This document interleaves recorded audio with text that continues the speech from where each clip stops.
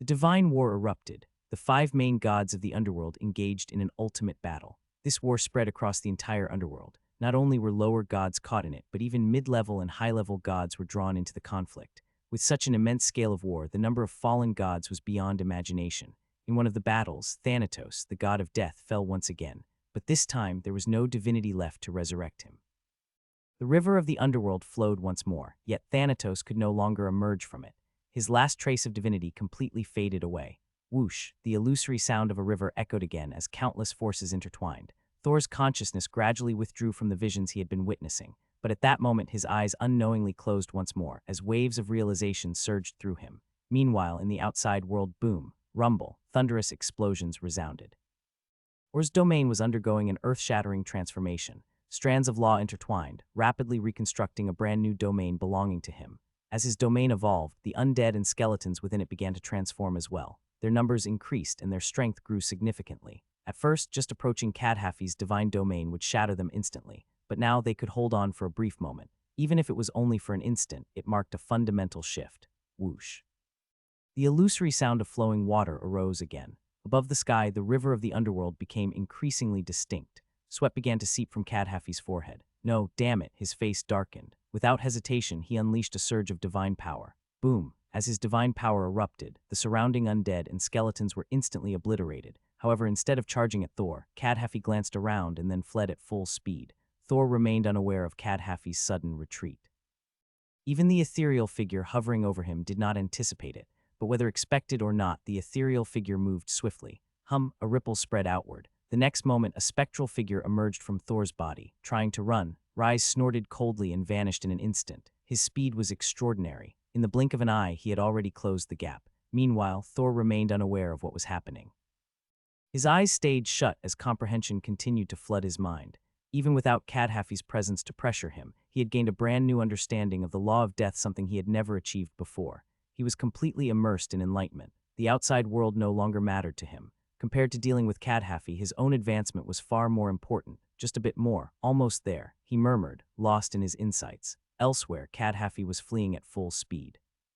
Suddenly his body froze. His eyes turned blank. Then he slowly turned around. Rise appeared silently before him. Before Cadhafi could react, blood-red veins suddenly spread across his vacant eyes. Boom, a terrifying explosion erupted as Cadhafi's body detonated. The massive blast caused the surrounding forest to collapse instantly. An immense force swept through the entire area. As the explosion subsided, Rise reappeared. Quite the cunning one, he remarked, but it was useless. Chuckled softly, then stepped forward and vanished. Far away, in Duke Sack's estate, several hooded figures were in discussion. Suddenly, the leading figure's expression changed drastically. He was about to rush out, but in that very instant, his body froze. Not just him, every hooded figure around him also stiffened. An invisible ripple had already enveloped the entire estate, even extending beyond it. Rise emerged from the void. His gaze swept downward. He casually raised his right hand. Immediately, the figures below were lifted into the air and floated before him. Who are you? What is the status of the Church of the Gods? What is your objective? Rise's voice was calm as he stared at the leading hooded man. First-class Bishop of the Church of the Undead, Cullen Austin. Our objective is to initiate the divine revelation ritual in the Kingdom of Raymond. The bishop's eyes were vacant as he spoke. How many of you are there? How many kingdoms are involved? Rise's eyebrows twitched as he questioned again. We have a total of SHHHK. Before the bishop could finish, black flames suddenly erupted from his body. Ah, what have you done to me? A shrill scream rang out and his face twisted in horror. What a hassle, Rise sighed. Even he couldn't bypass the divine restrictions placed upon them. But fortunately, this was only the first target. He had plenty of time. As he watched the bishop burn to ashes, his gaze shifted to another hooded figure. One after another, screams echoed through the sky, accompanied by the spread of pitch-black flames. Thor, of course, knew nothing of this, nor was he aware that Rise, a mere instructor at the Soul Academy, had single-handedly crushed the Church of the Gods in the Kingdom of Raymond. Even the presence of a first-class bishop had made no difference. Thor remained in place. The power of laws continued to intertwine around him. Time no longer held meaning. Night fell. The remnants of the Eagle Knight Order had ceased fighting. Originally 28, their numbers had dwindled to 21. Facing thousands of elite knights with only 28 men, even with the support of 2 mages, losses were inevitable. In fact, losing only 7 was already a miracle. Daily information update. Would you like to open it? Daily information update. The mechanical voice remained unchanged. Lines of text appeared, but Thor had no mind to read them. The next few days passed in a blur. Thor remained completely immersed in his enlightenment. 5 days flew by. During this time, the 21 knights stood guard around him. Through intense battle and survival, they too had undergone transformation. Especially with the aid of Ailla and Anna's magic, their knightly cultivation advanced rapidly. 3 days ago, Marco had officially broken through to Earth Knight. 2 more knights had followed suit. As of today, none of them remained at the rank of official knight, all had advanced. The trials of life and death, the suppression of life energy, and the life force distributed by Anna had accelerated their growth tremendously.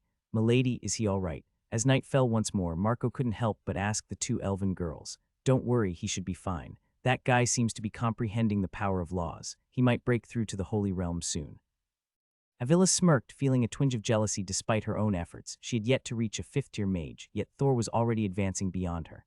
"Really?" Marco's eyes lit up with excitement. "Of course," Ailla huffed. "Rest assured, our master will be fine. Let's wait a little longer." Anna smiled. Only then did Marco breathe a sigh of relief. "Ailla, if he doesn't wake up soon, we'll run out of time." As Marco left, Ailla whispered, "Don't worry, Ailla." Anna's voice was soft. Ailla was about to retort, but then her expression shifted. She turned sharply to look at Thor. "Oh no, he's about to break through. Anna, we need to use life magic together." Avila's urgent voice rang out. "Master is breaking through." Anna was momentarily stunned but quickly realized what was happening and nodded hastily. In the next instant, a surge of dense magical energy erupted from both of them. The chant of an incantation echoed. A moment later, an overwhelming force of life essence spread toward Thor's location. At that very moment, Thor gradually withdrew from his state of enlightenment. The surrounding scene re-entered his perception. His tightly shut eyes slowly opened, but as soon as he did, his body staggered involuntarily. "What is this?" Thor was momentarily dazed, but then an uncontrollable surge of joy appeared on his face. However, the joy quickly faded into paleness. A wave of weakness surged through his body. He could barely stand. Instinctively, he tried to retrieve some life energy, but even this simple action was exceedingly difficult. Just then buzz, 2 ripples spread outward. In the next instant, 2 halos of life energy descended upon him. A rich surge of life force poured into his body, replenishing his nearly depleted cells and life seed. The influx of vitality gave Thor a trace of strength. Without hesitation, he retrieved a bottle of high-grade life elixir from his belongings and drank it. The concentrated essence of life entered his stomach. A moment later, an even more immense surge of life energy erupted. As the life energy surged, Thor's life seed began to rapidly evolve. Previously, Thor had only just broken through to Sky Knight. Though he had already condensed his domain of laws, reaching the Holy Realm still required considerable time.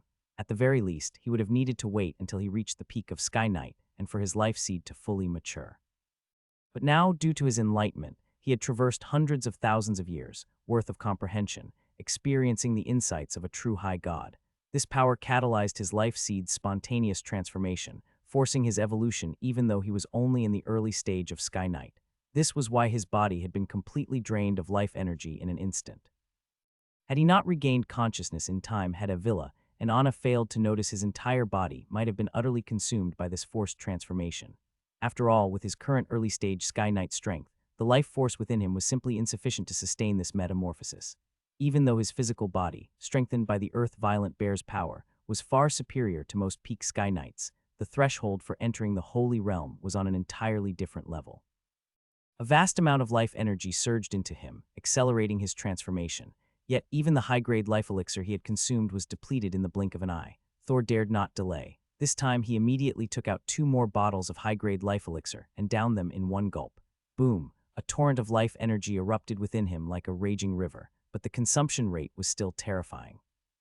The life energy from the 2 bottles of elixir was rapidly being drained before his very eyes. "Anna, this won't be enough. Use Tier 4 life magic." Avila's face changed, her voice filled with urgency.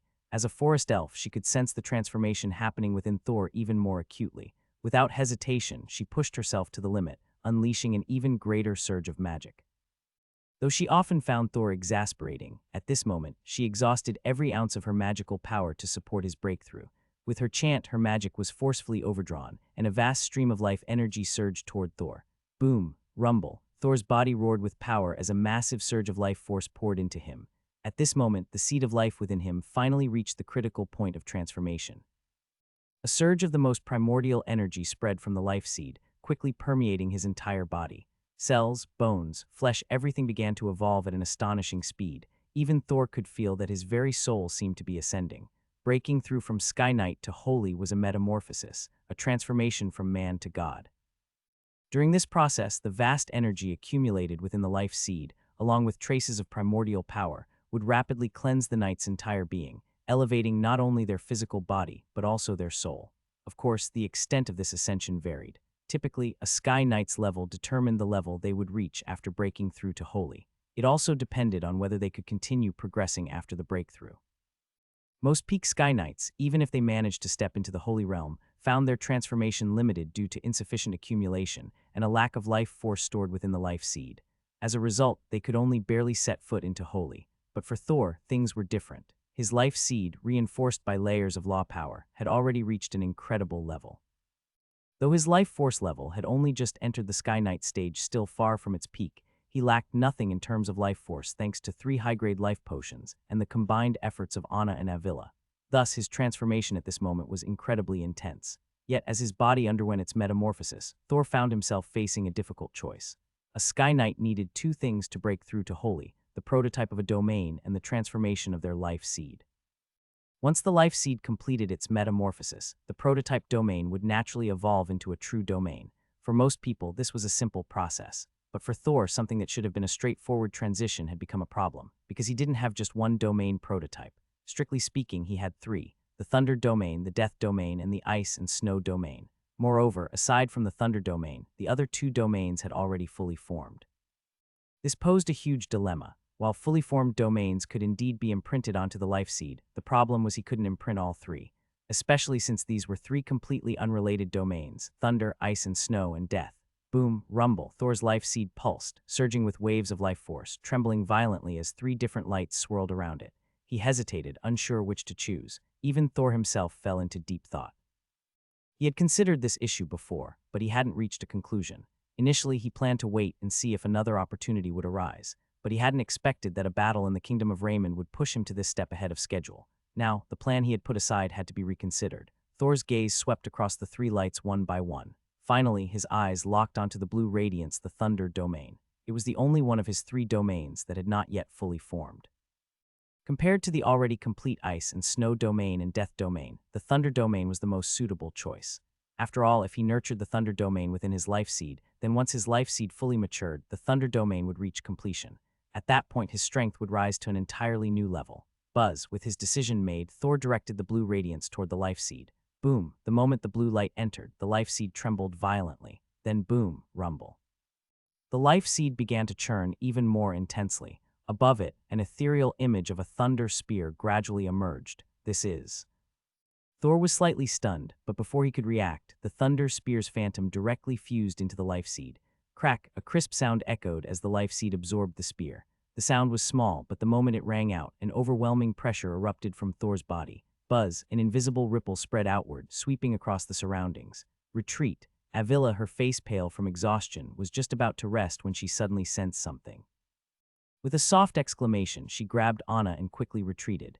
The nearby knights, though unsure of what was happening, instinctively backed away as well. Boom, rumble. As they withdrew, thunderous explosions rang out and thick clouds gathered across the sky, shrouding everything in darkness. A suffocating pressure spread throughout the area. Bolts of lightning flickered within the dense clouds. The sheer power was overwhelming even from a distance. The knights felt their scalps tingle with fear. Is this from Lord Thor? Marco murmured in shock, turning to look at Ailla. Ailla nodded slightly, her gaze filled with curiosity as she stared ahead. Master, will he be all right? Anna asked worriedly. Don't worry, he's fine. Ailla shook her head, her eyes still fixed on the scene before her. No one knew what she was thinking. Meanwhile, the thick clouds in the sky continued to gather, expanding beyond 50 meters, 100 meters, soon exceeding 1,000 meters, and still growing. Such an enormous domain far surpassed the usual range of a holy knight. Typically, a holy knight's domain covered at most 1,000 meters. Yet Thor had just begun his breakthrough, and his domain had already expanded beyond that. When his life tree fully emerged and he truly stepped into Holy, who knew how vast his domain would be, far away. Rise casually flung another black-robed figure to the ground. Sensing something, he turned his gaze toward Thor's location. A breakthrough, that was fast. I wonder how far his domain will extend. Murmuring to himself, Rise shook his head and dismissed the thought. Now was not the time to worry about that. He had eliminated a large number of black-robed cultists, gathering increasingly disturbing intelligence. The situation was worse than he had imagined. Over 70% of the kingdoms on the continent had already fallen into the machinations of the Church of the Gods. They had been hiding for centuries, waiting for this moment.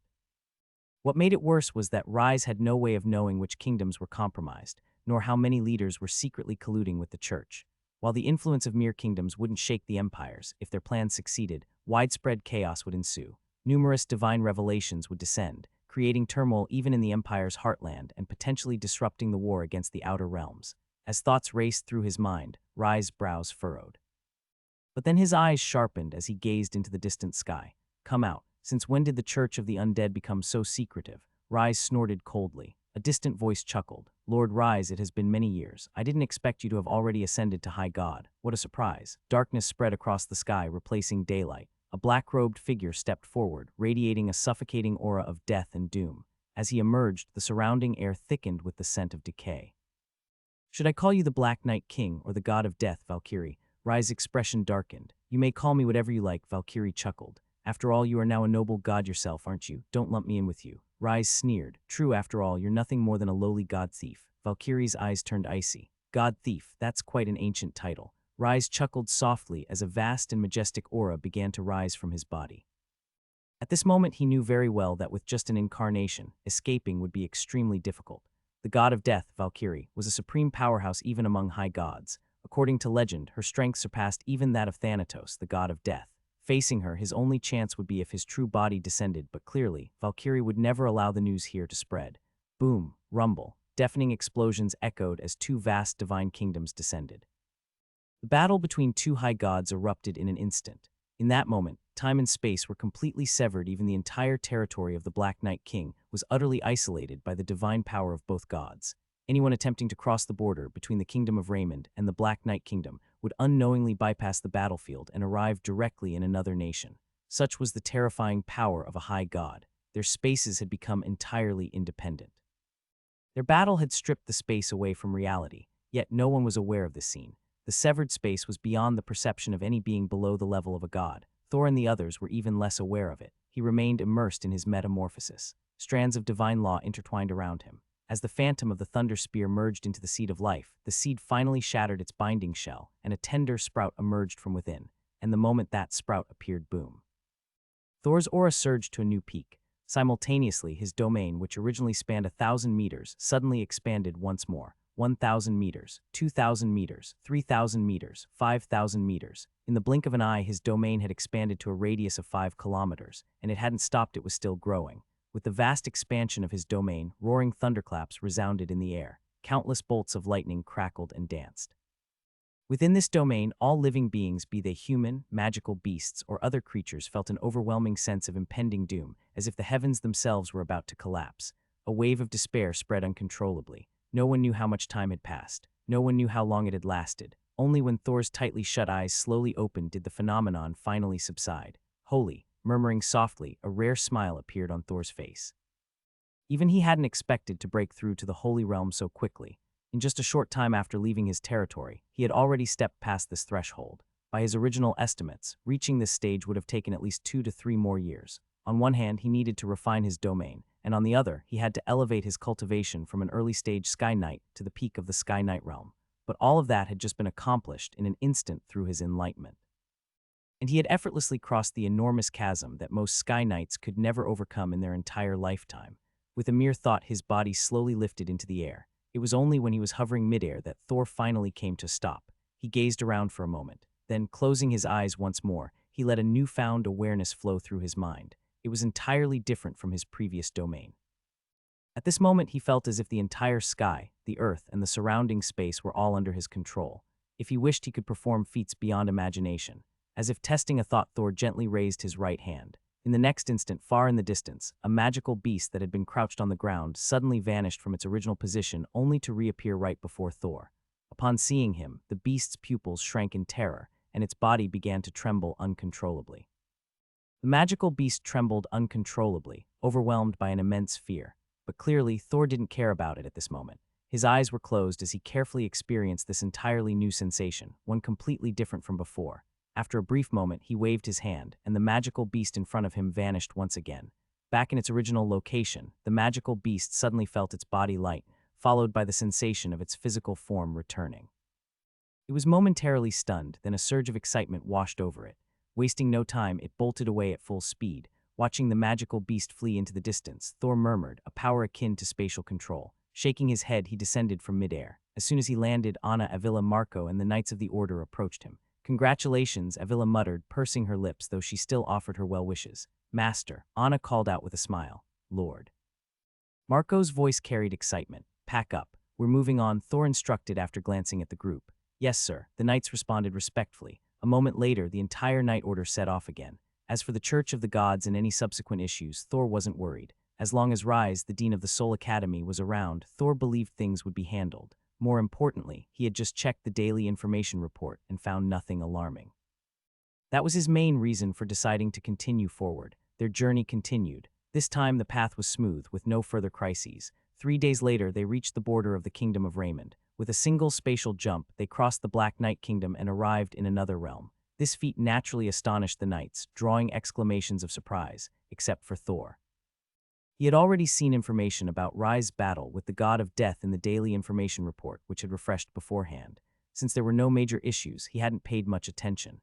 But now, witnessing it firsthand, he was deeply shaken by the power of a high god. A whole kingdom had been completely isolated. That level of strength was beyond imagination. Still reeling from the shock, Thor pressed on, traversing kingdom after kingdom.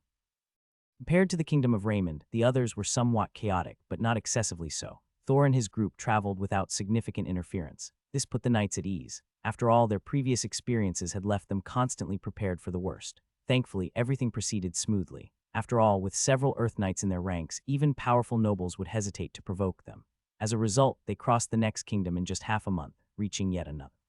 Like before, this kingdom posed no significant issues. Time passed steadily. In the blink of an eye, a month had gone by. Throughout that month, Thor's group had been traveling. Finally, today, they arrived at the border of the Sarca kingdom. Even Thor, upon nearing the kingdom, couldn't help but adopt a solemn expression. Before his departure, his father had repeatedly warned him about Sarca. Of all the kingdoms he had traveled through, this was the one he was most familiar with. By comparison, the Kingdom of Raymond and the others were just names to him.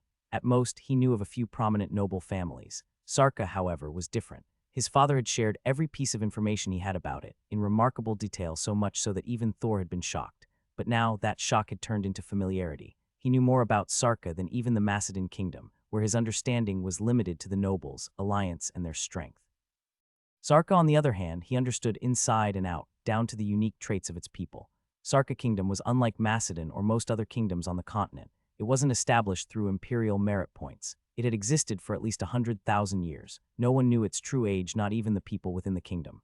Records at Canaan Academy contained that information, but second-tier clearance wasn't enough to access them. Clearly, Sarca harbored many secrets.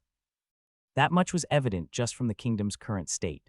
Unlike the relative chaos in other nations, Sarca remained as orderly as ever. Even the pervasive members of the Church of the Gods were nowhere to be seen, as if they had never existed here at all. That was simply unbelievable. Thor understood the strength of the Church, and yet, in Sarca, they were completely absent. More than that, the kingdom's governance was unusual. Though Marquis Angel had explained some of it, stepping into Sarca himself made Thor realize just how different it truly was. Unlike the vast majority of kingdoms that followed an imperial model, where noble families wielded substantial power over their territories, Sarca had no particularly powerful nobility. Instead, it was ruled by an absolute monarchy, with local governors managing different regions. Every city and every land was under the direct authority of the Sarca king. In this kingdom, only one voice mattered, that of the king. Setting foot inside, this reality became even clearer. Even Thor had to marvel at it. Yet, alongside his admiration, a sense of unease crept into his expression. Because on the very day he entered Sarca, his daily information report updated, immediately drawing all his attention. Daily information updated. 300 miles west of you, a pack of earth dragons will pass through. 2, in 10 days, when you reach the first city in Sarca, the 7th prince will take notice of your name will draw his attention. 3, in 11 days, the 7th prince will challenge you to a duel. Due to an unforeseen event, he will die. 4, the prince's death will instantly put you on Sarca's most wanted list. 5, the Western Legion's Earth Dragon Knights will hunt you down. Though you will defeat them, you will then be ambushed by a group of Earth Dragons.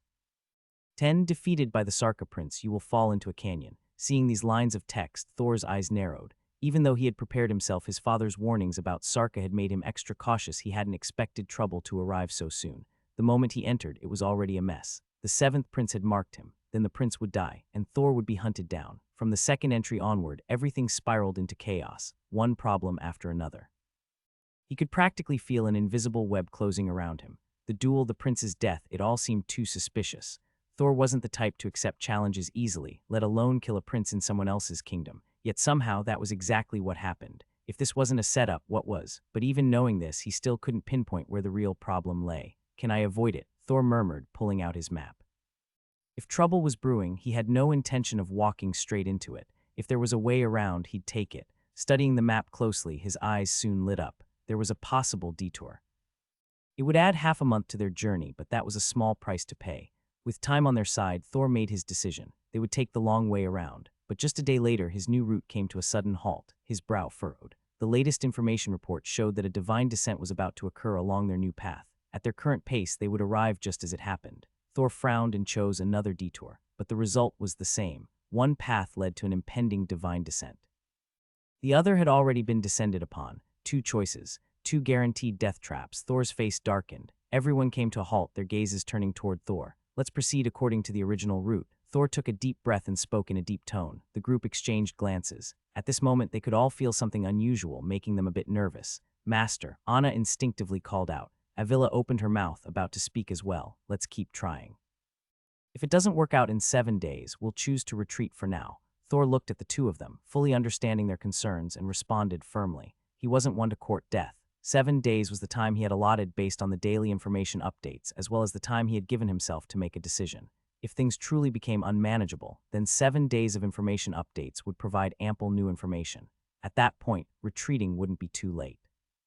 After all, his current daily information updates had not yet shown any information about his death. This meant that as long as he didn't change his route, he would still be safe for the next 3 months. After Thor finished speaking, the group resumed their journey. This time, they no longer attempted to alter their route, but instead followed the original path. Over the next few days, the daily information continued to refresh. With each update came a wave of trouble. Yet Thor couldn't help but let out a sigh of relief. Just as he had anticipated, following the original path through the kingdom of Sarca brought nothing but trouble but not death. However, the moment he changed his route, everything would be different. Death would become a real possibility. It was like choosing between two paths, one where divine revelation was about to descend and another where it had already arrived. Clearly, either way, encountering it meant certain death. The power of the Holy was strong enough that Thor now felt he could hold his own against Cadhafi in a battle, but that was only against someone from the divine domain. If he were to face an actual god, even a lower-tier deity, his fate would be instant annihilation. There would be no other possible outcome. Even possessing the godhood of the high-ranking death god, Thanatos, made no difference. After all, godhood was godhood, and a god was a god. The two were worlds apart. Thor exhaled deeply as he looked at the final information report confirming their safe passage out of the kingdom of Sarca. He couldn't help but feel relieved. Yet at the same time, he also found it strange. The information reports on the kingdom of Sarca painted an odd picture. It was as if someone wanted him dead, yet at the same time, someone else seemed to be protecting him. Because of this, while he constantly encountered trouble, he never truly faced a life-threatening situation. Moreover, the entire kingdom of Sarca seemed unusually familiar with the name Dresosa. Recalling how his father had also shown familiarity with the kingdom of Sarca, Thor's expression grew increasingly perplexed. Dresosa, kingdom of Sarca, muttering to himself, Thor fell into deep thought. Once the decision was made, action followed immediately. As expected, the information reports that came in daily were all about the Sarca kingdom, 10 pieces of information each day. In just 7 days, that amounted to 70 reports. With such a vast influx of information, Thor not only gained a sufficient understanding of the situation, but also formed a clear perception of the overall picture. He finally understood what was going on, but once he did, he couldn't help but twitch the corner of his mouth. Damn, this whole thing was actually connected to his family, the Dresosa family. It wasn't a small family. Or rather, the Dresosa family of the past was anything but small. It was a super family of unimaginable scale. 10,000 years ago, the Dresosa family was one of the main forces resisting the gods. Because of this, they held immense prestige and authority across the continent. As a result, during the era of the Outer Domain Wars, the Dresosa family was even granted an entire Outer Domain continent. Though it couldn't compare to the main continent, it was still a continent. This new land allowed the Dresosa family to develop rapidly. In less than 10,000 years, they produced a mid-tier god and 7 low-tier gods. Even in the war-torn Outer Domain, which humanity had carved out, such power was at the very top, second only to the two great empires, the dragon race and the elves, all of whom had high-tier gods. More importantly, in the following tens of thousands of years, the Dresosa family flourished even further. In less than 100,000 years, they gave rise to over 10 more low-tier gods and 2 additional mid-tier gods. At that point, the only thing they lacked was a high-tier god. Aside from that, they were already one of the most powerful forces in the Outer Domain Wars, and even that final step, the high-tier god realm, was within reach. Unlike other powerful families who obtained continents and stayed put, the Dressrosa family had fully integrated itself into the Empire's Outer Domain war efforts. After tens of thousands of years of battle, the Dressrosa family had earned the right to exchange for a high-tier god's divinity. As long as they had enough time to cultivate a divine domain capable of bearing such a divinity, they would be able to complete the exchange. But just when everything seemed to be going well, disaster struck. The entire Dressrosa family, along with their outer domain continent, was wiped out in an instant. Yes, instantly. No one knew what happened. Even the daily information reports contained no details about the cause. The only thing recorded was that the entire continent was obliterated. Along with it, 3 mid-tier gods and dozens of low-tier gods perished in the catastrophe. Had it been just this, the Dressrosa family could have still survived. After all, over time, their bloodline had spread throughout the empire. But what happened next was even more bizarre. One by one, the Dressrosa descendants who had been scattered across the empire started dying off due to various circumstances, or they became utterly ordinary. Originally, every Dressrosa descendant had an exceptional talent for knighthood. Yet, as the years passed, this powerful bloodline regressed rapidly. Eventually, their talents were barely above that of regular nobles. Within less than 10,000 years, the Dressrosa family had completely fallen, reduced to nothing more than a minor noble house within the Sarca kingdom.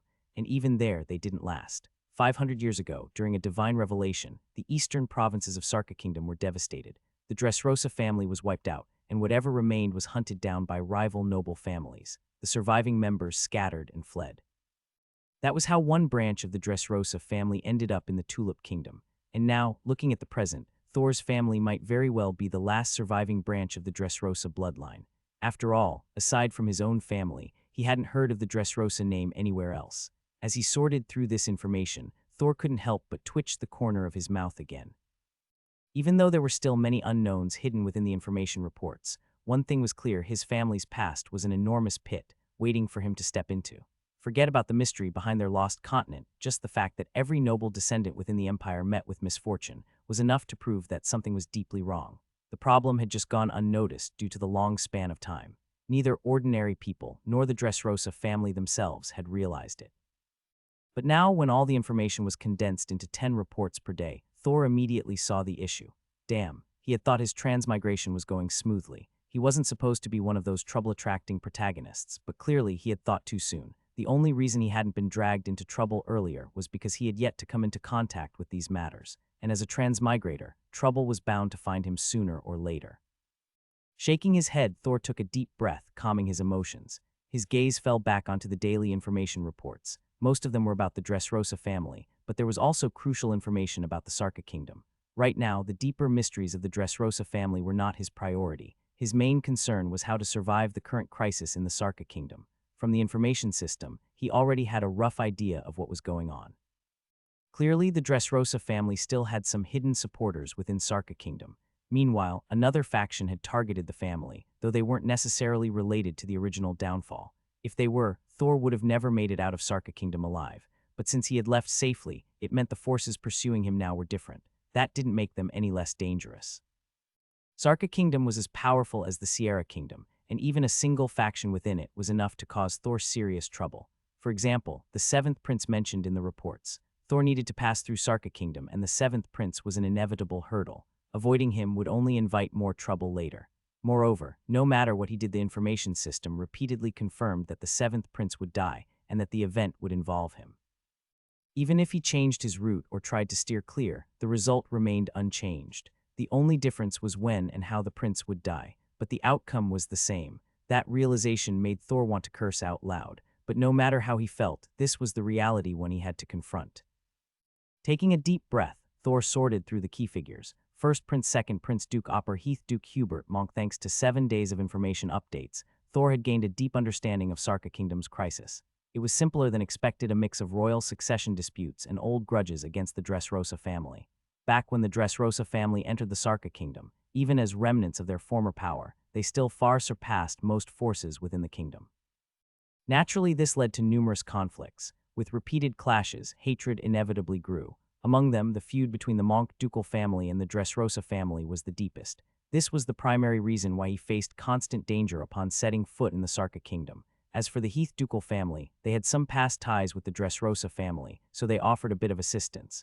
Then there were the two princes. Both had their sights set on him and on the high godhead that the Dresosa family might be able to exchange for. The second prince in particular had somehow learned of this information. Thus, he took action. On one hand, he used this situation to weaken the first prince's power. On the other, he sought an opportunity to claim the high godhead for himself. A high godhead was no trivial matter. Even though the Sarca kingdom was powerful, an existence of that level was beyond their imagination.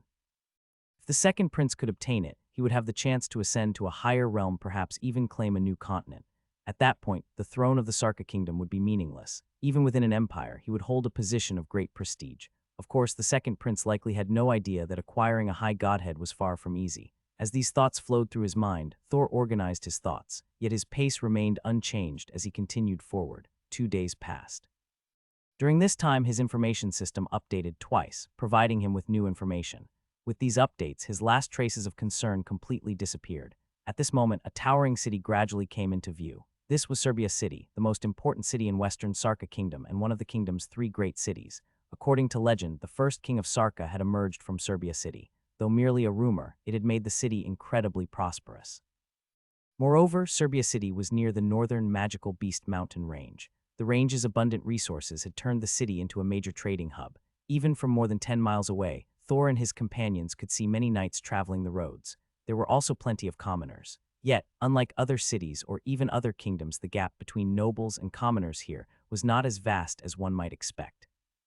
While nobles were still high above, and commoners would step aside upon seeing them pass, that was the extent of it. The nobles did not actively oppress the commoners. Incidents of noble tyranny were practically non-existent. This surprised Thor. It was the first time he had witnessed such a scenario in this world. If other kingdoms resembled medieval societies, then the Sarca kingdom felt more akin to the feudal dynasties of his past life's China. Of course, there were still differences. But even so, it was astonishing. The Sarca kingdom system seemed entirely out of place compared to the rest of the continent. By all logic, it shouldn't exist, yet it did, and it had lasted even longer than most other kingdoms. Clearly, there were hidden factors at play. Taking a deep breath, Thor shook his head. He decided not to dwell on these matters. For now, they had nothing to do with him. What mattered was the challenges ahead. The group pressed on. By dusk, they finally arrived at Serbia City's western gate. As nobles, they were entitled to use the noble passage even if they were Sarca kingdom's nobility. In this regard, the kingdom was no different from others. However, foreign nobles needed to register upon entry. While waiting in line, Marco quickly went to handle the paperwork. Thor and the others remained in place. Compared to the commoners' passage, the noble path was far smoother.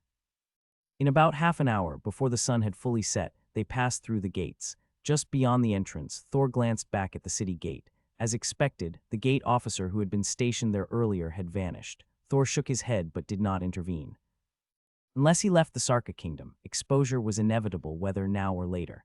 Since that was the case, he might as well continue as planned. After all, he was fairly certain he wouldn't face any major trouble. The information system's update the previous day had already confirmed that. With that thought, Thor and his group stepped into Serbia City. The moment they entered, Anna and Avila's eyes lit up. After all their travels, this was the largest city they had ever seen. Thor, look at this. Thor, what's that over there? On the bustling streets, Avila's cheerful voice rang out, and Thor shook his head with amusement. Compared to Anna, Avila seemed more like an innocent young girl unfamiliar with the world. Of course, that was only natural. Unlike Anna, who had spent her life on the run, Avila had never encountered any real hardships. The only time she did, Thor had resolved it before it could become a problem. Though her experiences at Eagle Ridge had made her less naive, she still had the heart of a young girl. Thor saw no need to interfere with that. After all, Avila was an elf, not a human, and once she returned to the Elven forest, she would likely never leave again. Trying to change her might not necessarily be good for her. Of course, Avila had no idea about any of this at the moment. She was still brimming with excitement, taking in everything about the city of Serbia. As one of the largest cities in the eastern region, Serbia's prosperity even surpassed that of the Tulip Kingdom's royal capital. The sheer diversity of people and goods present here was unimaginable. Thor spotted many products from other kingdoms, including now a specialty of the Tulip Kingdom. Knights riding drakes could even be seen on the streets. Yes, knights riding drakes. Even though drakes were not true dragons, the lowest ranked among them were still at least 3rd tier, possibly even higher. Only sky knights could tame such creatures. Ordinary earth knights wouldn't be able to subdue a 3rd tier drake. Dragons were inherently proud, and even drakes which carried dragon blood shared that arrogance. A holy. As Thor watched a figure ride off on a bound dragon, his brow twitched slightly. As a holy himself, he had immediately sensed that the rider was also of holy level strength. And this was merely a western city in the Sarca kingdom, though it was one of the three great cities. The presence of a holy here was still surprising. Even in the Tulip Kingdom, holies were rare. The only known ones belonged to the three ducal houses in the Tulip royal family. Beyond those, finding another holy was nearly impossible. Yet here they were, having just set foot in the Sarca kingdom and already encountering one. This spoke volumes about the kingdom's strength. Phew. Thor exhaled deeply and withdrew his gaze. Let's find a place to rest first. After all this traveling, everyone must be tired. His words pulled everyone's thoughts back to the present. Yes, understood. One by one, voices responded without objection. It was true that the constant travel had worn them down. Hearing Thor's words, Mark quickly took action and soon found an inn. To Thor's surprise, the cost of living in Serbia was far higher than expected. For a group of just over 20 people, the inn charged 100 silver coins per night, 5 silver coins per person per day. In the Tulip Kingdom, that amount could pay for 10 days of lodging. It was nearly 10 times the price. And it wasn't just this, every inn in the city had similar prices. There were cheaper options, but the conditions were simply unacceptable. Shaking his head, Thor decided to pay 200 silver coins for a 2-night stay. These 2 days would serve as both rest and preparation. He had no intention of playing hide-and-seek with his target. It was best to settle things quickly. As for any potential threats, he wasn't concerned. The Sarca kingdom was indeed powerful, but very few in this kingdom could truly pose a threat to him, especially now that he had broken through to the holy level. Even though he had just recently reached this stage, his repeated advancements and deep understanding of laws had already elevated his strength to another level.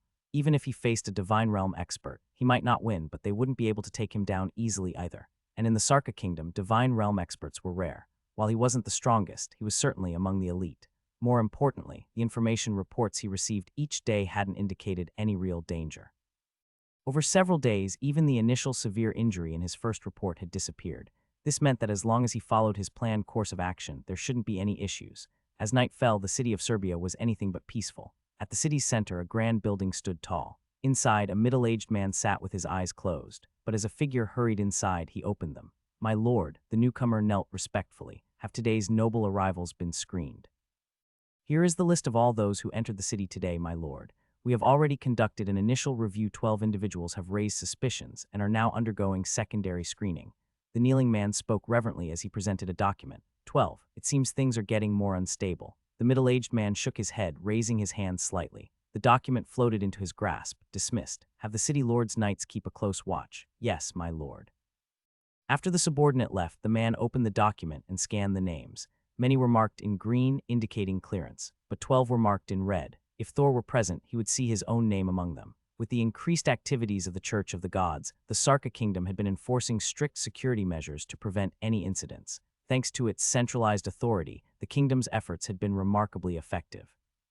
So far, the Church of the Gods had made little progress within the kingdom, but everyone knew that vigilance could not wane. Any lapse could undo all their efforts. As the governor of the Western region's most important city, the man understood this better than anyone. His eyes swept over the entire list before focusing on the 12 marked names. Thor Dresosa, from the Dresosa family of the Tulip Kingdom. Suspicious points. Despite being under 30, he holds an earl's title. Additionally, the Dresosa family is known to have only 3 counts, none of whom match his identity. Dresosa, the man muttered in surprise. Guards, a knight swiftly entered, kneeling. Investigate the current status of the Dresosa family. Yes, my lord. Though puzzled, the knight obeyed without hesitation. An hour later, a report was placed before the man, so it's true. After reading the contents, the man sighed. Is the 7th prince still in Serbia? Yes, my lord. He plans to return to the capital in 2 days. This just got complicated. The man rubbed his temples. Forget it. The news has likely already spread. Let things take their course. He shook his head, knowing that with the kingdom's strict monitoring, some information simply couldn't be contained. By now, the arrival of a Dresosa heir had surely been reported. Even if he wanted to intervene, it was too late. Meanwhile, elsewhere in the city, a burly man sparring with a knight was also informed. The Dresosa family, he paused, frowning. Yes, my prince, an elderly knight confirmed. 300 years ago, they were hailed as the eagles of the Sarca kingdom. Their combat skills were legendary. Who would have thought they'd reappear now? The old man sighed, recalling history. But the burly man merely sneered. So they dared to show themselves again. Unlike his teacher, he held no admiration for the family. His grandfather had hated them with a passion. He had grown up hearing all about them, and none of it was good. Where are they? In the Western District, my prince. Good. I want to see for myself how strong this so-called Dresosa family really is. Night gradually descended. Time slowly crept into the deep of night. At that moment, a familiar mechanical voice rang out. Ding, the daily information system has been updated. Would you like to open it? Open. Daily information updated. 1. With your arrival, the name of Dresosa has once again spread throughout the kingdom of Sarca. The 7th Prince, Sarca, will challenge you tomorrow at noon. 2. Aware of the situation, you decisively refuse. In response, Sarca offers you information about the Dresosa family from the past, demanding a duel with you in exchange. 3. After being rejected again, Sarca is undoubtedly furious. Just as he prepares to cause you trouble, he unexpectedly dies in his residence the following evening. 4. Due to the 7th Prince's unexpected death, you become the most likely suspect in Serbia City. The city's Night Order immediately sets out to arrest you. 5. During the Night Order's operation, the city lord of Serbia intervenes and temporarily suppresses the knights, awaiting a decision from the Sarca royal capital. 6. 3 days later, a monster uprising occurs in the northern region of Serbia City. A massive number of magical beasts attack the city. 7. 10 days later, Serbia City is destroyed. 8. 15 days later, you leave Serbia City but are ambushed by a Night Order. You successfully annihilate them. 9. 20 days later, you're attacked by 3 holy level experts working together. You manage to defeat all of them. 10. 25 days later, you successfully leave the kingdom of Sarca and arrive in the kingdom of Macedonia. As the lines of information appeared, Thor's attention was immediately drawn to the contents of the daily information. So it really is like this. Muttering softly, Thor took a deep breath. The events played out almost exactly as he had expected. The more his daily information system refreshed, the more the future changed. After all, the system provided information based on his current situation. If he changed his actions now, the future would naturally change as well. Each day's 10 pieces of information represented a brand new variable. As long as he had the will to change things, the future was not set in stone. At this moment, after learning so much from the daily information, Thor decided not to get involved. As soon as he made that decision, the information updated immediately. Even though he still seemed to be dragged into the situation in the end, things were clearly going much more smoothly than before. What surprised Thor the most, however, was that Serbia City would be destroyed in 10 days. This was a massive city. It had a permanent population of over 500,000. With a floating population, the number might even reach 700,000 or 800,000. With such a vast population, the city's overall strength was naturally formidable. According to his previous daily information reports, Serbia City wasn't just protected by its city lord, who was a holy level expert. The 2 legion commanders stationed there were also holy level. 3 holies, this level of power was no weaker than that of 3 dukes. Yet despite such immense strength, the city was still doomed to destruction. A monster uprising, Thor muttered, his expression growing solemn. He had encountered this term multiple times already. At first, he hadn't paid much attention. After all, every year, several cities on the continent were destroyed due to monster uprisings. A few more wouldn't make much difference. But now even Thor could no longer ignore it. There were simply too many occurrences, and they were happening far too frequently.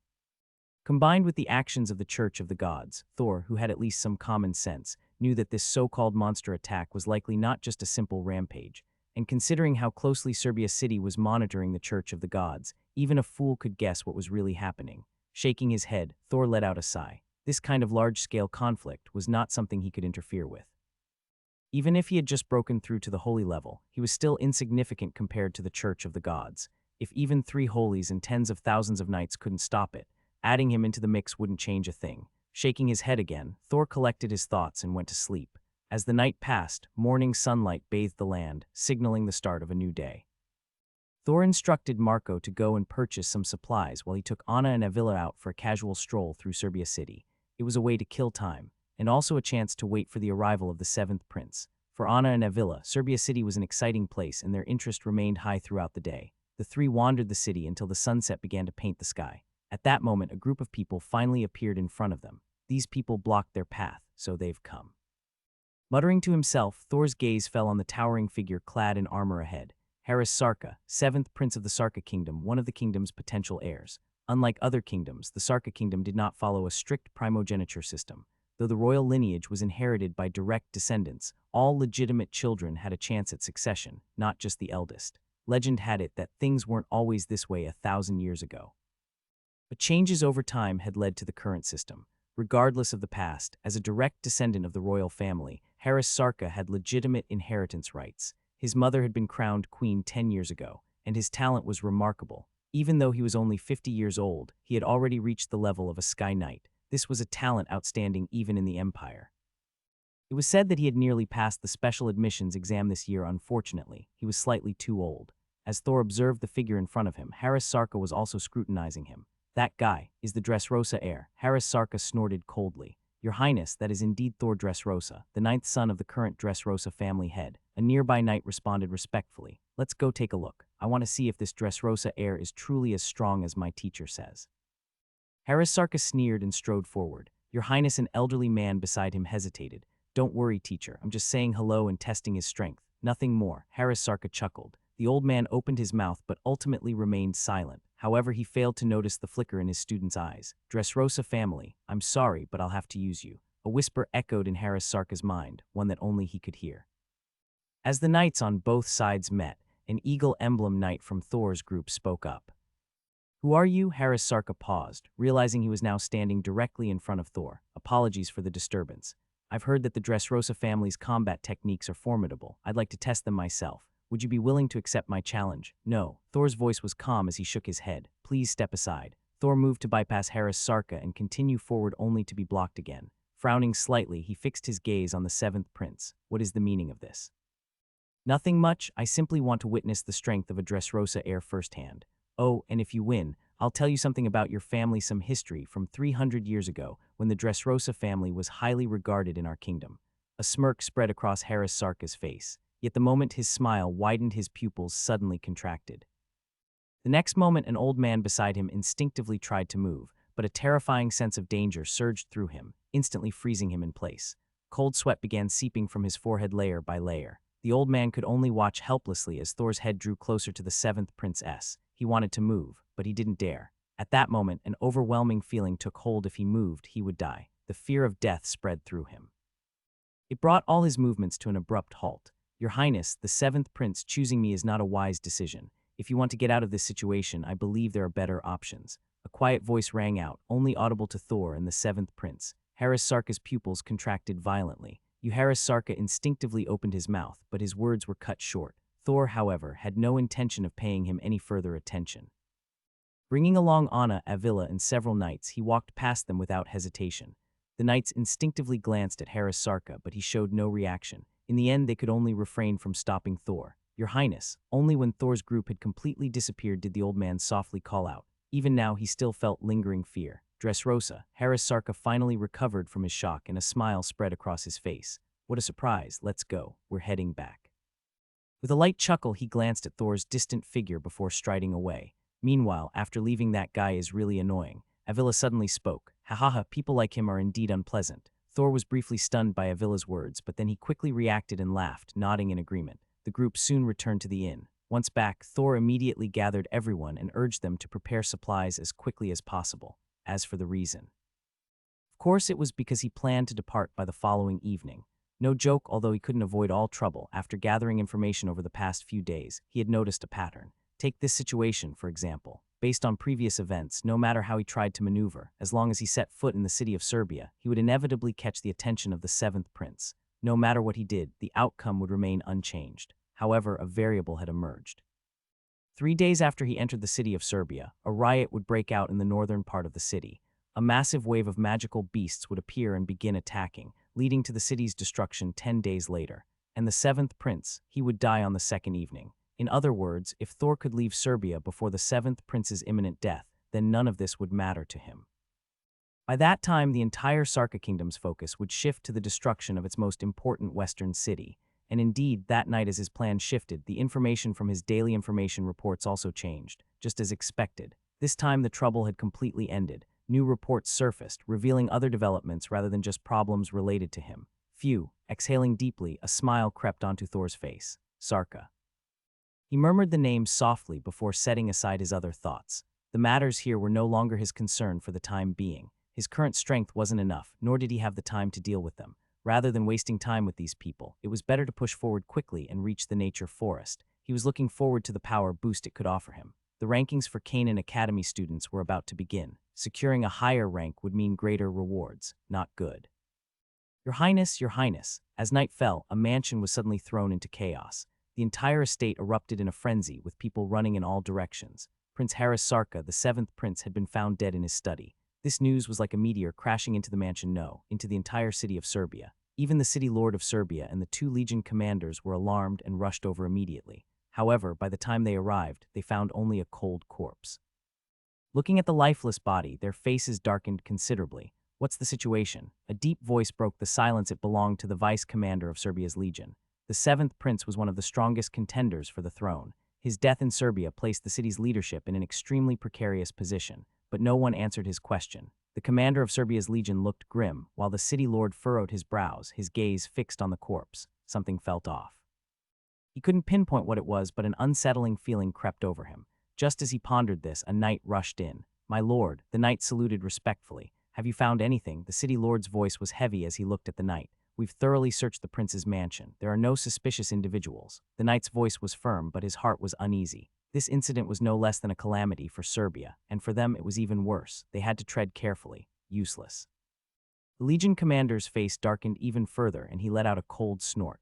"Our concern isn't just the investigation. It's how we're going to explain this to His Majesty and the Duke." The city lord sighed helplessly. His headache worsened. Problems had been piling up first, the Church of the Gods, then the Dresosa family, and now the seventh prince was dead. "Explain how?" "We didn't kill him." The vice commander snorted coldly, but his words only deepened the silence.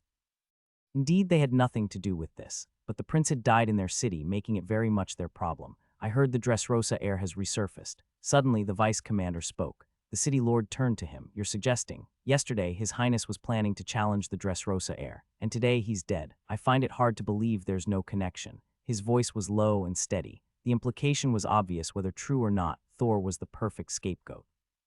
The city lord frowned but said nothing. The legion commander also remained silent. The vice commander opened his mouth but ultimately said nothing more. Even if he wanted to shift the blame, he had no power to do so without the other two's approval. "Keep investigating. See if we can find anything." After a brief pause, the city lord finally spoke. The legion commander nodded. The vice commander hesitated but ultimately stayed silent. Despite being a holy level, his strength was far below the other two, both of whom were at the peak of the holy realm. And as they began their deeper investigation into the prince's death, none of them expected an even greater disaster to strike the very next day. A shocking report arrived from the magical Beast Mountain range. A massive beast tide was forming, with countless monsters heading straight for Serbia.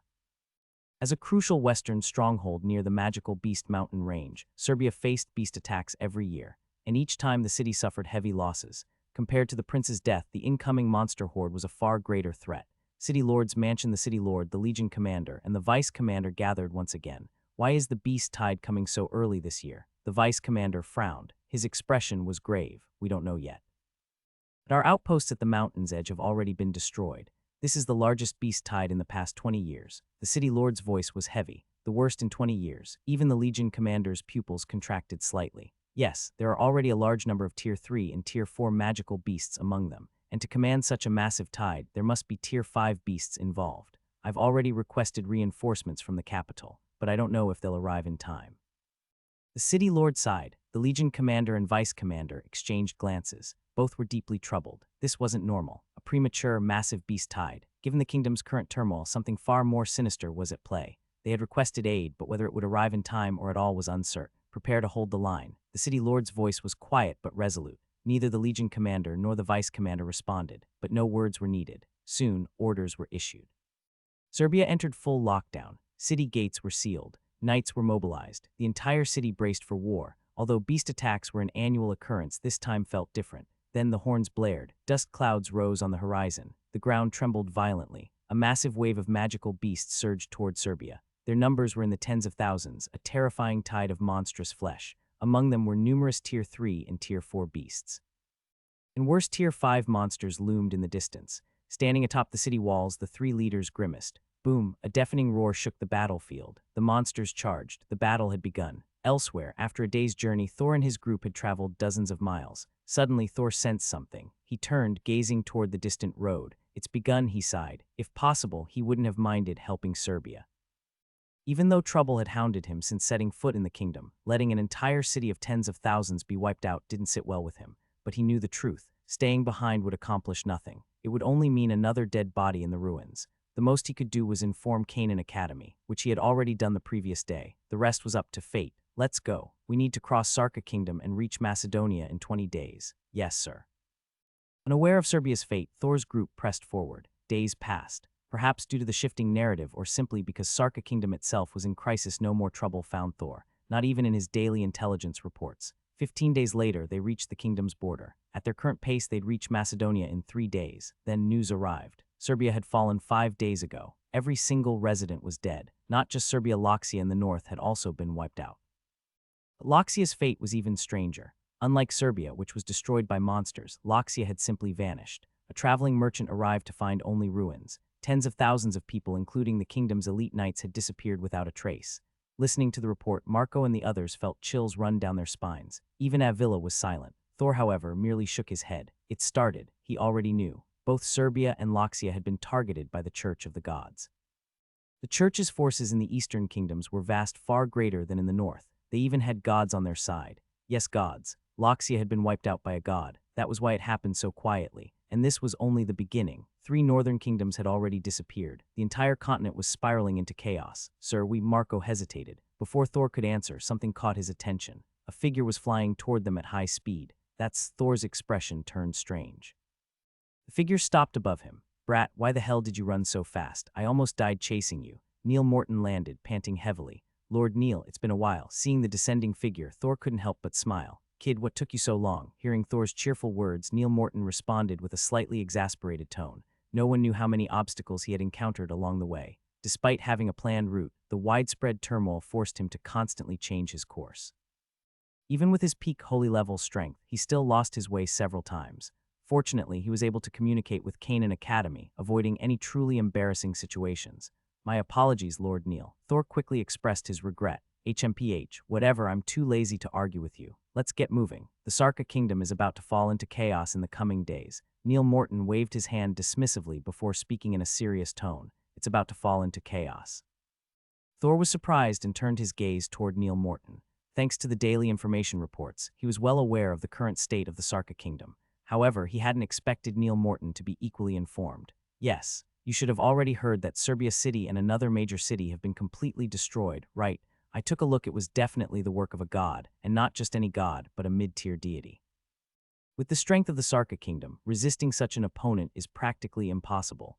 Neil Morton sighed. The Empire hasn't taken any action yet. Thor frowned, unable to suppress his concern. Even though he had anticipated chaos in the Sarca Kingdom, he had not expected things to be this dire. The Sarca Kingdom was far stronger than the 3 northern kingdoms. If such a powerful kingdom was on the brink of destruction, this was no small matter.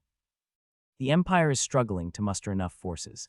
The Yulan continent seems to be facing significant issues as well. Half a year ago, the 2 great empires withdrew a large portion of their forces to deal with the situation there. The remaining forces on the continent are already stretched too thin, barely enough to protect the major kingdoms and the imperial heartlands. Most other regions are difficult to defend. Neil Morton let out a bitter laugh.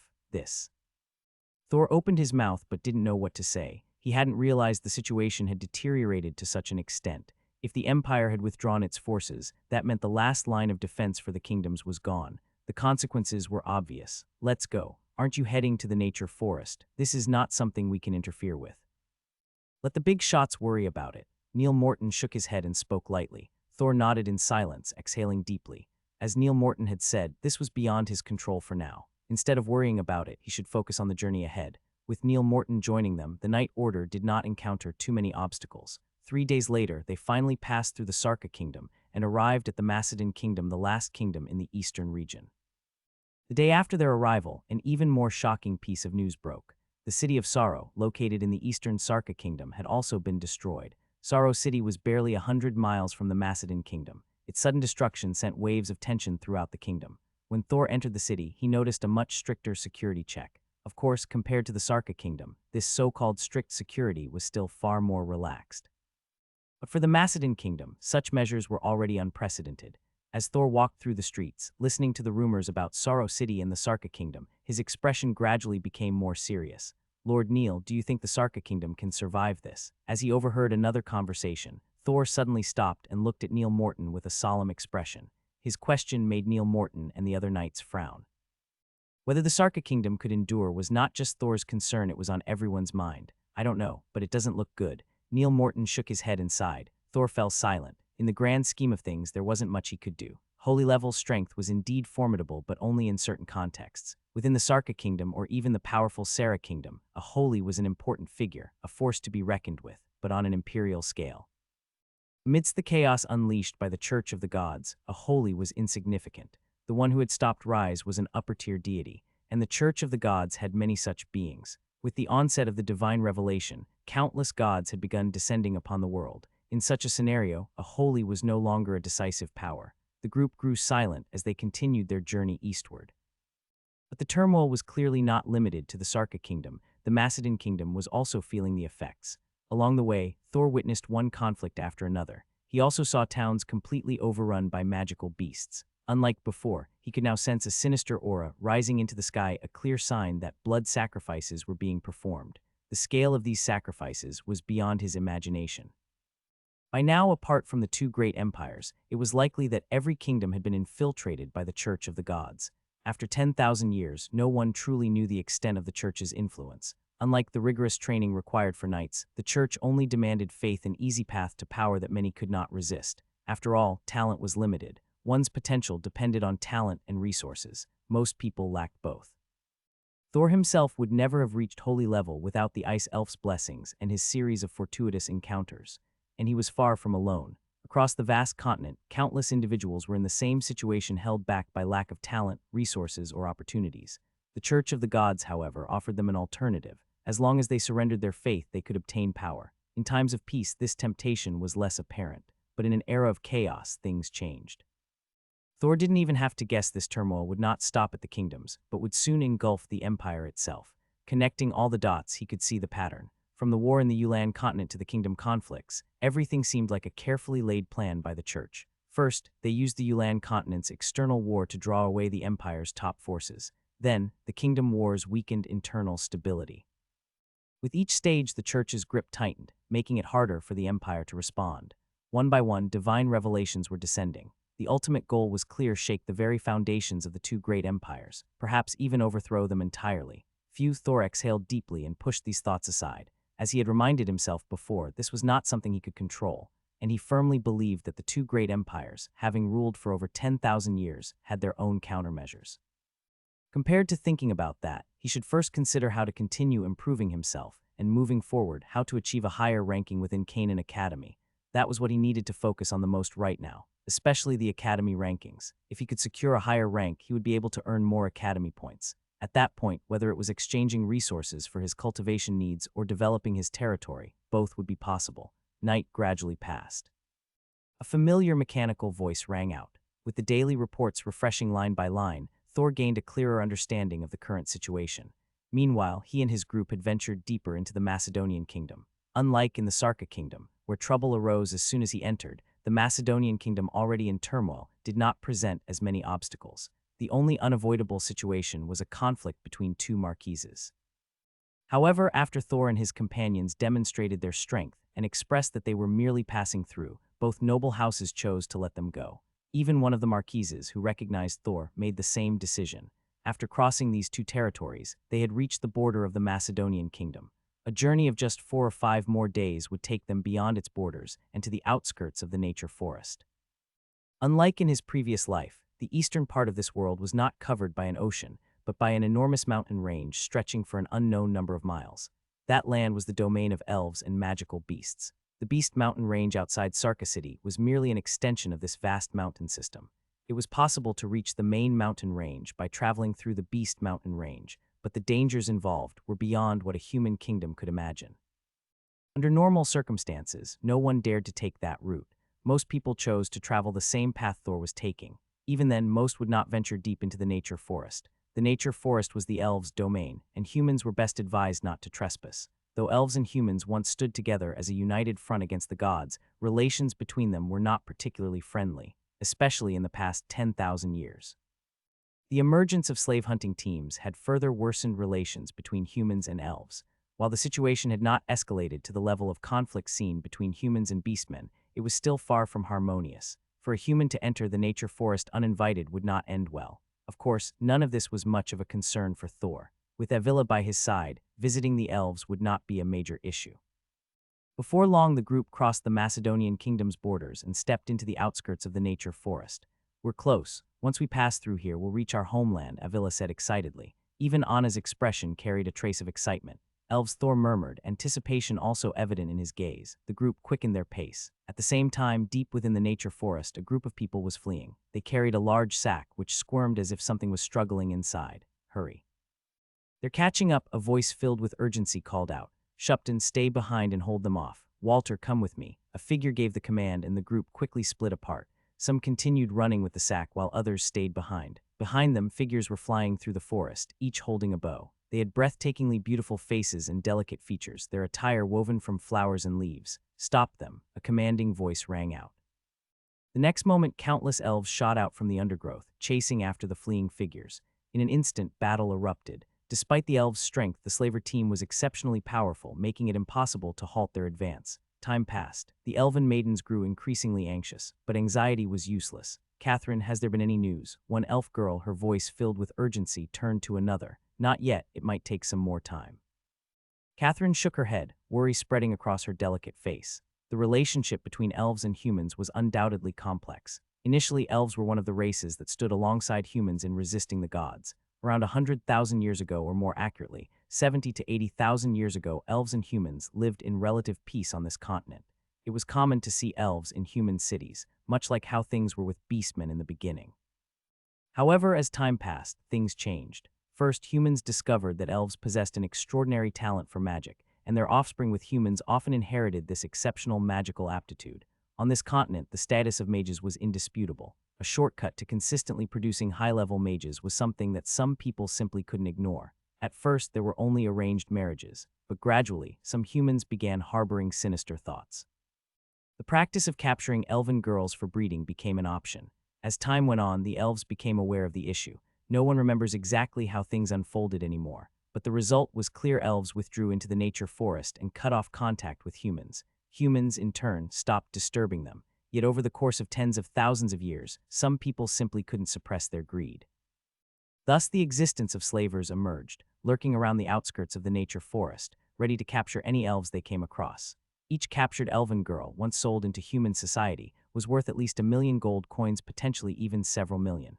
After all, an elven girl meant the possibility of producing at least third-tier mages for a family. And not just 1 or 2, but 7 or 8, perhaps even more. A deal like that was something no noble could resist. However, slavers also led dangerous lives. If the elves caught them, their fate was sealed. But this time, luck seemed to favor the slavers. By sheer chance, they had captured a lone elven girl, and because they were far enough from the nature forest, they hadn't alerted the elves within only a small elven squad had come chasing after them. Moreover, this squad wasn't particularly strong. The slavers were confident they could handle them. Boss, why don't we just capture these ones too? If we pull this off, we'll be set for life. A tall, skinny young man's eyes gleamed as he watched the distant figures shooting arrows at them. Their slaver group had 5 Sky Knights. Meanwhile, the strongest of the pursuing elves was only a 4th-tier mage. If they wanted to, they could definitely take them down. And this squad of elven girls numbered 7 in total. If they captured them all, they'd be filthy rich. This haul alone could sell for over 10 million gold coins.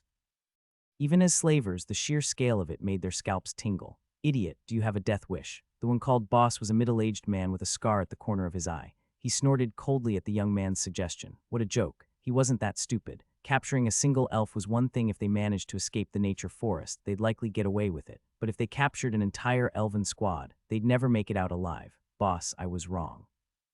The skinny young man clutched his head and quickly admitted his mistake. Good. In our line of work, you can be greedy, but you can't be stupid. The scarred man huffed. Yes, I understand. The skinny man nodded frantically. Meanwhile, the elves were growing more anxious. Catherine, if this keeps up, those bastards will get away with Ivy. The leading elven girl spoke urgently. Her gaze was fixed on the distant human captors, who were about to disappear from sight with Ivy in tow. I'll handle it. A clear, determined voice rang out. The next moment, an intense surge of magical energy filled the air. Countless magical forces intertwined, but then, in an instant, the gathered magic dispersed. Anti-magic field. These damn humans. The elven girl's expression darkened. Only now did she realize that an invisible barrier had enveloped the area. Use arrows. We need to take them down first. Orders were given, and the battle resumed. But they could only watch helplessly as the slavers disappeared into the distance. Meanwhile, deep in the forest, Thor and his group pressed forward. Ailla, how much longer? Thor asked quietly, glancing into the distance. 3 days, we're almost there. Ailla responded excitedly. 3 days, huh? Thor nodded slightly, unsurprised. Although they were technically in the nature forest already, they were still only in its outer regions. It would take time to reach the elves' true domain. But what interested him more was a particular entry in his daily information log. Day 4, on the second day after entering the nature forest, you unexpectedly encountered a slaver group from the Macedonian kingdom. They captured an elven girl named Ivy, who possesses an outstanding aptitude for magic even by elven standards. Thor's expression grew amused. Well, was he just destined to be linked with elves? If he remembered correctly, the first half-elf girl, Anna, was someone he had obtained from the slave market.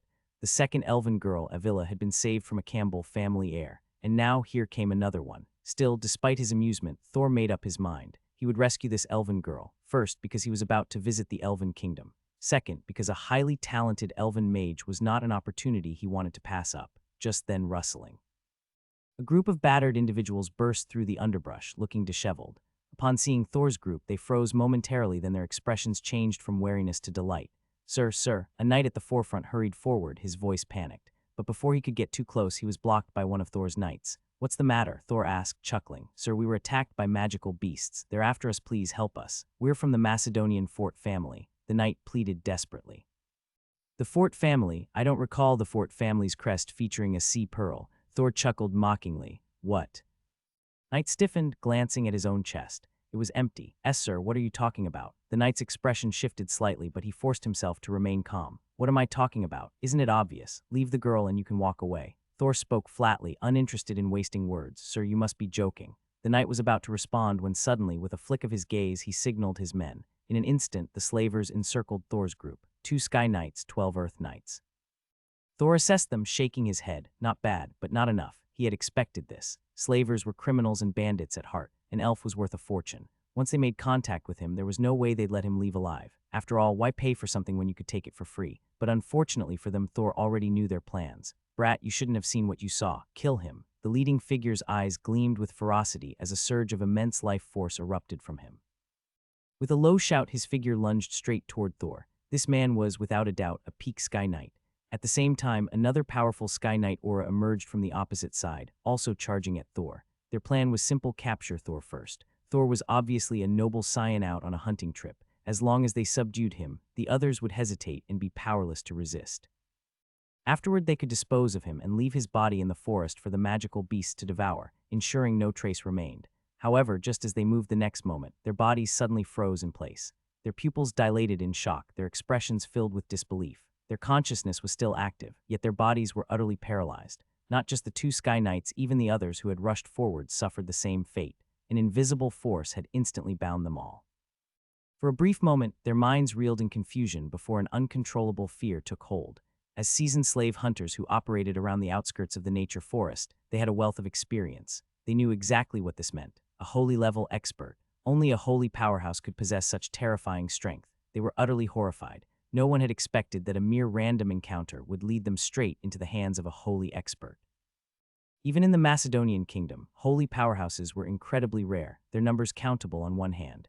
It was almost impossible for one to appear in the nature forest. After all, the presence of a holy expert could easily stir up serious conflicts. Yet now this near impossibility had become reality. Gentlemen, I think you've made a mistake. Thor's voice was calm as he spoke. Gulp, my lord. The peak Sky Knight instinctively swallowed hard and tried to speak. However, just as the words left his mouth, boom, a muffled explosion rang out. The next moment, his body burst apart midair. Yes, he exploded. Blood and flesh scattered across the sky. The gruesome sight made the remaining captives' pupils contract violently, their bodies trembling uncontrollably. Horrifying. An unprecedented fear engulfed their hearts. My lord, we were, boom. The second Sky Knight instinctively attempted to speak as well. But before he could finish, his body also exploded into a bloody mist. Then, a series of muffled detonations followed. Unlike Thor or Ryan, these men stood no chance. Even a peak Sky Knight was utterly powerless before Thor. As for their words, Thor had no interest in hearing them. Even without listening, he could already guess that these people were linked to some of the top aristocrats of the Macedonian kingdom. Only such high-ranking nobles would dare to be involved in the elven slave trade. But so. With Thor's strength, he had no need to concern himself with such matters. With a casual wave of his right hand, the scattered blood and flesh were swept away. Thor then turned his gaze toward a fallen sack in the distance. At that moment, a faint green light shimmered, and a cautious little head peeked out from within. Seeing this, Thor couldn't help but chuckle. It was clear that even while restrained, this elven girl had been trying to escape. Even without his intervention, she likely would have managed to flee on her own. You should recognize her, Avila. Shaking his head with amusement, Thor turned to Avila and spoke softly. Ivy, upon seeing the small head and hearing Thor's words, Avila's voice rang out in surprise and delight. On the other side, the cautious girl flinched at the familiar voice. She instinctively turned her head, her expression momentarily dazed upon seeing Avila. Avila was conversing with the elven girl. Thor didn't interrupt them. After a moment, thank you, Ivy spoke softly and under Avila's guidance stepped forward to express her gratitude to Thor. No need to thank me, it was just a small effort. Thor waved his hand dismissively, not thinking much of it. But I'm still very grateful to you. Ivy shook her head and spoke solemnly. Thor smiled. At that moment, sounds came from the distance. Soon, a group of somewhat disheveled figures emerged. When Ivy saw them, her eyes lit up. Catherine. Her voice was filled with surprise, and she immediately flew toward the group of weary figures. On the other side, when the elven girls realized it was a night order approaching, their expressions tensed up and they instinctively became alert. However, a familiar voice rang out and they suddenly noticed Ivy flying toward them. Thank goodness. Ivy, you're safe. Seeing her, an elven girl couldn't help but exclaim in joy. It's all thanks to Avila and her friends, Ivy said cheerfully. Avila, her friends. Hearing Ivy's words, the two elves were momentarily stunned and instinctively looked toward the distant figures. At that moment, the leading elven girl froze slightly. Natalie. Avila snorted coldly when she noticed the gaze. Clearly, the two didn't have a good relationship. Avila, how dare you bring humans into the nature forest without permission? Natalie's expression darkened as she turned her gaze toward Thor and the others. That's none of your concern, Natalie. And I haven't even mentioned how you, an elven guardian, allowed Ivy to be captured by humans. Avila retorted with hostility. Hearing her words, Natalie's expression flickered slightly. She opened her mouth but didn't know what to say. This was indeed her mistake. If Avila hadn't shown up, Ivy might have already been captured by those despicable humans. She didn't even want to imagine what would have happened to Ivy if she had been taken into human society. HMPH, so I don't need to concern myself. Avila, you sneaked out of the nature forest, and now you've brought humans back in. What exactly are you trying to do? Though Natalie had no argument against Avila's previous statement, she quickly latched onto a different point and coldly retorted. I told you, this is none of your concern. Avila snorted even more coldly. Listening to their argument, Thor couldn't help but shake his head with amusement. It was obvious that these two had long-standing conflicts, and this situation had simply given them an excuse to vent. But it had nothing to do with him, and he wasn't going to waste his energy on it. After another round of bickering, Avila finally walked back, looking slightly exasperated. Done arguing, Thor chuckled, glancing at Avila. HMPH, let's go. Avila looked a little embarrassed, but quickly changed the subject. Thor nodded and didn't press further. The group set off again. 8 elven girls surrounded them, both as protectors and as monitors.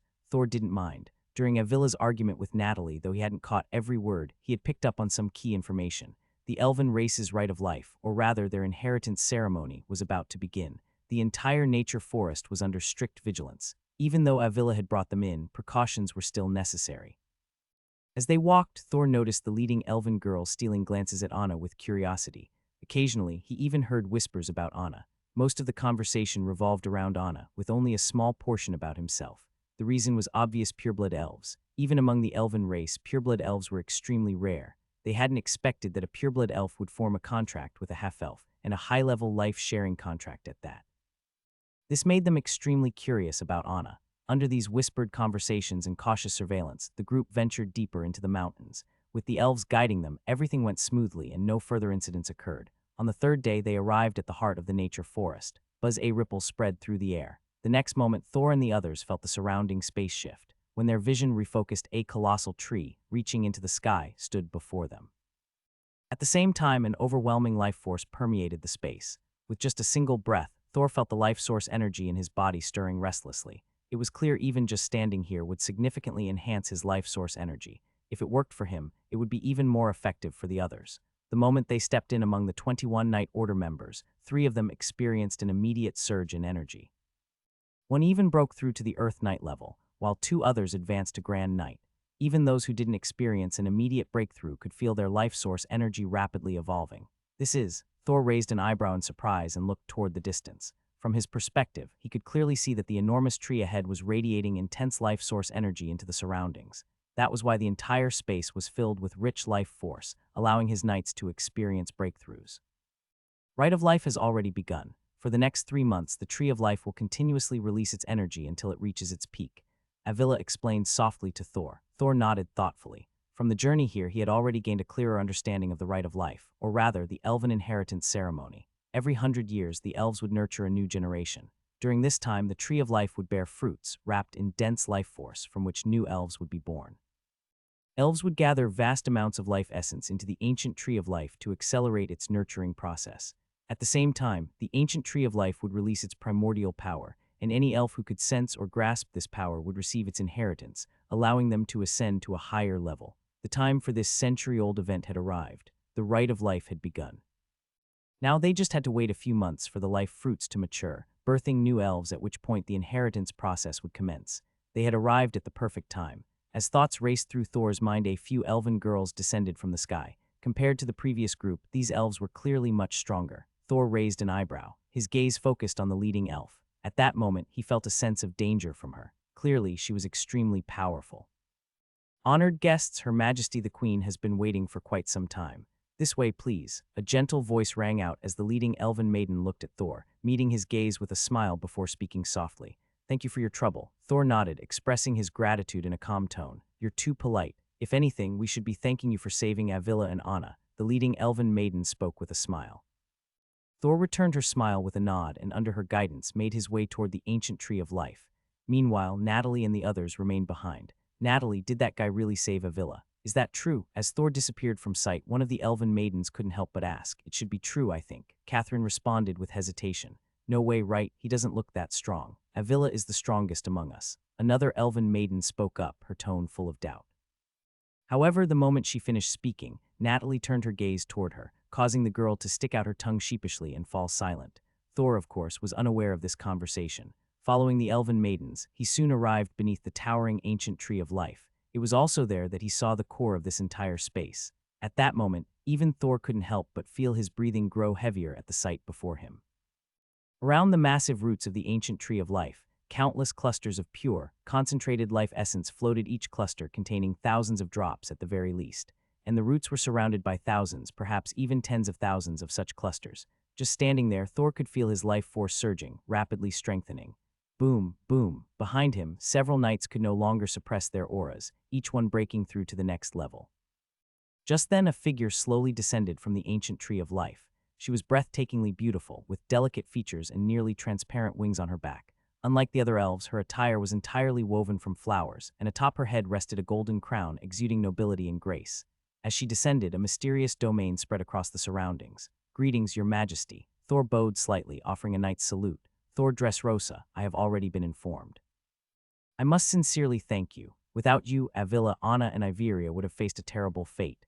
A gentle voice rang out as the elven queen gazed at Thor. You are too kind. This was simply my duty. Thor responded with a smile. No, this is not just politeness. How about this? Your knights may stay under the ancient tree of life for 3 days. As for you, you may remain within the tree of life itself for 3 months until the life festival concludes. The elven queen shook her head then, after a brief moment of contemplation, spoke. This, even though Thor had received information reports in advance, he was still taken aback by the queen's words. He knew exactly what the life festival represented. He never expected the elven queen to truly grant him such an opportunity. There's no need to be so surprised. This is merely a chance. Whether you gain anything from it depends entirely on yourself. Seeing Thor's astonished expression, the elven queen chuckled and shook her head. I understand. Thank you, Your Majesty. Thor took a deep breath before bowing respectfully. No need to thank me. If anything, I should be thanking you. For now, focus on gaining insight here. Even if you fail to grasp anything significant, this experience will still be immensely beneficial when you seek to ignite your divine fire in the future. The elven queen spoke softly. Thor nodded slightly. Anna. After Thor nodded, the elven queen turned her gaze to Anna, her voice gentle. Your Majesty. Anna responded cautiously. I have been made aware. You are truly a pitiful child. As for Althea's matter, I sincerely apologize. I was in deep slumber at the time and was unaware. The soft voice carried an air of regret. Upon hearing the elven queen's words, Anna's body trembled slightly. She opened her mouth as if to speak, but hesitated halfway, unsure of what to say. Seeing Anna's expression, the elven queen sighed softly. There were some things she knew, but there were also matters bound by treaties with the humans, things even she could not change, especially when they had already transpired. For a moment, silence hung in the air. Thor, though unsure of the full story, could tell that the situation was anything but simple. Child, what do you plan to do next? After a soft sigh, the elven queen turned her gaze back to Anna, her voice gentle. Your Majesty, if I accept the inheritance, does that mean I won't be able to leave the nature forest? Anna hesitated, glancing at Thor before summoning the courage to ask. Of course not. Elves are free beings. You may go wherever you wish. No one will stop you. The Elven Queen was momentarily stunned before responding with a smile. This is real. Hearing the words of the Elven Queen, Anna's eyes lit up and her little face flushed with excitement. Of course it's real. Elves are free. Beneath the radiance of the goddess of life, no elf is ever restricted. The Elven Queen spoke with a smile. All right, Anna, you should prepare yourself as well. I have high hopes for you, the Elven Queen continued, her smile unwavering. Thank you, your majesty. Anna quickly expressed her gratitude. No need to thank me. Ailla, for the time being, you will guide Lord Thor and Anna to familiarize themselves with the Elven Kingdom. The Elven Queen turned her gaze toward Ailla. Yes, Ailla quickly nodded, her heart pounding with nervousness. She had been afraid of being punished by the Queen. After Ailla responded, the Elven Queen chuckled softly. Her figure gradually became translucent before vanishing completely from sight. As the last trace of her presence faded, Ailla let out a long sigh of relief and patted her chest. Ailla, didn't you say Her Majesty was terrifying? Anna asked curiously, watching Avila's reaction. Anna, you don't understand. Ailla glanced around cautiously, as if checking for any lingering presence, then lowered her voice. However, before she could finish her sentence, a voice filled with amusement suddenly echoed in the air. Oh right, Ailla, I almost forgot to punish you. You left the nature forest without permission. After helping Thor and Anna get acquainted with the Elven Kingdom, head to the confinement chamber. This time you won't be coming out for 20 years. The words struck like thunder. Ailla, who had been cautiously scanning her surroundings, instantly froze. Wait, no, your majesty, I was wrong. Ailla cried out anxiously, but the space remained silent. There was no response. Damn it, 20 years. Ailla looked like she was about to cry. Thor couldn't help but find the situation amusing. And you're laughing. Seeing Thor's expression, Ailla grew even more exasperated. Ailla, this might not be a bad thing for you. The outside world isn't exactly safe. Thor spoke with a grin. He wasn't just making fun of her, he meant it. Without him last time, Ailla would have likely been sold off by that Campbell family heir, and she wouldn't even have realized it. She had been lucky to meet him. If it had been someone else, the outcome would have been much worse. HMPH, you bastard. Avila's face stiffened at Thor's words, and she huffed in annoyance. Anna, I'm counting on you. You have to plead with Her Majesty for me. After venting her frustration, Ailla immediately turned to Anna with a pitiful expression. Can I even do that? Anna hesitated, looking uncertain. Of course you can. Her Majesty likes you a lot. Ailla replied eagerly. Then I'll try later. Anna nodded, though she seemed conflicted. Anna, you're the best. Hearing Anna's response, Avila's gloomy mood vanished in an instant, and she beamed with excitement.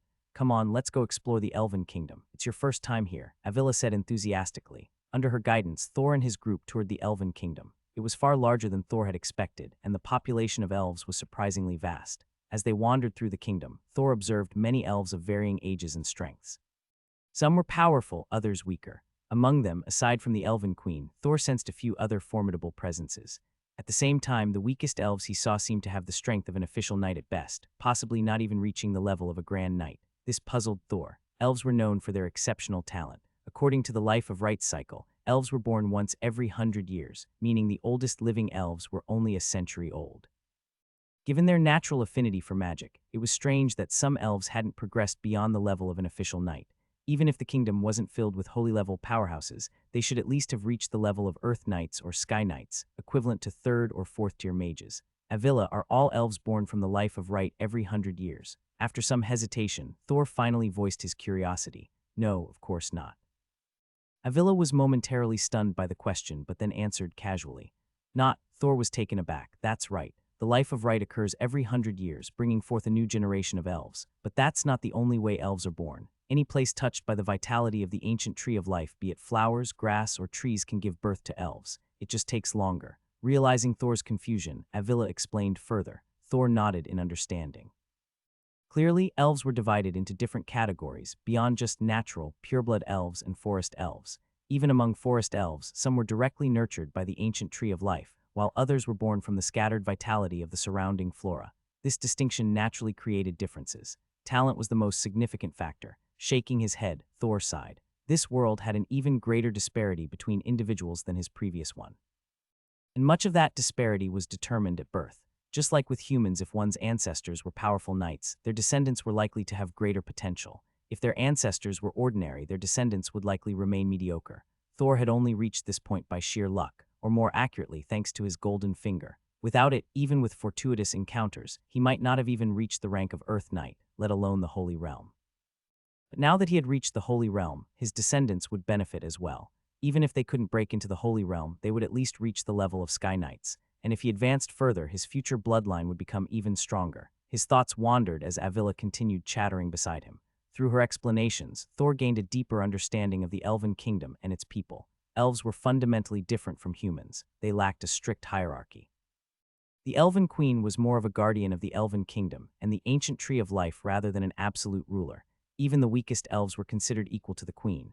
This society resembled a utopia. Even Thor couldn't help but admire it, but such a utopia could only exist among elves. Elves had no greed or desire for power, allowing such a system to thrive. Humans, on the other hand, could never achieve this, not in his past life, nor in this world. As night fell, Thor returned to the ancient tree of life. His 21 knights remained beneath the tree, surrounded by streams of life energy. Each of them was experiencing a transformation. By the end of this, their talent and strength would likely improve significantly. Of course, the greatest beneficiary was undoubtedly Thor himself. Rich life essence encircled him, continuously refining his physique and boosting his life energy.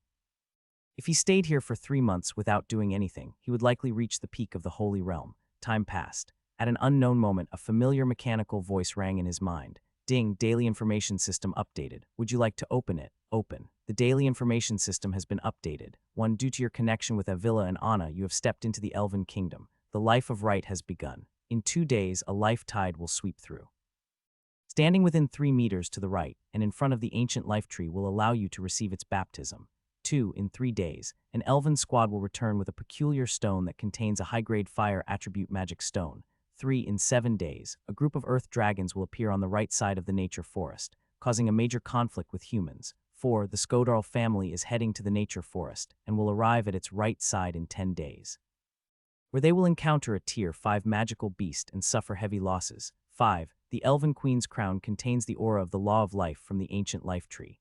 Placing it on one's head allows a connection with the tree, granting insight into the supreme law of life. 10. In the home of the Pixie Morin within the Elven kingdom, there exists an ancient tome from a distant era. One line after another of information appeared before Thor's eyes, immediately drawing his attention.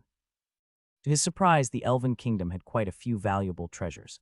Perhaps because of their long heritage, Thor even spotted several relics from the Age of the Gods, some of which made his heart race with excitement. His gaze swept over the entries and his breathing grew heavy, but soon he shook his head. This was the Elven kingdom. While many of these items were tempting, they were clearly beyond his reach. It was best not to even entertain the thought. For example, the Elven Queen's crown.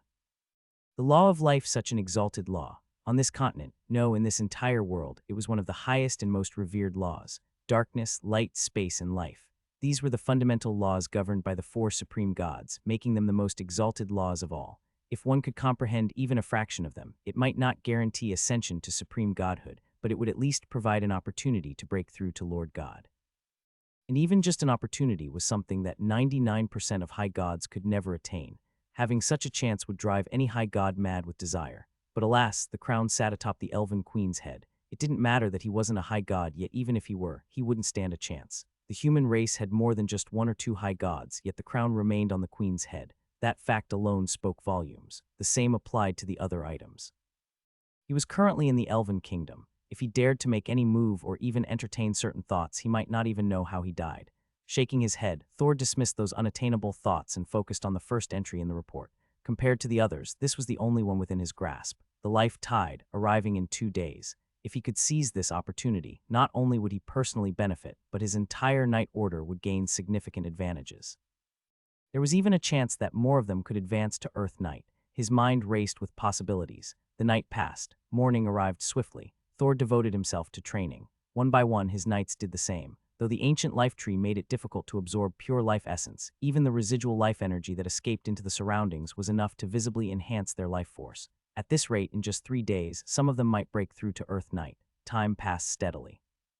The 2nd day, then the 3rd day slipped by. On the 4th day at dawn, a powerful aura erupted. At that moment, another knight crossed the threshold from Grand Knight to Earth Knight. By this point, among the 21 members, there was no one below Grand Knight rank. Moreover, their auras were dense. Most had reached the peak of Grand Knight, just a step away from advancing to Earth Knight. As the Knight Order grew stronger, so did Thor. In just 2 days, his holy realm had fully stabilized, and he was only a step away from the mid-holy stage. At this pace, he would reach mid-holy within a week, even without accounting for the upcoming life tide. The tide of life surged, an immense wave of life essence sweeping outward. At this moment, whether it was Thor or the knights he had brought with him, all found themselves at the very heart of this eruption of life force. The sheer magnitude of this tide forcibly propelled their nightly cultivation forward.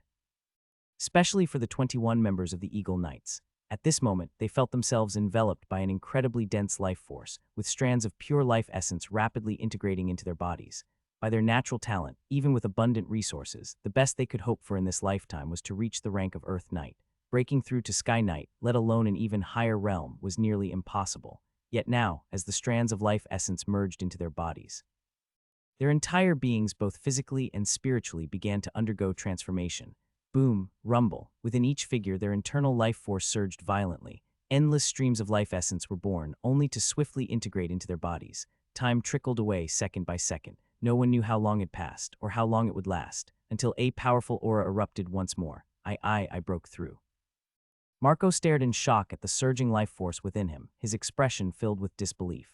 He had actually reached the peak of the Earth Knight realm, the peak of Earth Knight, a level he had never dared to even dream of before. Yet at this moment, he had arrived with such ease, and he was only in his 30s. At this rate, reaching Sky Knight in the future was almost a certainty. The mere thought sent a rush of excitement through him, making his face flush with exhilaration. Of course, he wasn't the only one whose aura fluctuated. Others who had just broken through to Earth Knight also felt the effects, with 2 of them reaching the late stage of Earth Knight just 1 step away from the peak. As for the rest, they had mostly advanced to the mid-stage of Earth Knight.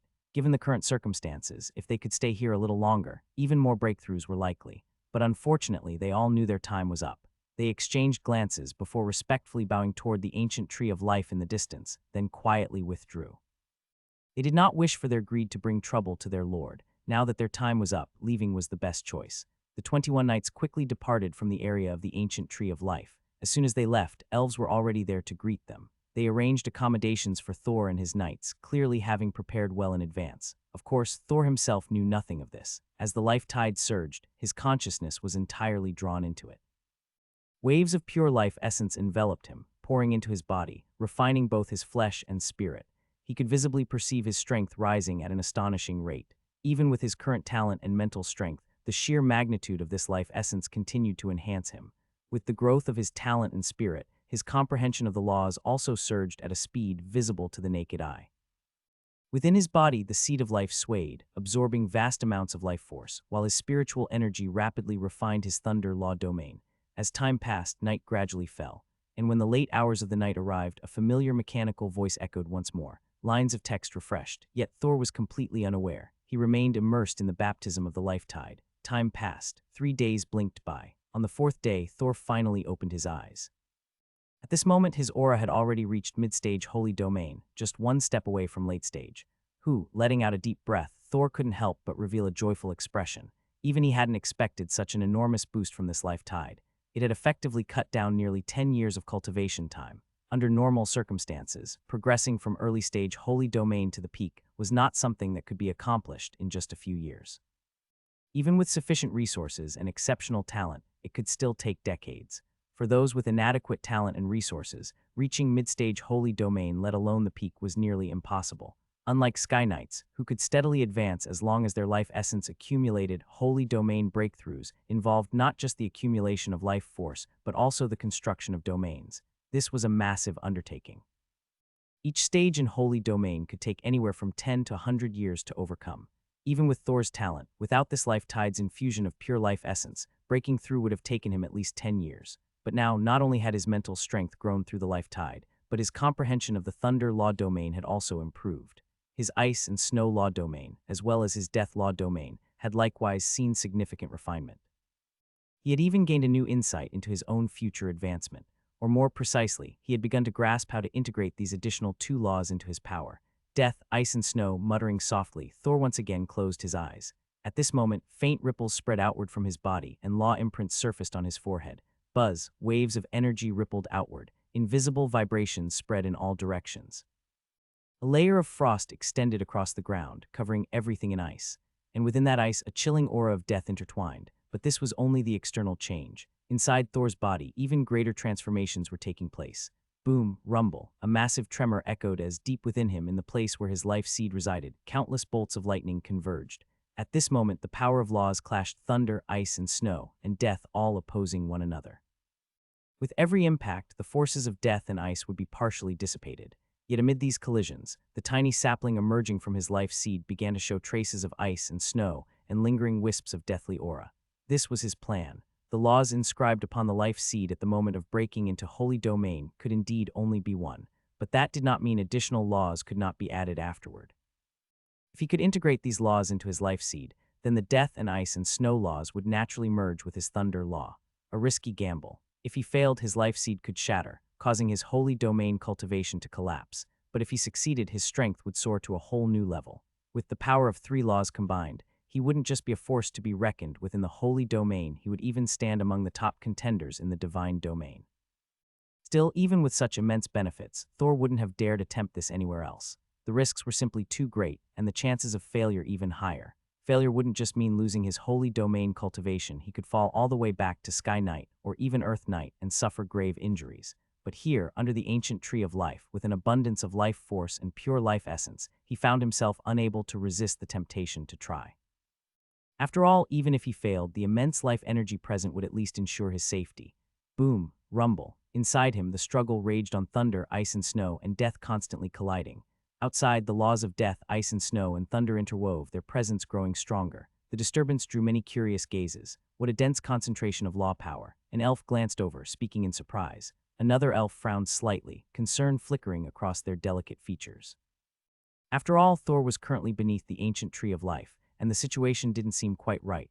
The laws of death, ice and snow, and thunder, how audacious. Above the ancient tree of life, the elven queen slowly opened her eyes. Her gaze instantly fell upon the scene below as she murmured softly. A moment later, as if realizing something, she gently waved her right hand. In the next instant, an intense surge of life energy descended. Unlike before, this time it was a more fundamental essence of life energy, one that had already touched upon the very laws of life. Below, the 3 law powers clashed violently. Although the life seed had begun to be infused with the laws of death and ice and snow, Thor's physical body had already reached its limit. He could feel it, his body, his very being was on the verge of collapse. So it really won't work. It looks like I'll have to focus on recovery. Hopefully, there's still time. Murmuring to himself, Thor shook his head. Even though he had prepared for failure, facing it directly still made him sigh. But just as he lowered his head, buzz, an invisible ripple descended. In the next moment, an overwhelming surge of life energy poured into his body. This life energy was completely different from what he had absorbed before. The moment it entered his body, Thor felt a subtle transformation taking place within him. At the same time, an immense amount of life energy erupted from within. With this influx of life force, the previously raging laws of thunder, death, and ice and snow gradually calmed. On the tree of life, streaks of lightning were etched into its bark, wisps of black energy coiled around its branches, and a soft white mist spread through the air. These represented thunder, death, and ice and snow, 3 completely distinct laws. Yet now, these 3 incompatible forces coexisted peacefully upon the tree. They still wavered slightly, but they had undeniably taken root. I succeeded. Thor opened his eyes, disbelief flickering in his expression. Just moments ago, he had been convinced of his impending failure. He had already resigned himself to months of recovery and was even worried about making it in time for this year's Academy ranking tournament.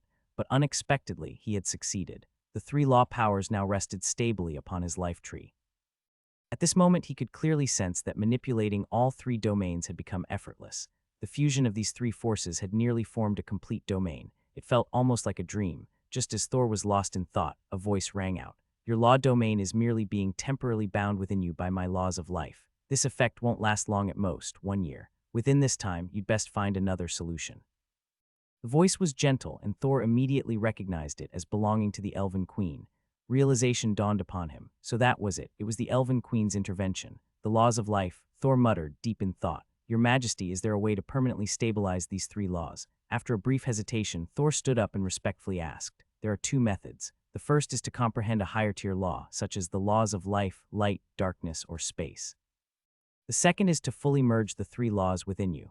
The Elven Queen's soft voice sounded once more. She did not conceal anything from Thor's inquiry. Comprehending or merging laws, Thor nodded, his expression turning slightly serious. Neither of these options would be easy for him. The first option involved the 4 supreme laws, which were not so easily comprehended. The second option, merging laws, was equally difficult. These were 3 completely distinct law powers. Death, ice, and snow, or death and thunder, might still be reconcilable, but ice and snow and thunder, that was nearly impossible. And with death thrown into the mix, the challenge became even greater. In fact, merging them might be even harder than comprehending a supreme law. After all, while he currently had no way to directly study the laws of darkness, light, or space, the laws of life were not entirely beyond reach. The Elven Queen's crown alone contained the essence of the laws of life. Moreover, 3 months from now, during the life of right, the ancient tree of life would radiate its law power. If he could seize the opportunity, he had a chance. By comparison, fusing the 3 laws, he had absolutely no clue where to even begin. Thor had no way of obtaining the Elf Queen's crown, but the right of life of the ancient tree of life, scheduled for 3 months later, presented him with an opportunity. If he could comprehend the law of life, resolving the issues with his own law domain would be effortless. As for how he would achieve that comprehension, he wasn't too worried. Even though comprehending the law of life was difficult, even for forest elves, that was them, not him. With his daily information system, Thor was confident he would find an opportunity. With these thoughts in mind, he began his training while waiting for the 3 months to pass. Thanks to the Elf Queen's stabilization of the law of life, the law energy within him remained relatively stable, allowing him to continue cultivating. At the same time, he released the Earth-Violent Bear. Bathed in the dense life energy of the Elven realm, the Earth-Violent Bear became ecstatic, experiencing rapid growth. In just a month, it began its metamorphosis into adulthood. By the start of the 2nd month, it had broken through to the late Holy Realm. However, this was its current limit. Without stabilizing its 3 law domains, reaching the peak of the Holy Realm or even stepping into the Divine Realm was nearly impossible. His next step depended on whether he could grasp the power of the law of life or find another way to stabilize his 3 law domains. But this path was proving to be troublesome. A whole month passed, yet the daily information system provided no relevant clues. Even Thor was beginning to feel anxious. If he failed to comprehend the law during the rite of life, his only option would be to rely on the Elf Queen to stabilize his law domains. However, that was only a temporary solution. Worse still, it would prevent him from continuing his cultivation. As night fell and time passed, the rite of life drew closer, and more elves gathered in the Elven Kingdom. Every elf was curious about the unexpected presence of a human. Especially Thor, who resided beneath the ancient tree of life, he drew even more attention. But despite their curiosity, none disturbed him. Even Anna and Ailla refrained from doing so. Thus, time quickly brought them to the end of the 3rd month. By now, the entire Elven Kingdom was bathed in an overwhelming concentration of life energy. Beneath the ancient tree of life, the life essence had become so dense that it had practically liquefied. With each breath, Thor could absorb vast amounts of it. Such a sight could only be witnessed in the Elven Kingdom. In the outside world, a single drop of life essence required an ancient tree of over 10,000 years to produce. And even then, such trees were exceedingly rare. Yet here, under the ancient tree of life, they were abundant. Enhanced by the forest elves, trees that had lived for 10,000, 100,000, or even 1,000,000 years had produced life essence in truly staggering amounts. Even though some was consumed every century, the amount replenished far exceeded the loss. These elements became the perfect backdrop for the rite of life. As the morning sun illuminated the land, a new day arrived with the light of dawn. At the outskirts of the ancient tree of life, thousands upon thousands of elves had gathered. At the forefront of the vast elven crowd, a dozen tiny, exquisite spirits flitted through the air, their bodies woven with the power of elements and laws. They were nature sprites. Extremely rare in the outside world, yet here in the Elven Kingdom they were far more common. As the nature sprites danced, Nico, the ice sprite residing in Anna's body, seemed to sense something. Cautiously, she peeked out, scanning her surroundings with vigilant eyes. The moment another nature sprite approached, Nico quickly shrank back, hiding once more within Anna. "It's okay, Nico. They're very friendly." Anna reassured her softly, calming the frightened little spirit. Hearing this, Nico cautiously peeked out again.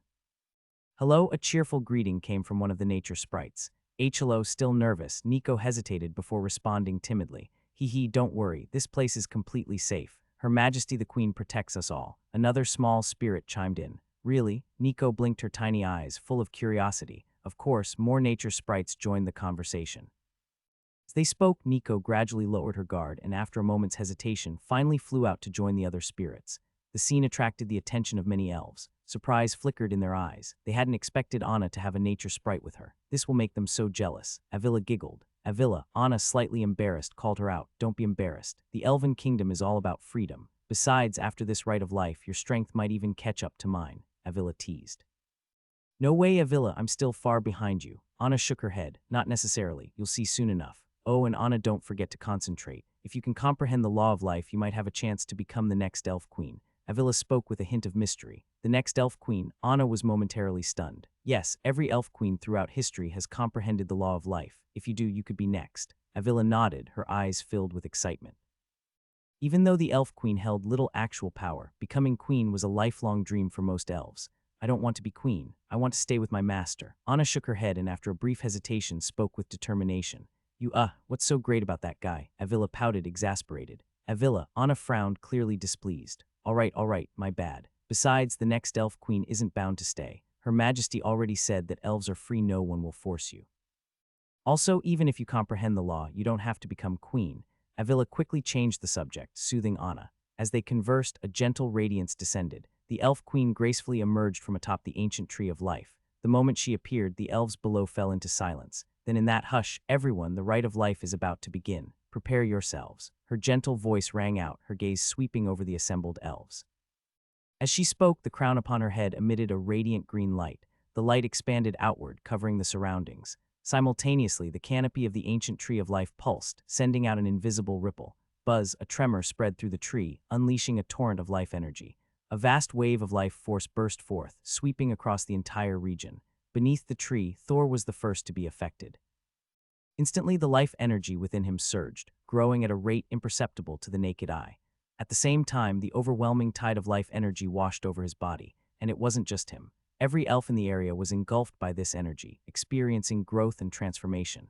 Even ancient trees and plants responded, their spirits rapidly evolving. For the elves, the centennial rite of life was an invaluable opportunity.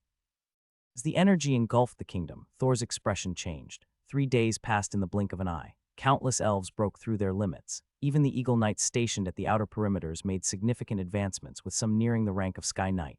Yet Thor remained troubled. Despite 3 days of immersion, he still hadn't comprehended the law of life, and his daily information system had yet to provide new guidance. If things continued, he might even have to abandon his current path. Until daily information updated, would you like to open it? Open. Thor made his choice without hesitation, selecting open immediately. Buzz. Daily information updated. 1. The centennial rite of life of the Elven kingdom has begun. Those within the kingdom will undergo a baptism of life energy. 2. A highly compatible elf has been discovered atop the ancient life tree. A 1,000-year inheritance is about to emerge. 3. For some unknown reason, only 23 elves were born from the ancient life tree, this time 2/3 fewer than usual. 4. For 3 days, life energy will wash over everything, blocking all laws and allowing one's own vitality to attune to the rhythm of the ancient life tree. Due to your contract with Anna, your life force contains a trace of the life law's power, giving you a chance to comprehend it. 5. A god from the abyss is on the verge of awakening. In 7 days, a massive upheaval will occur within the nature forest. One after another, lines of daily intel appeared. This time, the updated intel was undoubtedly more complex. Not only did it contain information about the Elven kingdom, but it also included developments from the outside world, specifically the nature forest. However, none of that mattered to Thor anymore. His eyes were completely drawn to the 4th entry. It's really possible. Muttering to himself, Thor's expression lit up with excitement and anticipation. With the rite of life already underway and no related intel appearing in previous updates, he had nearly given up. He had even started considering his next course of action. He had thought about recultivating if he couldn't resolve his issue even after participating in the academy ranking. But unexpectedly, things took a sudden turn. On the 3rd day of the rite of life, the daily information finally provided him with the crucial information he had been waiting for. Life-sharing contract. Life law, Thor whispered, his breathing growing heavy with excitement. His eyes gleamed with exhilaration. But despite his excitement, he dared not let his guard down. He quickly gathered his mental focus, retracting the powers of death, ice and snow, and thunder laws that surrounded him. As the threads of law energy steadily withdrew and condensed within him, Thor immediately sensed something unusual. 3 days had passed, with endless streams of life force washing over him, carrying vast amounts of life essence. Yet despite this, Thor still failed to perceive any abnormalities or sense what the so-called law of life truly was. It seemed that aside from the life energy becoming denser, nothing else had changed. However, at this moment, as all external laws receded, Thor distinctly felt something different. First, he became acutely aware of his own powerful heartbeat. Thump, thump, thump. The rhythmic sound echoed within him, carrying an inexplicable cadence. This strange rhythm was faint, so subtle that without careful attention, it would be impossible to detect. It was only when the surrounding laws withdrew completely that Thor could barely perceive it. Beyond that, he also sensed that at some unknown point, countless green light particles had begun to fill the dark space around him. Even with his eyes closed, he could feel the overwhelming presence of the vibrant green radiance, especially in front of him. There, the green light had almost condensed into a pillar. Moreover, this green light carried the same inexplicable cadence as his heartbeat. Vaguely, the two seemed to be in sync. Is this? A sudden realization struck Thor, and his eyes widened in excitement. A thought surfaced in his mind: this rhythm might be the key to understanding the law of life. With that realization, Thor immediately began attempting to synchronize with it. He tried to manipulate the rhythm within his body and weave it together with the mysterious external cadence. Yet this step proved immensely difficult. The first hurdle was control. Although he could sense the enigmatic rhythm, he was utterly unable to manipulate it. Again and again he tried. Again and again he failed. Time quietly slipped by. Life energy surged and intertwined. At this moment, the entire Elven kingdom was immersed in a deep silence. Occasionally, some elves would radiate bursts of light. Each time this happened, the Elven Queen's gaze would flicker toward them. However, after observing them one by one, she ultimately shook her head in disappointment. She was searching for an elf capable of bearing the law of life, but none had emerged thus far. Even the Elven Queen couldn't help but feel a tinge of disappointment, until buzz, a ripple spread through the air. The next moment, a glow brighter than any before erupted. Surprised, the Elven Queen turned her gaze. Ailla. Seeing the figure enveloped in dense, gentle light, the Elven Queen couldn't hide her astonishment. The life of rite occurred once every 100 years, meaning most elves had already participated in it multiple times, Ailla included. The Elven Queen hadn't expected that under these circumstances, Ailla would still have a chance to comprehend the law of life. But before she could process this surprise, another glow ignited. Her gaze immediately shifted again. What she saw made her freeze. Not far from Ailla, Ivy's body also radiated an exceptionally dense light. This time there were two of them. Even the Elven Queen couldn't help but smile. The two lights grew even stronger. However, despite her expectations, they failed to last for 3 full days. Avila's glow faded by the 3rd day. Ivy's persisted slightly longer, but extinguished just before the 4th day arrived. Still not quite enough. The Elven Queen sighed and shook her head. 3 days was the basic requirement for domain-level laws. Historically, those who successfully comprehended laws typically required at least 3 full days.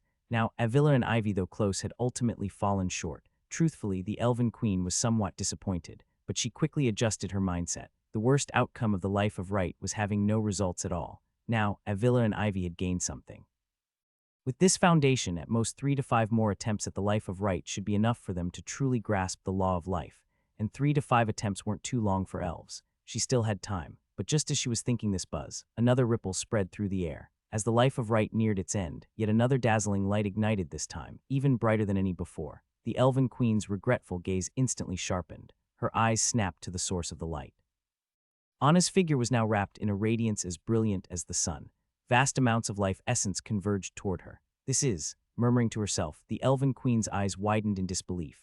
Ancient elven heritage, her heart pounded violently. The life of rite was primarily meant to help elves comprehend the law of life or inherit elven legacies. Yet few knew that among all elven inheritances, the ancient elven heritage was the rarest and most profound. Those who obtained it would reach heights beyond imagination, igniting divine fire, condensing a godhood. No, for those who received the ancient elven heritage, that was merely the starting point. According to ancient legends, the earliest elves, those born in the primordial era, all possessed at least high-level godly power. Among them, there was even a supreme ruler of elves. Watching this, the Elven Queen couldn't contain her excitement. However, in her focus on Anna, she completely failed to notice the faint, gentle glow surrounding Thor. Not only had this glow been present for 3 days, but it was also deliberately restrained. Moreover, due to the Elven Queen subconsciously dismissing Thor as a mere human, she never paid attention to him. But while the Elven Queen remained unaware, Thor had already grasped the power of the law of life. That elusive rhythm, after countless attempts, was finally within his control. And the moment the two rhythms merged, boom, rumble, Thor's mental sea surged violently. Countless insights flooded his mind. As his comprehension expanded, his spiritual power immersed itself in the gentle life force. Subtly, even his spiritual strength began to grow. Time passed. Thor lost awareness of everything around him, immersed entirely in his enlightenment. Night fell. Days passed. In the blink of an eye, the 7-day life of rite came to an end. One by one, the elves awoke from their deep slumber. The moment they awakened, they felt the transformation within themselves. Those who had inherited legacies were especially overjoyed. This is the law of life. Ailla opened her eyes wide in disbelief, sensing the life energy surrounding her. A tiny green grass-shaped mark flickered faintly on her forehead. It was the mark of the law of life. Though it was merely a trace for Ailla, it was an unimaginable gift. Right, Anna? Suddenly recalling something, Ailla hurriedly searched for Anna. Soon, she spotted the area still enveloped in white light. What's going on? Ailla hesitated before instinctively flying toward it. She wasn't alone. Numerous elves gathered around the glowing space. It's Anna. The moment Ailla got close, she recognized the familiar figure within the light. She gasped, her mouth slightly agape. Anna, she, as Ailla exclaimed in shock, another surprised voice sounded beside her. She turned to see Ivy, her gaze flickering with surprise.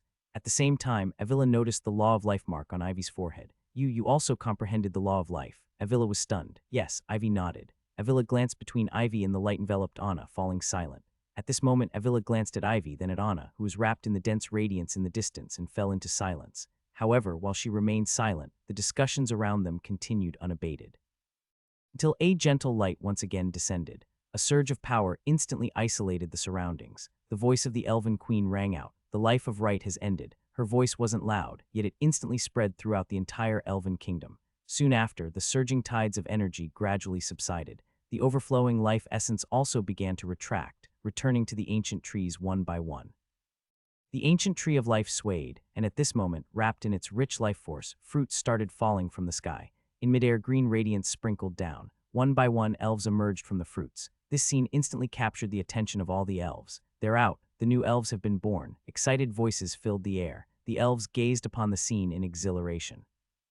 For the Elven Kingdom, the annual Life of Right was not only a time of transformation, but also a celebration of new kin being born into their race. Yet amid the joy high above, the Elven Queen frowned slightly. The number of elves appearing this time was far lower than in previous years. What's going on? The Elven Queen murmured, confusion flickering in her expression. She extended her spiritual sense, trying to connect with the ancient tree of life. Yet as the tree swayed, it exuded an overwhelming sense of exhaustion. This deepened the Elven Queen's confusion. However, regardless of what the Elven Queen was pondering at that moment, Thor, standing beneath the ancient tree of life, remained unaware. His comprehension was expanding. At this moment, strands of the Law of Life began to intertwine with his own tree of life, stabilizing it once more. His originally unstable tree of life became firm, while the surrounding life energy further enriched it with vitality. The power of three law domains, death, ice and snow, and thunder, had been violently conflicting within him. Even with the Elven Queen's Law of Life suppressing them, they couldn't be fully quelled. After all, the Elven Queen's Law of Life belonged to her. As an external force, no matter how high its level, it could not completely subdue Thor's clashing powers. But now Thor had begun to comprehend the Law of Life. Even if it was just a rudimentary understanding, even if he could barely manifest its essence, let alone a domain, it was still his own law. And within his body, his own law could be wielded far more effectively than the Elven Queen's power. Strands of the Law of Life intertwined. The turbulence within him gradually subsided. And as the three law domains stabilized, the vast reservoir of life energy he had accumulated over the past 3 months suddenly erupted. Rich life force surged through his entire tree of life, nourishing it with immense vitality, and that nourishment undeniably spurred the tree's growth. Boom, Thor's aura trembled violently. In the next instant, he stepped past a threshold, reaching an entirely new height, Holy Domain Pinnacle. At this moment, he had reached the peak of the Holy Domain. The next step was the Divine Domain. This was the final step for mortals before becoming true deities. Once he broke into the Divine Domain, he would officially enter the realm of the gods. And at this moment, it had only been 4 years since he transmigrated. Just 4 years. He had gone from a person who hadn't even condensed a life seed, someone his family could have cast out at any moment, to reaching his current state. Even he found it a bit surreal. Even he could hardly believe he had reached this point so quickly. Exhaling a deep breath, Thor couldn't help but smile. Next up is breaking into the Divine Domain. I wonder how long until the Academy rankings begin, murmuring to himself, Thor pondered. Now that the fundamental issue had been resolved, as long as his comprehension of the Law of Life kept pace, breaking through wouldn't be too much of a problem. And since he had already reached the peak of the Holy Domain, his next step was the Divine Domain. Once he broke into the Divine Domain, even within the Empire, he wouldn't be a minor figure. More importantly, if he could break through before the Academy rankings, with the power of his 3 law domains, he was confident he could secure a high position. Of course, it all depended on whether there was enough time. Since he had been completely immersed in his comprehension, Thor wasn't sure how much time had passed. As his thoughts flowed, Thor got up, preparing to log into Canaan Academy to check things out. However, at that moment, he noticed something unusual around him. His expression showed a hint of surprise as his gaze instinctively shifted in that direction. Being beneath the ancient tree of life, his position was noticeably higher than the surrounding terrain. Soon, Thor spotted a familiar figure amidst the crowd. Anna. Thor was slightly taken aback, his face showing some surprise. Anna must have received the ancient elven inheritance. Just as he was feeling surprised, a soft yet complex voice sounded. Thor was startled and instinctively turned his head, only to realize that the Elven Queen had somehow appeared beside him. Your Majesty, Thor gave a slight bow. Internally, he was somewhat shocked. His daily information reports had already mentioned this matter. However, even Thor hadn't expected that this inheritance would end up in Anna's hands.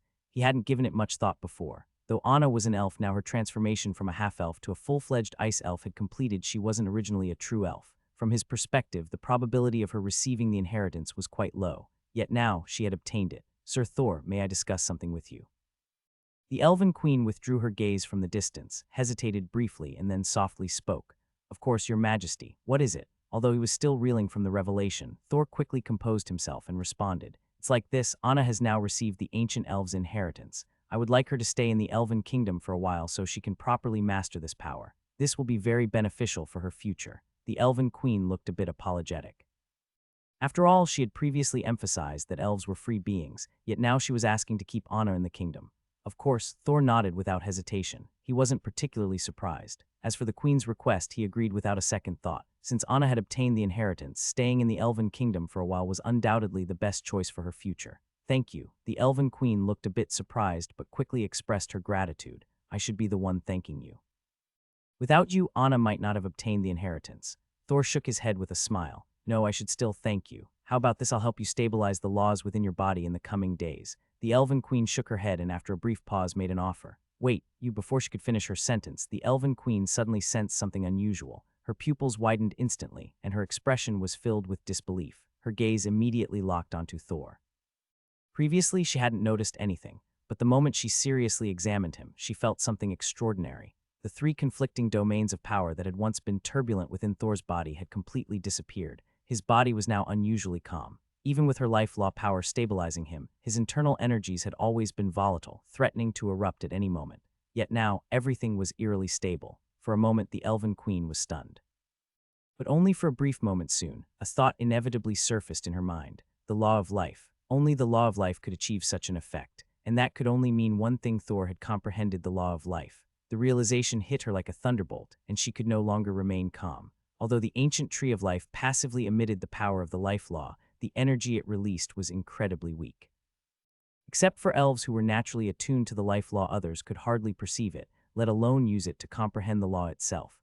That was why she had never even considered bringing up this possibility. Yet now, Thor seemed to have grasped the life law. Even as a mid-tier god, the Elven Queen found this hard to accept. Just a stroke of luck. Seeing her shock, Thor smiled and nodded. There was no need to hide it. Even if he wanted to, he couldn't.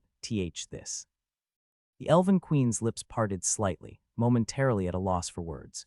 Your Majesty, would you mind opening the barrier and sending me out temporarily? I need to go to Canaan Academy. Thor didn't dwell on her shock. Just now he had attempted to access Canaan Academy but found himself unable to log in. He wasn't sure whether it was due to the Academy's restrictions or those of the Elven Kingdom.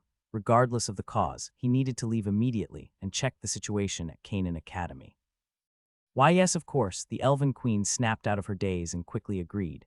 The next moment, an invisible ripple enveloped Thor. A glowing imprint appeared on his palm. This is the life mark. With this, you can enter and leave the Elven Kingdom at will. Her gentle voice resonated. The next instant, Thor felt a shift in space. When he reappeared, he was back at the entrance where he had first arrived. Towering ancient trees, some thousands of years old, surrounded him. Distant beastly roars echoed through the forest. The morning sunlight filtered through the leaves, casting scattered specks of light. The summer air already carried a hint of heat. In Thor's palm, a green leaf-shaped mark radiated a faint glow. An understanding dawned on him. So long as he was here, he could activate this mark to return to the Elven Kingdom at any time. And perhaps it was just his imagination, but the moment he focused on the mark, his comprehension of the life law seemed to deepen subtly. Shaking his head, Thor set these thoughts aside. Instead, he directly channeled his consciousness into his student badge. Buzz, in the outside world, the moment his consciousness touched the badge, a soft light enveloped him, a white expanse. A beam of light descended. Thor appeared within Canaan Academy, and the moment he arrived, he immediately sensed something different about the academy. Normally, the academy was relatively empty, with only a sparse number of students scattered across the vast space. But now the entire academy was teeming with people. Moreover, the aura of each student was extraordinarily powerful. Just by passing through, he had already sensed several terrifying Holy Domain-level presences. Holy Domain before this, such individuals were rare in Canaan Academy, but now he had encountered several in quick succession.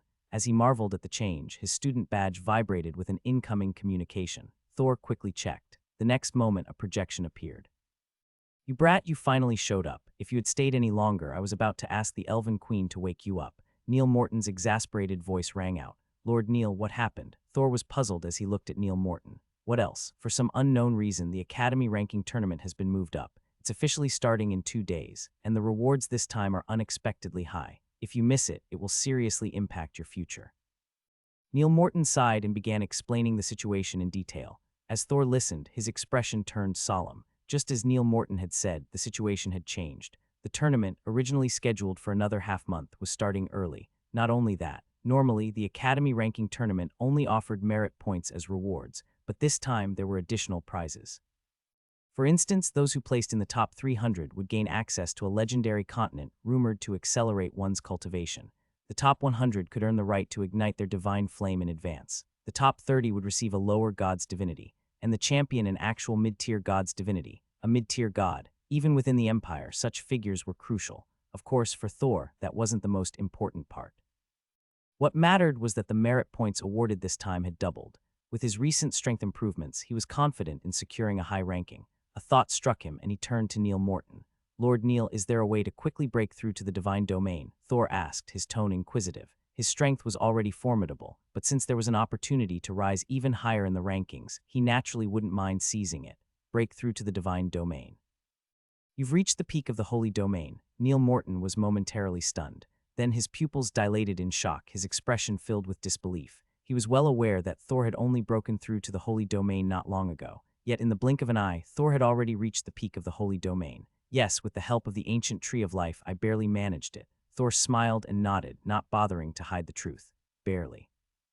In the projection, Neil Morton gave Thor a deep look before falling into contemplation. Thor remained silent, not wanting to interrupt. He firmly believed that Neil Morton must have a solution. After all, this was Canaan Academy. Given that Neil Morton had managed to leap from just breaking into the holy domain straight to its peak, it was hard to believe that the Academy lacked a method for a peak holy domain expert to break through to the divine domain. For you, it should be possible. However, you must be sure about this. Breaking through quickly is not so easy.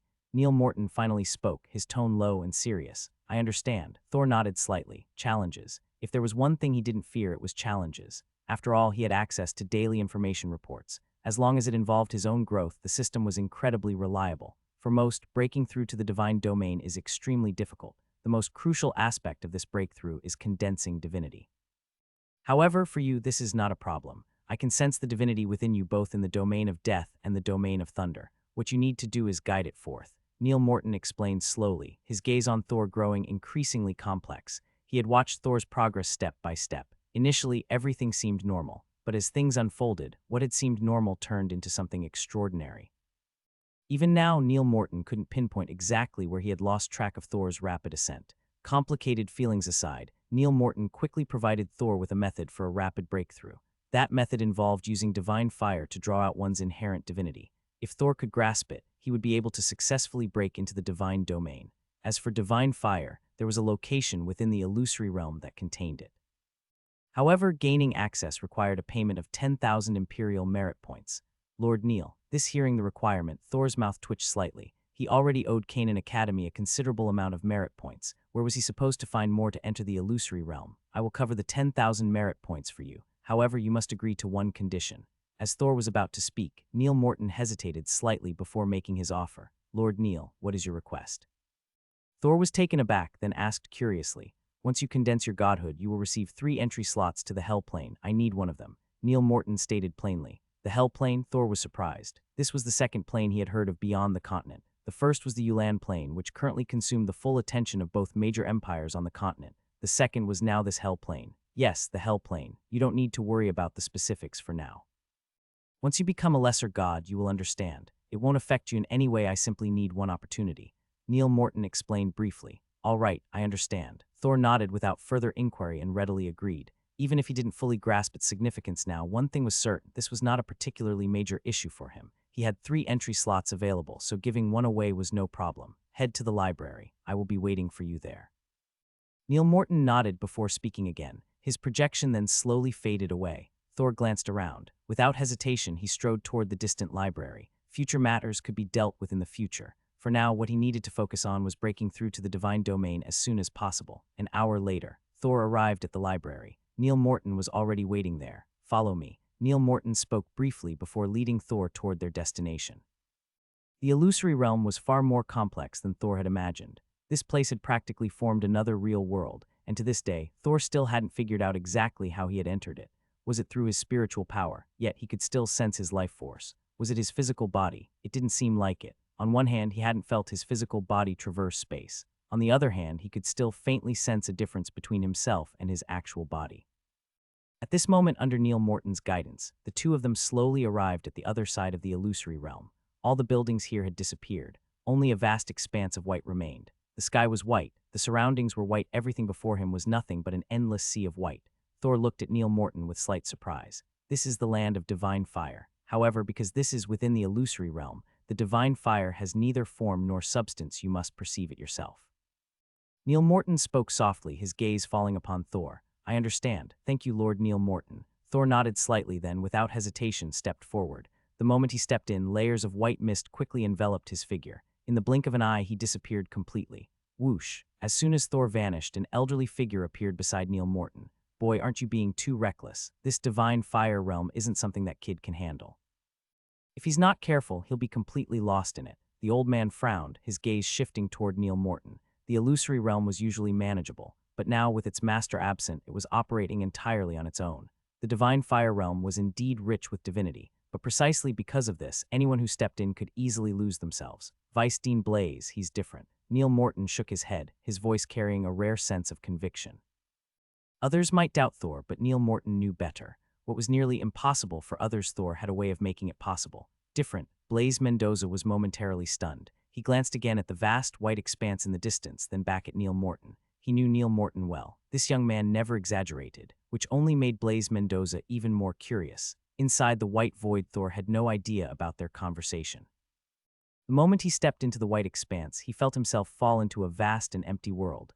No sound, no time, no perception. It was as if his entire consciousness was fading into nothingness. Time passed slowly. Or had it? He had no way of knowing how long he had been here. The endless whiteness was maddening. Even with Thor's strong will, he found himself on the verge of losing control. Just then, a mechanical voice echoed in his ears. Daily information update. Would you like to open it? Open.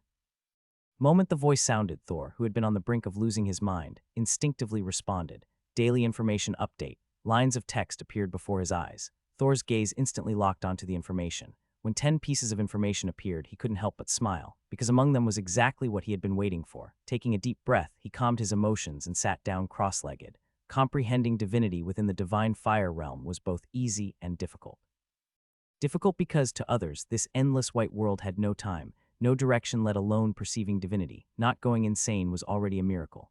Easy because for someone like Thor, who already possessed a godhead or divine nature, the process was much simpler. Whether it was his death godhead or his thunder spear, both were saturated with intense divine power. All he needed to do was draw it out. Buzz, as he sat in meditation, a ripple spread outward from his body. At the same time, an immense force of laws began to spread through the surroundings. A law imprint appeared at the center of Thor's forehead, lightning intertwined. The first power he chose to channel was the law of thunder. Compared to the ice law, which he had yet to fully grasp, and the death law, which he couldn't control, thunder was the law he was most proficient in. Boom, rumble. As the domain of thunder spread, the endless white world began to shift. Lightning flickered. The pure white expanse was gradually tinged with darkness, as a solemn and oppressive aura spread outward.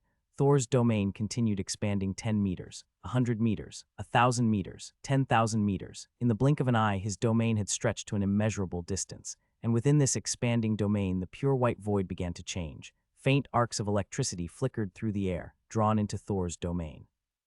Each time an arc of lightning fell, his domain rumbled, and an immense force of laws surged forth, linking together. Seated at the very center of it all, Thor had already closed his eyes. Countless insights flooded his mind, bringing his comprehension of the law of thunder to a new level. At his current state, even if he didn't manage to grasp divinity, his strength would still skyrocket.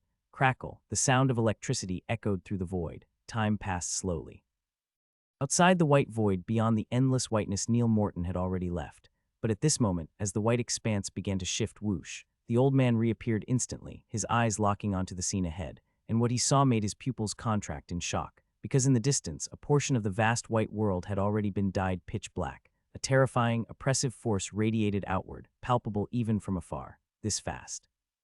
Blaze Mendoza murmured, his expression filled with disbelief. Not long ago, he had doubted Neil Morton's words, yet now Thor had already caused such an upheaval. His domain was expanding, divinity was manifesting, and he had even stirred the divine essence within the divine fire realm. This was something Blaise Mendoza hadn't seen in centuries. That brat, Blaise Mendoza, suddenly recalled Neil Morton's words. A smile crept onto his face.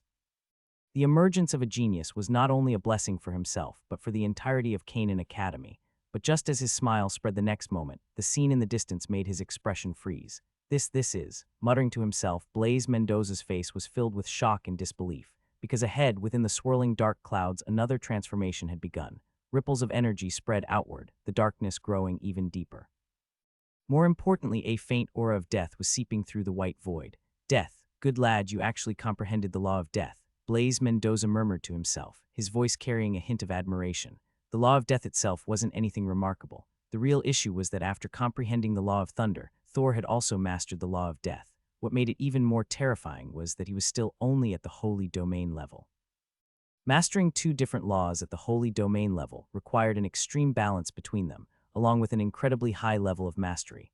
Otherwise, it would be impossible to achieve. Even in Canaan Academy, the number of people who had comprehended and perfectly controlled two laws was extremely rare. He hadn't expected to encounter one here.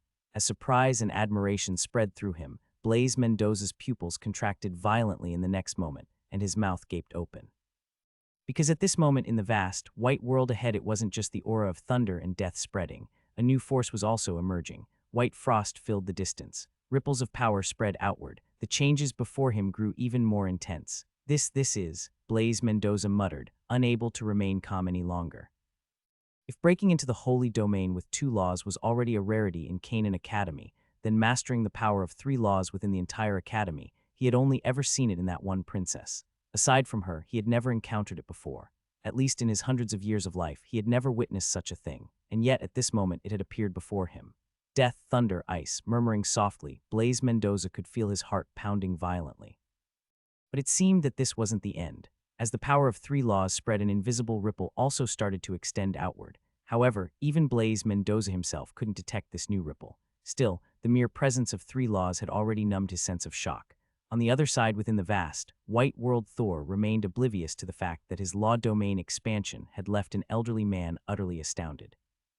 After stabilizing his divinity within the law of thunder's domain, he immediately began channeling the laws of death and ice. The moment he activated the law of death inside his spiritual sea, his death godhood pulsed violently. Waves of mysterious ripples spread outward, instantly weaving into his domain. His death domain solidified at an almost visible speed. In fact, it stabilized even faster than his thunder domain. Compared to the law of death and the law of thunder, however, the law of ice didn't go as smoothly. No new divine essence emerged. Still, as his law domain expanded at some unknown moment, delicate snowflakes began drifting down in the white expanse. As the snowflakes descended, his ice and snow domain gradually stabilized, and faint traces of divine essence began to form. But this process was far slower than that of the laws of death and thunder. This imbalance inevitably led to turbulence. Even with the suppression of the law of life, Thor's body experienced violent upheavals. Boom, rumble, thunderous roars echoed within him as the tree of life swayed violently. Surges of life energy trembled chaotically. Thor's expression changed. Just as he was about to take action, the law of life suddenly spread outward. As the law of life expanded, waves of ripples quickly interwove. Under Thor's astonished gaze, the law of life rapidly enveloped the three law domains. Once the law of life fully wrapped around the three domains, the violent turmoil within him gradually subsided, and a flood of newfound insights surged into his mind, intertwining with his spiritual consciousness. Slowly, Thor fully immersed himself in this state. Time passed. It was unclear how long had gone by. At some point, the three law domains had completely stabilized. The previous turbulence had vanished entirely. Even his ice domain no longer had any issues. Phew, that was close. Exhaling deeply, Thor shook his head. With his newfound understanding, he had intended to integrate all three law domains into the law of life. Yes, integrate them into the law of life. As his insights deepened, the law of life itself had manifested its own domain, and given what had just occurred, he had thought of a solution. Merging three different law domains was virtually impossible. His countless attempts over this period had already proven that. However, as a supreme law, the law of life theoretically had the ability to encompass the other three. Even if he couldn't fuse them himself, as long as the law of life could absorb the power of the three laws, it would still be considered a form of fusion. But even absorbing them with the law of life wasn't an easy feat. Theoretically possible, yes, but practically, it was extremely difficult. Despite repeated attempts, he was always just a little short. Still, for Thor, this was enough. At the very least, he now saw the path ahead. If he could achieve this fusion, his strength would ascend to an entirely new level. Not just within the divine domain, but even among deities, he would stand at the pinnacle. As his thoughts churned, a powerful transformation had already begun within his body. Strands of law power interwove, while surges of life energy erupted. At this moment, as his law domain fully formed its divine essence, he officially broke through to the divine domain. The divine aura spread across the domain. At this moment, Thor's domain, which had reached the peak of the holy realm, expanded once again. Simultaneously, a divine presence radiated from Thor's body. The newly sprouted tree of life within him began to grow rapidly. As it did, strands of green light cascaded over his body. With the infusion of this green radiance, Thor's transformation accelerated. His bones, flesh, and even his cells, even his mental power, all underwent metamorphosis. Boom. Rumble, a deafening roar echoed, and an unimaginable force spread throughout the heavens and earth. The surrounding white void was swept up, completely isolating the area. Did he break through? Blaze Mendoza murmured, his expression showing no surprise. After witnessing Thor's mastery of thunder, death, and ice laws, he had already anticipated this outcome. The divine fire realm might have caused others to lose themselves within it, but Thor was not an ordinary person. Someone who could balance 3 domains at once was highly unlikely to be consumed by the divine fire realm, and as long as he didn't get lost in the flames, the divine fire would naturally guide his divinity forward, leading him to break through. It looks like things are about to get interesting. Blaze Mendoza chuckled and then gradually concealed his presence. Although he was the vice dean, he was only responsible for overseeing the divine fire realm. The rest was none of his concern. Time slowly passed. The endless white world churned. No one knew how long it lasted. Suddenly, a vast energy surged outward. Then it rapidly condensed and withdrew. Moments later, Thor emerged from the white void. His aura was calm without the slightest fluctuation. Only upon closer inspection could one notice that his eyes seemed to shine more brightly than before. Divine realm, he murmured, feeling the immense life force coursing through his body. With a mere movement, he sensed the ability to shatter everything in his path. Even Thor couldn't help but feel a surge of excitement. Such power within the kingdom, it was already at the pinnacle. Even most rulers were only at the divine realm. Only in the northern 3 kingdoms, such as the Tulip Kingdom and the Golden Flower Kingdom, did some high-tier monarchs reach the advanced divine realm. If he wished, he could now use his accumulated merit points to claim a king's title. He was also qualified to join the expeditionary forces in the Outer Realm War, and not just as a participant but as a commanding officer. Phew. Exhaling deeply, Thor calmed his emotions. He activated his student badge. Sheeing, a light flashed. Neil Morton's image appeared. You broke through. Seeing Thor through the projection, Neil Morton sighed in relief. Though he had confidence in Thor, the divine fire realm was unpredictable. Truthfully, he had been worried. Fortunately, Thor not only made it out but also successfully broke through. Yes, thank you, Lord Neil. How much time is left before the Academy ranking tournament? Thor smiled as he asked. It started yesterday, but I applied for an extension for you. As a special recruit, you were eligible to skip the first round, but only the first round. Any further and you'd have missed out. I've already sent you the tournament location. You should head over now. The first round is nearly over. Neil Morton spoke solemnly. Understood. Thor nodded and ended the communication. He breathed a sigh of relief. He hadn't expected to spend so much time in the divine fire realm. Originally, he thought he'd finish quickly. Fortunately, he hadn't missed the tournament. Otherwise, the loss of merit points would have pained even him. In the Empire, earning merit points was difficult. Aside from the Outer Realm War and Canaan Academy, there were almost no other sources. Missing the Academy tournament meant he would have to earn merit points in the Outer Realm War, which was too dangerous for him at this stage.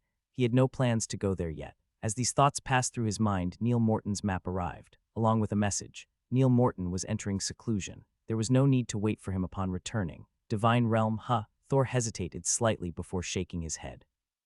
He knew exactly why Neil Morton was entering seclusion. His hatred had not faded. In such circumstances, he needed to strengthen himself quickly.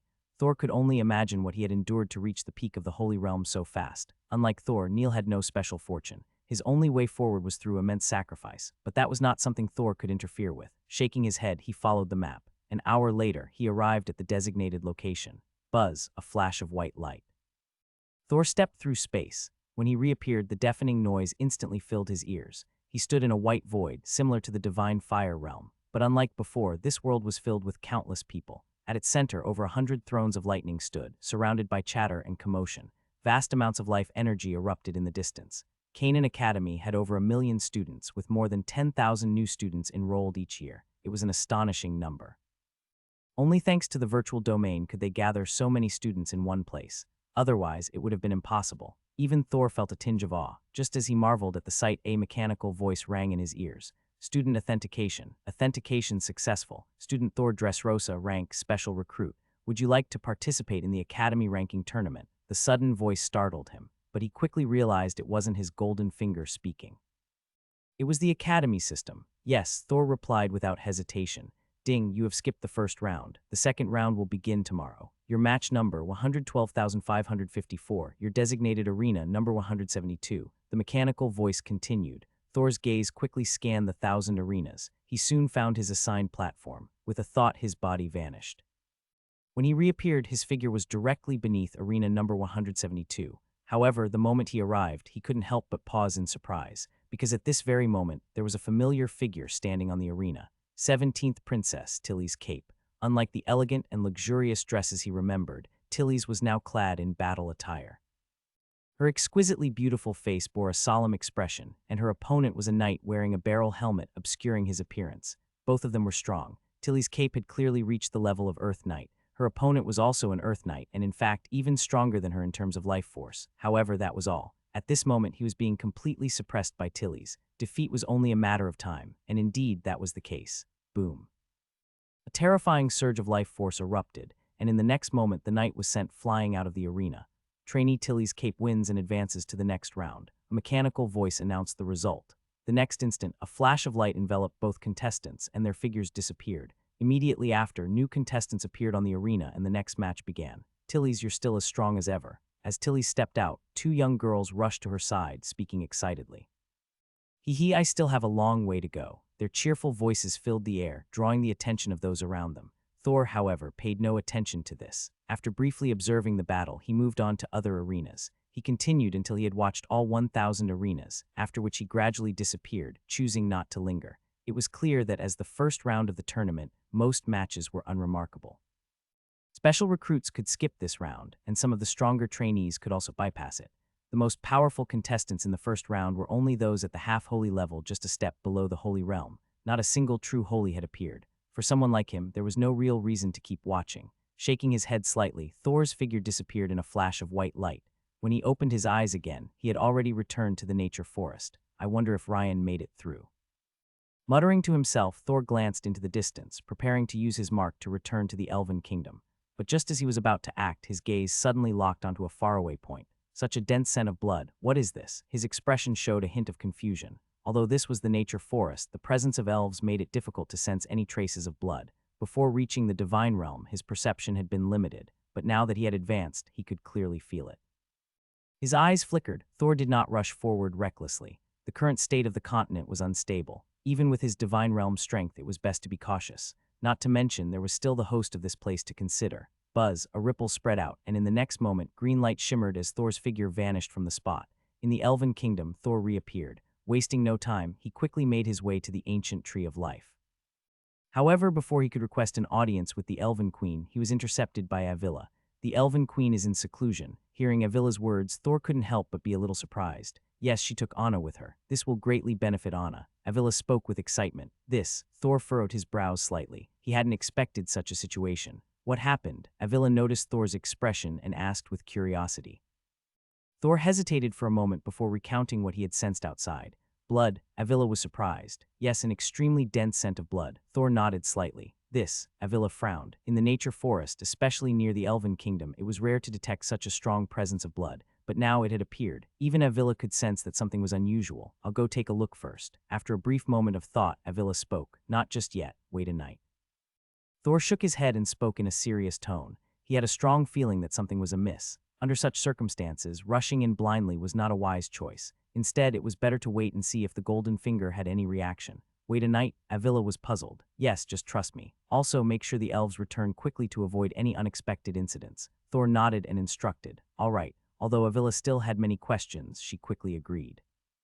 After spending so much time with Thor, she had come to trust him completely, even if she occasionally had her doubts. Ailla swiftly took action. Meanwhile, Thor returned to his residence. At this moment, Marco and the Night Squad were gathered there. Compared to before, even though they had only spent 3 days around the ancient tree of life, the effects of the life of right had still reached them. The abundant life energy had granted them a significant boost. Many of them had experienced noticeable breakthroughs. Several had even advanced to the mid-stage of Earth Knight. This was a breakthrough that would have normally taken them over a decade to achieve. Most surprising was Marco, who was now on the verge of breaking through to the level of Sky Knight, something that even Thor hadn't expected. This is a high-grade life potion, Marco. Use it to break through to Sky Knight as soon as possible. After a moment of thought, Thor turned to Marco and spoke solemnly. Yes.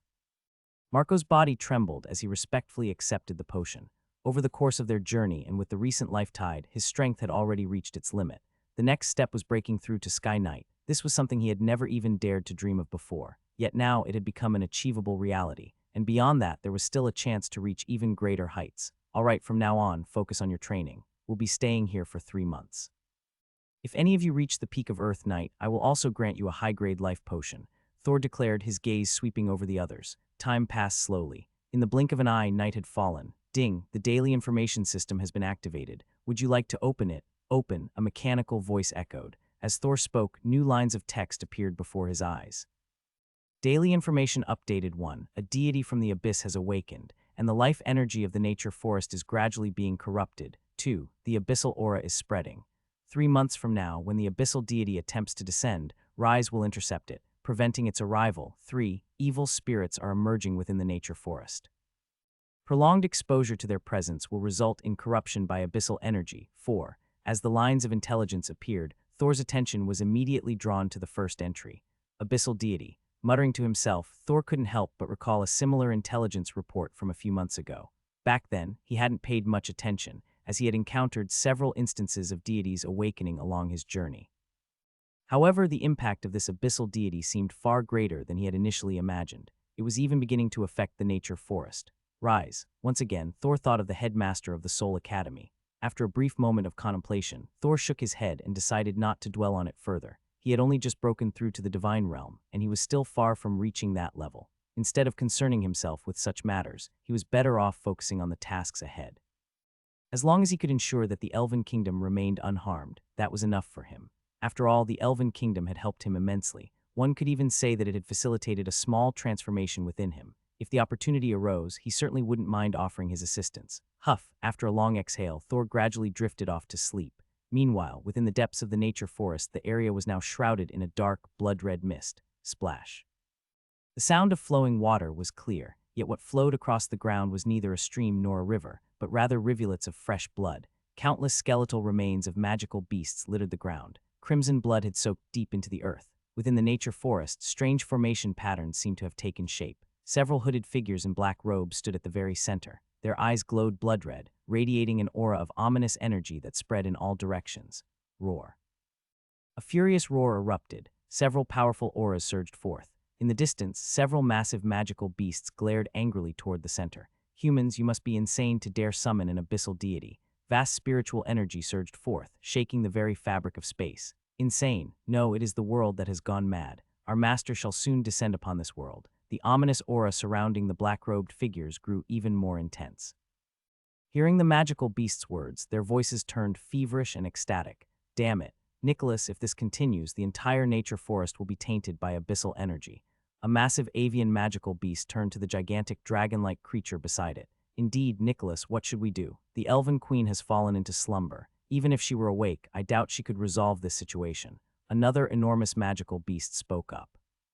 At this moment, even they, as Tier 7 magical beasts, felt a deep sense of unease and anxiety. The Abyss. This was the Abyss, a vast chaotic realm containing countless planes. Ever since the collapse of the Divine Realm, the number of planes had increased, yet these planes differed. For instance, Yulan continent and their own continent were classified as material planes. In contrast, the Abyss thrived by consuming material planes. If the Abyss descended, the consequences would be unimaginable. None of the 3 magical beasts had expected that these human lunatics would attempt to summon an abyssal deity. If they succeeded, the abyss would descend and the continent would suffer immeasurable devastation. Even magical beasts were unwilling to see this happen. I have already informed the 2 great empires. Let's hope they act in time. The dragon swayed its tail, speaking in a low tone. I knew it. Humans always produce maniacs. I should have left this continent years ago. The earlier magical beast let out a low growl, but there was nothing they could do now. That was abyssal energy in the distance. Even if they could easily crush those wretched humans with a single strike, they dared not approach, for if they were tainted by abyssal energy, their fate would be no better than that of the other corrupted creatures. That was the Abyss. Even Tier 8 beings were not immune. They were furious. and yet the abyssal energy continued to spread. Already, over a tenth of the nature forest had been contaminated. Amidst the intertwining blood-red energies, a terrifying presence was beginning to take form. An abyssal deity was on the verge of descending. The three black-robed figures trembled in fervent excitement. Of course, Thor was unaware of any of this, nor did the daily information system update him on it, as it had little to do with him. The night passed without incident. As the morning sunlight broke through, Thor once again stepped into Canaan Academy. With the Elven kingdom secure, he had no further concerns. Swish, a flash of white light, and he reappeared in the vast white space from the day before. Compared to yesterday, there were noticeably fewer people present today. The moment he stepped in, a surge of information entered his mind, informing him of the results from the previous day's assessment. A total of 820,000 students had participated in Canaan Academy's ranking competition. On the first day, 410,000 had been eliminated. Today, these 410,000 would compete in the second round. Even as a special recruit, Thor was required to participate in this round. According to the competition rules, only 1,000 contestants could advance past the second round. This meant another 409,000 would be eliminated, an astonishing figure, one that hinted at the brutal intensity of the competition. Indeed, the matches progressed rapidly. Over 1,000 arenas commenced battles simultaneously. Many duels ended almost immediately. Only a handful of matches lasted longer, typically when both opponents were evenly matched, but such cases were rare. Clearly, the matchups had been arranged with deliberation. Soon, Thor faced his first opponent. His opponent was weak, merely a Sky Knight. With Thor's current strength, he didn't even need to exert himself. His domain suppression alone was enough to end the fight. One by one, his second, third, and fourth opponents fell in the same manner. Most were just Sky Knights. The day's competition quickly came to an end. Over the course of the day, out of 410,000 participants, 350,000 were eliminated, leaving only 60,000 remaining. These 60,000 would compete over the next 2 days to determine the final 1,000 contestants. Compared to today's matches, tomorrow's battles were expected to be far more intense. And indeed, that was the case. When the second day arrived, Thor's first opponent made his eyebrows twitch involuntarily. His opponent was at the Holy Domain level. At this stage, there were still a full 60,000 contestants remaining. Of course, Thor merely raised an eyebrow. Holy Domain, it was nothing to him. Even if he hadn't broken through to the Divine Domain, his strength alone was more than enough to easily handle a Holy Domain opponent. Previously, he had misunderstood, thinking all Holy Domain experts were as powerful as the shadow he had encountered during the examination. Now, he understood very few Holy Domain experts could match the strength of that shadow. In fact, even at the early Holy Domain stage, or even at the Holy Domain peak, few could compare to that level of power. Boom! With an explosion of energy and a decisive strike, Thor secured another victory. Nothing much had changed from before. Across more than 1,000 arenas, some contestants like Thor dominated their battles, while others were already struggling. After all, anyone who had passed the first round and survived yesterday's matches was undoubtedly an expert. Most had already reached the Holy Domain level. Even Thor couldn't help but feel a chill at the thought of 60,000 Holy Domain experts gathered here. But this was the Empire. Compared to a kingdom, the Empire possessed far greater resources and power beyond comparison. Even with most of its strength currently deployed elsewhere, the Empire remained terrifyingly strong. In fact, even the Canaan Academy alone was already a formidable force. As time passed, the second day's matches quickly came to an end. This time, the number of contestants dropped from 60,000 to just 20,000. The third day marked the final day of the second round. It was expected to be the most intense battle yet. Out of the 20,000 remaining, only half would make it to the final round. And those who had endured this far were at least in the late Holy Domain stage. Many had even reached the Holy Domain peak. Some had even surpassed that level. As night passed, the third day arrived once again. As expected, the moment the battles began, over 1,000 arenas instantly erupted into fierce combat. Thor no longer found his fights as easy as the previous day. Though his opponents hadn't yet condensed divinity, their peak Holy Domain strength was formidable. It took him more than 10 breaths to defeat his opponent. Other battles were even more intense. Thor unexpectedly spotted Ryan in Arena 225. Ryan's opponent was a peak Holy Domain expert. In contrast, Ryan was only in the early Holy Domain stage. Yet despite that, Ryan was the one suppressing his opponent. A terrifying lightning domain covered the entire arena, forcing his opponent to struggle miserably within the sea of lightning. This scene drew gasps of astonishment from the crowd. Ultimately, though pale-faced, Ryan defeated his opponent.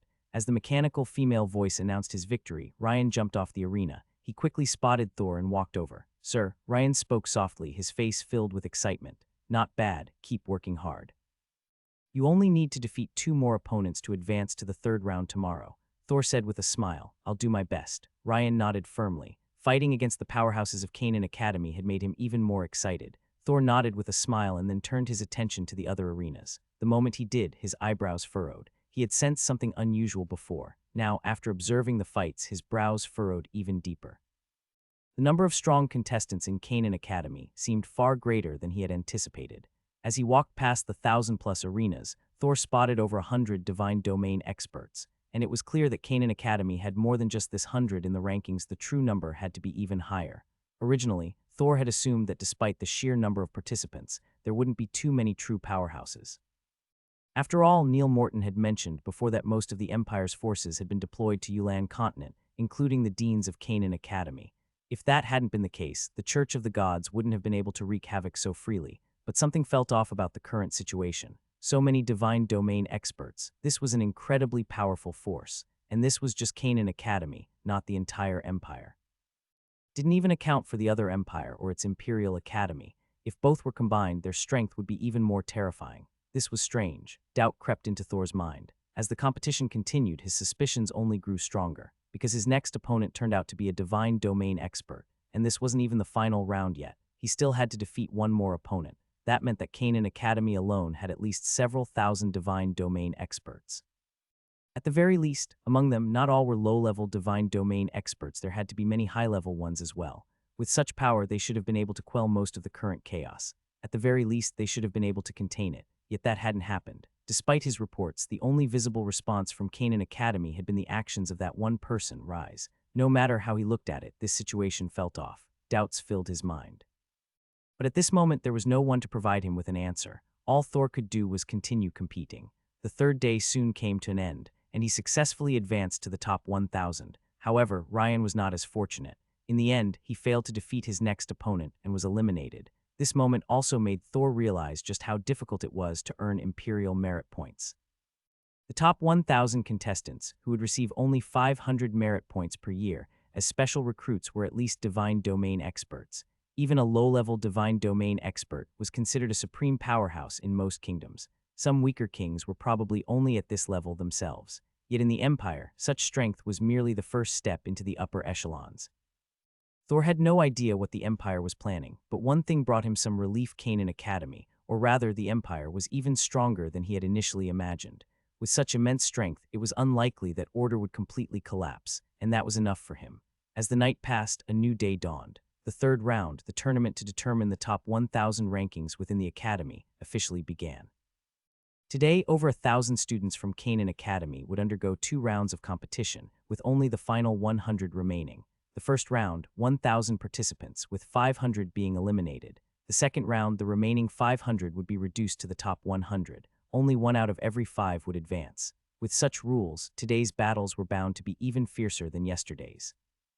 Especially now those who had made it this far were all at least in the initial stages of the divine domain, making the challenge even greater. Even Thor couldn't guarantee his victory. After all, no weaklings were admitted into Canaan Academy, and those who had reached the divine domain were even more exceptional. With tension and anticipation filling the air, the 3rd round of battles commenced. Soon, Thor heard his name called. With a single leap, he landed on the arena. Opposite him, another figure appeared, a burly middle-aged man radiating a terrifying aura.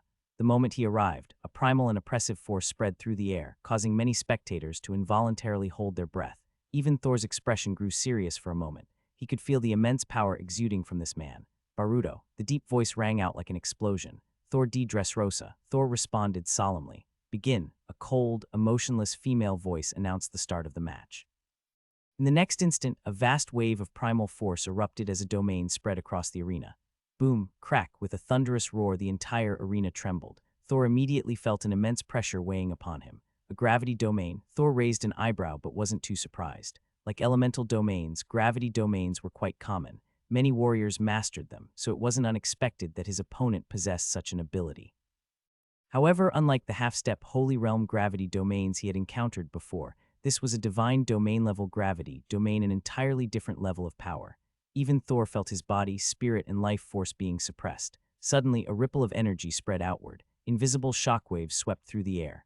Boom, rumble, thunderous explosions echoed as dark clouds rapidly gathered above the battlefield. A suffocating pressure filled the arena. Bolts of lightning flickered within the stormy clouds. Thor had chosen to unleash his lightning and thunderlaw domain. For one, he had already used it multiple times before, so there was no longer a need for secrecy. Secondly, among the domains he had mastered, the lightning and thunderlaw domain was his most powerful, far surpassing the ice law domain he had only recently assimilated. As for the death law domain, Thor still wanted to keep it as his trump card. Lightning crackled, its immense energy surging throughout the battlefield. Thor's aura soared. Boom, rumble. As the domains clashed, the burly man's expression changed dramatically. His gravity domain was unable to withstand Thor's lightning domain. The moment they collided, his domain began to collapse. Although Thor had only recently stepped into the Holy Realm, the synergy of his three domains made even a single one far stronger than an ordinary newly ascended divine domain warrior. The burly man had indeed reached the divine domain, but he had only just broken through, just like Thor. His divine essence had not yet fully stabilized. Thus, he was unable to endure Thor's overwhelming power. As the lightning domain spread, crackling thunder drowned out all other sounds. On the arena, the burly man was forced backwards, sweat beading on his forehead. Each step felt like a crushing weight pressed down on him, until he reached the very edge of the arena. "I surrender." The man spoke with difficulty. The next moment, a white light enveloped him, and he vanished from the battlefield. Match over. Student 112,554 wins. The second round will begin in 1 hour. Prepare accordingly. The mechanical female voice rang out again. Thor descended from the arena. "My lord." Ryan's face was flushed with excitement as he greeted Thor. Thor's victory meant he had officially entered the top 500. Even Ryan couldn't help but feel thrilled for him. Thor smiled and nodded, then shifted his focus back to the other battles. Just as he had expected, now that the competition had reached the top 1,000, every single match involved divine domain-level warriors. Scanning the various arenas, he didn't see a single peak Holy Realm combatant. The weakest competitors were all at the same level as the burly man he had just defeated, newly advanced divine domain warriors, the strongest ones. Thor couldn't even gauge their power, especially the figure standing on Arena 1, the Empire's princess. Murmurs spread through the crowd, confirming Thor's suspicion. After watching her descend from the arena, he left. Figures like her were irrelevant to him for now. He was powerful, but the divine domain was completely different from the Sky Knight stage. As a Sky Knight, he could rival or even defeat Holy Realm warriors, but in the divine domain at best, he could fight a mid-tier divine domain opponent. Defeating one would be extremely difficult, let alone a high-tier divine domain warrior. And gods, they were on an entirely different level. After all, divine domain warriors were still mortals on the brink of divinity, but gods were something else entirely. Even a lower god could easily annihilate any high-tier divine domain warrior. The gap was insurmountable. Thor understood this well. That's why his goal was only to enter the top 100, not to take first place. Of course, even making the top 100 wouldn't be easy. Time passed. An hour later, the second round of the third phase began. Unlike the first round, this phase introduced a major change. The 1,000 arenas vanished. Only 100 arenas remained. Contestants had 2 ways to qualify. 1. Remain undefeated on an arena for 12 hours. 2. Defeat 4 consecutive challengers. Thor studied the rules carefully and raised an eyebrow. This format was far more brutal and intense. Winning 4 consecutive battles within 12 hours was no small feat. Furthermore, the timing of one's entrance was crucial. Too early, and one might face a powerhouse. Too late, and there might be no opportunities left. As he pondered his next move, he spotted a familiar figure. His eyes lit up. With a flash, he vanished. Landing on Arena 93, he faced his opponent. As soon as a figure took his position, he was startled to find another figure suddenly appearing before him. "Thor Dresosa, please give me your guidance." Thor's voice rang out as his gaze fell on the figure ahead. He was very familiar with this person. It was the one who had eliminated Ryan. The reason Thor acted immediately was that he understood this opponent's strength. Compared to others, this knight's strength barely reached the divine domain level and was even weaker than the burly man Thor had just defeated. This opponent was undoubtedly the best target. Defeating him wouldn't even require revealing too many of his own abilities. At this moment, as he pondered, Thor gradually grasped the key to this competition. That was to conceal his abilities as much as possible. Only by doing so could he win 4 matches in a row. Otherwise, if he exposed everything, defeat would be almost inevitable. Among the thousands of students, very few were confident in lasting 12 hours or defeating 4 opponents. The rest had to learn how to hold onto their ground. Hearing Thor's words, the figure opposite him was first taken aback, then his expression darkened slightly. He had just stepped onto the stage, and there were still several open spots behind him, yet Thor had singled him out. It was clear that Thor considered him weak. "Please give me your guidance." A deep voice responded, and this time he didn't even announce his name. His domain power instantly spread. An invisible gust of wind swept through the arena. Wind domain unleashed. Thor smiled without saying a word. The next moment, Thunder Domain spread out. However, this time he didn't exert his full strength but instead suppressed his lightning and Thunder Domain to match his opponent's level. He had to win, but he couldn't win too easily. Otherwise, it would be hard to lure in his real targets. Boom, rumble. The two domains clashed once again. Unlike before, this time, the domains locked in a deadlock at a distance. Seeing this, the previously frustrated figure visibly relaxed, even smirking coldly. Thor, however, paid no attention. He continued suppressing his strength to match his opponents and engaged in battle. Their fight quickly drew attention. As more and more eyes focused on the two combatants, many spectators' eyes lit up. Both Thor and his opponent weren't particularly strong, making the winner seem like an ideal next target. Of course, those who had watched Thor's earlier fights thought differently.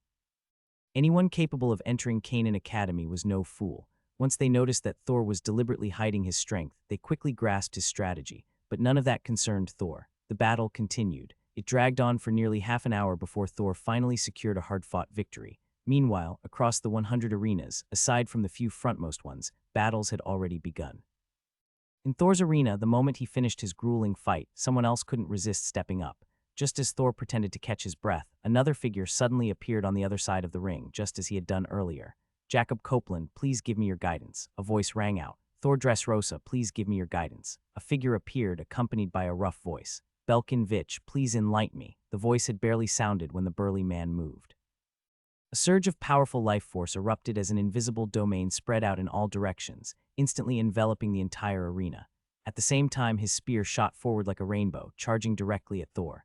Clearly, he was using his full strength from the start, leaving Thor no opportunity to react. Thor chuckled lightly but remained unfazed. Buzz, ripples spread outward, and in the next instant, a thunder domain expanded once again. Boom, rumble. The two domains collided the moment they spread out. One was a domain of thunder, the other of fire. The scorching heat seemed ready to consume Thor's thunder. Due to the timing of the attack, Thor's domain was momentarily suppressed. However, it was only a fleeting suppression.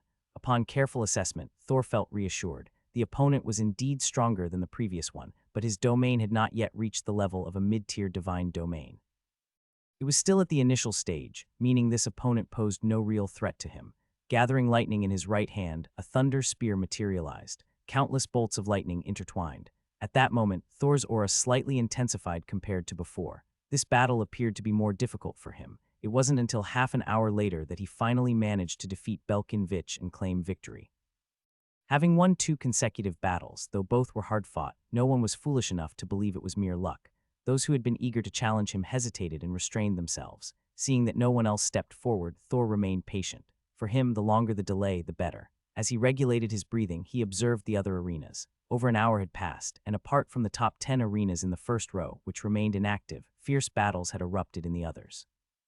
For those like Thor, whose strength was not overwhelmingly dominant, strategic maneuvering was necessary. But for some of Kanan Academy students, such considerations were unnecessary. They had absolute strength and confidence.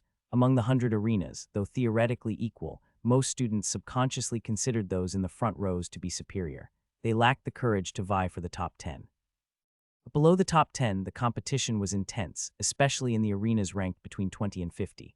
Fights broke out almost constantly. Scanning the arenas, Thor saw multiple people being thrown off the platforms. Even with the separation of the illusionary domain, the scale of the battles felt terrifying. High-tier divine domains. Fixing his gaze on the arenas ranked within the top 30, Thor murmured to himself, his heart unable to remain calm. Every fighter still standing in these arenas had a high-tier divine domain. If that was the case for the top 30, then what about the top 20? The top 10? There was no need to speculate further. At that thought, Thor's eyes drifted toward the figure ranked first. Previously, the Imperial Princess had already reached the level of a lower god. How much had she progressed this time? Had she broken through to a higher realm? As Thor pondered, his brief respite on the arena ended.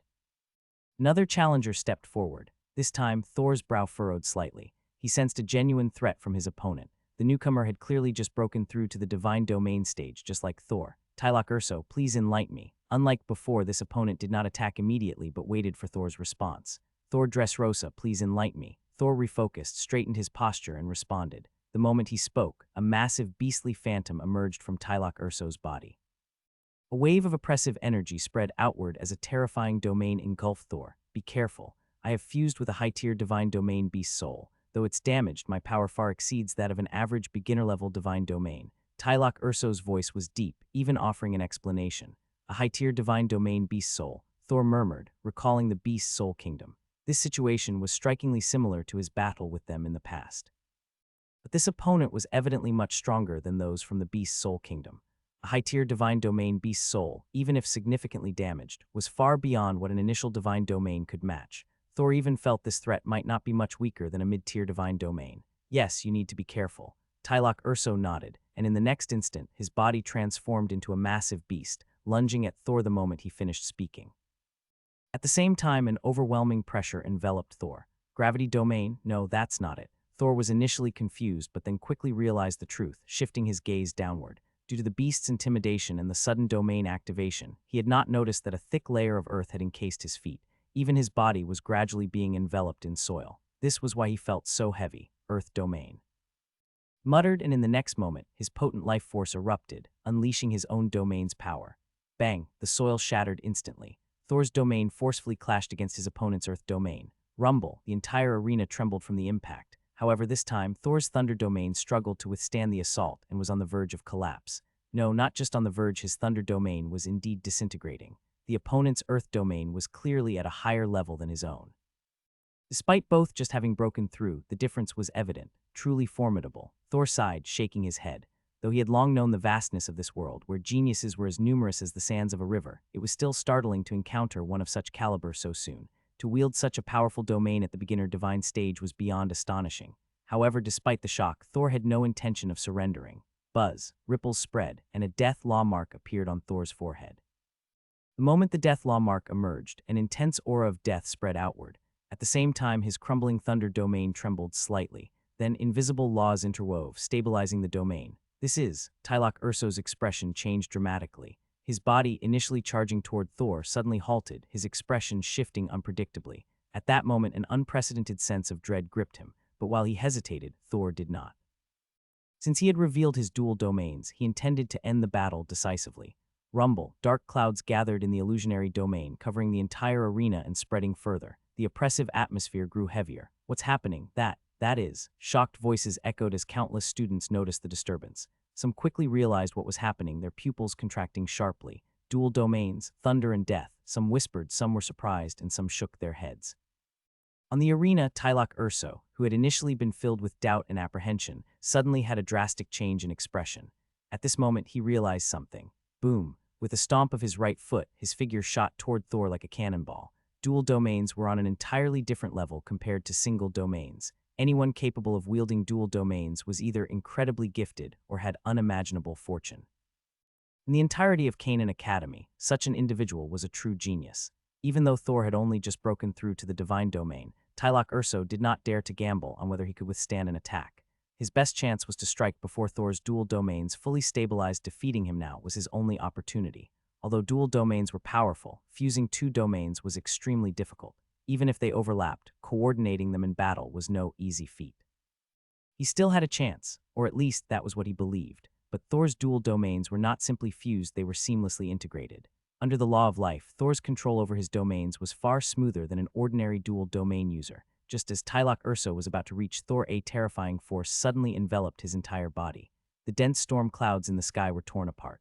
A massive silver warhammer, large enough to cover the entire arena, materialized in the sky. In that instant, his body seemed to freeze. His expression changed rapidly as he desperately tried to move, but under the terrifying suppression, it was as if his entire body had been weighed down by lead. He could not move at all. Boom, rumble, thunderous explosions echoed through the arena. The overwhelming power of lightning and death intertwined across the battlefield. Faced with the colossal silver warhammer and the overwhelming force of Thor's dual domains, Tylok Urso, locked in place, felt cold sweat dripping down his forehead. No, not just his forehead. His entire body was drenched in cold sweat. I surrender. Just as the silver warhammer was about to crash down, Tylok Urso struggled to speak. The moment his words fell, the warhammer halted in midair. The entire space froze in that instant. The match is over. Contestant 112,554 is the winner. A cold female voice echoed. The domains collapsed. The frozen figures disappeared. Only Thor remained standing on the arena. As he returned to the ground, Tylok Urso let out a sigh of relief. He gave Thor a deep look before swiftly leaving the battlefield. Having effortlessly defeated Tylok Urso, Thor's arena fell into silence once more. His previous display had undoubtedly intimidated many. Before, people only speculated about his strength. Now they had witnessed it for themselves. For a moment, no one dared to challenge him. Thor, however, paid no mind to this. To him, as long as he achieved his goal, nothing else mattered. What concerned him more was the illusory domain surrounding them. That last attack, he had not stopped it himself. Even if he had wanted to, he wouldn't have been able to react in time. It was the illusory domain that had frozen space, halting his dual domains instantly. Such an ability was beyond his comprehension even now. The one who controlled this illusory domain, how powerful were they? A high god, or perhaps someone even stronger? His thoughts raced. Meanwhile, the crowd below whispered among themselves. Gradually, the number of people gathered around Thor's arena began to dwindle. Clearly, many of them had chosen to find other targets. They had no choice. Thor's strength was far beyond their reach. Even those who had recently broken into the early stage divine domain, or were on the verge of reaching the mid-stage, hesitated. Some mid-stage divine domain challengers also chose to leave. Even if they could defeat Thor, if they sustained too much damage, their chances of winning the next 3 matches would be slim. It simply wasn't worth the risk. They might as well pick a different target from the start. After all, aside from the top 50 rankings, mid-stage divine domain contenders still had a solid chance at making it. Especially those aiming for the 80th to 90th spots. Mid-stage divine domain contenders could almost secure those ranks with little resistance. Of course, while some people left, others arrived. But after learning about Thor's battle, many newcomers also turned away. Only a few chose to stay. In the end, only about a third of the initial crowd remained around Thor's arena. Their eyes gleamed with uncertainty. Yet none of them stepped forward to challenge him. Instead, they waited in silence. Thor had no idea what they were planning. Seeing no new challengers, he simply sat cross-legged on the arena and began meditating. That battle had given him valuable insights. Now was the perfect time to consolidate his gains. At this moment, the arena fell silent. Below the platform, figures gathered. Some were eager to act, while others hesitated. There was no helping it. Thor's performance had just been too shocking. It left them momentarily afraid to step forward. The fusion of 2 domains, even though Thor had only just broken through to the Divine Realm, meant that an ordinary early-stage Divine Realm opponent was already no match for him. Mid-stage Divine Realm fighters might have a chance, but it was only a chance. It wasn't guaranteed.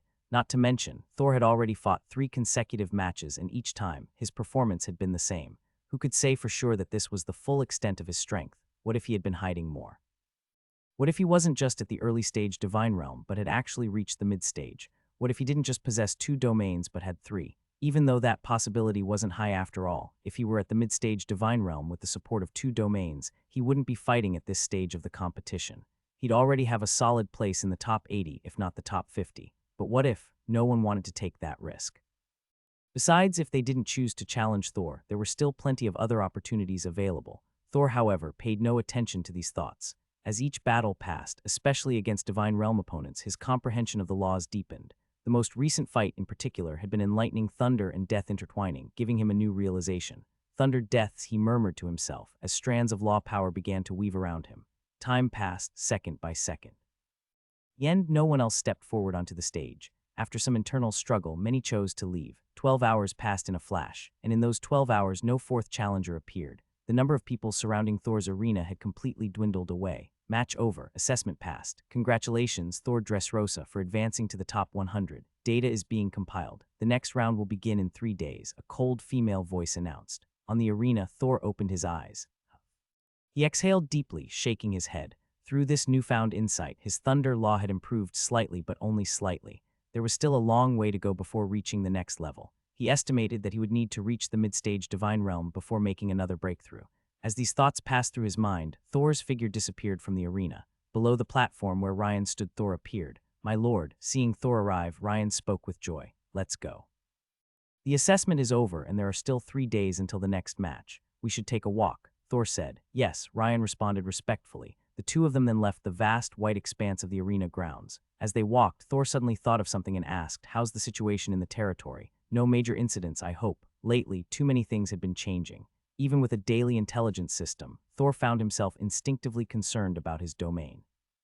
"My lord, there haven't been any major problems. It's just," Ryan nodded but hesitated mid-sentence, furrowing his brows slightly. "What is it?" Thor, noticing Ryan's expression, felt a sudden pang of unease. "My lord, it's not about the territory. It's about Frostmoon Province. Just yesterday, the Marquis sent a letter stating that 3 count-ranked families had suddenly been wiped out.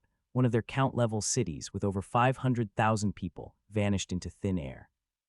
He warned us to be careful," Ryan quickly explained. 3 count families, 500,000 people. Thor's eyebrows twitched at those words. Even though he had anticipated some trouble, he hadn't expected such a severe crisis to erupt within the Tulip Kingdom. 3 counts, this was not a small number. And unlike other kingdoms, the strength of the northern 3 kingdoms, particularly Tulip and Goldenflower, was extremely formidable. Even in the past, the 3 royal clans had exiled the Behemoth King. That was one reason Thor hadn't been overly concerned. But now, things seemed even worse than he had imagined. If Frostmoon Province was already in such chaos, the situation in the other provinces could only be worse. How about Eastmoon Province? Thor asked immediately. Eastmoon Province. We haven't heard of any issues so far. Ryan was momentarily stunned before shaking his head. Hearing this and seeing Ryan's expression, Thor let out a small sigh of relief. Eastmoon Province, as the location of the Tulip Kingdom's royal court, was the heart of the kingdom. If something happened there, then it would truly be disastrous. All right, for now, have the Eagle Chamber of Commerce gather as much information as possible about Eastmoon Province. If anything comes up, notify me through the academy immediately. I'll return as soon as I can, Thor instructed after some thought. Yes. Ryan answered promptly, not daring to delay. Thor nodded slightly. After discussing a few more matters with Ryan, they parted ways. Thor returned to the Elven Kingdom. Ryan headed back to the northern province. Elven Kingdom residents, looks like trouble is just beginning. I need to head back soon. Thor sighed, shaking his head. Even he could feel just how massive this problem was. The Empire was facing issues, the kingdom was facing issues, and the entire continent was in turmoil. All these conflicts intertwined, forming a web of chaos. Even with his golden finger, Thor felt like it was a tangled mess, impossible to fully grasp. He had no idea what the Empire was planning. He didn't know whether the kingdom had a solution. Perhaps they did. After all, without a plan, things would have already spiraled out of control. One thing was certain: even if the higher-ups considered these losses acceptable, Thor did not want himself or his people to be part of that acceptable loss. Originally, he had planned to stay in the Elven Kingdom for a while. Compared to his own territory, this place was better suited for training, especially for comprehending the laws of life. Even though the life of right had ended, training here was still significantly faster. However, given the current situation, returning sooner was the wiser choice. As Thor's thoughts settled, the sky gradually darkened. Taking a glance around, he cleared his mind and resumed his cultivation.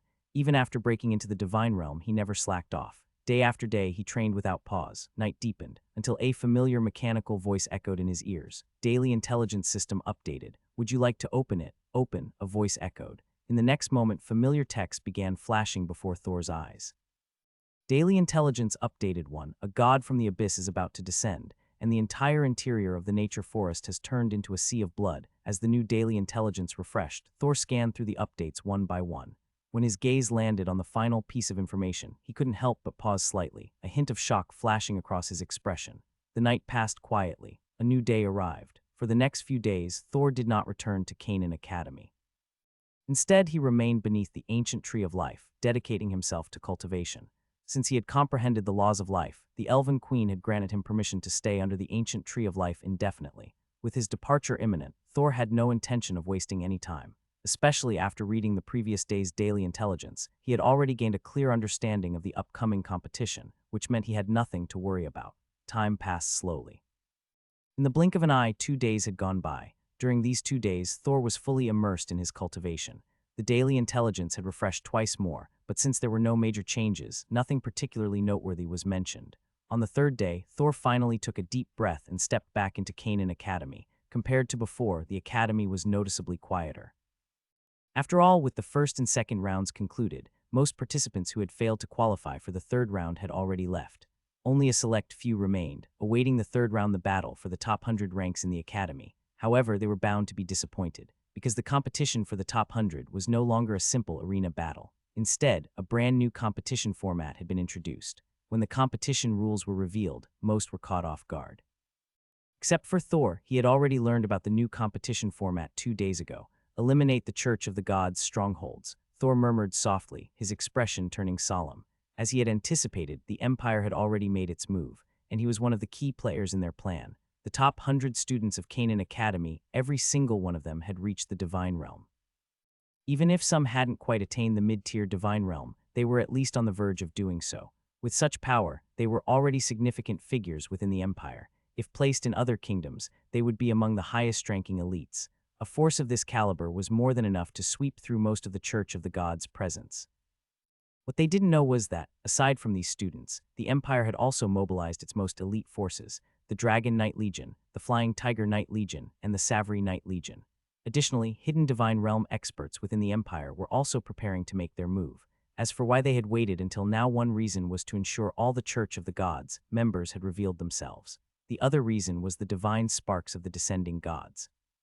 Students from Canaan Academy rarely took the path of ascension through divine spark inheritance. After all, that path severely limited their future potential. A lower-tier god who ascended through a divine spark would find it nearly impossible to break through to the mid-tier unless they could acquire a mid-tier divine spark that perfectly matched their essence. Talented individuals typically formed their own divine sparks, but talent was rare. The Empire was vast, and those capable of igniting divine flames and condensing divine sparks were 1 in 10,000. There needed to be another way to offer hope to the others, especially within the military. The acquisition of divine sparks was one of the greatest rewards the two great empires sought. Since this event would yield a significant number of divine sparks, the Empire had no reason not to claim them. As for the casualties among lower-ranking individuals, that was an acceptable loss for both great empires. After all, in a feudal society, the ruling class rarely cared about the lives of the lower ranks. Thor couldn't change this reality. In fact, he had only deduced this truth through the insights provided by the past few days' intelligence updates. Otherwise, even now, he might not have fully grasped the situation. Exhaling deeply, Thor let out a sigh. He then temporarily pushed these thoughts aside and turned his gaze to the glowing screen before him. The screen displayed a massive map. Scattered across the map were numerous red dots. Each red dot represented a stronghold of the Church of the Gods. For the third round of the competition, their objective was to eliminate these strongholds. The point system was as follows: strongholds containing a Sky Knight, 1-point strongholds containing a Holy, 10-point strongholds containing a Divine Realm being, 100-point strongholds containing a lower-tier god, 10,000-point strongholds containing a mid-tier god, 100,000 points anything above the mid-tier god level was not displayed. Clearly, such entities were beyond their ability to handle and weren't even included in the rankings. At this moment, Thor wasn't focused on the scoring system, but rather on the distribution of red dots. Canaan Academy had provided an incredibly detailed map, with noticeable variations in the size of the red dots. The larger the red dot, the stronger the stronghold's forces. Conversely, smaller red dots indicated weaker strongholds. Thor scanned the map carefully. His gaze traveled from the Macedonian kingdom to the Sarca kingdom, then to the Black Knight kingdom and the Sierra kingdom, before finally settling on 3 northern kingdoms: the Tulip kingdom, the Blazing Scarlet Flame kingdom, and the Violet Goldflower kingdom. Compared to the other nations, Thor was more concerned about these 3 northern kingdoms more specifically: the Tulip kingdom and the Violet Goldflower kingdom. The Tulip kingdom was his base of operations. As for the Violet Goldflower kingdom, over the past period, the Eagle Chamber of Commerce had gradually expanded its influence into its territory. Thor didn't want anything to happen there, as it would interfere with his future plans. As he focused his gaze, he finally let out a breath of relief. Just as he had expected, the situations in the Tulip Kingdom and the Violet Goldflower Kingdom were not as dire as he had feared. Unlike other kingdoms, which were covered with a dense cluster of red dots, the combined red dots of these two kingdoms were even fewer than those in the Sarca Kingdom alone. And the Sarca Kingdom wasn't even the worst. Some kingdoms were so overrun with red dots that their entire territories were practically consumed.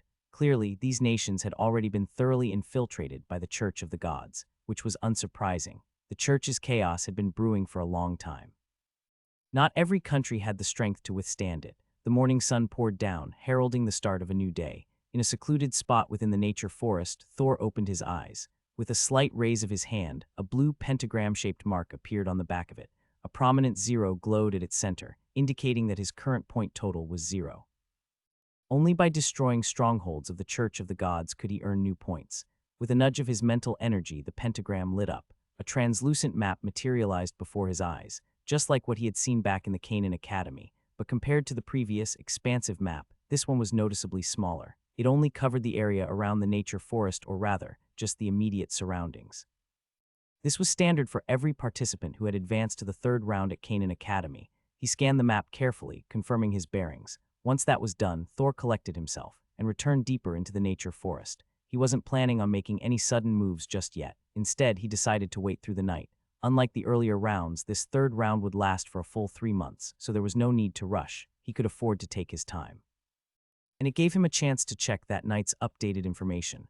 Back in the Elven kingdom, the night passed gradually. Before long, the familiar mechanical voice rang out again. Daily information has been updated. Would you like to open it? Open it.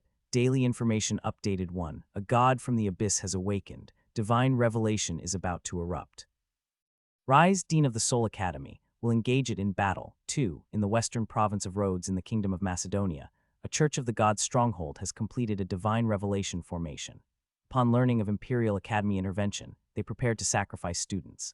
7 days later, a Canaan Academy student escaped severely injured. 3 holy level experts died. 3. 1 day from now, a severely wounded earth dragon will appear 30 miles west of your current position. It will arrive in 3 hours. You will acquire a dragon egg. 4. Major unrest is occurring within the kingdom of Sarca.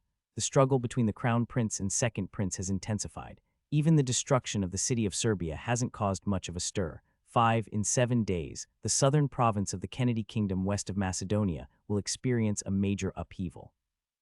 A Church of the Gods stronghold will emerge, containing a precious law crystal. 6. Within the kingdom of Sierra, divine energy is surging. The descent of the flame god is set to destroy over half the kingdom in 1 month. 7. Though the empire is mobilizing, the Church of the Gods has long been prepared. 2 months from now, Princess Katerina, the 7th princess of the Golden Flower Kingdom, will face a major threat. She will be critically wounded, only to be rescued by a serf from her own kingdom. 8. Line after line of daily information appeared. With the 3rd round now underway, nearly all the intel updates focused on the Church of the Gods. Thor reviewed each entry, his expression gradually growing more solemn. The situation was even more complex than he'd anticipated. Though the Empire had expected the Church's movements, it was clear the Church had also anticipated the Empire's countermeasures. Both sides were locked in a fierce game of strategy, and that danger extended even to Canaan Academy students. Out of the 10 pieces of intel, 2 detailed casualties or injuries sustained by Academy students, and this was just the beginning, not the end. It was foreseeable that these losses would only escalate as time went on. Hugh, after a long pause, Thor exhaled deeply. Then, regaining his composure, the night passed. As morning sunlight spilled over once more, signaling a new day, Thor began making preparations to leave the Elven kingdom. "You're leaving already?" Hearing his words, Ailla looked surprised. "Yes, the Academy's examination has started. I need to head out as soon as possible," Thor nodded.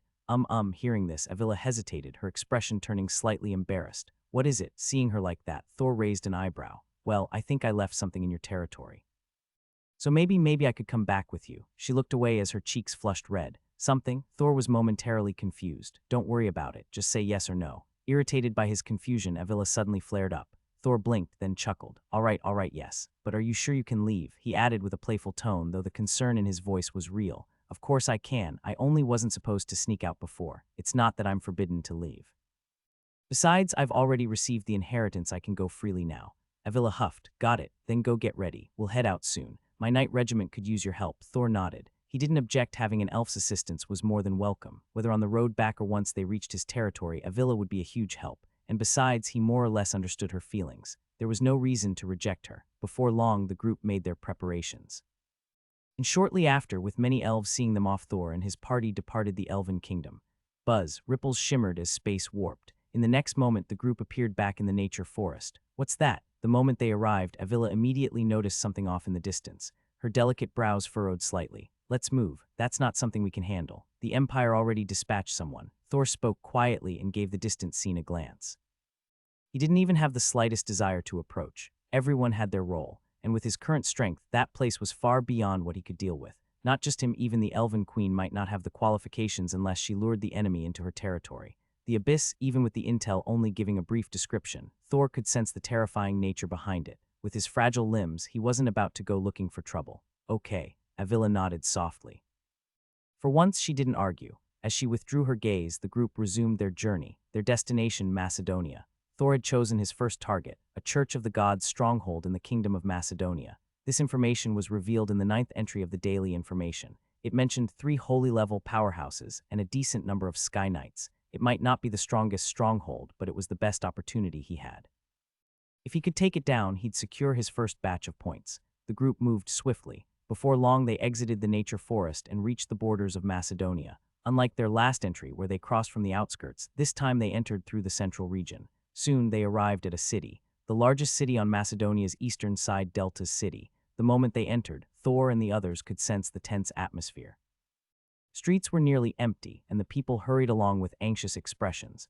Thor's group was even subjected to strict checks. Clearly, a lot had changed since their last visit a few months ago, and that was indeed the case. In just the past few months, the Kingdom of Macedonia had seen over a dozen outbreaks of civil unrest. Most of them occurred in towns and cities. Although quickly suppressed, the constant upheaval threw the kingdom into chaos. The nobles had begun tearing each other apart. Just 3 days ago, Delta City had suffered its own riot. It only ended when the city lord himself stepped in, but he'd been gravely wounded in the process. At a nearby inn, Marco quickly reported the information he'd gathered to Thor. "I see, have the others rest well. They're going to be very busy soon." Thor nodded and issued the order. "Yes, sir." Though puzzled, Marco answered respectfully and withdrew. "Thor, you think the riots will happen again?" Once Marco left, Ailla asked in surprise. "Of course, if we weren't here, this city would be wiped out 3 days from now. Over 50,000 people would be sacrificed to the god of the night." Thor's calm voice delivered shocking words. Avila's eyes widened, her face paling. 50,000, that was 50,000 lives. Even though she'd heard rumors along the way, the reality of it being about to happen was still terrifying. "You rest too. Recover your mana. You'll need to take care of my knights for the next stretch. Try to keep them from getting hurt again." Thor spoke gently. "I understand." Ailla took a deep breath and nodded. Time passed slowly. The night crept by once more. The familiar mechanical voice returned. Lines of new daily information appeared. Thor reviewed them one by one. Very little had changed since yesterday. Nearly all the intel still concerned the Church of the Gods. Clearly, his theory from the previous day was correct. The Church had long anticipated the Empire's moves and had prepared countermeasures. Once again, some information mentioned students being forced to retreat in failure. The good news, no new casualties had occurred. Only that one case remained. Clearly, while the Church was prepared, the Empire still held the advantage overall. Night gave way to dawn once more. Over the next 3 days, Thor remained in Delta City. Even though a red marker glowed ominously nearby, he didn't make a move, not until the 4th day arrived. As dusk fell, Thor finally gathered the knights and had them prepare. Meanwhile, in the city lord's estate, as moonlight was swallowed by shadows, 3 black figures suddenly appeared in the sky above the estate, and no one noticed a thing. "Begin." One of the shadows spoke in a whisper. The others nodded silently. Black mist began to seep from their feet, gradually spreading over the entire estate. The mist was intangible, and with the moon obscured, it became completely undetectable. Darkness spread, making the night seem even heavier. Inside the estate, a blonde, middle-aged man sat meditating. His face was pale, his aura unstable. As the city lord of Deltas, he was no weakling, firmly at the divine domain level. In all of Macedonia, he counted among the elite. But a few days ago, he'd faced a mid-level god opponent. Even burning his blood and using all his trump cards, he'd only barely driven the enemy off. The opponent had retreated, but the cost of using forbidden techniques had left the city lord grievously wounded. Days had passed, yet his condition had not improved. Suddenly his expression twisted. A mouthful of blood sprayed out violently. "No, my domain is starting to collapse, damn it." His face darkened. But just as he murmured to himself, wisps of black mist began creeping into his room. "What is this?" Instinctively sensing danger, the blond man shot to his feet. In the next moment, without a shred of hesitation, the already unstable domain within his body erupted once more. Boom! With the explosion of his domain, he charged out like a bolt of lightning. However, the instant he burst through the wall and appeared outside, his pale face changed dramatically, because there was no trace of the city lord's mansion, no buildings at all. Everything around him had transformed into a world completely shrouded in black mist. There was no moonlight, no visible existence of any kind. Even his spiritual sense couldn't extend beyond this fog. It was clear that someone had already made a move against him without his knowing and had even dragged him into a domain.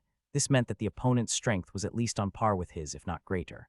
Otherwise, even in his severely injured state, silently pulling him into a domain would have been nearly impossible. "Who's there?" His voice was low but firm, his expression incredibly grim, but the only reply he received was utter silence. No voices, no sound, only an oppressive, dead stillness, and that made it all the more unsettling. Inside the domain, all was as such, but outside, a very different scene was unfolding. 3 figures stood suspended high in the sky, overlooking the scene below. Amid the surging black mist, shadowy figures began to emerge on the ground, one after another. Their numbers were rapidly increasing. Darkness spread, shrouded in an ominous aura. Wisps of black mist cloaked the sky and the entire city lord's estate. The interweaving of domain forces rendered the surroundings eerily silent in that moment. "Move quickly. We only have 30 minutes. Everything must be resolved by then." A cold voice came from a black-robed figure. "Understood, got it." The other 2 responded swiftly. Just as they were about to act, buzz, an invisible ripple suddenly spread outward. Boom, rumble. Within the pitch-black world, dense storm clouds seemed to surge forth. A stifling pressure rapidly filled the air. The 3 figures' expressions changed at once. "Something's wrong." The leading black-robed man couldn't help but cry out in alarm, but by then it was too late. Boom, rumble, deafening explosions rang out, and in the blink of an eye, thick storm clouds replaced the darkness, enveloping the entire city lord's estate. The city lord of Delta's city, who had just charged out moments ago, suddenly felt his body lighten as the oppressive pressure vanished. The surroundings came back into view. The familiar city lord's estate, the familiar scenery, except now, the sky above had somehow become filled with dark clouds. Beneath those clouds stood three overwhelmingly powerful figures. Seeing them, the city lord's expression shifted drastically. Because he recognized the figure on the right among the three, it was the one who had gravely injured him. Clearly, his face changed dramatically, but the three figures in the sky paid him no attention. Their gazes were fixed in the distance, solemn. "Come out. You must be one of the students from Canaan Academy, am I right?" The leading black-robed man spoke coldly, his face dark and grave. He hadn't expected a perfectly foolproof plan to go awry. According to his plan, once they took control of the city lord's estate, they could use its authority to issue orders and sacrifice this entire city of hundreds of thousands. That would bring forth divine revelation, completing their purpose. He had even investigated thoroughly to confirm that there were no Canaan Academy students participating in the nearby exams. Only after confirming did he dare act, yet they still encountered one. What he didn't know was that they wouldn't have crossed paths. Thor had sought them out proactively using his cheat ability. "That's right, so you were prepared all along." Thor let out a soft sigh and slowly stepped forward from midair. His domain extended outward, instantly enveloping the three black-robed men and the entire city lord's estate. The reason it all went so smoothly was because Thor's death domain had already covered the estate before the three made their move.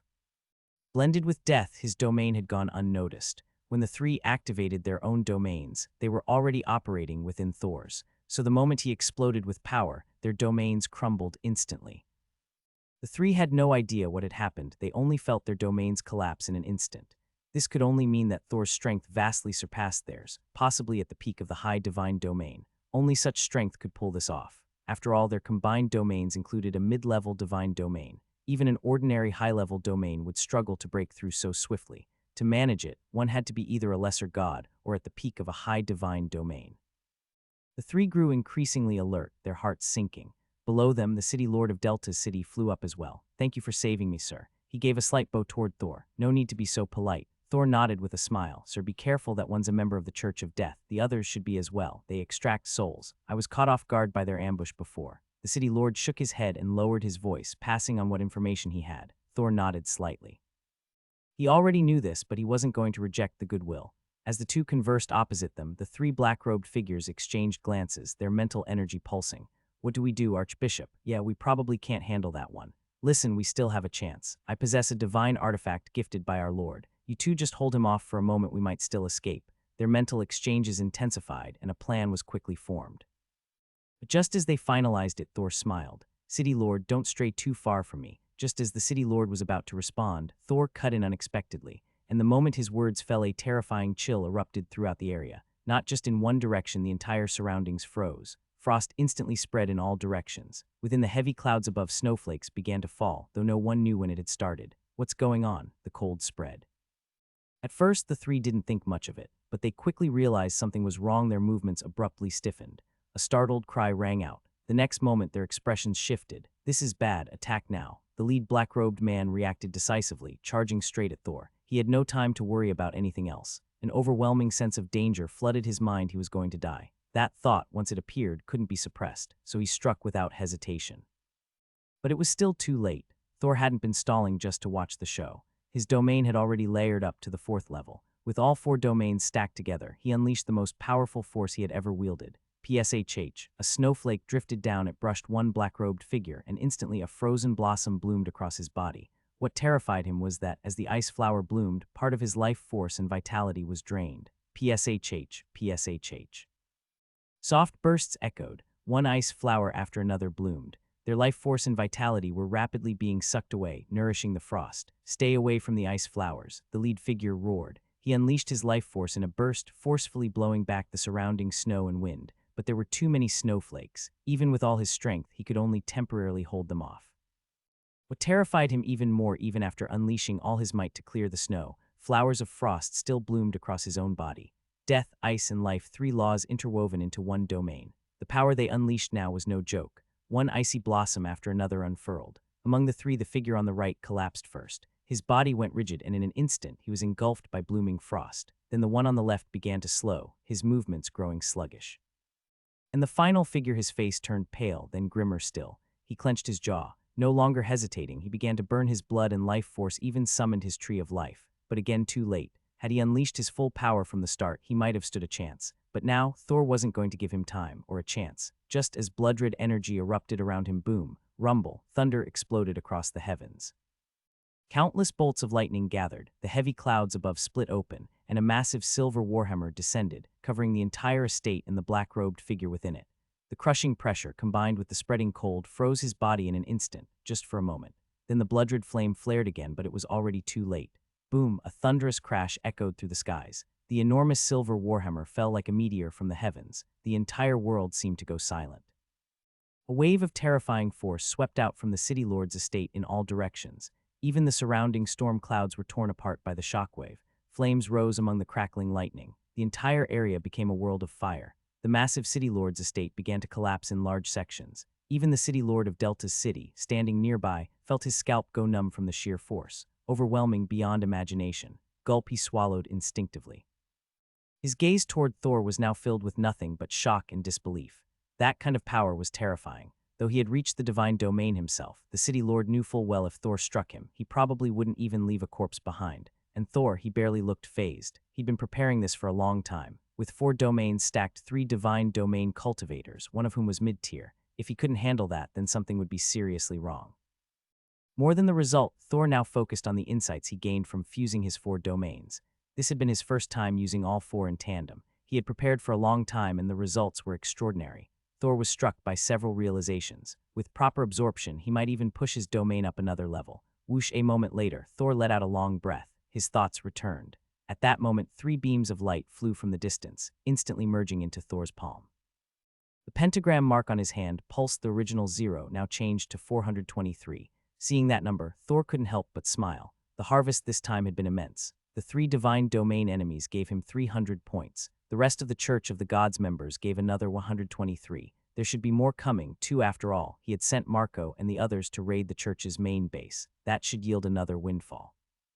This one event alone was already comparable to what many students had gathered over several days. Even though others had maps, pulling something like this off wasn't easy. Wiping out an entire enemy faction in one go, that was especially hard. Except for a handful of the truly powerful, most students still had very few points. As Thor contemplated, a voice spoke beside him. My lord, the city lord of Delta's city called out, nervously. He couldn't help it. Thor's display of power had completely shaken him. Such strength, perhaps not yet a god, but certainly very close. Even for someone like him who had just broken through into the divine domain, this was a figure of immense stature. Clean this up, it should be over now. Thor smiled and issued the order, not particularly concerned by the city lord's cautious tone. Yes, sir, thank you, my lord. The city lord quickly nodded. Thor, meanwhile, flew off into the distance. Down below, the ground had turned into a sea of fire.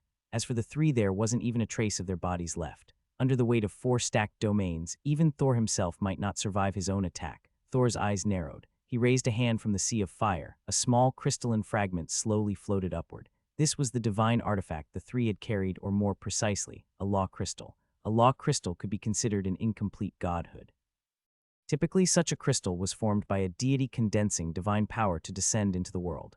Once activated, it could grant the user a portion of that deity's divine authority. Had that last black-robed figure used it in time, even if he couldn't reach the level of a lesser god, he would have at least reached the peak of the high divine domain. That was why he had believed he still had a chance. Unfortunately, their reaction had come too late. By the time they were ready to act, the moment had already passed. Of course, an item like this was still useful to Thor. This one was a death law crystal. If crushed, it could greatly aid his mastery of the law of death, even help ignite divine fire and condense a godhood. If he handed it over to the academy instead, it would be enough to exchange for a hefty number of imperial merit points. Thor studied it for a while before putting it away. With a wave of his hand, the flames died down. He began checking for other spoils of war, but clearly this battle had gone too overwhelmingly in his favor. The corpses included, everything the 3 men carried had been completely destroyed. A few moments later, Thor shook his head slightly. There was nothing else to collect. As he did from the distance, a number of people began rushing toward the area. Clearly, now that the domain had faded, the massive disturbance had drawn the attention of the rest of Delta's city. Thor glanced around, then stepped forward and vanished on the spot.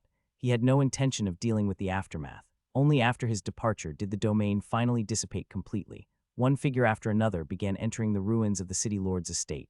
But as they saw the destruction before them, every last one of them froze, their pupils contracting sharply, faces full of shock and horror. Hey, did you hear what happened?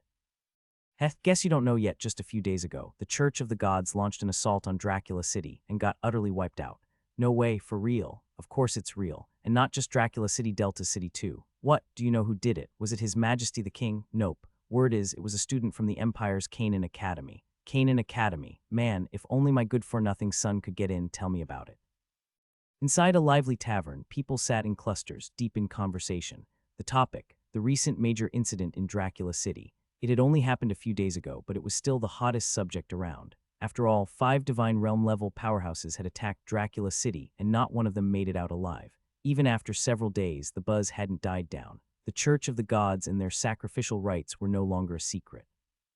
Most people had been living in fear, so this news was a breath of relief for many. And while everyone was talking, in a quiet corner of the tavern, unnoticed by the rest, sat a young man, a woman, and several bodyguards. Thor, I thought you were going after those guys. Why are you drinking here instead? Ailla whispered curiously, a puzzled expression on her face. You'll see soon enough. Thor smiled faintly, his gaze dropping to the 5-pointed star emblem in his hand.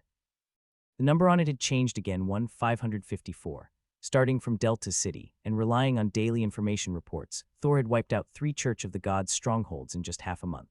His biggest score came 5 days ago, when he annihilated hundreds of cult members in Dracula City, including 5 Divine Realm powerhouses, over a dozen in the Holy Realm, and more than 100 Sky Knights. That single operation sent his score skyrocketing from a few hundred to over 1,000. Now, among the 100-plus students at Canaan Academy, his score was mid-tier, just about enough to break into the top 30. And mind you, the top 30 were almost exclusively high-level Divine Realm elites. Forget about low or mid-tier Divine Realm students, even those had no place there. After all, despite having Canaan Academy's information network, it was still difficult for the average student to locate and neutralize suitable targets.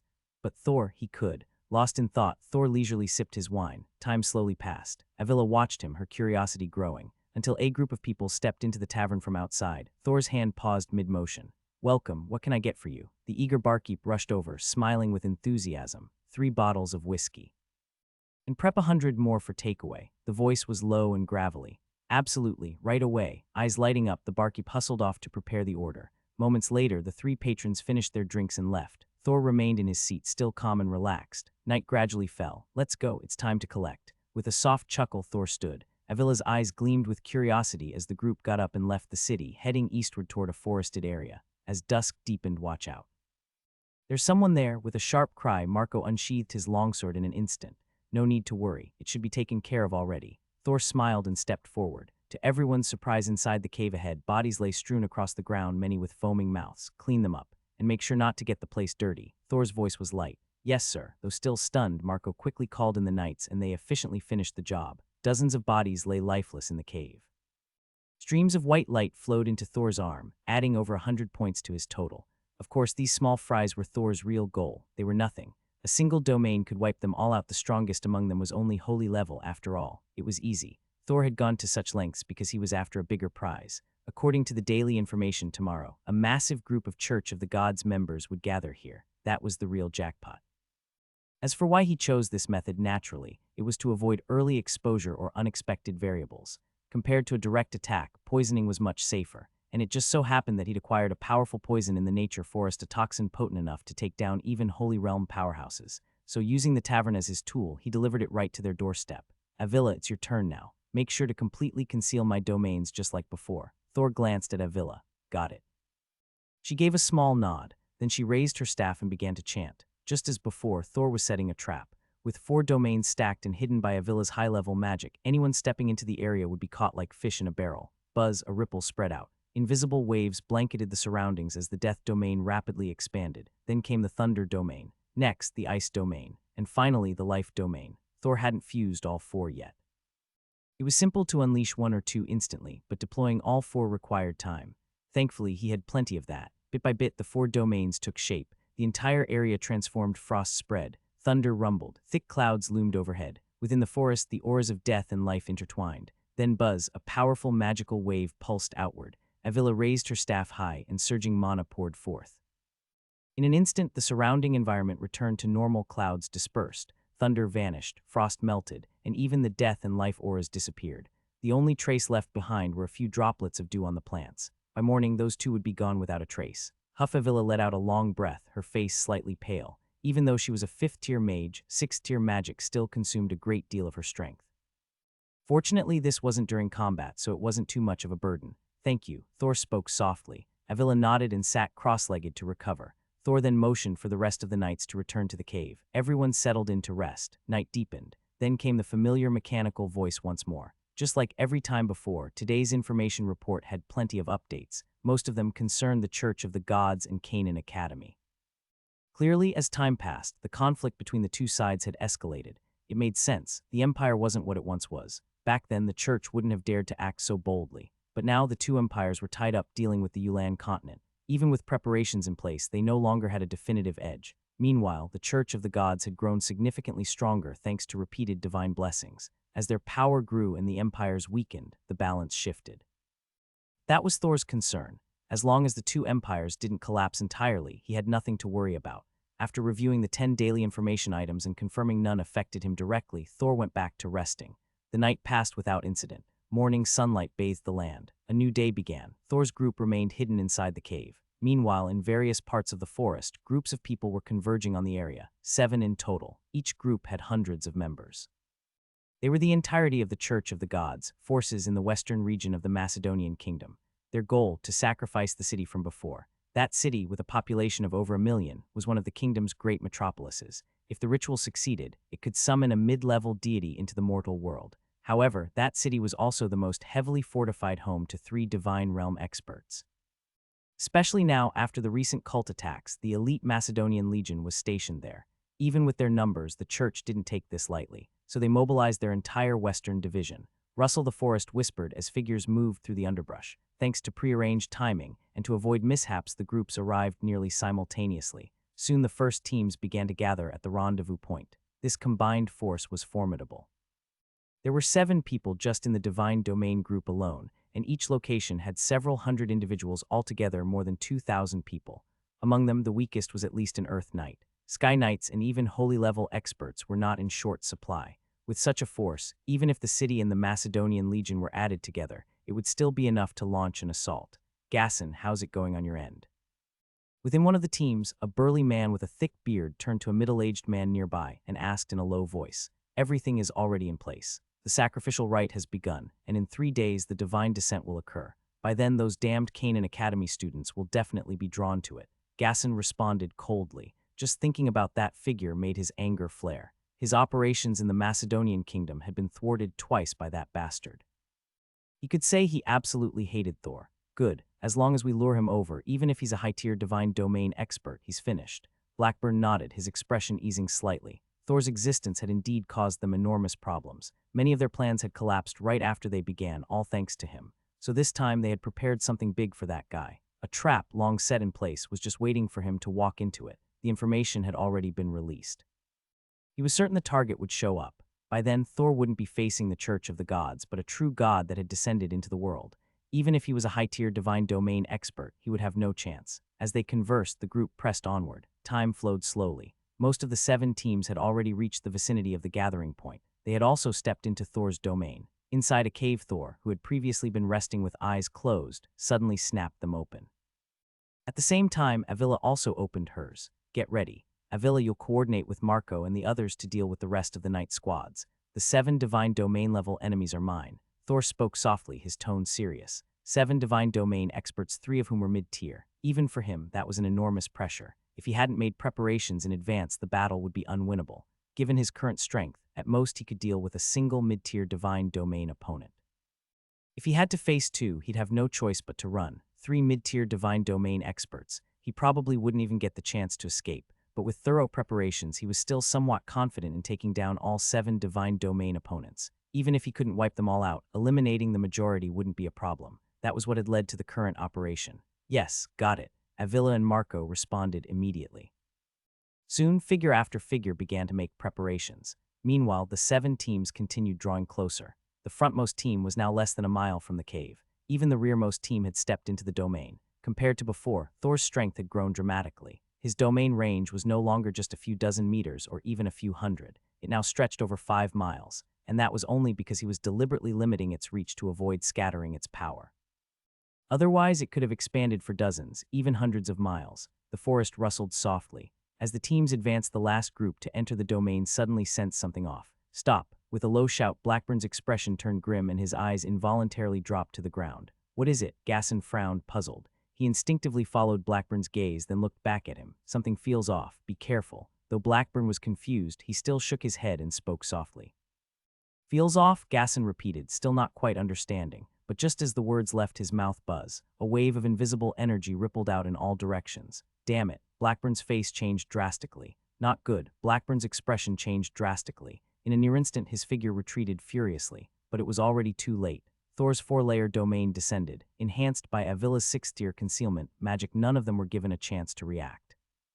By the time they realized what was happening, their figures had already been drawn into the domain completely.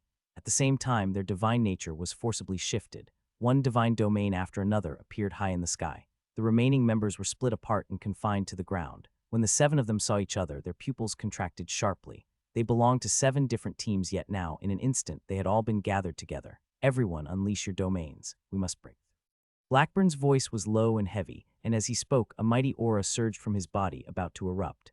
Yet at that very instant, a terrifying pressure slammed down upon him, and his domain was forcibly suppressed from within. Damn it. It's a high-tier divine domain. My domain has been suppressed. Mine too. Voices rang out one after another. All 7 faces showed signs of shock and dread. To suppress their domains, even within the bounds of a domain, could only be the work of a high-tier domain, or even a low-ranked god. Clearly, this meant they were now facing an opponent with a high-tier divine domain. Never mind the fact that among them were 3 mid-tier domain users. The gap between mid-tier and high-tier domains was even wider than that between low and mid-tier. A single high-tier domain wielder was enough to eliminate them all, especially now that they were trapped inside the enemy's domain.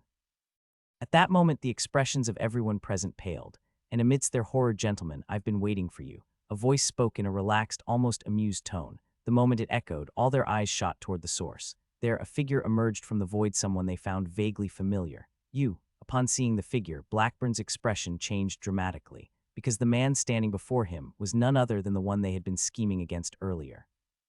Thor, who by all rights should have been lured to the eastern region, was now appearing in the west, right in front of them.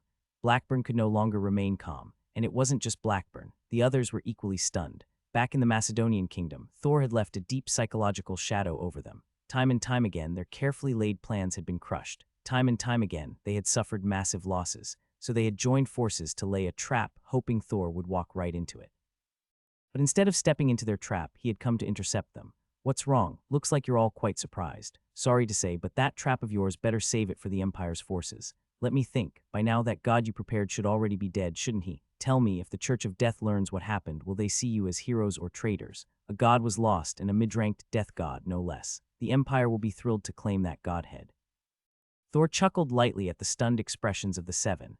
To most, the Church of Death's trap was all but inescapable, but he was different. With his daily information system, Thor had known their plans long before they moved. When he saw what they were preparing for him, of course he reported it immediately. A god descending, divine enlightenment, that wasn't something he had any business messing with. Why risk his life when he could just run and tell the grown-ups? The Empire would be more than happy to receive a death god's divine spark, especially since this time the descending god was a mid-tier one. Though his words were delivered with ease, the meaning behind them made Blackburn and the others tremble once more. You, Blackburn blurted out, his face twisted in rage and disbelief. Thor's words were simple, but they struck home. Blackburn and the others knew full well if word got out, no one would see it as a disappointment or mistake. They'd be accused of treason, no questions asked. A last-minute arrangement, and then just so happened to be wiped out by the Empire. It was impossible to explain. There was no way to justify it. Kill him, he's not a high-tier domain wielder. A voice spoke coldly, and a figure shot toward Thor. Though their domains were suppressed, as a mid-tier domain user, he still had plenty of power. More importantly, during that brief exchange, he'd realized the domain around them wasn't truly a high-tier domain. It felt more like a fusion of multiple domains. Terrifying, yes, but not without flaws. They still had a chance. As he lunged forward, the others who had moments before been frozen in fury snapped to attack. Blackburn's eyes lit up and he followed close behind. You noticed, huh? But so what? Thor chuckled, not at all surprised. Domain auras couldn't be hidden, being noticed was inevitable, but he wasn't worried. With the support of 4 overlapping domains, even if he didn't have a high-tier one, the enemy's domains were still heavily suppressed within his field. His rise, their fall. He still had a solid chance. Not to mention, once Ailla finished off the enemies below, he'd have a 5th-tier mage backing him up. He was more than confident he could take them. With a thought, his domain split apart swiftly. The 7 were forcibly separated, each one bound and constrained by overwhelming domain pressure. Meanwhile, the 1,000-strong knight regiment was flung outward. Thor had no intention of wasting attention on those foot soldiers. He had his hands full with 7 domain wielders, 3 of whom were mid-tier. But those knights weren't without opponents. They had to face Marco and his elite knight corps. Only 21 of them, but with Avila's support, even thousands wouldn't be an issue. Most of those enemies were Earth Knights or Sky Knights. Very few had reached the holy level. A single 5th-tier mage was enough to eliminate them. Paired with a top-tier knight corps, it was almost too easy. Boom, boom, boom, boom. Within the domain, battle erupted swiftly. Even with the separation, Thor immediately engaged a mid-tier domain user and a low-tier one. Outside, Marco's knights clashed with the thousands from the Church of the Gods. The holy level and half-step holy enemies were sealed within Avila's magical domain. This was going to be a brutal fight, one harder than any before. High above, Thor battled fiercely. Down below, the knights were just as embroiled. But fortunately, Thor wouldn't have acted unless he was confident. The battle raged on through the night.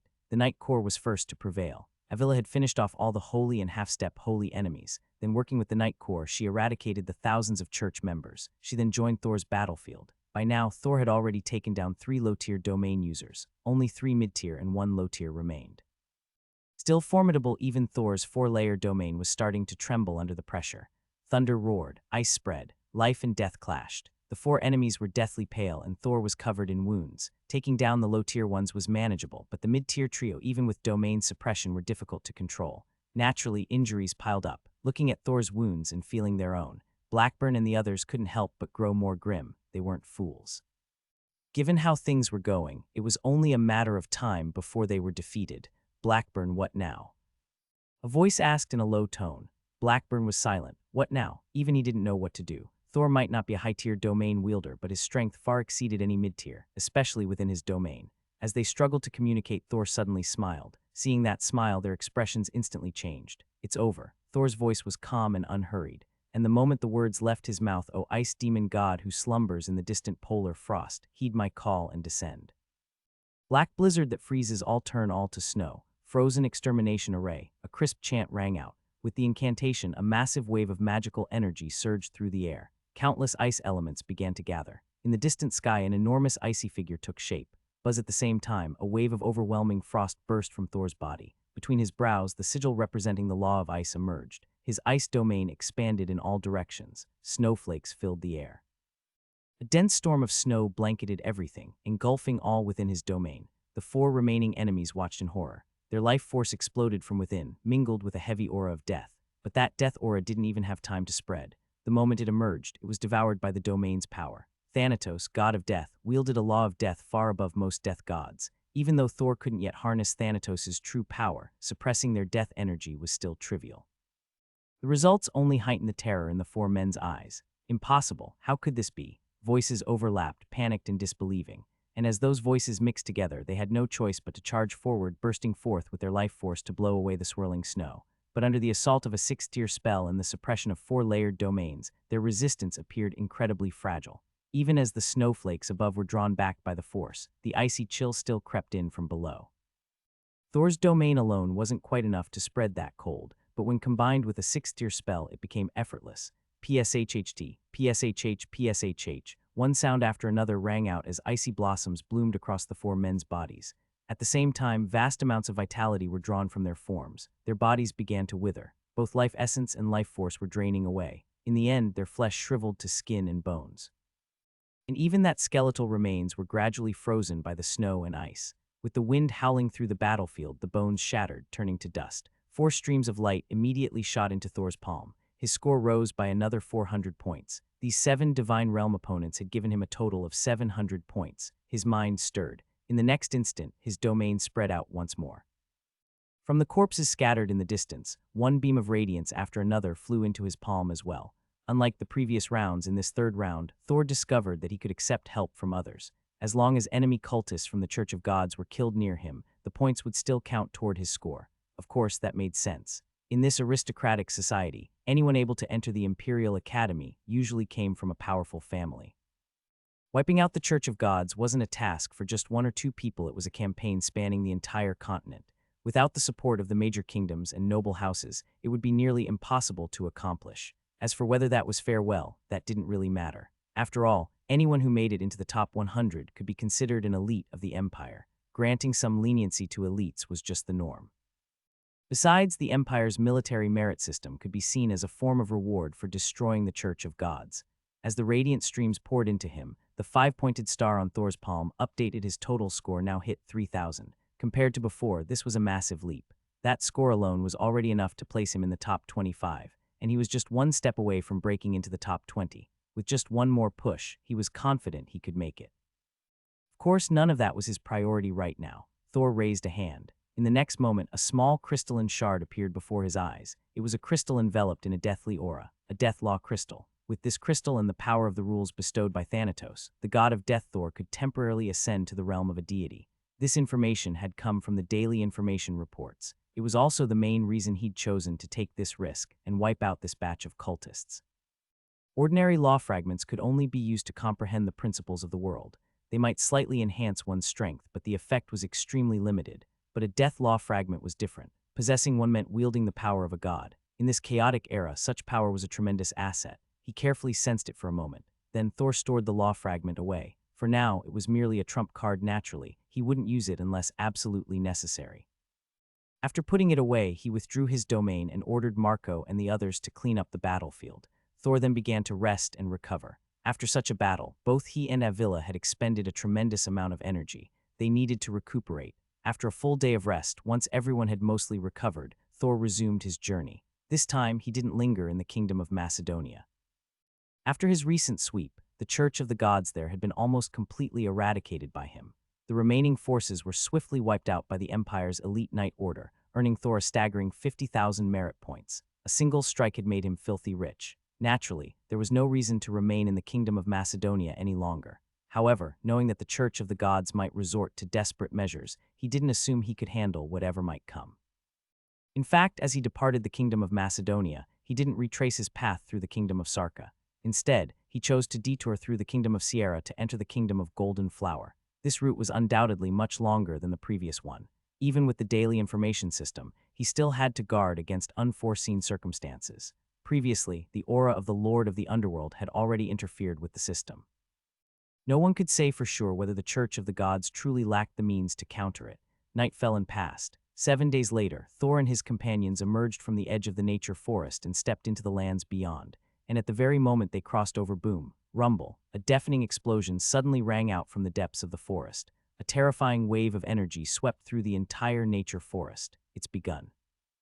Thor murmured softly, his gaze instinctively drawn toward the distant interior of the forest. At that moment, he fully understood what had just happened. It was clear that the headmaster of the Soul Academy had already engaged in battle with a certain abyssal god. As a battle between high-level gods, this was obviously beyond his ability to interfere. Accelerate the pace. Avoid heading deeper. Thor spoke gravely, his expression solemn. Everyone nodded in agreement. Their group immediately picked up speed once more. Half a month later, with the terrifying rumbling still echoing and darkness blanketing the sky, they finally made it through this stretch of nature forest and arrived at the Kingdom of Edward. Once they passed through the Kingdom of Edward, they would reach the Kingdom of Sierra. Compared to the Kingdom of Macedonia, the situation in the Kingdom of Edward was clearly much better. Whether it was due to its proximity to the Kingdom of Sierra, or because the Church of the Gods' main focus wasn't directed this way remained uncertain. Throughout their journey, they encountered very few members of the Church of the Gods. Even within the daily information reports, related activity was rarely mentioned. Thor traveled smoothly through the Kingdom of Edward and soon arrived in the Kingdom of Sierra, but while his journey had gone smoothly, the Church of the Gods, especially the Church of Death, had not fared so well. The Church of the Gods wasn't a single church, but rather a massive alliance of many. Of course, among these many churches, some were particularly prominent, such as the Church of Light, the Church of Death, and the Church of Thunder. These were among the most powerful forces within the Church of the Gods. In this grand scheme, they were also the core pillars. Given their strength, coupled with the Empire being distracted and the kingdoms embroiled in war, leading to heavy casualties, they had a significant opportunity to succeed. Even when the Empire later began to respond, it didn't affect their progress much, at least. That's how things had been over 3 months ago.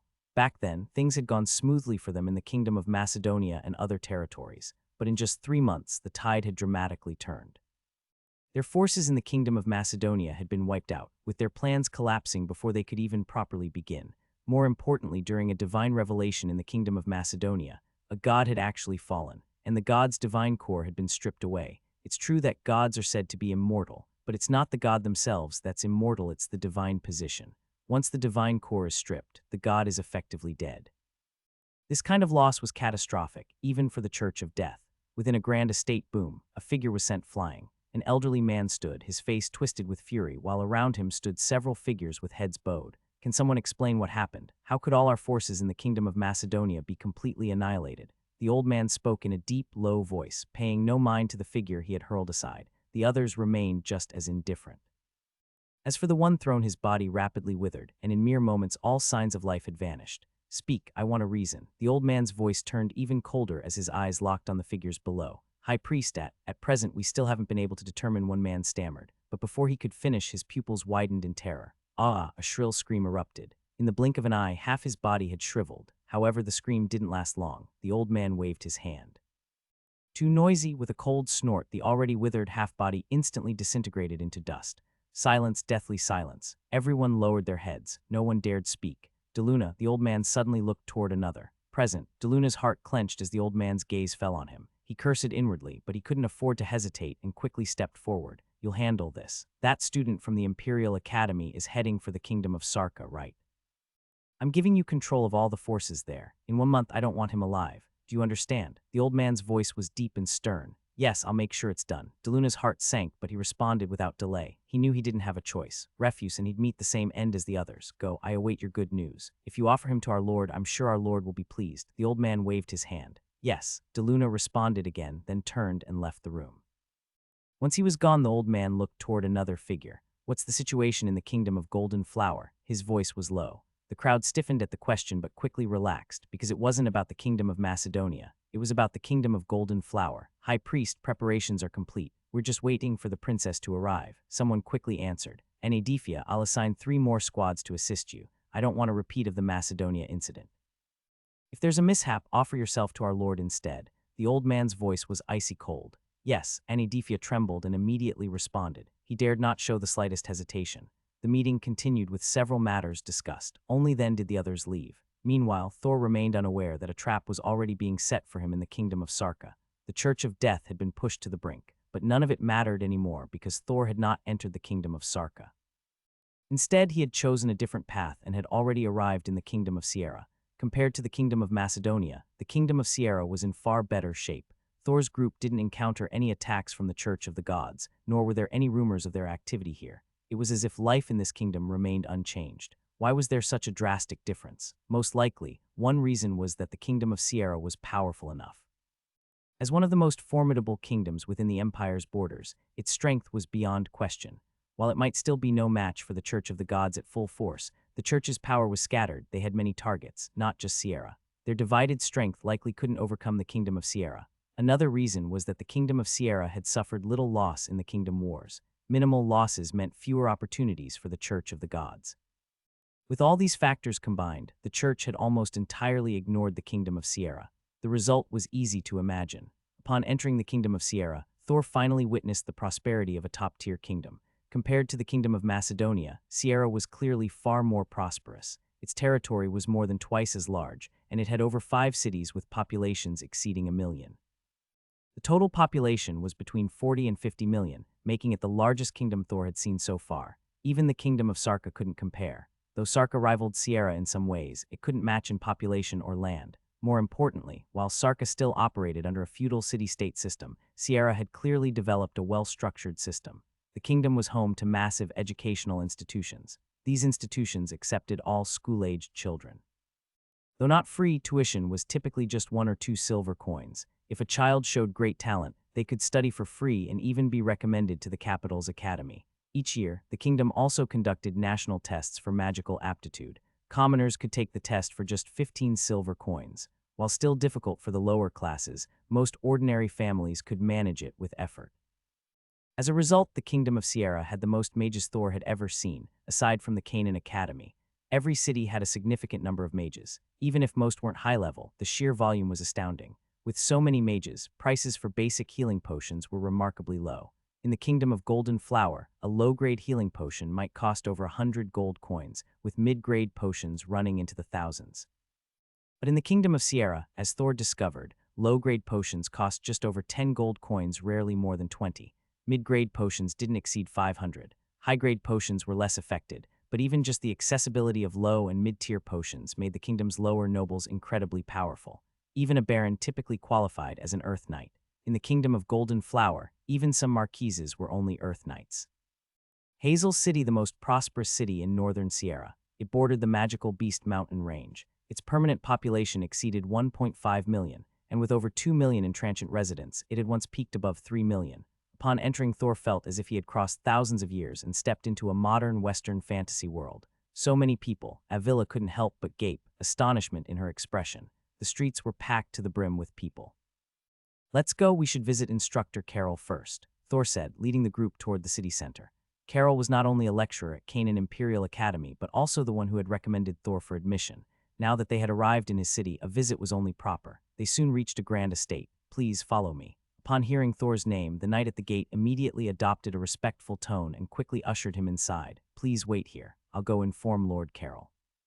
As one servant spoke, another served refreshments. A short while later, Carol emerged. Instructor Carol, seeing him, Thor rose to greet him with a smile. "Ha ha ha, I never expected you to come to the kingdom of Sierra. When the knight reported just now, I thought I must have misheard." Carol said with a laugh. "Forgive my sudden visit, Carol. I hope I haven't disturbed you." Thor replied with a smile. "Of course not. I'm more than happy to see you. So, how have you been?" "I heard you made it into the top 100 in the Academy rankings. Impressive." Carol waved his hand with a smile, then continued curiously. To be honest, when he first heard the news about Thor, Carol had been truly shocked. The very student he had personally recommended to Canaan Academy as a special recruit had not only participated in the Academy competition, but had even made it into the top 100. The top 100. Even within the kingdom of Sierra, only 3 people had ever reached that level, yet Thor had managed to do it too. One had to understand their kingdom of Sierra's top 100 candidates were already in the divine realm. When Carol had first invited Thor to join the Empire's Canaan Academy, what level had he been? At most, just half a step into the Holy Realm. And how long had it been since then? Barely over a year. Even if measured from the time of the competition, it had only been 7 or 8 months at most. Such a rapid rate of advancement, this would be considered monstrous even in the Empire. There were no unexpected incidents during the meeting with Carol. In fact, Carol was exceptionally courteous toward Thor. Not only did he extend a warm welcome, but upon Thor's departure, he also gifted him with a generous present and even offered his support. Thor, of course, politely declined the offer of support. He merely accepted the gift. The group set off once more. Next, he needed to pass through the kingdom of Sierra, reach the southern region of the Golden Flower Kingdom, then traverse the entire southern expanse of the Golden Flower Kingdom to its north, and finally proceed from there to the Tulip Kingdom. It would undoubtedly be a long journey, longer even than his previous journey to the Elven Kingdom. However, to Thor, this posed no significant issue. Time was still on his side, and he could afford to take things slowly. As time passed, 3 months went by in the blink of an eye. During this time, Thor's point total hadn't increased as rapidly as before. It had only climbed from a bit over 3,000 to just above 4,000. His academy ranking, meanwhile, had dropped from the top 30 to 57th. At this rate, it was likely to fall even further, but Thor wasn't concerned. There was still a major opportunity for a surge in points waiting for him in the Golden Flower Kingdom. Besides that, the new route had also proven fruitful. He had acquired not only a life fruit tree and a star moon fruit tree, but also a good number of golden camellia grass seeds. These alone already made the trip worthwhile, and that wasn't even counting the truly major discovery that lay ahead. It was located in a remote town in the western region of the Kingdom of Sierra. A town with an exceptionally mundane name, Autumn Leaf Town. The town was governed by a baron. Compared to barons in the central regions, this one was notably weaker, his strength only at the peak of High Knight, not even reaching the level of an Earth Knight as was typical for central nobility. Thor's arrival with his group naturally startled the local baron. "My lord." The town baron hurried over with 24 knights to greet them. His expression was full of deference. Even though Thor wasn't a noble of the Sierra Kingdom, the baron understood perfectly well that outsiders were often the most dangerous. Countless barons vanished every year. Some were vindicated posthumously, others were not, but either way they were gone. "Baron Pell, I'm here to purchase someone from you. Name your price." Thor, seated atop Nia, spoke calmly as he looked down at the baron without dismounting. My lord, who is it you wish to purchase?" Relieved that Thor wasn't here to cause trouble, Baron Pell exhaled quietly. Buying 1 or 2 people was no issue. "There's a serf working in your western farmlands named Arthur. He should be around 14 this year." Thor spoke evenly. Arthur, a serf. The Baron looked puzzled, momentarily stunned by Thor's request. What, is there a problem? Thor frowned slightly. And no problem at all. Please wait a moment, I'll have him brought to you immediately. Startled, Baron Pell quickly nodded and gave a prompt order to a nearby knight. The knight ran off at once. My lord, it may take a moment. Would you allow me to prepare a banquet in the meantime? Baron Pell then offered respectfully. No need, we'll wait here. This is 20 gold coins, that should suffice. With a wave of his hand, Thor signaled Marco, who pulled out a small pouch of coins and tossed it over. Thank you, my lord. Baron Pell's eyes lit up at the sight of the coins, and he quickly bowed in gratitude. 20 gold coins was a substantial sum even for a baron like him. Thor paid him no further mind. His attention turned instead to the translucent projection before him. Among the serfs in the western fields of Autumn Leaf Town is the future King Arthur. Now, he is merely a lowly serf, suffering under the lash. Save him and you shall gain a most loyal knight. That single line of text was the reason he had stopped here. King Arthur, Thor murmured, eyes glinting with interest. A figure worthy of the title of king likely possessed at least high-tier divine domain power. With talent like that, there was no way Thor would let such a youth slip through his fingers. As he mused, a frail-looking boy was brought over by one of the knights. Clearly, the boy had been washed before being presented. He was thin, but tidy. What stood out most were his eyes, bright and piercing, brighter than those of any of the knights present. When he looked at Thor, there was only curiosity and confusion in his gaze. My lord, this is Arthur. Baron Pell promptly announced. Arthur, I can offer you a chance. Would you be willing to become my guardian knight? If not, you are free to go. Thor spoke calmly as he looked at the boy. His words caused a stir among everyone present. Even Marco and the others widened their eyes in surprise. Many of the knights behind them began breathing heavily. Baron Pell, in particular, was dumbfounded. Arthur was just a serf, while Thor's identity was clearly anything but ordinary. As everyone held their breath, the boy did not rush to answer, nor did Thor pressure him. Arthur, Baron Pell began, but Thor's gaze fell on him, and his words immediately died in his throat. A cold sweat appeared on his forehead. My lord, if I agree to become your guardian knight, may I take someone with me? Arthur spoke up, looking at Thor. His eyes remained just as bright. You may. Thor was briefly taken aback, but nodded slightly. I'm willing. My lord, I, Arthur Pendragon, swear in the name of the goddess of life that I shall become your loyal and faithful knight. As Arthur Pendragon made his vow, green light spread around them, and a diamond-shaped mark appeared on his forehead. In this land, all light was blessed by the goddess of life. Any vow made in her name would be heard. Arthur Pendragon had now answered Thor with a sacred oath. Arthur Pendragon, Thor muttered, surprised by the boy's surname. In this world, commoners didn't have surnames. Even most wandering knights had theirs stripped away. Technically, even as a free person, he should have lost his surname. And yet Arthur had one. It was unexpected, though Thor quickly regained his composure. Go, bring the one you wish to take with you. We're setting off soon, Thor said calmly. Yes, my lord. Arthur, no, now properly Arthur Pendragon responded excitedly and rushed off. Baron Pell said nothing. He didn't even mention a price. The 20 gold coins were more than enough. He suspected Arthur was not ordinary, but he dared not say a word. Thor might seem easy to talk to, but even the weakest knight behind him looked stronger than the Baron himself. He couldn't risk it. 15 minutes later, Arthur returned with a small, grimy girl. She appeared only 7 or 8, even younger than Arthur. She looked timid and afraid. Thor didn't mind. With a wave of his hand, the group set off once more. Baron Pell only breathed a sigh of relief once they were out of sight. As for Thor, riding in silence, he glanced at Arthur, then paused thoughtfully before looking toward Marco. Marco, his voice rang out. Marco spurred his horse forward at once. For the time being, teach Arthur the knight's breathing technique, Thor said seriously. Yes, my lord. Marco responded immediately, without hesitation. Ailla, check whether that little girl has any magic talent. Thor turned to Ailla on a sudden impulse. Understood. Though she was a bit puzzled, Ailla quickly complied. It had only been a whim to test the girl, but what came next was a pleasant surprise. The little girl did, in fact, have magical aptitude, exceptionally high aptitude. Her potential was no less than Arthur's as a knight. She might even reach tier 6 in the future. Arthur Pendragon, Thor frowned slightly, puzzled. One person being gifted could be an accident or divine favor. But two, that suggested a deeper mystery behind their identities. Even he couldn't recall any prominent house by the name Pendragon, and this wasn't the same as before. Back then, his knowledge was limited to the Tulip Kingdom. Anything beyond that was a blur. But now, with access to Canaan Academy and countless historical texts, he had a clear understanding of most noble families and events across the continent. Yet still, nothing came to mind. It was strange, very strange. Thor looked at the siblings once more. Then a thought came to him. After giving a few instructions to his companions, he stepped into Canaan Academy. White light shimmered. Within the academy grounds, compared to before, the place felt much quieter. There were still students, of course, but their numbers had clearly dwindled. Thor moved quickly and soon arrived at the library. Faced with uncertainty, the first thing he thought of was Canaan Academy's library. It was home to the Empire's greatest collection of books. If answers existed, they would be here. Stepping inside, the familiar scene greeted him. Book spirits fluttered among the vast shelves. Thor's arrival quickly drew the attention of one such spirit. It flitted over. Thor Dresosa, student. May I assist you? The spirit's voice was clear and bell-like. Hello, I'd like to search for information on a family called Pendragon. Where should I look? Thor asked softly. Pendragon, please wait. The spirit responded, then began to glow with swirling light. Moments later, please follow me. The spirit took off toward the second floor. Thor hurried to keep up. Soon, they reached a section he hadn't noticed before. To his surprise, it was right next to the continent's general history section, tucked into a corner he'd overlooked. Thor's eyes scanned the category sign, mythology. He murmured the word, his expression growing strange. The book you're looking for, first row, first column, first book, came the spirit's voice again. Thank you. Thor thanked it quickly. Without further delay, he pulled out the indicated book. But the moment it was in his hands, he froze again. Twilight of the Gods.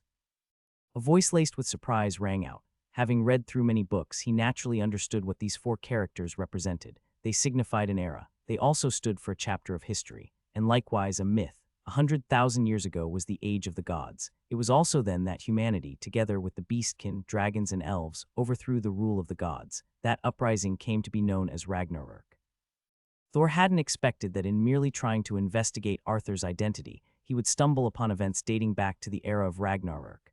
Doubt and curiosity welled up within him. His right hand moved almost instinctively, flipping open the book in his grasp. Page after page turned. The book chronicled the war in which humans, beastkin, elves, and dragons rose up against the gods. However, most of the accounts were cursory. There were no detailed descriptions. Clearly, books accessible at level 2 clearance only revealed limited information. Of course, that wasn't the most critical point at the moment. What mattered was that within the book, he hadn't yet seen any mention of the Pendragon family. Just as confusion began to take hold, his movement suddenly froze, because at that moment, he finally spotted a name he recognized, Pendragon. His eyes gleamed as his gaze fixed on the page, and Thor began poring over the text with renewed focus. Before long, he discovered several more references in the subsequent pages. Half an hour later, his figure emerged from the library. Thor let out a long, heavy breath. At this point, he had a clear understanding of the Arthur family's lineage, and he also understood why that man possessed such an extraordinary talent. Pendragon, one of the 13 human heroes of that era, and the leader who rallied mankind against the gods. Ragnarok, it was an era long past, a turbulent time filled with countless epic legends. Pendragon, one of the 13 heroes of humanity in that distant age, and the leader who rallied mankind to resist the gods. He was undoubtedly one of those legends. Yet as time marched on, even heroes from legends could not escape being swallowed by the long river of history. 100,000 years had passed. Aside from the 2 great empires that remained eternal and unchanging, countless declining families had already faded into obscurity. Such was the fate of the Dresosa family. The Pendragon family was no exception. Compared to the Dresosa family, however, the Pendragon family had fallen even further, to the point that there was no trace of them left, save for a few scattered pages in the heavy tomes of history. Exhale, letting out a deep breath, Thor slowly closed the book in his hands. He couldn't help but sigh softly. Time, even in this extraordinary world, remained the most terrifying existence of all. He took a step forward. His figure left the archive room. Outside a flash of white light, Thor returned to reality. After returning, he didn't do anything special. Everything was as before, calm and unchanged. He didn't even say a word. The glories of the past were long gone. Whether or not great achievements could be accomplished now depended entirely on Arthur and the others. Clip-clop, the sound of hooves echoed continuously. The group pressed onward. Half a month later, they finally passed through the western region of the Kingdom of Sierra and arrived at the southern region of the Golden Flower Kingdom. The moment they set foot in the Golden Flower Kingdom, Thor immediately sensed an atmosphere completely different from that of the Kingdom of Sierra. Just like the chaotic state of the Kingdom of Macedon before, the entire Golden Flower Kingdom was mired in turmoil, noble houses slaughtering one another, while traces of the Church of the Gods appeared throughout. 7 days later, upon entering the first small town, they came across the entire town, once home to over 10,000 people, had vanished without a trace. All that remained were rampaging magic beasts. Yet beneath these beasts, Thor could feel an ominous aura. It was a power he was most familiar with, the power of the Law of Death.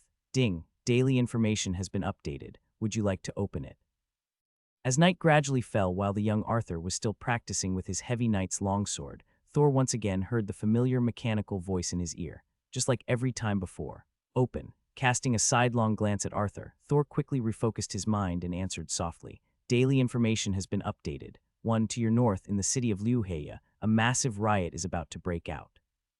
3 days from now, the city lord of Liuheia will be hanged from the city gates by an angry mob. 2 to your west, tomorrow at noon, a herd of swine beasts will pass through. An hour later, they will be attacked by a pack of earth dragons. 350 miles to your north, there is an Etha dragon's lair containing a treasure of extraordinary value. 15 days from now, the city of Delia will be attacked by the Church of the Gods. A lesser god will descend upon the city. 5. The Empire's 7th princess, Katerina, will arrive at Delia, only to fall into an ambush. With the sacrifice of over 1 million people within the city, her body will be chosen as the vessel for the seduction goddess Philia's descent. Divine revelation will manifest. 6. Due to the intervention of the kingdom of Tulip, the divine revelation will fail.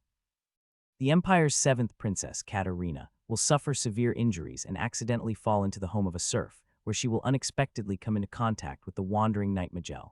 As a result, Magel's talent will undergo a transformation, granting him the potential to change the future. 7.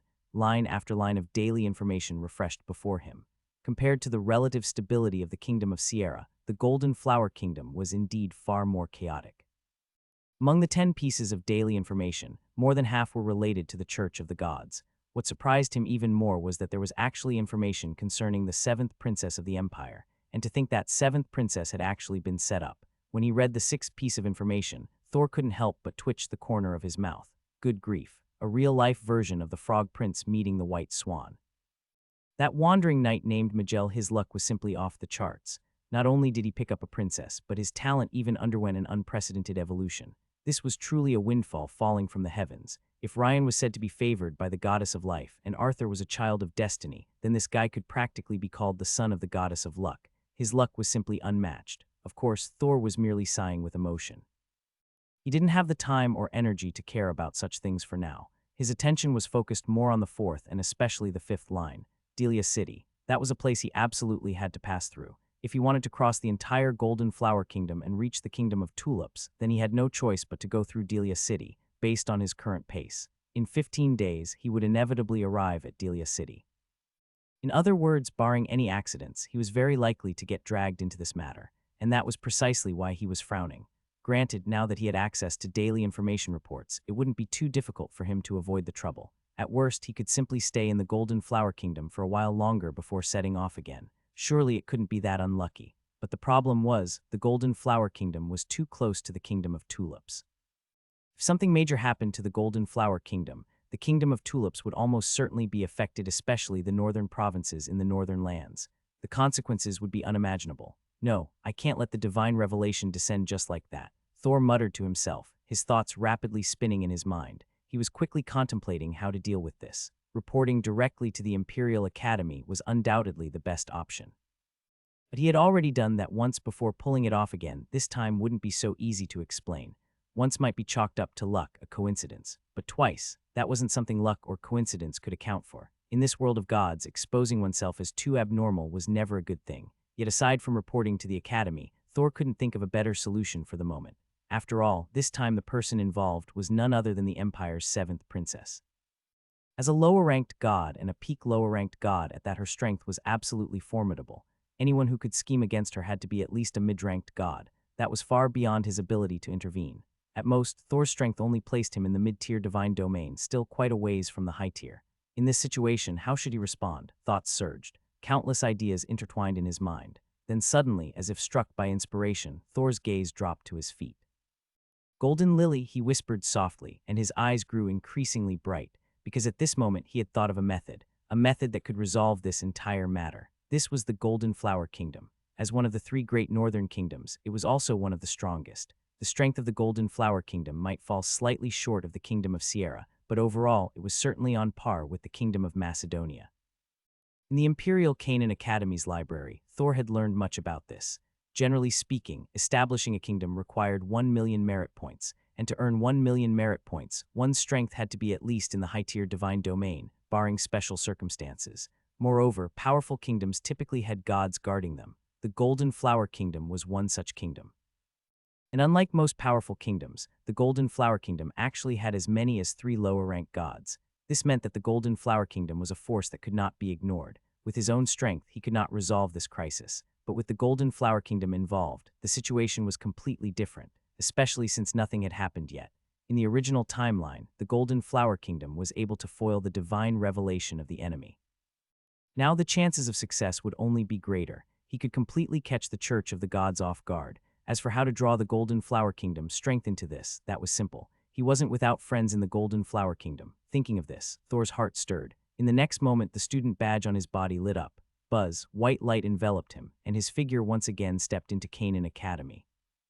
The moment he entered, Thor used his student badge to leave a message for Isabel. As the heir of the Abai family, Isabel was naturally also a student of Canaan Academy. However, unlike Thor, she wasn't a special recruit, she was just an ordinary student. After sending the message to Isabel, Thor immediately set off with his night order. Moreover, this time he directly increased his speed. Originally, the estimated travel time was 15 days. But he planned to reach Delia City within 7 days. As Thor rushed forward at full speed, far away, in a distant city, Isabel, who had been in seclusion cultivating, suddenly opened her eyes. A message. Isabel was momentarily stunned, her expression tinged with confusion. Still, she quickly activated her student badge with her spiritual power. Buzz. In the next instant, a surge of information flooded her mind. Thor. Isabel's eyes lit up, and she couldn't help but stand up. A hint of excitement appeared on her beautiful face. Someone come, she called out. In the next moment, a knight swiftly entered. My lady. The knight spoke respectfully. Get everything ready for me, Isabel ordered in a low voice. Yes, the knight was a little surprised but quickly responded and left. Meanwhile, Isabel began preparing herself in a hurry. Before long, while she was still getting ready, a young girl ran inside. Sister, I heard you're going out, Aisha asked curiously. Yes, I have something to take care of in Delia City, Isabel replied with a smile. Delia City, what's there? Aisha asked in confusion, unable to recall anything notable about that northern border city. It's nothing much, just something I need to handle. Isabel smiled faintly. I see. Aisha still looked puzzled, her expression growing even stranger. Her sister had been preparing to break through to Sky Knight for some time now. How did she suddenly have the mind to go out? All right, Aisha, if I remember correctly, isn't there a matchmaking meeting arranged for you at home today? Why aren't you meeting your suitor and running over here instead? Seeing her sister's look, Isabel felt a little guilty and quickly changed the subject. Don't mention it. They're all a bunch of useless fools, and they still want me to meet them. Especially that one from the Kendalia family. What kind of trash is that? Aisha complained irritably, sighing in frustration as her attention was immediately diverted. You can at least take a look. After all, father didn't force you. Isabel shook her head with a smile. Oh right, sister, how about I go with you? I'll take the chance to go see brother Jas. Hearing her sister's words, Aisha's eyes lit up as if she'd thought of something, quickly suggesting it. Her eyes darted around mischievously. It was clear she already had a scheme in mind. No way. If you do that, forget father, even grandfather would give me trouble. You'd better stay at home obediently. Remember, don't go anywhere, Isabel said irritably. She knew her sister far too well. One glance and she could tell what she was thinking. What a joke. If she dared take Aisha out, the trouble she'd face would be enormous. Come on, sister, just this once. Help me out. Aisha pleaded quickly. No, you stay at home like a good girl. Isabel snorted coldly. No matter how much Aisha begged, she firmly refused. In the end, Aisha could only leave dejectedly. By the afternoon, Isabel, fully prepared, set out. This time she only brought along 40 to 50 knights. The group set off in grand fashion. However, in her hurry, Isabel failed to notice that among the 40 to 50 knights there was an unfamiliar figure mixed in someone clearly out of place. The group swiftly departed, heading toward Delia City. Meanwhile, Thor was also making his way there at full speed. On the other side, Delia City. For over a month now, black-robed figures had been appearing one after another. Some unknown point, the city lord's mansion had already been completely taken over by these black-robed individuals. Without anyone noticing, the entire city had undergone significant changes in secret. Time passed slowly. 5 days passed in the blink of an eye. Isabel didn't stop to rest. By the 6th day, she had already arrived at Delia City. Upon entering Delia City, she immediately began waiting, and during this wait, she instantly spotted Aisha. Aisha, Isabel's expression darkened. Big sister, Aisha gave a sheepish grin. Go home, Isabel said coldly, her face ashen. I'm not going back. Big sister, my dearest sister, just let me stay hidden for a bit. No one will know. Aisha pleaded with a bitter expression. Isabel couldn't help but feel helpless. In the end, she sighed. Big sister, you're the best. Big sister, did Thor arrive already? Aisha quickly asked with a cheeky smile, her eyes sparkling with excitement. Yes, so behave yourself, Isabel replied irritably. Since she had sent people to gather information before, her little sister naturally found out, so Isabel had no intention of hiding it anymore. Delia City. This city sat at the junction between the central and northern regions of the Golden Flower Kingdom and was one of the most important cities in the north. Its significance even surpassed that of Lauren City in the northern province of the Tulip Kingdom. City was densely populated, with over 1 million permanent residents and an even larger transient population. After 10 days of non-stop travel, Thor and his group finally arrived in Delia City. Soon after, they met Isabel and Aisha. Long time no see, Miss Isabel, Miss Aisha. Looking at the figures before him, Thor smiled as he greeted them. He hadn't expected Aisha to be here too. Long time no see, Thor. Hee hee, Thor, my sister rushed here without rest. Isabel spoke with a smile. Aisha, on the other hand, teased him lightly. Aisha, Isabel's face flushed slightly as she called out. Okay, I won't bother you two. Aisha stuck out her tongue playfully and then scampered off. Don't mind her, Thor. That's just how Aisha is, Isabel said quietly, casting a sidelong glance at him. Thor nodded with a smile. The two then began strolling through Delia City. Oh right, Thor, congratulations on making it to the third round. Seeming to recall something, Isabel spoke with a gentle smile. Thank you. Thor nodded appreciatively. As the two conversed on the streets, time slipped by. Thor was trying to figure out how to explain things. Isabel simply walked quietly by his side. After a while, Isabel drew a deep breath and looked at Thor. Thor, you didn't come all the way here just to see me, did you? Her soft words left Thor slightly awkward. Truth be told, if not for the issue with the Church of the Gods, he likely would have forgotten all about her. Thankfully, he was thick-skinned enough to recover quickly. He drew in a breath and met Isabel's gaze. While she waited for his reply, he pondered for a moment and then spoke. Isabel, unless something unexpected has happened, Delia City has already been infiltrated by the Church of the Gods. In 5 days, they'll likely initiate the divine revelation ritual. His words were direct, he didn't hide anything. Though he had mulled over countless ways to phrase it, in the end, he found that being straightforward was the most effective. As for how he knew, perhaps it wasn't something he needed to explain. What? Isabel's pupils widened in shock, her expression filled with disbelief. Thor fell silent, but that silence was in itself the clearest confirmation. Thor, Isabel instinctively called out, glancing around. This time, gods will descend, and probably more than just one or two. You all had better prepare yourselves. Thor inhaled slowly and spoke calmly. Understood. Isabel looked deeply into Thor's eyes and nodded lightly. Thor, it seems I won't be able to show you around the Golden Flower Kingdom after all. I need to return to my family immediately. She spoke decisively. I should be going too. I'll visit another day. Thor nodded. The moment he did, Isabel quickly departed. She even dragged Aisha, who had still been browsing the streets, away with her. Sis, what's going on? Let's go now, Isabel snapped, her voice stern. Under her serious gaze, Aisha fell silent. Their group quickly left Delia City. Thor, meanwhile, looked up at the towering city walls. He took a deep breath, then signaled his knights to set off as well. This time he wanted no part in what was to come. He had already done all he could. As for the fate of this city and that unfortunate 7th princess, he could no longer involve himself, nor did he want to. With his current strength, that level of conflict was far beyond his reach. Rather than risking himself, it was wiser to keep things within controllable limits. That very day, the night order departed. Elsewhere, Isabel and Aisha were rushing away from the city. Once they left, Isabel immediately contacted her grandfather. When the message reached him, the entire Abai family turned grave. Delia City, one of the most important cities in the north, could not be allowed to fall. The possibility of an impending divine revelation shook them, and as more information came in from Delia, the Abai family was even more alarmed. What they had previously overlooked was now disturbingly obvious. Something was deeply wrong in Delia. The news spread swiftly across the Golden Flower Kingdom. By the second day, the kingdom began taking action. By the third day, it was confirmed Delia City was compromised. Elite knight orders began massing. Meanwhile, in the royal capital, powerful figures soared through the skies toward Delia. Of course, Thor knew none of this. 3 days later, he had already stepped into the northern province of the Golden Flower Kingdom. This area was similar to the northern province of the Tulip Kingdom. Once through it, he would reach the northern border and be able to return to the Tulip Kingdom, no longer needing a whole month. In this northern province, Thor encountered the members of the Eagle Chamber of Commerce. After several years of development, the Eagle Chamber of Commerce had now spread through most of the region. At their current pace, unless something drastic happened, they would likely dominate over 60–70% of the northern province's development lords in just a few more years. That would be an extraordinary gain. Even with the ongoing assaults from the Church of the Gods, their progress remained largely unaffected. Nightfall came. In a small town in the western part of the northern province, Thor and his group were resting. Then suddenly the sky lit up. What's going on? What happened? The town's residents were startled and looked toward the horizon. Thor did the same. It's begun, hasn't it? He murmured, unsurprised. With only 2 days left before the divine revelation ritual, the Golden Flower Kingdom, unless completely foolish, would have started taking action. That direction, it was Delia. The bright white light lit up the night sky, leaving countless townsfolk in awe and confusion. Thor watched for a moment, then returned to his rest. The night deepened. The white glow persisted. The familiar mechanical voice chimed in as always. Daily information has been updated. Would you like to open it? Open. Lines of new information refreshed and appeared. As the night passed, a new day began. Thor set off again. He wasn't planning to linger. The battle between the Church of the Gods and the Golden Flower Kingdom had begun. He needed to leave as quickly as possible. Otherwise, who knew whether it would spread here? With his current power, he had no way to intervene or survive involvement.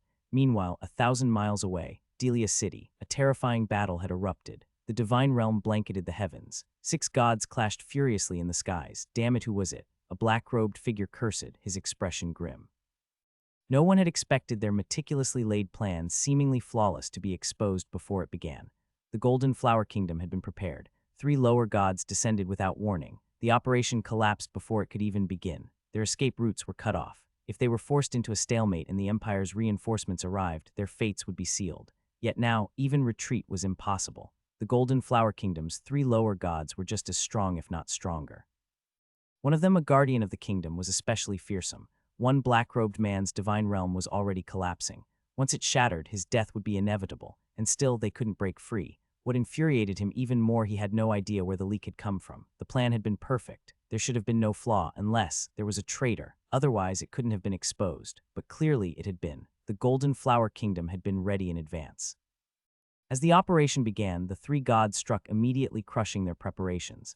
Estel Herring, it was you. A sudden realization struck the black-robed man. His face twisted as he turned to glare at one of his companions. There was no way the Church of Death had been compromised, which left only the Church of Enchantment. Sierra Walker, if you're going to spout nonsense, shut your mouth. If it were me, would I still be here? The accused black-robed figure snapped, his face darkened, his voice cold.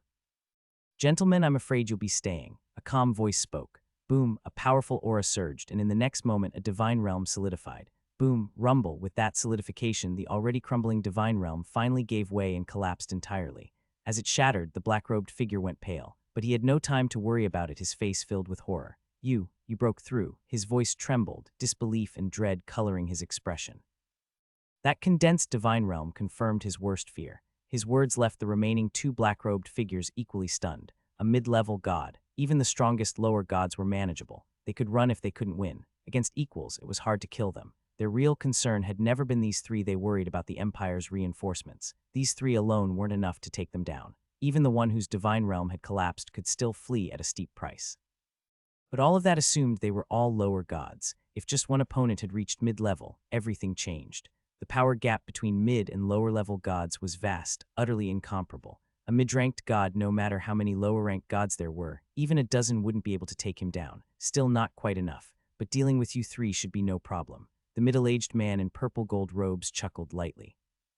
At this moment, he indeed hadn't broken through to the level of a mid-ranked god, but his divine kingdom had already undergone a transformation. Taking on all 3 of them might be a hassle, but taking down one of them now, that wouldn't be difficult at all. And as long as he took down one, the remaining 2 wouldn't be much of an issue, with the other 2 joining forces. Yet his smile completely shattered the composure of the 3 black-robed men. Even though the man hadn't outright claimed he'd broken through, the transformed divine kingdom alone was enough to fill them with terror. Retreat. With a sharp command, the lead black-robed man no longer hesitated. He understood clearly now he had to run for his life. Otherwise, staying meant certain death. Boom, his divine kingdom erupted in an instant. It forcefully pushed back the enemy in front of him. In that split second, the black-robed figure turned into a streak of blood-red light, aiming to flee toward the distant horizon. But before he could even move, the next moment, buzz. A ripple spread downward. Then an invisible wave swept across all directions. Immediately after, the entire surrounding space seemed to freeze in an instant. The black-robed man was horrified to discover that even though he had transformed into bloodlight, his body couldn't move at all. That's right, completely immobile. Everything around him had been frozen solid. The life force within his body, the flickering divine flame, even his erupting divine kingdom, everything was like this. It was as if the entire space had been locked in place. Trying to run now, don't you think it's a little late for that? You didn't actually think I was stalling this whole time just to give you a chance to escape, did you? Forgot to mention what I've mastered are the laws of space. Calm words came from the mouth of the middle-aged man in purple-gold robes, his eyes glinting with amusement. 3 lower-ranked gods. As long as he could capture them, even if he had to hand over part of the spoils to the Empire, it likely wouldn't be a problem to keep at least one godhead. When the time came, the Golden Flower Kingdom could potentially gain at least 1 lower-ranked god, maybe even 2. That would be a huge advantage in the coming extra-dimensional wars. His figure stepped forward, his powerful aura spreading across heaven and earth. His vast divine kingdom, who knew when, had already enveloped the entire city of Delia, and it had completely sealed the 3 of them within. In Delia City, a terrifying battle had erupted. The war between 6 deities had torn through space itself, divine realms clashing one after another. In the end, 2 gods fell, and only one managed to escape, but the cost was immense. More than half of Delia City's hellscape was utterly destroyed. Over 1/3 of the population vanished without a trace. But to the kingdom of the Golden Flower, it was all worth it. 2 lesser gods, enough to gain another lesser god for the Golden Flower Kingdom, and every single lesser god was enough to elevate the kingdom's foundation to a whole new level. Of course, at this moment, Thor knew nothing of this. He had already crossed Delia City. Now his figure had reached the northern province of the Golden Flower Kingdom. With just a few more days of travel, he would arrive at the northern border and from there cross into the northern frontier of the Tulip Kingdom. At most, it would take 1 more month. Time quietly passed. In the blink of an eye, another half-month slipped by. During this time, after entering the northern province, Thor encountered more and more members of the Eagle Chamber of Commerce. What surprised him was in just a few short years, the Eagle Chamber of Commerce had grown larger within the Golden Flower Kingdom than he had imagined. At this rate, it might not be long before it spread across the entire kingdom. In a certain forest whoosh, exhaling a long breath, Thor slowly emerged from his cultivation. At his current level, 1 or 2 days of cultivation barely made a difference. What he needed was to perfect his domain, push it to its limits, then seize the chance to ignite his divine fire and condense his godhood, thus transforming his domain into a divine kingdom. Even so, he never missed a day of cultivation. It was a habit formed over the years since he transmigrated unchanging to this day. Gazing at the rising sun, Thor stood up, then called the group to resume their journey. Time continued to flow, and the daily reports kept refreshing with new information. Ding. Daily information has been updated. Open it. Ding. Daily information has been updated. Open it. Day after day, the reports refreshed. Compared to the northern region of the Tulip Kingdom, the northern province of the Golden Flower Kingdom was also incredibly resource-rich. Thor had even discovered several large mines. Among them were even undiscovered supermassive iron deposits. But now, Thor was no longer the same as he once was. 1 or 2 massive iron mines no longer moved him. Rather than exhaust himself mining them, it was better to acquire the materials through trade.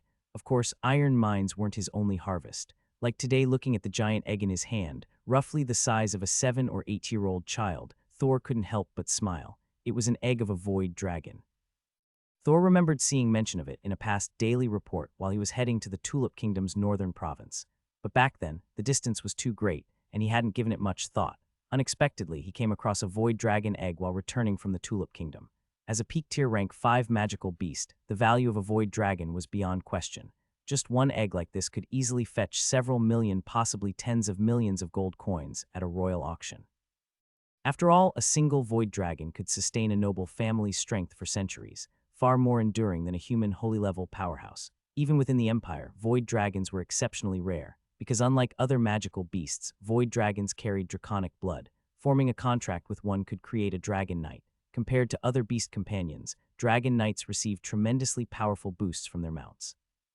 A typical rank 5 dragon knight could contend with even low-tier divine domain beings. Even more importantly, as a sub-dragon species, void dragons had the potential to continue evolving. If their draconic bloodline could be enhanced, they could grow even further, however unlikely. But however slim, that possibility still existed. Here, take it. Take good care of it. After examining the egg in his hand, Thor casually tossed it to Arthur beside him. Arthur scrambled to catch it, nearly dropping the massive egg. Once he had it in his hands, he stared blankly at Thor, then glanced over at the egg, utterly stunned. Raise it well. I'll give you the resources later. Our Eagle Ridge still hasn't had a single dragon knight. Thor's voice was lighthearted, unconcerned. Had this happened when he had just arrived in the northern province, when he had only just become a frontier knight, a void dragon egg would have driven him wild with joy.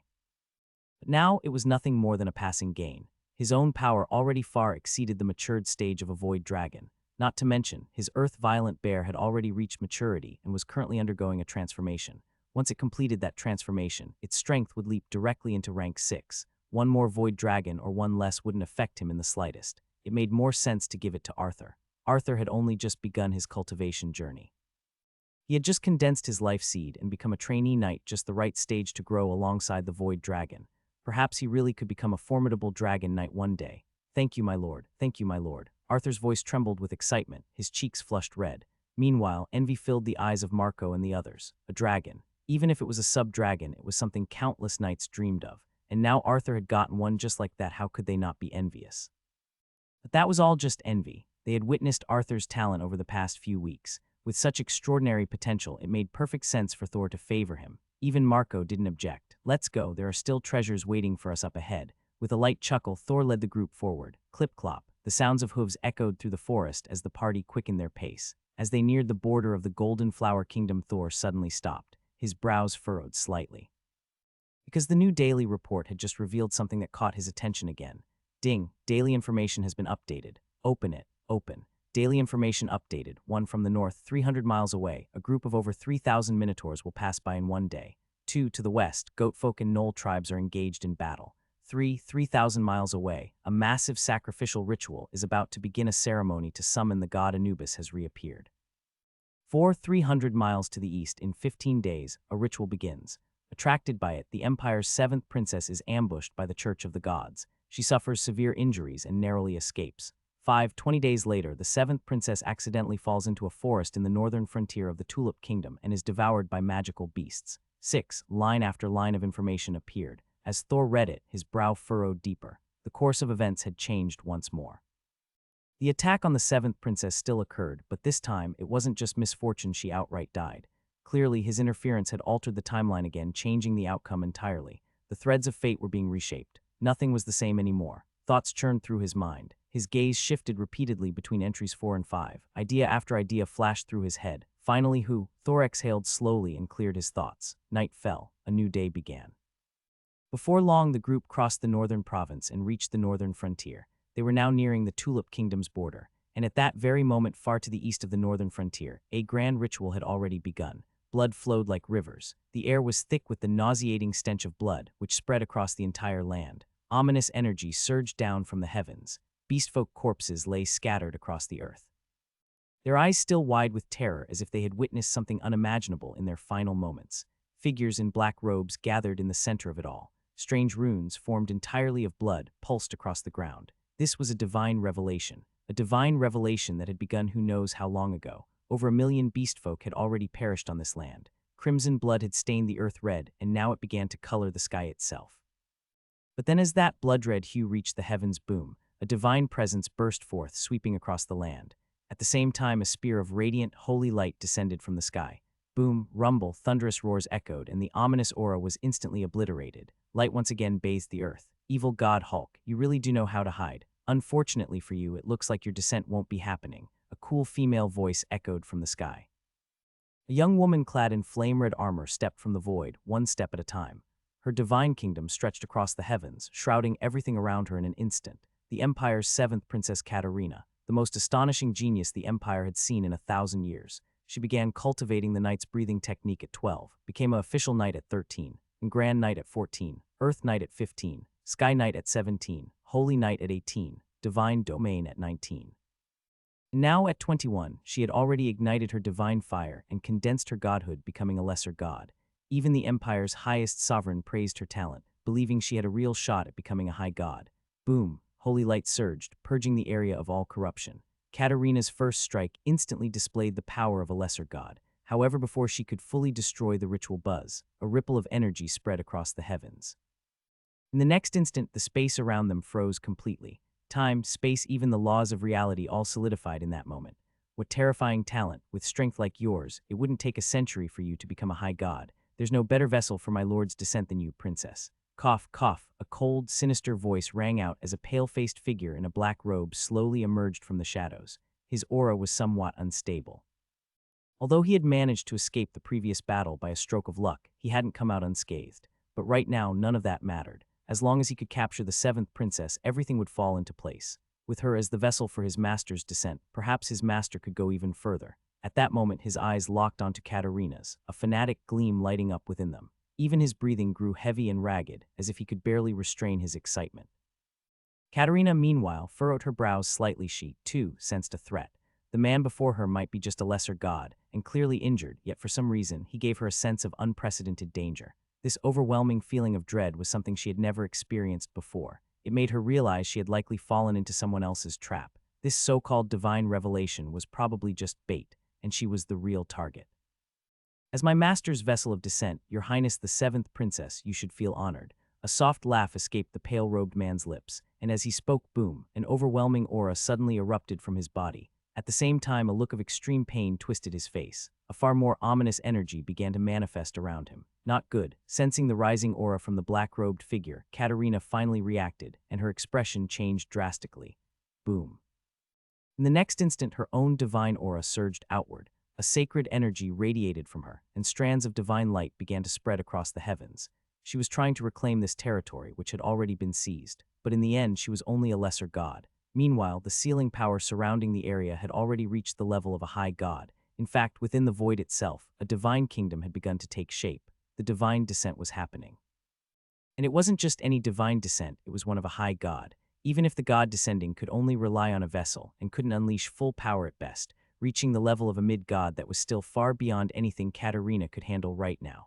Boom, rumble, deafening blasts echoed across the heavens as threads of brand new laws began to weave together. Even deeper, more profound rules of existence started to reveal themselves. Boom, rumble. Deafening roar echoed through the heavens and earth as strands of brand new law power began to intertwine. Even deeper, more profound rule forces began to manifest. The ominous aura surrounding the black-robed figure grew thicker and more oppressive. So oppressive, in fact, that it became suffocating. And with this stifling aura, that thread of rule power expanded boundlessly. In that instant, the entire surrounding heaven and earth became completely sealed off. Katarina's expression changed drastically. What a magnificent body. Cease your resistance. Offer yourself to the divine, this is your honor. A chuckle slipped from the black-robed figure's lips, but in that moment his voice completely changed. His life force had also visibly transformed. This was the descent of a true god. Boom, holy light burst forth. Katarina no longer held back, unleashing the full force of her divine power. The sacred light spread across the entire world. As a lesser god, Katarina was unquestionably powerful. In all of Canaan Academy, and even throughout the Empire, there were virtually no other lesser gods who could rival her. But the one she now faced was no mere lesser god, not even a mid-tier one, it was a descended high god. Even if this divine descent was not in full form, the power wielded was far beyond that of a lesser god. The rules he controlled belonged to an entirely different realm. Boom, rumble. The divine domains clashed, and in the blink of an eye, Katarina's expanding divine domain shattered inch by inch. It couldn't hold up at all, and as her divine domain crumbled, her body was next. Just as Katarina unleashed her full might, she suddenly found herself unable to move. That's right, completely paralyzed. The overwhelming rule power had locked her divinity in place. Strands of ominous and eerie aura spread around her, attempting to claim her body. Marvelous. Absolutely marvelous, such a flawless divine vessel. The black-robed figure's voice, cold and feverish with excitement, echoed out. As he spoke, his form began to dissolve into wisps of sinister and bizarre aura, flowing straight into Katarina's body. Terror flashed across Katarina's face as her body trembled and struggled. But the oppressive force of a higher god's rule was not something she could endure. Strand after strand of sinister energy invaded her body. As it poured in, her aura fluctuated wildly. The sacred energy on her body tried to push back but was overwhelmed. In her mind, her divinity began to collapse, pain spread, and her consciousness began to sink. If nothing unexpected happened, once her mind fully fell, then the Empire's seventh princess, Katarina, would cease to exist. Suddenly roar, a thunderous, beastly cry erupted. In the next instant, a massive white tiger appeared in midair. With its colossal body, it lunged at the black aura in a single, powerful bite. Only a rank 7 beast, scram. A cold command rang out, and in the next second, the massive tiger that had just appeared was sent hurtling backward through the air. Before it even hit the ground, its body began to disintegrate midair. One strike, just one, and the rank 7 magical beast was utterly destroyed. With a mere wave, the black-robed figure dispelled the tiger, then his body completely transformed into a storm of sinister aura and surged into Katarina's form. Her facial features immediately began to change. A stranger's face began to take shape. Ha ha ha, this god has descended once again. The excited voice came from Katarina's mouth. Feeling the divine vessel he now possessed, Philia experienced an unprecedented comfort. This body's natural gifts were almost perfection. Of all the divine vessels he had encountered, none came close to this. With this body, regaining his high god status, perhaps even ascending beyond, seemed within reach. Even just thinking about that next step stirred Philia's emotions. Yet in the midst of this elation, as the sinister and bizarre auras fully merged into her body buzz, a formless ripple suddenly burst out from Katarina. At the same time, a gentle light began to glow on her forehead. As the light flared, all the dark and eerie energy that had just entered her body instantly began to collapse. A blood-curdling scream rang out. From within the aura of corruption, the black-robed figure's body reappeared only now. He seemed to be engulfed in blazing white flames, burning layer by layer. Simultaneously, a ghostly projection emerged from his body, also letting out a horrified cry. No, this can't be. How could it be you? Ah, I was wrong, my lord God King. Your Majesty, God King. The phantom's terrified pleas rang out as the black-robed figure's body contorted in agony. But no matter how much pain they expressed, Both his form and soul, perhaps even some higher existence tethered to him, were being rapidly incinerated, and not just him. The entire sky and earth around them became engulfed in pure white flame. The fire spread. Everything was burning. Sinister auras, bizarre powers, even the blood-colored skies, even space itself began to burn. And just when it seemed all of heaven and earth would be reduced to ash, a faint breath of life emerged from the scorched ground. With that thread of life force rising, the shattered space and burning land began to settle. The white flames faded. What remained on the ground was utter devastation. And a lone, graceful figure suspended in midair, eyes closed, still unconscious, until a spectral roar rang out. In the next moment, a massive, ghostly tiger reappeared and caught the floating girl, carrying her swiftly into the distance. The figure vanished, and silence returned to the land. No one knew how much time passed. Eventually, more black-robed figures arrived. But when they saw the devastation and sensed no lingering divine aura, confusion filled their expressions.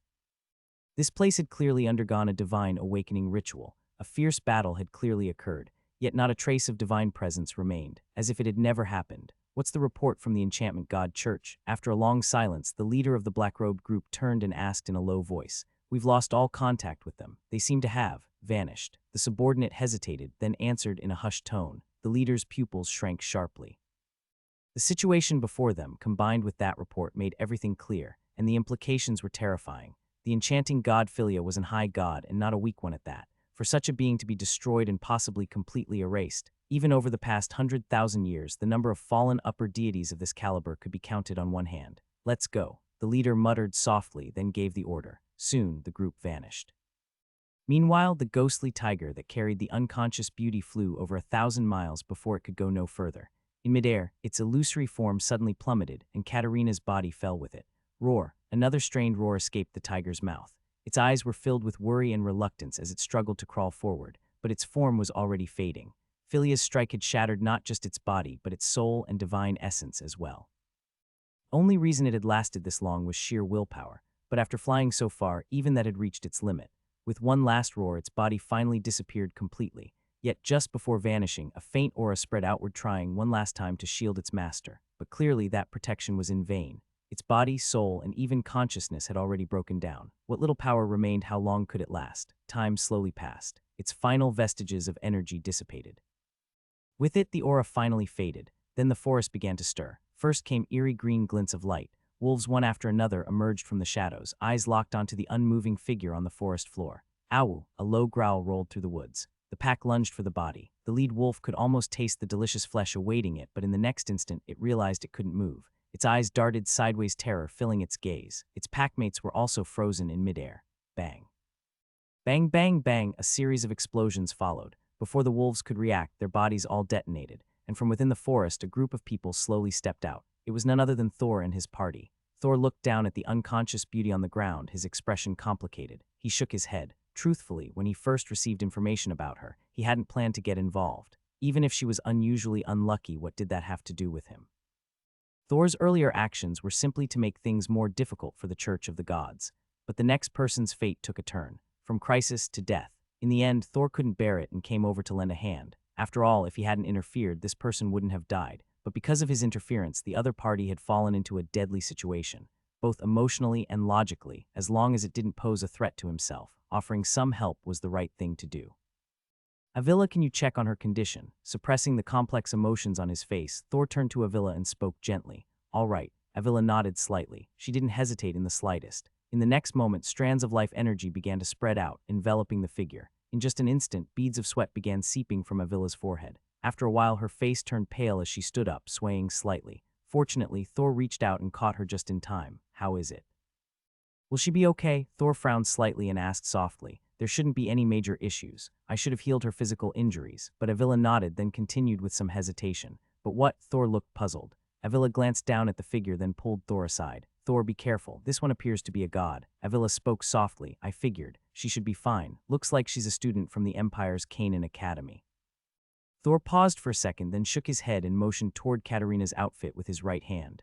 Oh, then it's all right. Still, it seems her divinity was affected. I could only heal her body. Most likely, she should wake up in about half an hour. Avila quickly nodded, letting out a small breath of relief. The tension on her face also faded. A god still posed a considerable threat to them, but a student from Canaan Academy, that was manageable. After speaking with Avila, Thor immediately gave orders for everyone to set up camp on the spot. This person was currently a hot potato. Thor had no intention of continuing to carry her around. All he could do was stabilize her condition. After that, she'd have to be handed over to the Empire or the Academy. He didn't have the energy or the guts to get involved any further. As for doing what that wandering knight did, taking advantage of the situation, no thanks. With a golden finger at his disposal, Thor had no need to stoop to such methods. Rather than courting trouble, he'd prefer to progress steadily and methodically. At the pace he was going after this incident, it likely wouldn't even take 10 years for him to reach the peak of the divine realm. Lighting the divine fire and condensing a divinity within 100 years was absolutely within reach, and that was without any extra bonuses. Otherwise, he'd progress even faster. Other people might need shortcuts, he didn't. After giving instructions to Marco, Thor's spiritual power extended toward his student badge. Buzz, a ripple spread out. The next moment, white mist enveloped the surroundings. Thor's figure vanished into the mist. Canaan Academy. A beam of light descended, and Thor reappeared once more. As soon as he arrived, he immediately contacted the two instructors he knew at Canaan Academy. However, just as he was about to reach out, he couldn't help but frown. Two instructors from Canaan Academy whom he was familiar with were both absent. What's going on? Thor furrowed his brow, a flicker of confusion in his expression. Neil Morton being absent was still understandable, but that other person not being there as well, that surprised him. After a brief hesitation, Thor gritted his teeth and decided to contact the dean of the Soul Academy. He had exchanged contact information with the Soul Academy dean during their conversation the other day, and the moment he made the connection, buzz, a ripple of light spread out, and a moment later, a beam of white light descended from the sky. "Little one, long time no see." Rai's voice came through with a smile. "Dean Rise, it's been a while." Thor gave a respectful bow. "Something happened, little one. You should still be participating in the Academy tournament, right?" Rise asked curiously. "It's like this, Dean Rise." Thor paused for a moment, then began explaining the entire situation. Of course, he didn't mention the daily information. What he told Rise was simply that he had coincidentally run into the Empire's 7th princess, Katarina, and had saved her. She was currently unconscious, and he was hoping to ask the Canaan Academy how to handle the matter. Even though Thor didn't disclose everything, Rise couldn't help but frown as he listened. He could already sense something unusual. Princess Katarina of the Empire was a lower or lesser god, and not just any lower god, she was among the more powerful ones. For her to be this gravely injured, clearly something major had happened. Rise's expression kept shifting. "Hold on a moment," he finally said after a pause. The light faded, and Rise's image disappeared as well. Thor began to wait. Time passed slowly. This so-called hold on clearly wasn't going to be brief. Thor ended up wandering around Canaan Academy, even browsing some books in the library. Still no word from Rise. Just as he was wondering whether he should wait until tomorrow, the light screen in front of him finally lit up again. Rise's image reappeared. "Little one, things might be a bit complicated right now. Both the Empire and the Academy are caught up in critical matters, and no one can be spared for the time being. Would you be willing to protect Her Highness the 7th Princess for now?" Rise said with a hint of apology after a moment of hesitation. "Protect her? Dean Rise, I don't mean to refuse, but do you really think I'm qualified to protect Her Highness the 7th Princess?" Thor blinked in disbelief, pointing to himself with a speechless expression. Was this a joke, asking a low-tier divine domain cultivator like him to guard a lower god?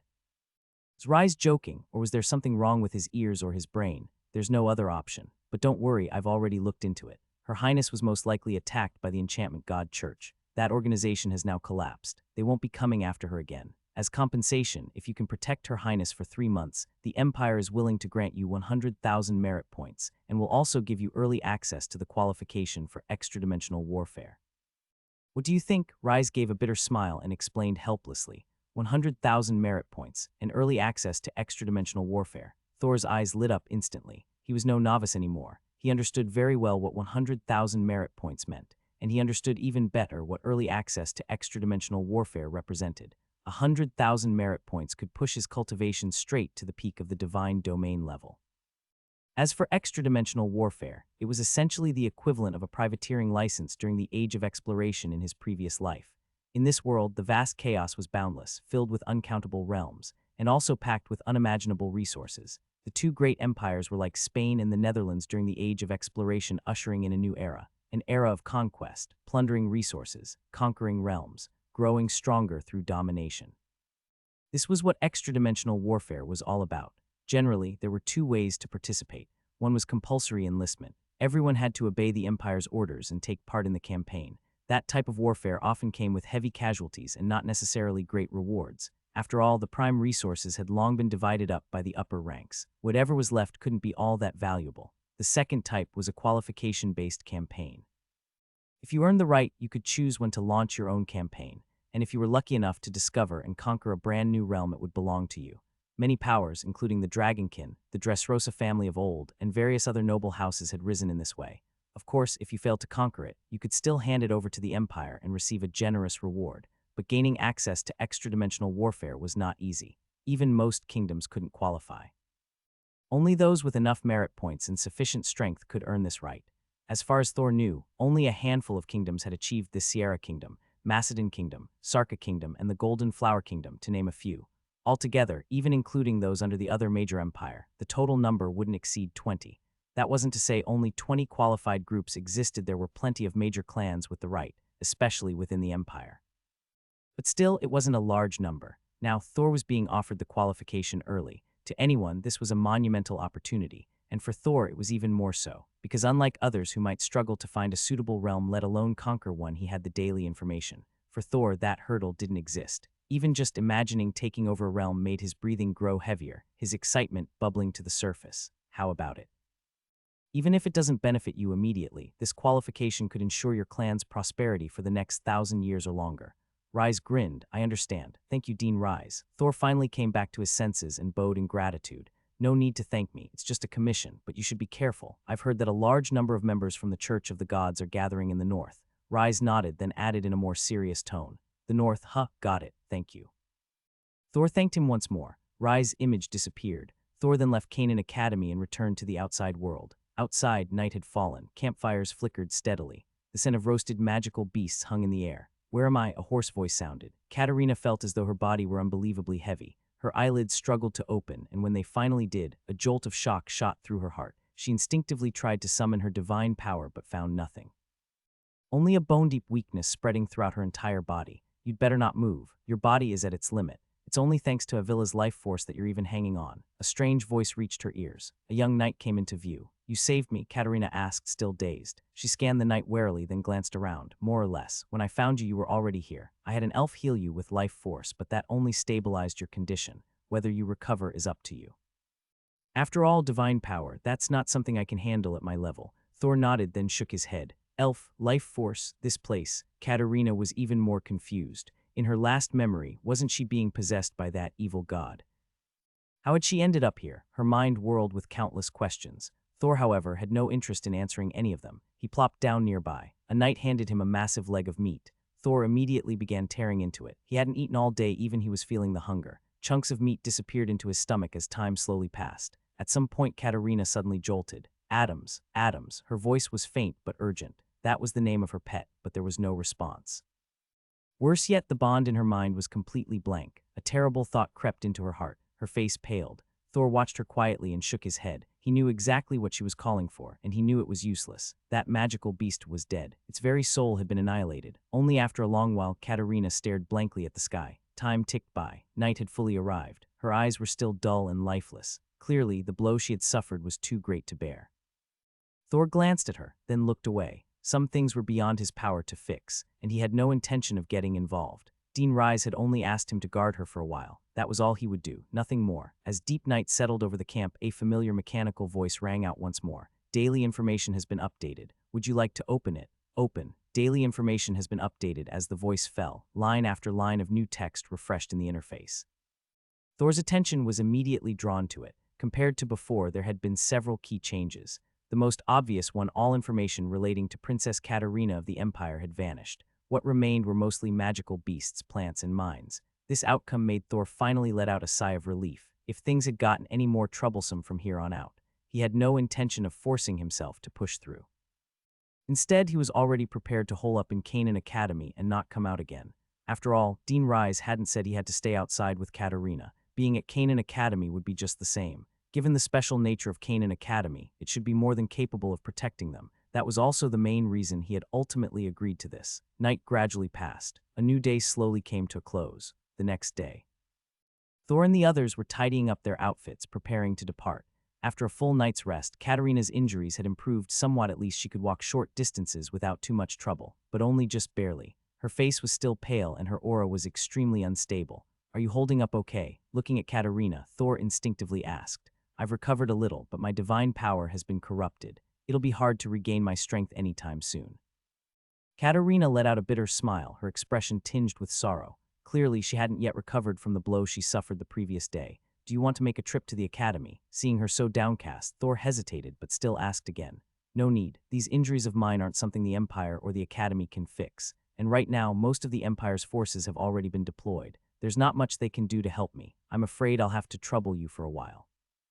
Katarina shook her head and softly explained. Understood. Dean Rise already spoke to me. For the time being, your highness will return to the territory with me. Thor gave a slight nod and spoke softly. Katarina gave a small nod as well, saying nothing more. Her expression remained gloomy and downcast. Thor shook his head and didn't say anything else either. Instead, he called for everyone to set off. Soon after, the group finished their preparations and resumed their journey. Their destination, the Tulip Kingdom. They had already arrived in the northern border, and reaching the Tulip Kingdom was no longer far off. It would only take about 10 days or so. And so, the group stepped into the northern reaches of the Tulip Kingdom. This region originally belonged to the Beastmen, but following a cert upheaval a few years ago, it had now become new territory of the Tulip Kingdom. Countless pioneer lords had flooded in, and the area had also become a major hub for the soaring Eagle Chamber of Commerce and the Dresosa family. In just a few short years, several barons of the Dresosa family had emerged in the northern border. At this point, the Dresosa family's influence in the region had grown extremely substantial. As soon as Thor's group entered the northern border, they ran into a merchant caravan from the Dresosa family. And unexpectedly, Thor even encountered a familiar face. Morris, Thor's expression held a trace of surprise as he looked at the familiar figure before him, now visibly weathered by time and travel. Thor, a similar look of surprise appeared on Morris's face as he quickly urged his horse forward. It's been so long, Morris. Thor greeted him with a smile. Thor, what are you doing here? Morris asked, his voice filled with astonishment. Something happened. But what about you, Morris? Why are you here? Isn't your territory supposed to be in the eastern part of the northern province? Thor shook his head with a smile, then asked in puzzlement. The man before him was none other than his elder brother. A few years ago, due to Thor's circumstances, Morris had chosen to leave the family and start over as a pioneer knight. That same event had even allowed his brother to be promoted directly to a baron. I took on an escort mission from the Eagle Chamber of Commerce to the Tulip Kingdom, and I'm just on my way back, Morris replied with a smile. I see, Thor nodded. He wasn't particularly surprised. The Eagle Chamber of Commerce had become a true colossus in the north. Even though Morris had been granted the title of baron, anyone who wanted to develop further had to engage with the chamber. Not to mention, Morris was a member of the Dresosa family, and Thor had long since granted him access privileges, so this encounter wasn't all that surprising. The two dismounted and walked side by side, talking as they went. Naturally, it was mostly Morris who did the talking. In the years since becoming a pioneer knight, he had undergone tremendous changes. Not only had he advanced to the peak of Great Knight, placing him just one step away from Earth Knight, but his temperament had also transformed significantly. Compared to living within the family's comfortable confines, life in the northern province was truly a crucible. Even though the Dresosa family had built a massive influence and the Eagle Chamber of Commerce had spread across most of the northern region, this was still not their domain. Families that didn't respect the Dresosa name or even the chamber itself certainly existed. And let's not forget the orcs. Although the orcs had retreated northward, that didn't mean the northern province were free of them. In fact, quite a few orcs and magic beasts still roamed the area. Most were tier 3 or below, and the Empire's legions had no interest in chasing them down one by one, which posed a constant threat to the pioneer knights. As they talked, Thor gradually came to understand just how difficult his brother's life had been in the north. It had been tough, no doubt, but the gains were just as significant. Judging from Morris's current condition, Thor believed that even if nothing else happened, his brother could likely break through to Earth Knight within 5 years. Even within the Dresosa family, such an accomplishment at Morris's age was far from easy. This wasn't just about resources, it involved many other factors. Thor was moved. Morris, on the other hand, felt even more so. Back when he was still in the family, he'd already found Thor's exploits hard to believe, but it wasn't until he arrived in the north that he truly grasped how extraordinary his younger brother was. To him, Thor had become a living legend. In just a few short years, Thor had risen at an astonishing pace and now stood in a league of his own.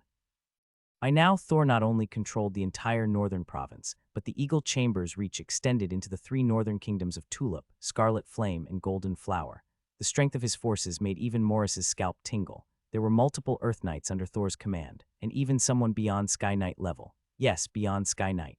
Half a year ago, a violent upheaval had erupted in the north. Even the commander of the Northern Legion had suffered a crushing defeat.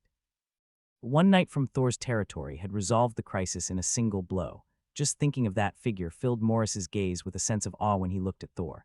And to top it all off, Thor had gone from pioneer knight to count in just a few short years. A count his father had only reached that rank himself. Their Dresosa family was still only a count-rank noble house, yet Thor had already reached this stage, and this clearly wasn't the end of it, Marquis, or even higher.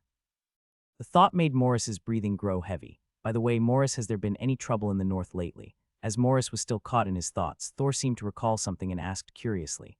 And no, nothing. Morris was momentarily stunned but quickly nodded in reply, yet after he nodded, his expression turned a little hesitant. What is it? Thor instinctively asked, his curiosity piqued by Morris's reaction. It's nothing major. Just half a year ago, there was a disturbance in the north.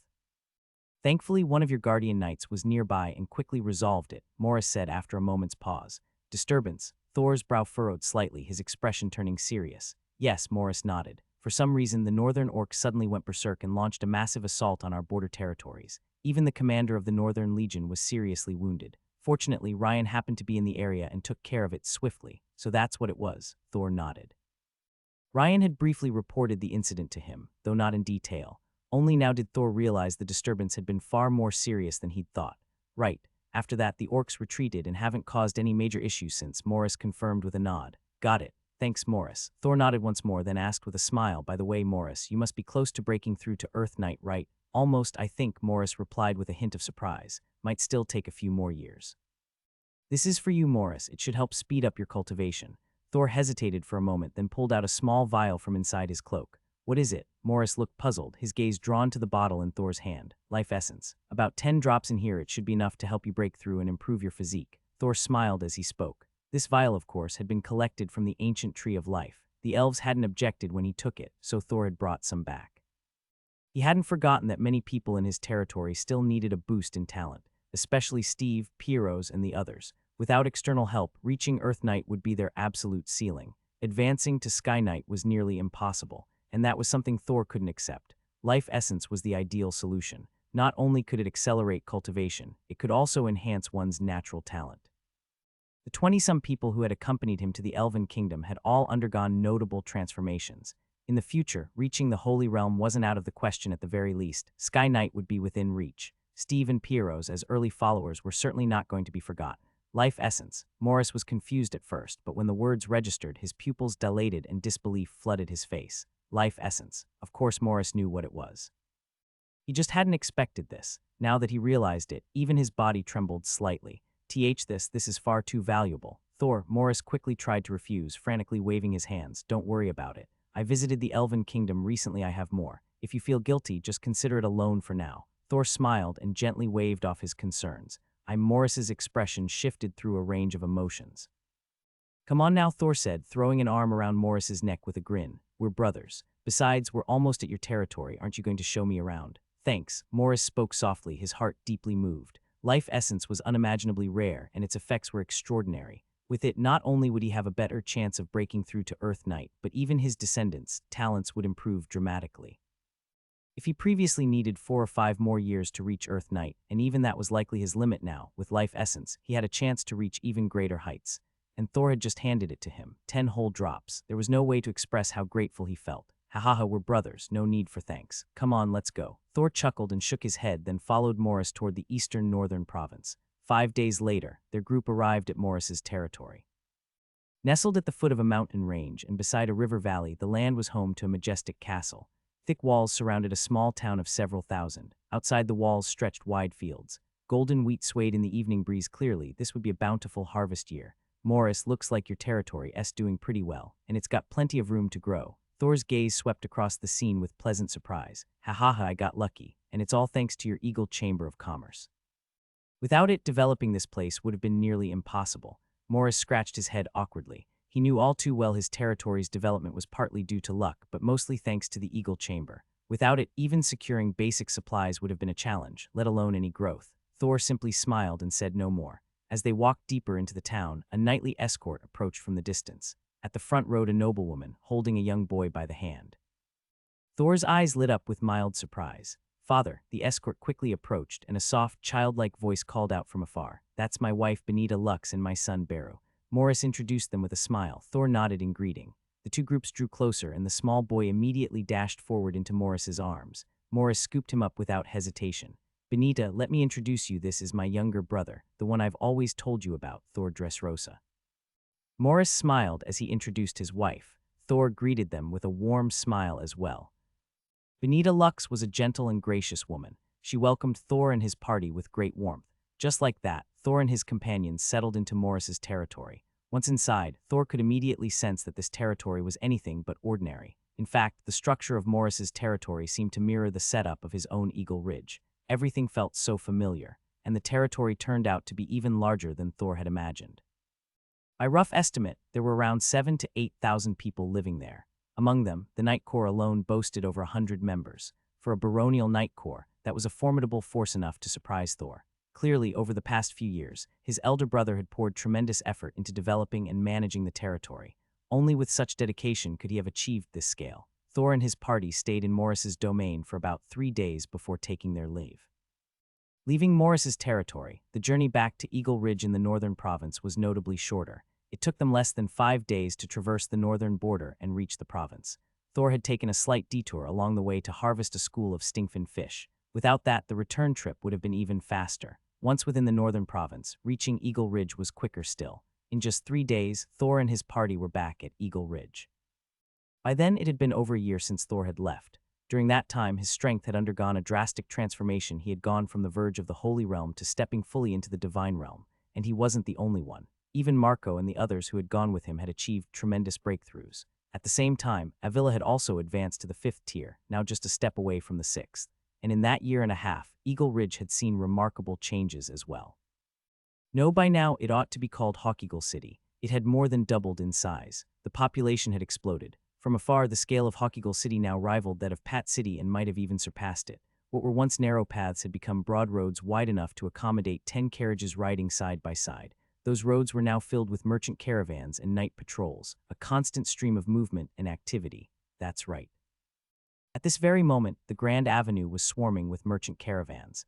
Wagon after wagon, loaded with goods, moved along the thoroughfare, flanked by large nightly orders. Thor even noticed quite a few noble-affiliated orders. For instance, right in front of him was clearly a Viscount's nightly force, and in the distance, many more such formations could be seen. Over the past few years, Eagle Ridge had undergone a tremendous transformation. Not only had the entire eastern part of the northern province fallen under Thor's control, but both Eagle City and Fierce Eagle City had become the most important urban centers in the region, especially Eagle City. It had fully replaced Lauren City's role, becoming the commercial hub of the entire northern province, or rather, all of the Northlands. Compared to the past, the northern province and the Northlands as a whole were completely unrecognizable. Back then, after more than 2 decades of frontier wars, there were fewer and fewer noble knight orders willing to venture forth. Most of the prime opportunities had long been seized, and the new ones weren't lucrative enough to warrant the risks. But now things were different. Opportunities in the northern province were scarce after all. Thor and the Eagle Chamber of Commerce already controlled most of it. Even elite noble houses could barely gain a foothold there, let alone the average ones. However, the wider Northlands were still full of opportunities. With the orcs in retreat, vast stretches of land were up for grabs. The abundant resources of the Northlands were a massive draw for the nobility. Over the past few years, countless heirs of the Tulip Kingdom's noble families had ventured into the Northlands to become pioneer lords. The influx of such a massive noble presence had undeniably accelerated the development of the entire northern region. And as the most vital trade city, Eagle City rose rapidly, dragging Fierce Eagle City along in its ascent. As for the old Lauren City, even though the Raymond family was reluctant, they had no choice but to accept reality. On one hand, the Dresosa family had risen to the rank of Marquis. On the other, the strength of Eagle Ridge far exceeded their expectations. In the beginning, the Raymond family tried to take action, but after some attempts, they had no choice but to back down. They simply weren't in the same league, especially now that Marquis Raymond had fallen. Their strength had declined even further. Their acquiescence only hastened Eagle City's rise. Today, many nobles from the Northlands traveled there to procure supplies or trade with the Eagle Chamber of Commerce. The outcome was obvious. Let's go. I wonder what the territory looks like now. Thor chuckled softly, signaling his knights to move on. As they advanced, knightly orders ahead instinctively cleared the way. Many even saluted them. The high-flying banner alone was enough to identify Thor's party. In the northern province, or rather, the entire Northlands, the sight of the soaring eagle banner was the ultimate symbol of power. It carried more weight than even a marquis's insignia. No one dared show the slightest disrespect. Inside one of the carriages, a few young girls peeked out. Is that the emblem of the Eagle Chamber of Commerce? It's incredible. Yeah, that's them. That Knight Order. They don't seem any weaker than Father. They really are something. The girls chattered excitedly, their eyes filled with admiration and awe as they gazed at Thor's knights. Other Knight Orders along the road shared the same sentiment. Though Thor's group wasn't large, their overwhelming presence left many shaken. Some among them were even scions of Marquis and Earl families, yet even they had never seen a Knight Order this formidable. Of course, Thor paid no mind to their reactions. Riding at the front, he soon arrived at Eagle City. Outside the city gates, Ryan, Steve, and Piros were already waiting with a large group of knights. Their presence drew considerable attention from other orders, many gasping in astonishment. After all, both Steve and Piros were major figures in Eagle City, and Ryan was the legendary guardian knight of that man. Now, all of them were gathered outside the gates to welcome someone. How could that not be shocking? As people looked on in surprise, a distant Knight Order approached quickly. When they saw who it was, joy lit up their faces. "My lord, it's him." Delighted voices rang out, and they quickly rode forward to meet him. As the two groups closed in, the lords of Eagle City dismounted and knelt on one knee, stunning everyone watching. From among the knights, a young man rode forth with a calm smile. The sight left the onlookers utterly speechless. Some seemed to realize something and looked at the young knight with changed expressions. In Eagle City, there was only one person who could command such respect from its greatest figures, the true master of Eagle Ridge, the uncrowned king of the Northlands, Count Thor Dresosa, the most dazzling genius of the kingdom today. Over the past 4 years, especially the most recent two, countless people, especially young knights, had grown up hearing the legends of this man. The Count's second son, who had boldly gone to pioneer the North. His rise in the northern province earned him the Baron title. Victory in the Expulsion War earned him the Viscount title. The Kingdom War earned him the title of Count. Each event was the stuff of legend. Many young knights idolized him, and now they were seeing him with their own eyes. Gasps of amazement echoed through the crowd. Many eyes sparkled with admiration. In the distance, one Knight Order came to a halt. Several young knights were visibly breathless. "My goddess, that looks like Sir Ryan. And Sir Steve too, they're saluting. Wait, could that be Count Thor? It must be him. Oh my god, I actually saw Count Thor with my own eyes." Excited voices rang out one after another. Meanwhile, Thor and his party were escorted into the city by Ryan, Steve, and the others. Compared to when he had left a year ago, Eagle City had grown significantly more prosperous. Based on current estimates, the city's population had likely surpassed 300,000. While not all of them were permanent residents, the population had grown at an explosive pace. In fact, current records showed that Eagle Ridge's population was approaching 500,000. Of those, over 200,000 were permanent residents of Eagle City, with another 100,000 in Fierce Eagle City, and the remaining spread across other towns. This put them on par with noble families that had been established for centuries. Even more importantly, Eagle City was still in a rapid growth phase. At this rate, the population would only keep increasing, especially now that the canal had been completed and the vast farmlands of the main valley were fully operational. This allowed the Eagle Chamber of Commerce to supply nearly 70% of all food traded in the Northlands. 70%. That was an astonishing figure, especially considering the current Northlands, with a population of 5 to 6 million, if not more. The average adult consumed 2 to 3 pounds of food a day. That meant 5 million people needed 10 to 15 million pounds daily. 70% of that was over 7 million pounds, and knights ate even more. In truth, the Eagle Chamber of Commerce was providing more than 10 million pounds of food annually. Put simply, if Eagle Ridge so much as sneezed, the entire Northlands would be gasping for breath. Any disruption could have disastrous consequences. With such a foundation, it would be strange if Eagle Ridge didn't thrive. And of course, their reach extended far beyond food. Weapons, supplies, labor, life potions. Eagle Ridge had become a massively expanded version of the old Habs Chamber of Commerce, encompassing the entire northern province and Northlands. This was why they had access to vast funds and resources for rapid development. As Thor walked the wide avenues, the once slave-filled streets were a thing of the past. In fact, most of the initial wave of slaves had already been converted into freemen. Thor had always granted them more generous treatment. Most of the work slaves could now be handled by goblins. Only a few tasks couldn't be replaced. As a result, becoming a freeman had become much easier, but that was as far as it went. Becoming a knight was another matter entirely, and it had become even harder. Now it required greater talent and far more merit. By the way, Ryan, has there been anything unusual lately in the northern province or the Northlands? As he listened to the reports, Thor suddenly recalled what the Soul Academy's headmaster had told him before he left, that the Church of the Gods had begun converging on the 3 northern kingdoms. There was still no daily intelligence system in place, but Thor could feel the storm brewing. He wanted to see if Eagle Ridge had sensed anything. Unusual, Ryan blinked. Nothing so far, he shook his head instinctively. But just then, Thor noticed that Piro's looked like he wanted to speak but was holding back. What is it? Piro's, is there something wrong? Thor's brows furrowed as he questioned him in a low voice. He hadn't expected there was actually something up. What exactly do you mean by unusual? Piro's asked hesitantly. Oh, what do you mean? Thor pressed, coming to a halt. My lord, I've been overseeing matters in the Scarlet Flame Kingdom lately, and something strange has been happening over there. Piro's hesitated, then spoke slowly. The Scarlet Flame Kingdom. What's going on? What happened? Thor's brow furrowed. The Scarlet Flame Kingdom was one of the 3 kingdoms of the northern frontier, and he hadn't expected something to really go wrong there. Around 2 months ago, I believe, the royal court of the Scarlet Flame Kingdom issued a baffling order, a nationwide conscription. Supposedly, it's to launch an attack on the northern beastmen. Piro's nodded and spoke in a low voice. Nationwide conscription, to attack the northern beastmen. Thor's brow tightened. Even without knowing the full picture, he could sense that something was off. At present, the northern beastmen had almost entirely withdrawn. Logically, even if they wanted to seize land or resources, a full-scale national mobilization wouldn't be necessary. In the Tulip Kingdom, for example, there were generally 3 levels of mobilization. The last level was full nationwide conscription, and it was more or less the same for the 3 northern kingdoms. Yet the Scarlet Flame Kingdom had started off with a nationwide conscription, and the target was the beastmen. No matter how you looked at it, it didn't make sense. Sure, you could barely justify it. Maybe it was to seize more resources, or someone was preparing to establish their own dominion, but that explanation was a stretch. Gaining resources didn't warrant such drastic measures, and as for founding a new nation, there hadn't been any news of that. Presumably, no one had amassed the required merit points either. After all, the kingdom actually suppressed the growth of its noble class. You could tell from the monopolization of advanced breathing techniques and top-tier resources. Even if a noble made it into the empire, collecting 1,000,000 merit points was no small feat. To put it bluntly, even with centuries of accumulation, most nobles might still fall short, which made the issue very clear. Yes, it was a nationwide conscription, and right from the beginning, it involved everyone. All nobles were required to take part.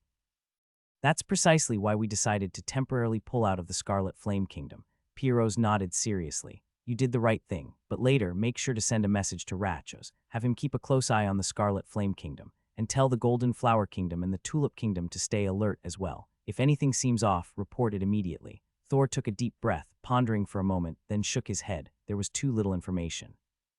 Even he couldn't make sense of what was going on, or whether it had anything to do with the Church of the Gods.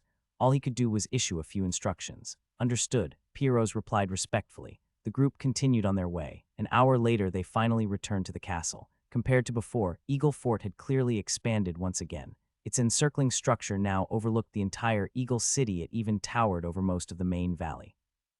In this world of the extraordinary, there was no need to worry about buildings being too tall. After all, magic could solve 99% of all problems, and the remaining 1%, knights could handle that. Back at the castle, Thor first arranged living quarters for Katarina. She still needed some time to recover, so for now she could only remain by his side. Katarina didn't refuse. Instead, she quietly stayed put. 7th Imperial Princess remained as cold and distant as ever, not saying a word, but Thor didn't mind that at all. Thor had been away from his territory for over a year. Many matters had piled up in his absence, some of which could be handled through his connection with Canaan Academy and Ryan, but only to a limited extent. Certain issues still required his personal attention. So for the week following his return, Thor was fully occupied with managing those affairs. Only after a week had passed did he finally manage to wrap up most of the matters within the territory. But just as things on that front settled down, issues concerning the Eagle Chamber of Commerce immediately followed. Compared to the internal affairs of the territory, the matters involving the Eagle Chamber of Commerce were no less significant. Especially now, the Eagle Chamber of Commerce was no longer what it used to be. Its reach had expanded beyond the northern provinces and the Northlands. It now spanned the entirety of the Tulip Kingdom, the northern regions of the Golden Flower Kingdom, and was even establishing trade routes with several neighboring kingdoms. Though the influence of the Church of the Gods posed some obstacles, it was merely an impact, not a blockade. It did not halt the development of the Eagle Chamber of Commerce. In fact, thanks to its backing by the major minds of the Tulip Kingdom, and due to the rising unrest, the Chamber's commerce had only grown more prosperous. In less than a year, trade volume across all sectors had surged dramatically. After all, turmoil meant a sharp increase in resource consumption. More and more lords were desperate to strengthen themselves. Compared to the hassle of procurement, the Eagle Chamber of Commerce offered door-to-door service, which many lords welcomed both to make purchases and to sell their goods directly to the chamber. This back and forth had significantly boosted revenue. At this point, Thor's annual income already far exceeded that of more than half the marquises. Even among the top 3 marquis households, none could easily rival his earnings. His only possible inferiors now were the 3 Grand Duke houses and the royal family, but that was understandable. The 3 Grand Dukes were tightly bound to the royal family. Their interests extended far beyond domestic matters. They were also deeply involved in imperial and extraterritorial wars. Those were realms that neither Thor nor the Eagle Chamber of Commerce could currently compete in. For now, once he gained access to the extraterritorial warfront, even the royal family and the Grand Dukes might no longer match his profits. But that would take time. Night fell quietly. Ding, daily information updated. Open it. The familiar mechanical voice sounded. Lines of daily information appeared before his eyes. Since returning to his territory, the contents of the daily information had significantly diminished. Most were trivial affairs, only a few involved resource locations, or bits of information that might warrant slight attention. But to Thor at this point, none of it was particularly important. He glanced over the entries, picked out a few noteworthy ones, and handed them off to his subordinates to handle. Naturally, he no longer needed to personally intervene in such things. Time passed quietly and steadily. Half a month later, Ratchazasad returned from abroad. Thor immediately summoned this trusted subordinate. At present, Ratchazasad had officially become a viscount, yet even with his new title, his attitude toward Thor remained one of deep respect. Not only had Thor pulled him up at a crucial juncture, granting him a life he could never have imagined before, but more importantly, by following Thor, Ratchas had seen a future far grander than anything the Assad family could have ever offered him. Setting everything else aside, his personal profits over this short period already rivaled half the income of the entire Assad family. And as the de facto controller of the Eagle Chamber of Commerce, the sense of achievement he felt was immense. He firmly believed that by continuing to follow Thor, he might not just reach the rank of Marquis at the very least, he would certainly become an Earl. An Earl. His father was merely an Earl, yet he now had the potential to become one himself. Even just thinking about it was exhilarating. Inside the study, the door was gently knocked upon. "Come in," a calm voice responded, hearing that familiar voice. Ratchazasad took a deep breath, adjusted his attire slightly, and slowly pushed open the door to step inside. "My lord." Upon seeing the familiar figure in the study, Ratchos immediately bowed in greeting. "No need for formalities. It's been a while, Ratchos. You've tanned quite a bit." Thor spoke with a smile. "Ha ha ha." Hearing Thor's familiar tone, Ratchos couldn't help but feel slightly embarrassed. All his tension instantly melted away. "Let's hear it. How's the Eagle Chamber of Commerce doing now?" Seeing him relax, Thor smiled again and asked, "Yes, my lord. Currently, the Eagle Chamber of Commerce has extended across the entire Tulip Kingdom, the northern and eastern regions of the Golden Flower Kingdom. We're also expanding into nearby countries like the Black Cavalry Kingdom. We've temporarily pulled out from the Scarlet Flame Kingdom, though something unusual seems to be happening there." Ratchos began his report. Thor listened intently. As the head of the Eagle Chamber of Commerce, Ratchos had a clearer understanding of both the chamber's operations and the broader geopolitical landscape. Through his report, Thor not only gained a better grasp of the chamber's current standing, but also significant insight into the situation in surrounding regions. The chamber's affairs were fine for now, not something Thor needed to worry about. After all, he had Ratchos Assad. While Ratchos might only have average talent as a knight, his business acumen was unmatched. Even within the Assad family, few could match him in that regard. He could not only perfectly implement Thor's modern business strategies, but also innovate upon them. Knock, knock, knock. Fingers tapped lightly on the tabletop as Ratchos continued speaking, and Thor sank into contemplation. Time passed slowly. No one knew how long had gone by or how long the discussion lasted. Eventually, Ratchos fell silent. But even then, Thor didn't speak. He remained deep in thought, particularly during the latter portion of the report. As Ratchos discussed the broader situation, Thor clearly sensed something wasn't right. Something felt off with both the Church of the Gods and the Empire. Or more precisely, something was amiss within the 3 northern kingdoms concerning both powers. The Golden Flower Kingdom was relatively stable. At least, a wave of unrest had occurred there previously, though Thor had resolved it in advance. Still, it had existed, but the Scarlet Flame Kingdom and the Tulip Kingdom, completely calm. Yes, completely. Before Thor left, the Tulip Kingdom was a mess, especially in the Western Moon Province, where entire towns and cities were being wiped out. But now that he was back, the unrest had vanished, and it definitely wasn't due to the kingdom's own efforts. According to what Ratchos had gathered, the royal family hadn't intervened at all. It was as if the chaos had simply subsided on its own. To others or to the general populace of the Tulip Kingdom, this might seem reasonable. After all, the noble houses weren't exactly weak. It wouldn't be strange if they managed to quell the unrest. But Thor clearly sensed something unnatural at play. Yes, the kingdom's nobles were strong, but it depended on who they were up against. Compared to the Church of the Gods, there was simply no comparison. The disparity was like heaven and earth. Even the strongest of the kingdom's noble houses, the three Grand Dukes, boasted only one or two holy-level powerhouses at most. But the church, every minor division had a domain-level overseer. Some even included lower gods, mid-gods, and upper or high gods. In short, if the church had wanted to suppress the Tulip Kingdom, it wouldn't have been difficult at all. So how had the unrest dissipated? If we assumed the church had withdrawn its focus from the northern kingdoms, perhaps due to limited resources, low population density, or insufficient value, that could explain things. But the empire, that was much harder to justify. Thor hadn't forgotten what that Soul Academy instructor had said. His thoughts churned rapidly. He now felt a looming crisis descending upon the three northern kingdoms, even if there was no information to confirm it, even if there was no concrete evidence. The feeling was undeniable. Knock, knock, knock. His fingers tapped rhythmically on the desk. Rachos looked puzzled, but he didn't interrupt. He simply stood there, waiting quietly. At last, after a while, Thor stopped tapping and looked up at him. Rachos, he spoke at last. Rachos immediately straightened. At your command, he answered respectfully. Continue sending people to the Scarlet Flame Kingdom. Get involved if necessary. I need more information. Also increase our presence in both the Golden Flower Kingdom and the Tulip Kingdom. I'll contact the Abai family to coordinate in the Golden Flower Kingdom. As for the Tulip Kingdom, I'll speak to the Lapor family. I want any information related to the Church of the Gods or any other abnormalities. Thor gave his instructions calmly and clearly. Yes, my lord. Rachos was a bit confused, but dared not question Thor's orders. He immediately agreed, yet inside his heart sank.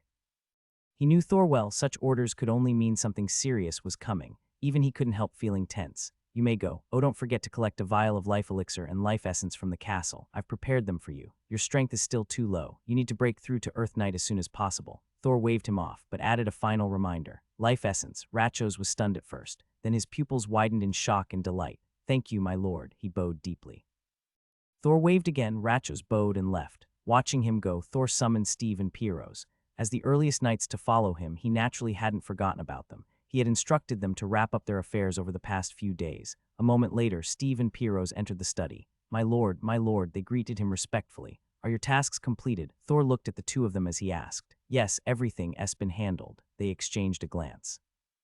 Though somewhat puzzled, they responded promptly. Then go make your preparations. Shortly, each of you will go to the castle to receive 1 portion of life essence and 3 bottles of high-grade life potion. I want both of you to break through to Sky Knight within 6 months. Can you do it? Thor tapped the table once, then spoke slowly. My lord, what did you just say? Hearing Thor's words, Steve and Piros couldn't help but widen their eyes in shock. Their breathing grew heavy, and Piros even stammered in disbelief. I said I'll give each of you 3 bottles of high-grade life potion and 1 portion of life essence. Do you have the confidence to reach the level of Sky Knight within 6 months? Seeing their stunned expressions and ragged breathing, Thor calmly repeated himself. At this point, he was no longer lacking in life essence. As for the life potions, especially the high-grade ones, Eagle Ridge was now capable of producing them. Though the output was still low, 6 bottles wasn't a problem anymore. What he needed more than anything were Sky Knights. In the entire territory, aside from Thor and Ryan, there wasn't a single Sky Knight yet, which was unacceptable to him. That's why during this time, he wasn't just providing Steve and Piros with resources. Marco was receiving support as well. All of it was to help them break through as quickly as possible. We can do it. Thank you, my lord, my lord. Hearing Thor's clear confirmation, the two exchanged a look and quickly voiced their gratitude. Go on then. I look forward to hearing good news from you both. Thor waved his hand as he spoke calmly. Yes, sir. Yes, sir. Steve and Piros answered swiftly and exited the study. With those two arranged, Thor moved on to organizing the others. After all, it wasn't just the top combat power that needed strengthening, so did the middle and lower ranks. A few days later, a promotion plan was introduced in Eagle Ridge. During this period, all resource-to-merit point exchange rates were halved, and the difficulty of earning merit points was lowered. Faced with this promotion plan, all of Eagle Ridge erupted in celebration, especially the members of the Night Corps. Each and every one of them wore beaming smiles. For a time, the entire Eagle Ridge was filled with fiery enthusiasm. And as Eagle Ridge blazed with excitement, a quiet undercurrent began to stir in the northern region. A suffocating tension began to spread across the land. Most people, however, were completely unaware of its arrival, but make no mistake, something big was already brewing. Scarlet Flame Kingdom. Located at the far western edge of the 3 northern lands kingdoms, the Scarlet Flame Kingdom was the weakest among them. Compared to the Tulip Kingdom, it was slightly inferior. The strongest of the 3 was the Golden Flower Kingdom, followed by the Tulip Kingdom, with the Scarlet Flame Kingdom trailing behind. The Scarlet Flame Kingdom wasn't even qualified to participate in the War of the Kingdoms, Nobles Alliance. There was no helping it. Compared to the Golden Flower and Tulip Kingdoms, the gap was far from just a little. The Golden Flower Kingdom had 3 lower gods, the Tulip Kingdom had 1, while the most powerful being in the Scarlet Flame Kingdom was merely a high divine domain-level expert. They didn't even qualify to participate in the extra-dimensional wars. Under such circumstances, the disparity in power between them was naturally beyond comparison, and it was precisely because of this weakness. The Scarlet Flame Kingdom had just undergone a massive upheaval. Inside the royal court, blood covered the entire ground. Rivulets streamed endlessly across the floor. Upon closer inspection, those flowing streams were composed entirely of blood. Corpses lay strewn haphazardly across the scene. Their eyes were wide open, their expressions frozen in terror and disbelief. Before the massive throne, a lake of blood had formed. A black-robed figure stood at its center. In that moment, he seemed like the undisputed monarch of a sea of blood. An oppressive and suffocating aura continued to emanate from him. Buzz, ripples spread faintly through the void, and in the next instant an armored figure appeared. What's the situation? The black-robed man opened his eyes and looked toward the newly arrived armored figure. If anyone else were present, they would recognize the newcomer as none other than Marquis Yadsen Ravens, one of the 2 great nobles of the Scarlet Flame Kingdom. His position was second only to the king himself, a truly transcendent figure in the Scarlet Flame Kingdom. And yet, he didn't even flinch at the sight of the surrounding blood sea. Preparations are complete. All of the Scarlet Flame Kingdom's forces have begun moving toward the northern lands. Yadsen Ravens spoke calmly. Good. Let them begin. The Lord's descent requires blood sacrifices. 20 million isn't enough, we need more blood. The black-robed man's voice was raspy, his eyes burning with fanaticism. Yes, sir. Yadsen gave a slight bow. Right, what's the status over at the Tulip Kingdom? The black-robed man's tone turned somber as a new thought crossed his mind. That contact has been lost. We can't reach him. Yadsen hesitated before responding, his voice tinged with uncertainty. HMPH, useless trash. The black-robed man snorted coldly, his face darkening. His initial plan had involved coordinated action between the Tulip Kingdom, the Golden Flower Kingdom, and the Scarlet Flame Kingdom.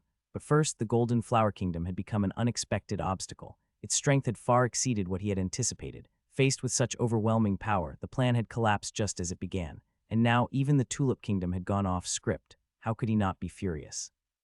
Shall I go myself, my lord? Yadsen asked after a moment of thought, his voice low. No need. Let those lunatics from the Church of Death handle it. That region is their responsibility. The black-robed man waved his hand, his tone calm. Yes, sir. Yadsen bowed respectfully. Then his figure quietly departed. No one knew what had just transpired. Meanwhile, the Scarlet Flame Kingdom's forces were rapidly assembling, converging on the northern territories.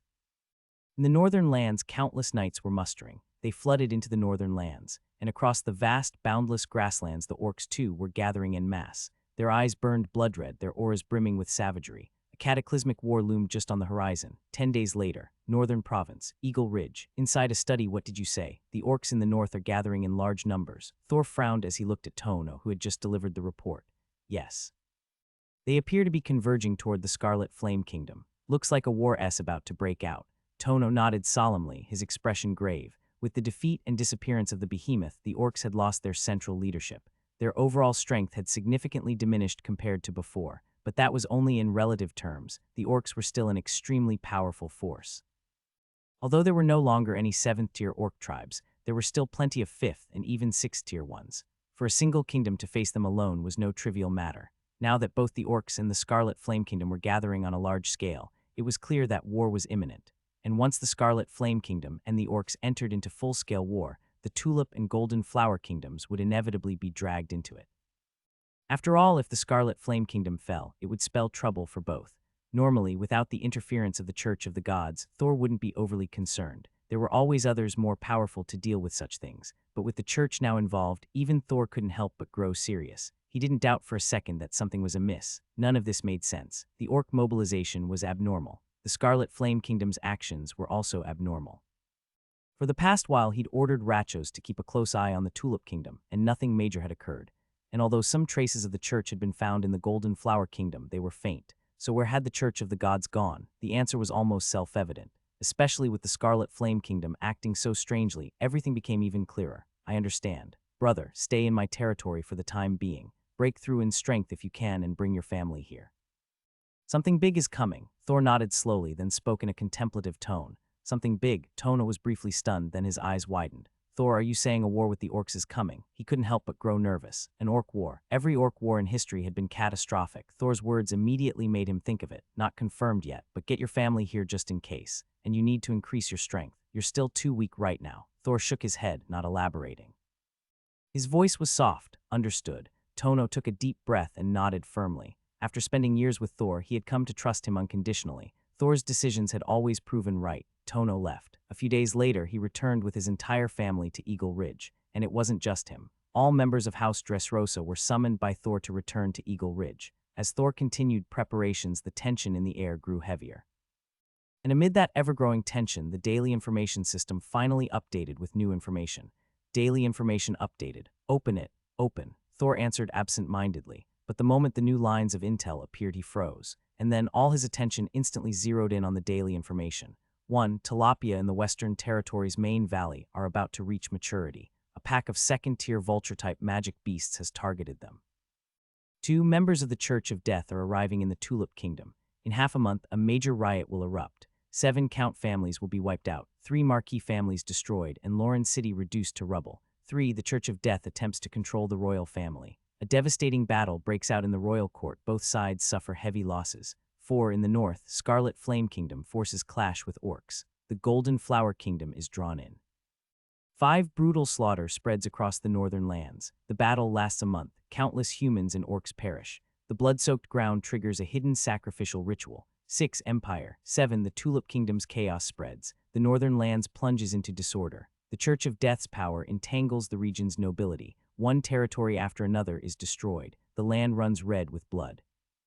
8. Orcs 10. 3 months from now, with the blood of millions from the northern kingdoms and millions more from the orcs, the waters of the river Styx shall flow. The aura of death descends. The lord of the river Styx, Osiris, shall arrive. As his eyes scanned each line of intel, Thor's heart surged with violent emotions. First, because the daily information had finally revealed related information. Second, because the information itself was utterly earth-shattering. Even though he'd anticipated major unrest in the northern lands, not even he had imagined it would be this catastrophic. At this rate, the entire northern lands might be doomed. Because this time, things were different. Previously, the strongest opponent was just an upper god, but now there was a lord of the river Styx descending. And in the netherworld underworld, there was only one true ruler, the god of darkness, who reigned supreme above all. Below that deity were 5 lords of the river Styx. These 5 too were superior to all other netherworld gods besides the supreme one. Of course, only 3 remain at present, and of those, only one has descended. But even if it's just one, their strength surpasses all high gods they are in existence, known as a lord god. Compared to a high god, this is an entirely different level of being. You have to understand, in most worlds, a single lord god might never appear at all. Possessing the power of a lord god is already enough to qualify a world as a powerful one. Even in wars beyond the domains, very few would ever dare provoke a world with a lord god. The descent of a lord god, it's unquestionably a major event. An earth-shattering event, even. Thor almost instinctively wanted to rush to Canaan Academy and report this immediately, but soon after he forced himself to hold back. Clearly, this wasn't something he could explain, the descent of a lord god. How would he know about that? What would he say? He couldn't exactly claim to have some sort of special ability. In a world where gods truly existed, who knew what kind of consequences that might bring? Besides, another thought suddenly occurred to him. Maybe Canaan Academy wasn't unaware of this. Rai's words still echoed in his mind. It was very likely that Canaan Academy, or rather, the Empire, had already known about the actions of the Church of the Gods. This could even be a trap set by the Empire itself. Thor's expression kept shifting as countless thoughts flowed through his mind. In the end, he forcibly suppressed the impulse. For now, everything was still just speculation. If he wanted to know the full picture, he could afford to wait. Now that the daily intelligence system had already started surfacing related information, there would surely be more detailed reports appearing soon. He could simply wait for those before deciding what to do. After all, that Lord God's descent was still 3 months away. Even waiting 2 whole months would yield 600 pieces of Intel 10 reports a day. That should be more than enough to confirm a lot of things. Phew, after a long while, Thor let out a heavy breath, gradually calming his unsettled heart. Then he stood up. His gaze shifted toward the window. At that moment, the starry sky stretched across the heavens, the night in the early hours extraordinarily silent. No one knew how long he looked out for. Eventually, Thor gathered his thoughts and headed to rest. Time passed slowly. The night gradually faded. Morning sunlight began to spill across the land. A new day had arrived. Early in the morning, when Thor arrived at the training grounds, he couldn't help but pause slightly. A figure was already there before him. Seeing that figure, Thor was somewhat surprised, but it was only for a moment. he soon paid it no further mind and started his usual training routine. Time ticked by second. An hour later, that figure finally stopped, glanced at Thor, hesitated briefly, and then spoke up. Your knight's breathing technique and the accompanying knight sword style both need to be replaced. Kanan Academy has more complete breathing techniques. You could take a look at the Silver Moon breathing technique, the Splinterwood breathing technique, or the Refined Iron breathing technique. A clear and crisp voice rang out. It was Katarina speaking. Thor instinctively paused in his movements, looking at the woman in surprise. This was the first time Katarina had ever taken the initiative to speak to him. I understand, thank you. Thor hesitated for a moment, then gave a slight nod and expressed his gratitude. Time passed slowly. During this period, Thor devoted himself to managing affairs within his territory, while quietly awaiting the daily intelligence updates. Meanwhile, his communication with the Empire's seventh princess gradually increased, even though she remained as cold as ever. Nonetheless, her input proved extremely beneficial for Thor, such as her guidance in cultivation, such as her instruction in combat. As someone at the peak of the lower god realm, the gap between her and Thor was immense. Even her occasional pointers were of immense value to him. Just like that, a month slipped by. In that time, over 300 daily information reports had appeared, and Thor gradually pieced together a clear picture of the evolving situation. As he had suspected, the Empire was indeed fully prepared. In fact, it seemed that the focus of the Church of Gods on the three northern kingdoms was a calculated move orchestrated by the Empire itself. The goal was to inflict maximum damage on the Church at minimal cost. Compared to the heart of the continent, the northern kingdoms had smaller populations. Letting the Church carry out its plan using those populations, along with large numbers of orcs, and then having the Empire swoop in to clean up this way, they could both eliminate the Church as a threat and harvest a main god divinity. Even within the Empire, main god divinities were exceedingly rare. Obtaining one would allow the Empire's strength to surge exponentially. It might even let them catch up to the other great empire. As for the potential collateral damage involved, so long as the gains were great enough, the Empire deemed it worthwhile. Even if it meant sacrificing more kingdoms beyond the three in the north, it was of little concern, especially since this operation wasn't about total annihilation of the kingdoms, just the loss of some people. That made it even less significant. It was a grim reflection of the era.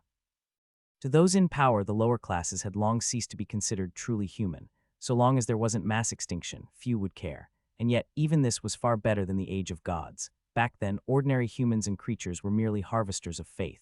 The gods only cared about devotion, nothing else mattered. Peaceful lives were virtually impossible. At least now, most ordinary people could live in relative stability. Ding, daily information has been unlocked.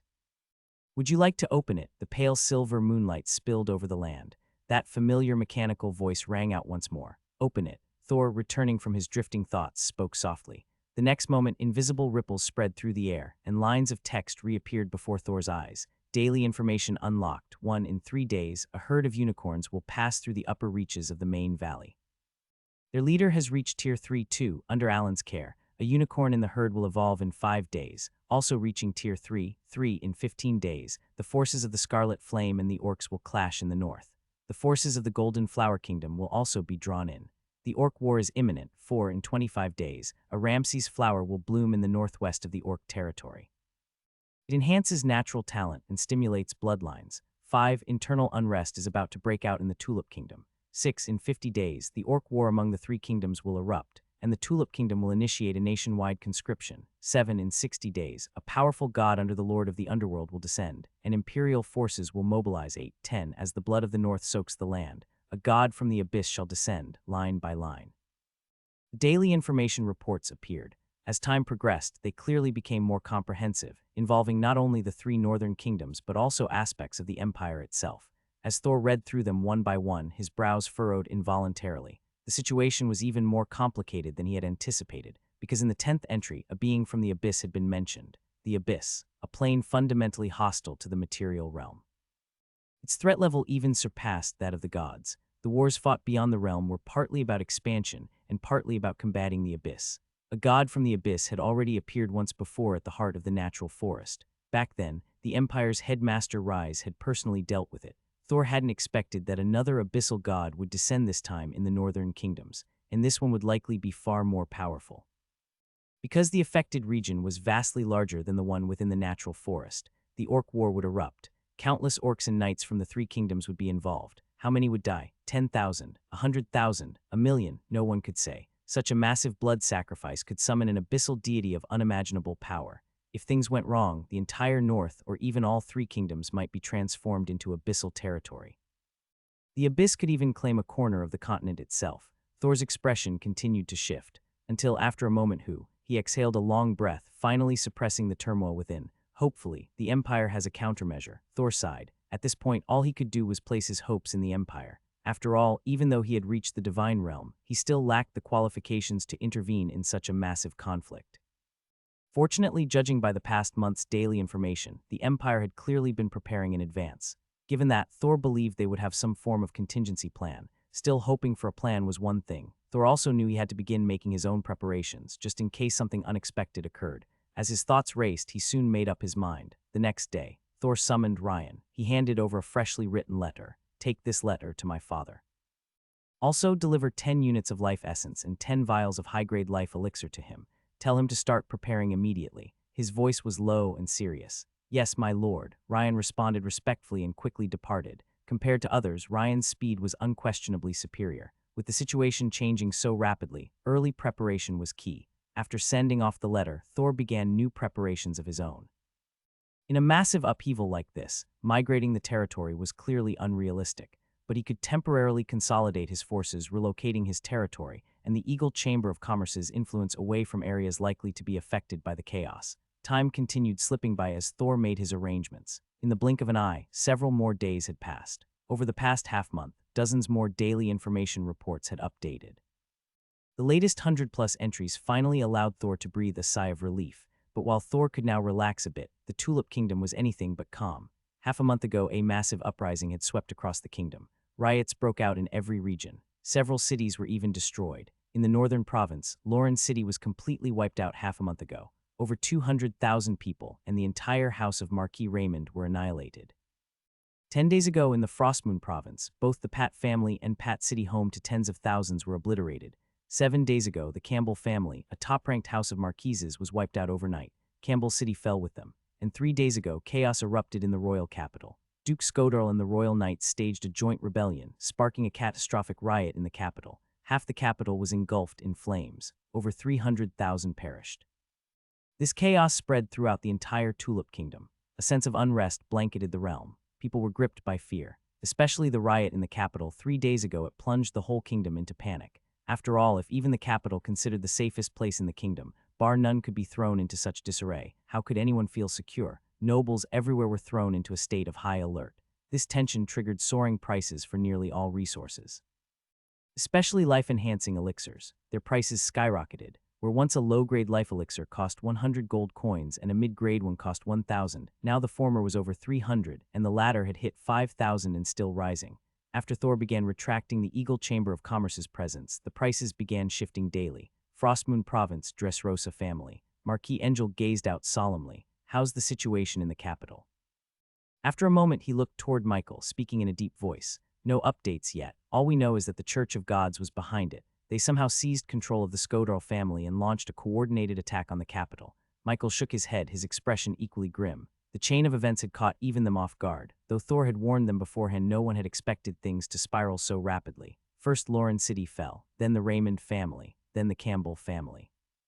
Now even the capital was in flames. The capital, supposedly the most secure city in the Tulip Kingdom, yet it still fell. Did that mean there was no longer any safe haven in the entire kingdom? Any new word from Thor? As if remembering something, Marquis Angel turned to Michael again. Not yet. Michael shook his head, but just then their expressions suddenly shifted. In the next instant, both vanished. When they reappeared, they were already in the sky. But upon seeing who had arrived, both of them breathed a sigh of relief. My lord Marquis. Ryan halted midair and gave a respectful bow. Ryan, Marquis Angel was surprised. My lord Marquis, I've brought you a letter from my lord. Ryan respectfully presented the letter. A letter. Marquis Angel exchanged a glance with Michael, and both their expressions instantly tensed. Still, they quickly stepped forward and accepted the letter. As the envelope was opened, the words within came into view. Marquis Angel's pupils contracted sharply. His heart stirred with uncontrollable shock. Marquis, you'd best start preparing. The young master said the upheaval will begin very soon. Also, this is something he asked me to deliver to you. Ryan spoke up, then produced 10 vials of life essence along with 10 vials of high-grade life elixirs. I understand. Ryan, what does Thor plan to do?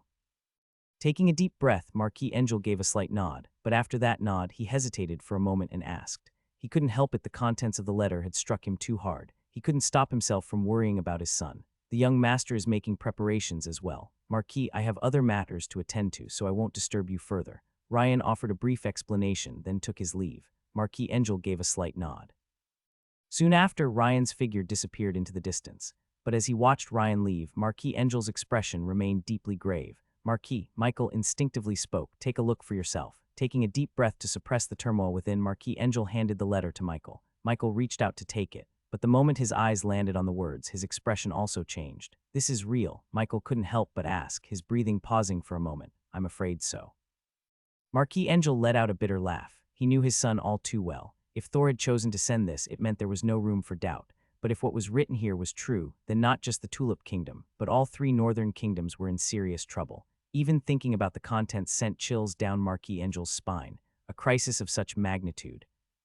Forget about a marquis household like his, even a duke's household, even the Tulip Kingdom, the Golden Flower Kingdom, and the Scarlet Flame Kingdom, none of them might come out of this great upheaval unscathed. Come, it's time we prepare. We must be thoroughly prepared. Marquis Angel let out another bitter chuckle and slowly descended the stairs. He couldn't leave. As a marquis, he couldn't enjoy the privileges without fulfilling the duties, but he had to consider the future of his family.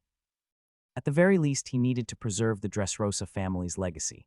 The letter Thor had sent him contained not only information about the impending upheaval, but also a few safe havens that the Dresosa family could potentially retreat to. He needed to go back and think carefully, select a few members of the family to preserve the bloodline. Otherwise, if the time truly came, it would be too late for anything. In this era of upheaval, the nobility had their own way of survival. Just like the Dresosa family before, a fledgling noble who managed to condense a life seed before turning 18 would be eligible to either join the family or become a pioneering knight. Those who failed to do so by 18 would only qualify as wandering knights. This was essentially exile, but in another sense, it was also a form of noble selection. Should the noble mainline ever fall into crisis, these wandering knights would still have the right to rise again. Even if the odds were incredibly slim, the difference between having a chance and having none at all was profound. Now, with Thor's message, Marquis Angel was acutely aware that a new decision needed to be made. Inside the castle, one command after another was issued. Soon, the entire Dresosa family was mobilized. Some elite descendants began to be selected. At the same time, parts of the family's inheritance were being distributed. These individuals would be dispatched in waves over the coming days. They would join a few kingdoms already preselected by Thor under the guise of wandering knights. If they survived this crisis, there was a chance they could return. If they didn't, then these descendants would continue their lives in these new lands. Just like 300 years ago, when the Dresosa family migrated from the kingdom of Sarca to the kingdom of Tulip. Of course, thanks to the buildup of the kingdom's wars, this generation was undoubtedly more fortunate than their ancestors of 300 years ago. Back then, that great upheaval devastated the Dresosa family. In the end, only one Grand Knight managed to escape with a dozen official knights to the kingdom of Tulip. This time, most of these descendants had at least one or two Earth Knights accompanying them, giving them a much greater chance of survival. Their foundation was also far stronger. The only caveat was that they would be facing much greater challenges. After all, apart from one or two, the kingdoms they were heading to were all powerful nations. Not like the kingdom of Tulip. The Tulip Kingdom had only risen in the last few centuries. When the Dresosa family arrived, the kingdom was still in the midst of a vibrant developmental phase, which allowed the family to rise quickly. Other kingdoms might not offer that same opportunity, but regardless of whether there was opportunity or not, it was better than being completely wiped out by a massive upheaval. In the Frostmoon province, Count Angel was making arrangements. Time continued to flow. In the blink of an eye, several days passed. Just as the Dresosa family began their movements, the unrest in the north unsurprisingly escalated. What began as a war between the Scarlet Flame Kingdom and the Orcs soon drew in the Golden Flower Kingdom and the Tulip Kingdom. In the north, massive orc armies struck directly at the borders of the Tulip Kingdom. In an instant, the entire northern region of Tulip was thrown into high alert.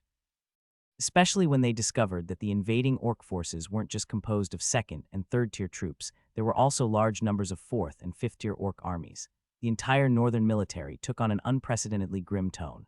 Fourth-tier orc forces could still be handled by the northern military, but fifth-tier orcs had already surpassed their capacity. So just a few days later, the northern army directly petitioned the royal capital for reinforcements. However, the capital was overwhelmed. The Skodral family's rebellion had yet to be fully suppressed. The kingdom was also riddled with divine church members, leaving them unable to mobilize sufficient forces. In the end, only the Lepor family was ordered to mobilize the remaining royal guard units and gather noble forces to reinforce the north. But this force was clearly inadequate, and yet, That was all the Tulip Kingdom's royal court could muster at the moment. 7 days later, as Marquis Angel received the royal summons, Thor in the Eagle Ridge of the northern province also received his. It's begun. Gazing at the summons in his hand, Thor murmured quietly. As someone who received daily information reports, he naturally understood that this call to arms marked the true beginning of the northern turmoil among the three kingdoms. What followed would be the Orc War, divine revelation, the emergence of the main god, and the descent of the abyss. Each of these events was enough to shake the entire continent, even though recent intel confirmed that the situation hadn't spiraled into the worst-case scenario, and that the Empire had ultimately resolved everything. Being caught in the thick of it still made Thor tense.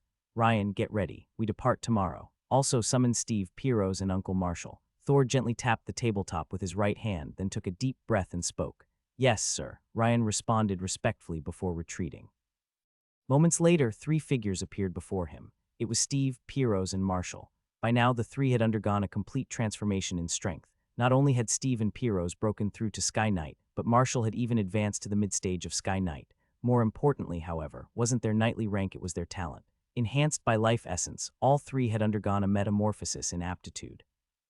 While reaching the divine domain might still be uncertain, breaking into the holy domain was no longer an impossible dream. My lord, young Master Thor," the 3 greeted him respectfully. "The Orc War is about to break out. The kingdom has begun conscription. Someone must stay behind to manage the territory. Which of you is willing?" Thor paused slightly before speaking. Though this war with the orcs would be extremely dangerous, Thor knew from his daily reports that it also offered countless opportunities. So aside from essential personnel to hold the fort, Thor intended to bring the bulk of his forces. He would use this war to temper his knights, to prepare for the interdimensional war that might erupt in the future. The 3 were clearly stunned by Thor's words and exchanged glances. In the end, Piro stepped forward. "My lord, I will stay." He spoke respectfully, a trace of bitter resignation on his face. Among the 3, he was the weakest, and he knew it. Even with life essence, his progress couldn't match Steve's. Thor had given him nearly all the life essence and 3 high-grade life potions, just to barely push him into the Sky Knight rank. Steve, on the other hand, had given some life essence to his son and had only consumed 1 high-grade potion himself. The contrast was stark. "All right, Steve, Uncle Marshall, wrap up your affairs over the next few days. Piro's, start preparing our expedition's supplies. If anything comes up, talk to Scott." Thor spoke swiftly, issuing instructions. "Yes, sir," the 3 responded in unison. Soon after, all of Eagle Ridge sprang into action. Supplies were rapidly mobilized. Meanwhile, members of the Eagle Knights began to be selected. This time, Thor intended to train his knights, so he naturally planned to bring only the elite. According to his plan, he would pick around 2,000 men from his 10 knight regiments. In the past, even assembling 2,000 reserve knights would have been a stretch for Eagle Ridge, let alone elite ones. But now, even selecting 2,000 official knights was no problem at all. Over the past few years, the territory had seen explosive growth thanks to the influx of resources and gold. Today, if one had talent and seized the opportunity, they could gain more resources in Eagle Ridge than Thor himself once received from the Dresosa family. After all, Eagle Ridge's annual income now far surpassed that of the old Dresosa family.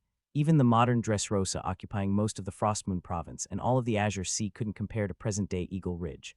More income naturally brought more resources. As it stood, Eagle Ridge had 4 Sky Knights besides Thor, Ryan, and Neil Morton, Steve, Piro's, Marshall, and Marco. The number of Earth Knights had surpassed 20, and Grand Knights could be counted in the hundreds. There were at least 5,000 to 6,000 official knights, and trainee knights numbered in the tens of thousands.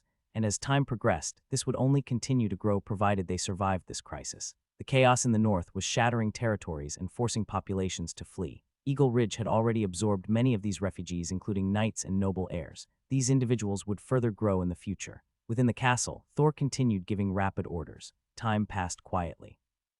Before long, night fell once more. Ding, daily information update unlocked. Open it. Daily information updated. A new stream of information appeared before Thor. As he prepared to step into the Orc War, the data in his daily information began to shift. Of course, these changes weren't to the main events, only the information relevant to him. The next morning, as sunlight broke across the horizon, a massive knight regiment stood assembled, 2,000 strong. Among them, over 100 Grand Knights, all relatively young. None of them were over 40. On this continent, at least within the Tulip Kingdom, such talent was exceptional. Many of them even had a shot at breaking through to Earth Knight. Thor couldn't help but feel satisfied. My lord, the regiment totals 2,000, 10 Earth Knights, 123 Grand Knights, 1,867 official knights. Of those, 575 are at the peak of official knight rank. Marshall rode up, saluting respectfully. Well done. Thor nodded in approval. Marshall then turned his horse and returned to the formation. March, we shall prevail. Thor raised his knight's longsword and spoke solemnly. We shall prevail. Longswords were unsheathed in unison. A deafening cry echoed across the sky. Then the 2,000-strong knight regiment departed in grand formation. Their destination, the northern front. This time, Thor had taken with him the most elite force of the entire Eagle Zero. Over half of their strength had been completely withdrawn. In the past, such a move would have undoubtedly caused major upheaval across Eagle Ridge, but now there was no need to worry about such things anymore. For one, the nobility of the Tulip Kingdom was already fully mobilized. For another, all conflicts had now converged in the northern frontier. According to daily information reports, no major issues were expected for at least the next 3 months. And more importantly, though Thor had left, he had entrusted Ailla to stay behind. With a fifth-tier mage like her stationed there, her ability to maintain order was even stronger than Ryan's. There was no need to worry about anything going wrong. 2,000 troops marched in grand formation. Along the way, they startled nobles one after another. But when those nobles caught sight of the soaring eagle banner, they finally breathed a sigh of relief. Over the past few years, the Eagle Chamber of Commerce had already proven the Dresosa family's goodwill to all the northern nobles. In such a situation, there was naturally no cause for alarm. And while Thor was in motion, the nobility across the entire Tulip Kingdom was also on the move. A kingdom-wide conscription had been declared. From dukes and marquises down to viscounts and barons, no one had the power to refuse. Unless one completely seceded from the kingdom, all must comply with the call to arms. Such a large-scale conscription inevitably brought renewed unrest to the kingdom. But the Tulip King no longer had the mind to care about such things. The string of successive upheavals had left even him overwhelmed. And so, vast numbers of knight orders began converging on the northern frontier, along with massive amounts of war supplies. Compared to ancient China, the nobles of this era enjoyed a degree of autonomy. They ruled their own territories and domains. Yet once war broke out, they were also responsible for supplying the necessary resources themselves, much like the spring and autumn period of China in Thor's previous life. Naturally, this kind of situation also drove prices even higher. Of course, none of this had anything to do with Thor. Eagle Ridge lacked for nothing in terms of supplies, especially now, with the Eagle Chamber of Commerce having grown as powerful as it had. As the 2,000-strong force set out, a massive quantity of provisions followed close behind. The appearance of such supplies inevitably drew many watchful eyes. Some nobles' eyes even gleamed with greed. But when they saw the sheer scale of Thor's Knight Corps, those same people had no choice but to abandon any foolish thoughts. After all, that level of power wasn't something they could contend with. After marching for more than 10 days, the 2,000-strong knight regiment led by Thor finally arrived in the northern territories. However, the entire northern region had already turned into a battlefield. What had initially been a war between the Scarlet Flame and the Orcs had recently escalated to involve both the Golden Flower Kingdom and the Tulip Kingdom as well.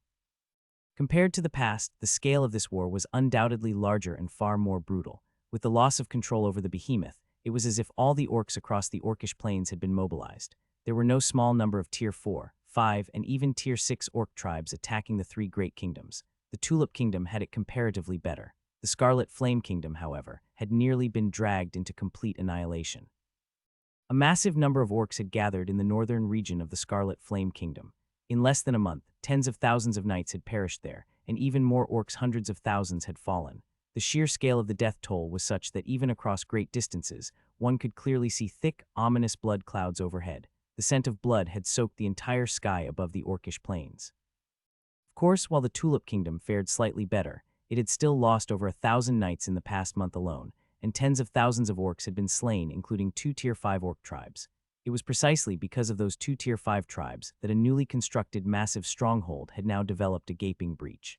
And compared to before, in the past half-month, the orc tribes had also ramped up their attacks on the eastern side of the Tulip Kingdom. Thor's knight regiment had arrived just in time to face the beginning of yet another battle. Thor Dresosa. Upon seeing the mighty knight regiment Thor had brought with him, a court marquis of the royal family looked somewhat surprised. He hadn't expected that a count's forces would be this powerful. Yes, Thor gave a slight nod. Perfect timing. Head to the western front. Your family members are stationed there. There's a Tier 5 orc tribe and 3 Tier 4 tribes in that area. The Tier 5 tribe will be handled by the court's Tier 5 knights. As for the rest, I need you to hold them off for 144 hours. Can you manage that? The court marquis looked straight at Thor and asked gravely. Yes, my lord, I can handle the Tier 5 orcs as well. Thor nodded calmly, then added in a composed voice. Are you certain? The court marquis was momentarily stunned, his gaze fixed on Thor in disbelief. I am. But my lord, would it be possible to have all available Dressrosa family members reassigned to my position? Thor asked, stating his real intention. That can be arranged. But remember, this is a battlefield. There can be no mistakes, the Marquis said gravely. I understand. I believe my strength is more than sufficient. Thor spoke calmly, and a vast, imposing aura surged from his body. Divine domain. The court Marquis's expression changed instantly, staring at Thor in disbelief. Well. Thor's voice remained composed. Very well, I understand. From now on, I will reassign all Dressrosa family members, both those who have already arrived and those still en route to your sector. The court Marquis took a deep breath and nodded solemnly. Thank you, Thor nodded. Once one's strength reached a certain level, they were no longer just a soldier taking orders, they could command and shape the battlefield themselves. And since he had chosen to come to the northern front, Thor naturally wanted to ensure the safety of his family members if possible. That, after all, was the true meaning of family. As for the price to be paid at his current level, it wasn't even worth considering. A Tier 5 orc tribe, the strongest among them, would only be a Tier 5 beast, at most 1 or 2 of them. Not only could he handle them with ease, even Ryan alone would be more than enough to take care of it. With the orders given, he led his forces quickly to the assigned location. As Thor departed, the court Marquis's expression shifted repeatedly. Thor Dressrosa, what a terrifying talent. He muttered to himself, then shook his head and pushed the thought aside. He had no time to dwell on such things. The war had escalated further, and he needed to give it his full attention. Any lapse, and the entire northern front could be thrown into chaos. Orders were issued rapidly. With Thor now present, he began to reassign forces from the western sector, and at the same time moved the Dressrosa family members to Thor's area. 3 days later, when Thor reached his destination, the western front had been reduced to a few scattered knight regiments. At one watchtower, what is the kingdom thinking? They actually pulled out the entire Earth Dragon Knight regiment. How are we supposed to fend off the next orc assault? A man grumbled with a sour expression. His complaint left the others silent. Some opened their mouths as if to respond, but no one knew what to say. Even with the Earth Dragon Knight regiment, they had barely been able to withstand the onslaught, and now the regiment had been withdrawn. Everyone had assumed it was a temporary reassignment, and that reinforcements would arrive soon, but most of the day had passed, and no new knight regiments had shown up. Even these elite members of the Dressrosa family felt the crushing weight of impending doom. If night fell and no reinforcements arrived, they wouldn't stand a chance. Morris, you have more connections up north, do you know what's going on? As the group sat in silence, one man turned to Morris and asked in a low voice, Enough, Ball, shut your mouth. This isn't the time to argue. Rest and recover. That's what's most important now. Brian finally spoke up, but brother Brian, Ball tried to argue, but under Brian's gaze, he bit his tongue. Among those present, Brian was the strongest in elite Earth Knight at peak level and a court count. Although not a landed noble, his long service in the Northern Wars had earned him immense respect. Even Morris deferred to him. Someone's coming, riders approaching, reinforcements, real reinforcements. Suddenly, from the lookout tower came an excited shout. In an instant, everyone atop the battlement stood to attention. Reinforcements, really? Ball's face lit up. The others weren't much different, many visibly breathed a sigh of relief. Despair was the most terrifying thing of all. To think they could hold the line against the incoming orc horde with their current numbers would have been pure delusion. That would have meant they'd been abandoned. But now, with reinforcements arriving, they had hope again. Yet as the approaching forces came into view, they froze. Eagle, it's the family, someone muttered in surprise. In the distance, Thor and his men neared the western stronghold. Seeing the great walls ahead, Thor exhaled deeply. Barring any unforeseen events, he would likely be stationed here for the next several months, and the assaults here might be fiercer than anyone imagined. The Church of the Gods might have a public presence in the Scarlet Flame Kingdom, but their true base of operations was the Golden Flower Kingdom, and this location was less than 50 miles from its border. To mortals, that might seem like a considerable distance, but to gods, it was practically nothing. The Divine War would almost certainly spread across this entire region. If things went wrong, Thor and the Knight Regiment he brought might be swept up in it entirely. But great crises also brought great opportunities. When the Divine War ended, a once-in-a-lifetime chance would arise one Thor might never encounter again. If he could seize it, both he and the Dressrosa family could undergo a complete transformation and rise to new heights. That was the main reason he requested all Dressrosa members be reassigned to his command. Clip-clop, hooves thundered across the ground. From the distant stronghold, knight regiments rode out to greet them. As the two sides drew closer, some among the defenders suddenly recognized Thor. At first they were confused, then a few pairs of eyes lit up in recognition. Brian and Morris spurred their horses forward. Thor, it's you, Thor, Brian and Morris called out excitedly. Brother Morris, brother Brian.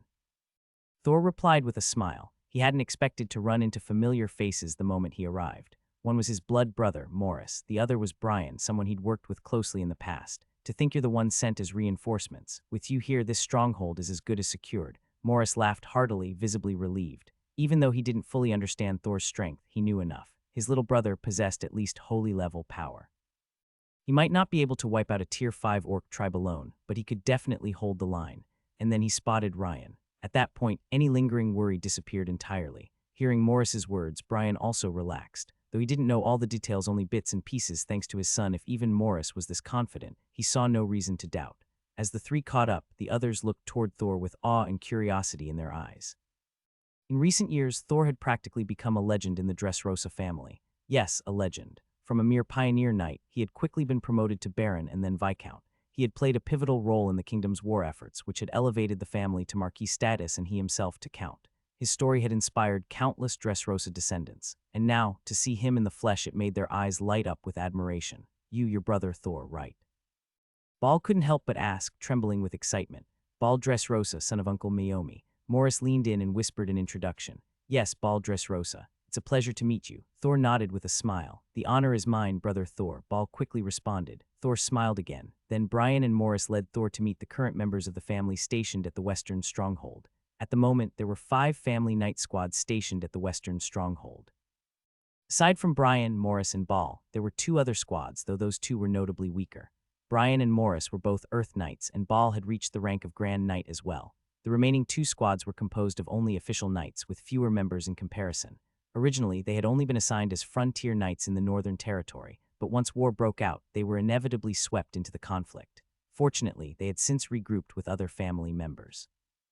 Otherwise, they might have already become cannon fodder. "Brother Morris, Brother Brian, please help with organizing things. More of our family members should be arriving soon. I submitted a request to the kingdom, and arrangements have been made to have our people transferred here." Thor paused in thought for a moment before speaking to Brian and Morris. "Understood, I'll get on it right away." Brian and Morris exchanged a glance, both visibly surprised. This war with the orc was no trivial matter. Under normal circumstances, it was nearly impossible for nobles to control deployment assignments. While the kingdom would try to station family members together whenever possible, it wasn't guaranteed. In fact, many family members had been scattered across the front lines, and now Thor was saying that the family would all be gathered here. That was nothing short of astonishing. But the 2 quickly remembered Thor's status, and their doubts faded. For others, it might be difficult, but Thor was a specially recruited student of Canaan Academy, and his strength was likely already at the peak of the holy tier. With that kind of power, it was indeed possible. The 2 immediately set about handling the arrangements. Meanwhile, the previously tense atmosphere at the stronghold began to stabilize with Thor's arrival. They had been unsettled before. After all, their current strength couldn't withstand the endless waves of orcs. If things went badly, they could be completely wiped out. But now that Thor was here, all those worries vanished in an instant. He was the legendary figure of the Dresosa family. With Thor present, everyone felt certain that nothing would go wrong. Even Ball couldn't help grinning nonstop. He even turned around to excitedly share stories of Thor with the other 2 Knight Squad leaders. The Western Pass had been constructed following the previous incident. It wasn't particularly tall, barely 20 or 30 feet high. For orcs at the 4th or 5th tier, even 3rd tier ones, it wasn't much of an obstacle. A single leap might be enough to get over it. The only marginally helpful defense was the 100+ magical crystal cannons mounted atop the walls. These magical crystal cannons were still somewhat effective against 2nd and 3rd tier orc tribes, but when it came to 4th tier or even 5th tier orcs, they were practically useless. After all, power aside, 4th and 5th tier orcs could fly. That alone rendered the crystal cannons largely ineffective, and on the western front, appearances of 4th and even 5th tier orcs had been happening more frequently. Just 3 days ago, an orc assault had even caused part of the northern pass to collapse. Although mages quickly filled in the breach, the structural integrity was clearly weaker than before. More importantly, in the past few days, everyone had noticed more and more orcs gathering in the north.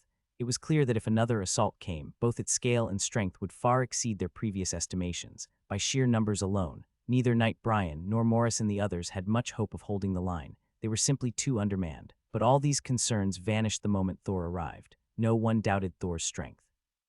And no one questioned the legend of the Dresosa family standing before them. Atop the pass, Thor walked steadily. Brian and Morris followed behind, each carefully updating him on the current situation. As they spoke, Thor gained a much clearer understanding of the northern front. Though he received daily information, much of it was fragmented and incomplete. But with Brian and Morris eyewitnesses to the events, he finally got the full picture, especially Brian. Now a court earl and at the peak of the Earth Knight level, Brian held considerable authority in the northern defense and possessed deep insight into the broader conflict. And the situation, was worse than Thor had imagined. The Scarlet Flame Kingdom's battle against the orcs had reached a fever pitch. It was said that over 10 Sky Knights had already perished. Even a holy level warrior had fallen. On the orc side, more than 10,000 orcs had been killed, including a full 5th-tier orc tribe. And yet, despite these heavy losses, the Scarlet Flame Kingdom had paid a terrible price. Its strength paled in comparison to the Tulip Kingdom. 10 dead Sky Knights and 1 fallen holy were enough to leave the kingdom severely crippled. And it wasn't just the Scarlet Flame Kingdom suffering. The Golden Flower Kingdom and the Tulip Kingdom were faring no better. On the Eastern Front, both kingdoms had become mired in a brutal, drawn-out conflict with the orc tribes. Just half a month ago, a major battle broke out. The Golden Flower Kingdom lost 3 Sky Knights and had a holy gravely injured. The Tulip Kingdom lost 2 Sky Knights and saw 2 holies seriously wounded. 1 Marquis household and 3 Earl household Knight Corps were completely annihilated. If news of this reached the interior of the kingdom, it would undoubtedly trigger a huge uproar. More terrifying still, none of those present knew that this war had only just begun. What they had seen so far didn't even qualify as the appetizer. The full might of the Church of the Gods and the Empire had yet to take the field. Only when those powers entered the fray would the true war begin. How many would die both human and orc was anyone's guess. Staring off into the distant sky, Thor felt a heavy weight settle in his chest. As a transmigrator, such widespread death was still difficult for him to accept, but regardless of how much it bothered him, he couldn't change anything. The only thing he could do was take advantage of this opportunity to grow stronger. Only with enough power could he ensure the survival of himself and the people he cared about amidst the chaos to come. Thor, I think this might be the greatest war I've ever faced in my life, if I don't make it out alive. May I ask you for a favor? As Thor's thoughts drifted, Brian looked out at the sky and spoke in a low, calm voice. Brother Brian, please go ahead. Thor turned his gaze toward Brian and after a moment softly replied, just take care of my 2 boys for me. Nothing too complicated, just make sure they stay alive. Brian said with a faint smile, you have my word. Thor paused for a moment, then nodded solemnly. Even though he had access to daily information and could ensure most people's safety, Brian was different. He was a court earl. While other frontier lords could likely continue under Thor's protection, Brian might not be so lucky. In wartime, if the royal court summoned him, not even Thor would be able to intervene. Brian, Morris instinctively called out, but he was quickly interrupted by Brian's hearty laughter. Ha ha ha, Thor, we still haven't congratulated you on getting admitted to Canaan Academy as a special recruit. How was it? Tell us about it. Brian's voice, tinged with warmth and levity, changed the subject and blocked any further talk of death, and as the 3 chatted, night quietly passed. That day the orc tribe seemed to still be gathering, and did not launch an assault. This rare lull allowed everyone at the pass a moment of rest. Ding, daily information has been updated. Open it. Daily information updated. 1. Tomorrow, burn Dresosa, Tono Dresosa, and 3 Knight Corps of the Dresosa family will arrive from the west. 2. At dusk tomorrow, a herd of frenzied minotaurs from the plains will assault the pass. 3 days from now, a shadow giant orc tribe will attack from deep within the plains. Among them is a hidden 5th-tier orc tribe. 4. Line after line of newly updated information appeared. Bathed in moonlight, Thor's gaze locked on the screen before him. With his formal entry onto the battlefield, the format of the daily information had changed once more. Most of the updates now focused on orc movements, and just from these, Thor could already predict how brutal the coming war would be. 2nd-tier and 3rd-tier orcs. No, this time there were numerous 4th-tier, 5th-tier, and even higher-ranked orc tribes appearing. In fact, some entries even listed peak 6th-tier orc tribes. A peak 6th-tier orc tribe guaranteed at least 1 peak 6th-tier orc and 2 or more regular 6th-tier ones. Compared to human ranks, that was equivalent to at least 3 holy-level powerhouses. Even the Golden Flower Kingdom would struggle to face such a threat, let alone the Tulip Kingdom. The appearance of 6th-tier orc tribes could mean only one thing: the orc war had fully erupted. And not just erupted on a massive scale. Phew. Thor took a deep breath and finally closed his eyes to rest. Night quietly passed. A new day arrived swiftly. As predicted in the daily information, Tono, Burn, and the others arrived at the pass. Upon seeing Thor, many of the previously anxious soldiers visibly relaxed. With Thor present, they believed everything would be okay, just as it had been over the past several years. Even though this was an orc war, with Thor around, no one feared anything else. Tono, Uncle Burn, Uncle Zelly. Outside the pass, Thor stepped forward to greet them. Haha, Thor, Thor, the men called out with grins and embraced him warmly. Then they were led inside the pass. With their arrival, the strength of the defense force rose yet another level. Tono, Burn, and Zelly had all broken through to the Earth Knight tier. The Knight Corps they brought were equally powerful. As members of the Eagle Chamber of Commerce, they had profited handsomely over the past few years. With their wealth, their Knight Corps had seen explosive growth. Now, aside from the 3 themselves being Earth Knights, each led a team with 1 or 2 more Earth Knights, and many of their knights were high level as well. Even without counting Thor's forces, the Dresosa family alone now commanded considerable power. After a short conversation and getting the newcomers settled, Thor gathered the Night Corps leaders. At the top of a parapet, the leaders assembled. Everyone, get ready. There should be an orc assault by dusk. I'll handle the high-tier enemies. As for the lower-tier ones, do your best to deal with them yourselves. This is a rare opportunity to train. The battlefield will last for several months, and you need to improve as quickly as possible. Once everyone had gathered and quieted down, Thor finally spoke. By dusk, Brian and Morris exchanged a glance, surprise in their eyes. They weren't surprised the orcs would attack, they were surprised Thor already knew. Understood, I'll handle it right away. Tono, however, didn't hesitate at all and quickly gave his reply. Once he did, the others nodded as well. Even Brian and Morris, who had doubts, didn't question it further. Preparing quickly was more important than wondering how Thor knew. Oh right, I brought a large batch of life potions. Each Night Corps can collect some based on their numbers, just in case. Thor nodded in satisfaction and then continued. To him, low and mid-tier life potions were no longer anything special. He produced them in massive quantities every month. Since this was war, he had naturally brought plenty. It was both a precaution and a means to reduce casualties. He had prepared a share for every member of the family. Thank you, thanks, much appreciated. Grateful voices echoed around him. No one had expected such an unexpected gift at this critical moment. Life elixirs. On the battlefield, these things could very well be life-saving. This time around, everyone had brought some along, but only a limited amount. With the turmoil ongoing and the Eagle Chamber of Commerce shrinking its operations, only its own members had access to a decent supply. Other families had no way of acquiring large quantities of life elixirs. Faced with the eager crowd, Thor waved his hand and motioned for everyone to step back. Those dismissed quickly began making preparations. While they were getting ready in a place far away, roughly 20 miles out, a massive number of beastmen were gathering, eyes bloodshot. Most of them were minotaurs, but unlike the usual kind, these ones were larger and more imposing. Each one stood at least 2 or 3 meters tall. The leading minotaur towered over the others at 7 or 8 meters high, his entire body radiating savage energy. The blood aura around him was especially thick, berserker minotaurs. Even among minotaurs, these were considered kings. Unlike the typical 2nd or 3rd rank ones, these were 5th rank, true 5th rank, and not just your average 5th rank, either they were at the peak of the 5th rank. There wasn't just a peak-level berserker minotaur leading the pack, there were 2 more ordinary 5th rank berserker minotaurs at his side. Maybe not across the entire beastman prairie, but at least in the northern region, berserker minotaurs were absolute overlords. They were bloodthirsty, feral, and terrifyingly strong. Even the 6th rank beastman tribes typically avoided provoking them. After all, it wasn't worth the trouble. Ong! A strange bellow burst from the enormous minotaur's mouth. In the next instant, countless minotaurs charged forward, rushing toward the western stronghold right where Thor and the others were stationed. Boom! Rumble, thunderous roars echoed across the land, making the ground tremble violently. Even from afar, the soldiers atop the battlements could see the rolling clouds of dust and the towering, blood-colored aura rising into the sky. They're here. On the battlements staring at the distant scene, Thor murmured softly. Then his gaze shifted to the man beside him. Ryan, he called quietly. Yes, Ryan answered at once without a shred of hesitation. The next moment he stepped forward, and far away, when the enormous minotaurs saw the human walking through the sky, their eyes grew even wilder.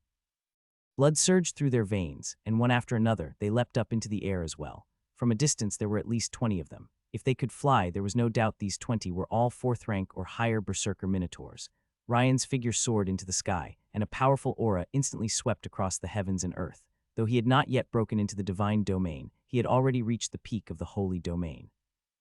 Naturally, resolving this orc assault posed no real difficulty for him. Boom, rumble, his domain spread, and thick black clouds blanketed the entire sky. One by one, the descendants of the Dresosa family instinctively looked up only to witness a terrifying sight. Dozens of 4th-tier orcs, along with 3 5th-tier leaders, fell like raindrops from the sky in an instant. So strong, Brian murmured to himself, his gaze fixed on the figure in the sky, filled with nothing but awe. The other members of the Dresosa family were no better off in their reactions. Even Morris, who had personally witnessed Ryan's terrifying power before, couldn't help but gape in shock. Such strength far exceeded anything they could have imagined. Over 20 4th-tier orcs and 3 5th-tier ones, the human equivalent of more than 20 Sky Knights and 3 Holy Domain Knights. Even if the Earth Dragon Knight Regiment had been stationed here, they likely would have been overwhelmed. Yet Ryan had taken them out in a flash, and if Ryan was already this powerful, how strong had Thor become? Brian couldn't even imagine it, nor did he dare to. It's our turn now. Brian took a deep breath and forcefully suppressed the turmoil in his heart. With a shout, he led his knight regiment out of the pass. Behind him, the rest of the Dresosa knights seemed to awaken from a dream. They quickly rallied their own forces and charged out as well. the battle broke out in an instant. After Ryan eliminated the high-tier orcs, Thor refrained from further action. "Marco," Thor spoke, his gaze shifting to the knights behind him. "Yes," Marco responded respectfully, then charged out with a regiment of several hundred knights. Most of them were only official knights or senior knights. This was their opportunity for battle-hardened growth. A blood-tinged aura permeated the sky. These orcs had clearly been tainted by an unknown force. Even though the 4th and 5th-tier orcs had been eliminated, they showed no fear, continuing their mad charge toward the pass. The Dresosa knights countercharged. The massive forest at the foot of the pass became the battlefield. Clashes erupted in an instant. A terrifying wave of bloodlust filled the heavens, and life energy surged wildly. The battle raged on for an entire day. Only when the first rays of dawn bathed the world did the fighting gradually cease. The entire forest had been soaked in blood. The earth turned dark red, crisscrossed with rivers of crimson. It was the intermingled blood of humans and orcs. Even though the top-tier orcs had been wiped out, the Dresosa family had still suffered losses. Of course, compared to the orcs, their casualties were negligible. Of the more than 10,000 berserk minotaurs that attacked, almost all had been slain. Their corpses lay scattered across the mountains in grotesque disarray. In the morning light, knights moved among the dead, collecting the spoils of victory. As a 5th-tier orc tribe, these orcs carried many valuable items, rare magical plants, ores, and even weapons. Only when the sun was fully up did everyone finally return to the pass. The battle's toll: 75 dead, more than 500 severely wounded, 1,000 lightly injured. There was no helping it, there were simply too many berserk minotaurs. If Thor hadn't sent out Steve, Piros, and Marshall, along with their knight regiments, the losses might have been even greater. Still, the growth from the battle was immense. Many had broken through during the night. A new Earth Knight had emerged. Even more had advanced to senior knight or official knight. Especially after taking vials of life essence potions, their life energy surged dramatically. This battle was unlike those in the past. Before, they had defended from within the pass, and the threat of death wasn't so immediate. This time, it was hand-to-hand combat, directly stimulating their life force like never before. Boom! A surge of energy swept through. Thor turned his gaze, surprised. I broke through. Born's weathered face trembled with emotion. Even he hadn't expected that a single battle combined with a medium-grade life essence potion would push him into the Earth Knight rank. Congratulations. Zelly said, a hint of envy in his tone. Although his aura had also fluctuated slightly, he was clearly still a ways off from breaking through. Gotta thank Thor for this. Without this battle and the potion, it might have taken me years. Born spoke with deep emotion. He looked to Thor in the distance, his eyes full of gratitude and admiration. Yeah, this might have been a rare opportunity for all of us. Zelly nodded. The two continued chatting. Soon, another breakthrough occurred. This time it was only to Senior Knight, not Earth Knight. Time slowly passed. There were no further orc assaults that day. Everyone finally had a chance to rest. But while this pass remained calm, the rest of the northern territories did not. Along the borders of the Tulip Kingdom and the Golden Flower Kingdom, war raged on. The strength of the orc tribes continued to grow over time. 5th-tier tribes had become the norm, and 6th-tier tribes were appearing with increasing frequency. Even the mighty Golden Flower Kingdom was beginning to feel the strain. It couldn't be helped. After the last internal strife, the Golden Flower Kingdom suffered wave after wave of unrest. Most of their forces were tied up by these domestic issues. Even with full mobilization, their available troops were limited. As for the Tulip Kingdom, though it had more troops to spare, the might of the orcs was no joke. A single 6th-tier tribe was enough to force the Tulip Kingdom into full alert. Now there were several 6th-tier tribes advancing simultaneously. The threat was unimaginable. Night passed. The second day at the battlefield came to an end. Ding, daily report updated, open, open. That familiar mechanical voice echoed once more. Lines of the updated daily report appeared before their eyes. Beneath the starlit sky, the reports painted an ever-grimmer picture of the battles to come. Even before dawn, a new wave struck. This time, it was 5 4th-tier orc tribes. Thor still did not intervene. Instead, Steve, Piros, Marshall, and Marco led their knight regiments to meet the enemy. This battle lasted a full day and night. It ended on the third day. However, this time the casualties were far lighter, less than 30 deaths, even fewer wounded. Time pressed on. Dresosa clansmen from all corners gathered. Through battle after battle, Thor began to realize just how vast the family had become. What began with just a few branches had grown to over 20, then over 30. As his father had once said, over the past 200 years, their family had steadily expanded. Now they held 57 territories, 2 earldoms, 7 viscounties, 17 baronies including Thor's, and 31 pioneer lands, and that was before the kingdom's war and the divine revelation. Since their elevation to marquisate, the Dresosa family had expanded even further. In less than a month, over 50 knight regiments from various branches had gathered at the Western Pass. This didn't even include the 2 earldoms or his father's own regiment. and those 3 would likely absorb other regiments too. Altogether, the Dressrosa family's knight forces likely exceeded 100, perhaps far more. That's the benefit of elevation. Don't be fooled, going from count to marquis might be just one step, but the difference was like a chasm. A marquis stood among the empire's elite nobility. Earls, on the other hand, were only upper middle tier. A marquis answered only to the king, while a count still had to heed dukes and marquises. Even if that authority was limited, it still had to be respected. The nature of power was completely different. Once a family was elevated from count to marquis, every aspect of their influence grew. The longer that status lasted, the greater the growth.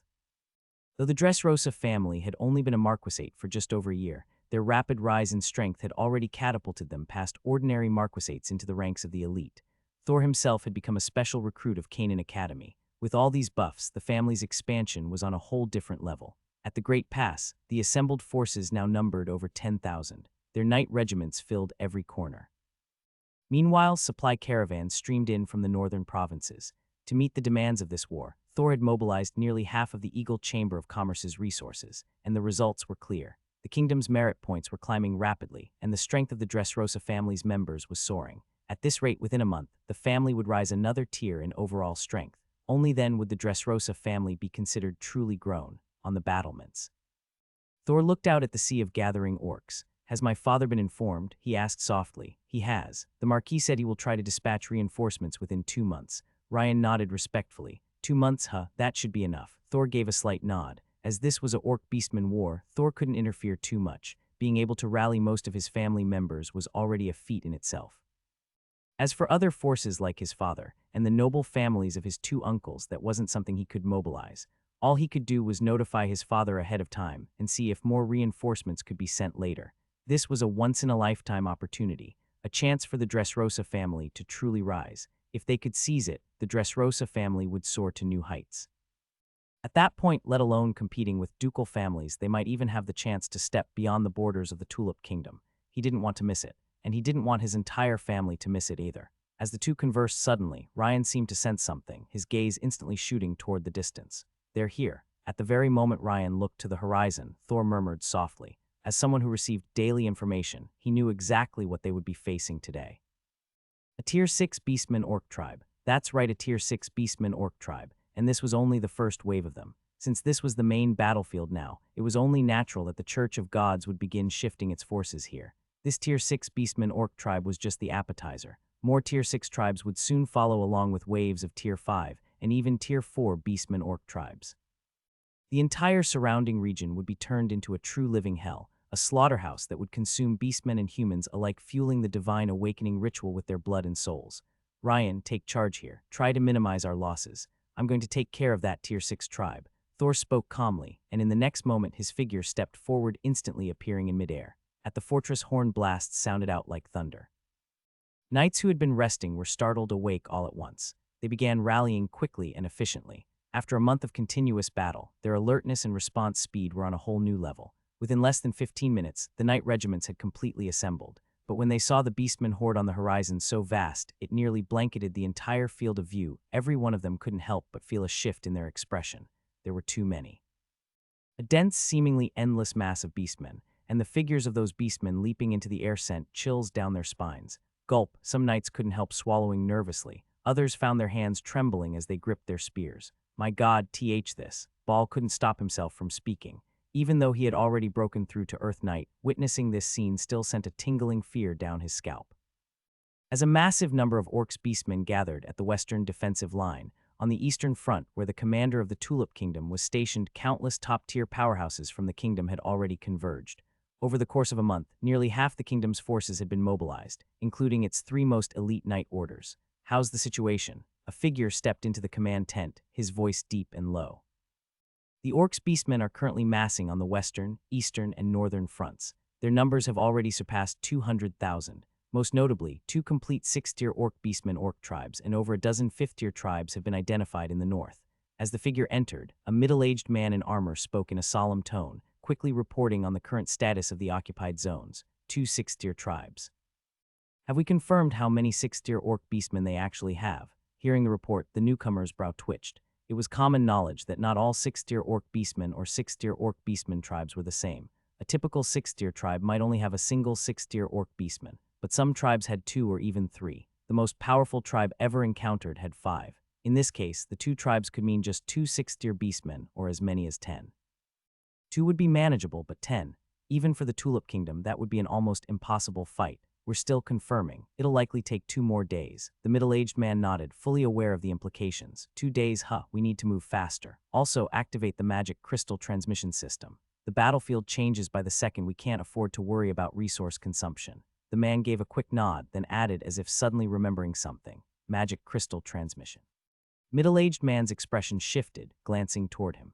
Yes, activate it now. Forget about conserving resources. This war may be far bigger than we anticipated. And don't you think something's off? We requested reinforcements from the Empire over a month ago and still no response. The figure gave a bitter smile as he spoke. No one here was a fool. Even the higher-ups in the Tulip Kingdom had started to sense that something was wrong. They had requested aid at the onset of the conflict. Over a month had passed long enough for the Empire to respond, but there was still no movement. Either something had gone wrong with the Empire, or something was wrong on their own side. And in either case, it meant the situation ahead would be even more difficult. Magic crystal transmission consumed an immense amount of resources, thousands of crystals daily. Even for a kingdom, those were not easy to come by. Despite their considerable gains in the interdimensional war, the Tulip Kingdom still had limited reserves of magic crystals, but conserving resources mattered less than preserving the kingdom. Hearing his words, the middle-aged man's heart skipped a beat. That simple statement made it clear something serious was going on. All right then, hurry and get it done. The figure waved his hand and stepped up to examine the sand table map, but before he could take a closer look, a knight burst into the tent in a rush. My lord, the knight was clearly anxious, but halfway through his sentence he noticed the other figure. Your Highness, Prince Marquis. He quickly corrected himself with a bow. Well, the middle-aged man glanced at the figure before turning urgently to the knight. We've confirmed the numbers. One of the 6th-tier orc beastmen tribes has 2 6th-tier orc beastmen. The other has 3, including one who is at the peak of the 6th tier.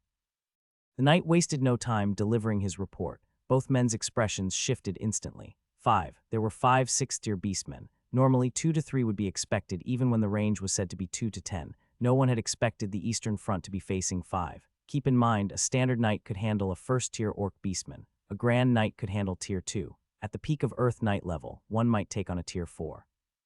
From tier 5 onward, orc beastmen had no significant disadvantage against knights.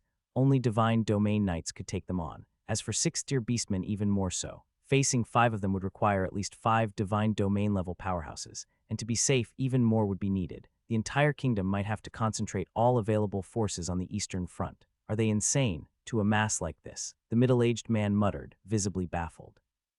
The sheer scale was enormous even by beastman standards. Not just him, even Prince Marquis wore a look of bewilderment.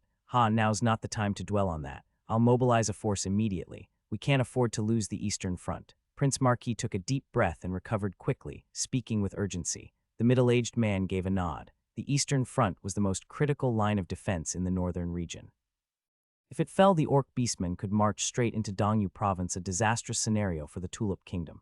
Prince Marquis vanished quickly. The middle-aged man immediately began issuing orders. Forces were rapidly redirected to the east. Night orders mobilized one after another. Yet just as they had completed the redeployment, another shocking report arrived. Inside the command tent crash, a teacup shattered, and the middle-aged man sprang to his feet, face darkening. What did you just say? His gaze locked onto the kneeling knight in front of him, the pressure he exuded nearly suffocating.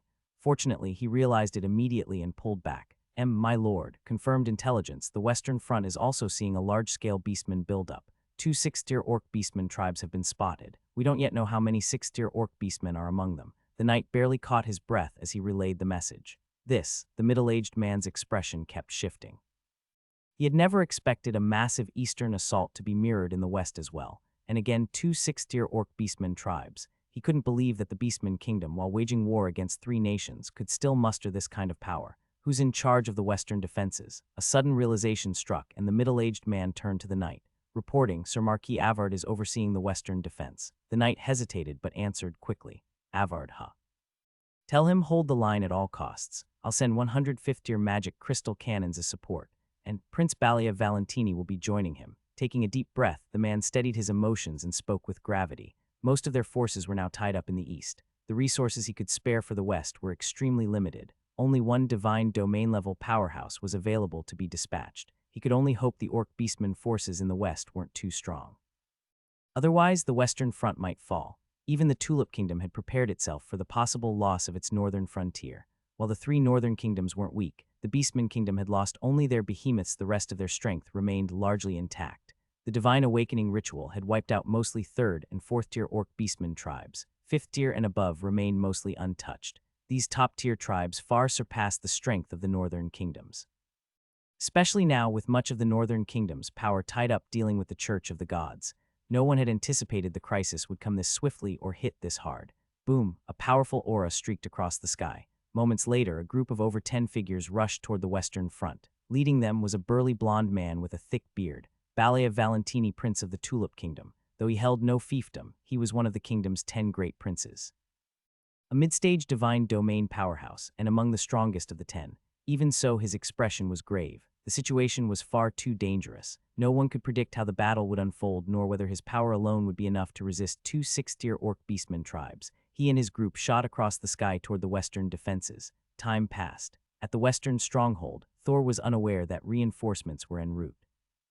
From the daily information, this crisis didn't seem like much of a threat to him. "It's time," he whispered, then stepped forward. His body rose into the air as if walking on invisible steps. Buzz, as he ascended, a ripple spread out from his body, sweeping across the surrounding space. The power of his divine domain began to unfold. Having recently comprehended the law of life, his divine domain had risen to a whole new level. In the blink of an eye, the air before him was completely enveloped in it. Boom, rumble, terrifying thunder spread across the sky as the law of lightning filled the air. At the same time, a bone-chilling cold began to spread across the land. A thin layer of frost coated the ground, and snowflakes began to drift down from the sky. A domain. Is this the power of a domain? Morris murmured to himself, his gaze fixed on the figure in the sky and the snowflakes drifting down from beneath the heavens, unable to suppress the violent surge of emotions in his heart. A divine domain. That was a divine domain. It was something so far beyond reach that even now, he didn't dare to imagine attaining it. With his current cultivation level, combined with the essence of life granted to him by Thor, breaking through to Sky Knight wasn't out of the question. Reaching the peak of Sky Knight might even be possible, but a divine domain that was an entirely different concept. It wasn't just beyond him. Even Tono at this moment wouldn't dare dream of reaching that level. Roar, a thunderous roar erupted. The next moment, 5 colossal figures stepped through the air and charged forward with an earth-shaking momentum. At the same time, a surge of overwhelming power radiated outward from them. It was the power of a domain. Tier 6 Orc Beastmen had also grasped the domain. But unlike humans, the domains that Beastmen mastered were nearly always of a single nature raw power. Boom, rumble, a series of deafening explosions echoed through the sky. 5 overlapping domains clashed head-on with Thor's domain in midair. The powerful shockwaves blasted out in all directions. Thor's domain was undoubtedly formidable. Thunder, ice, death, and life, 4 laws interwoven together.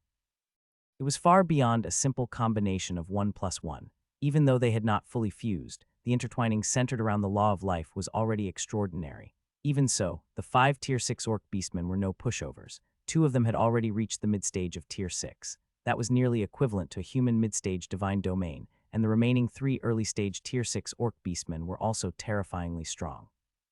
Especially since the domains of the 5 Beastmen could interweave with one another. If it were any ordinary mid-stage divine domain practitioner, their domain would likely shatter at first contact.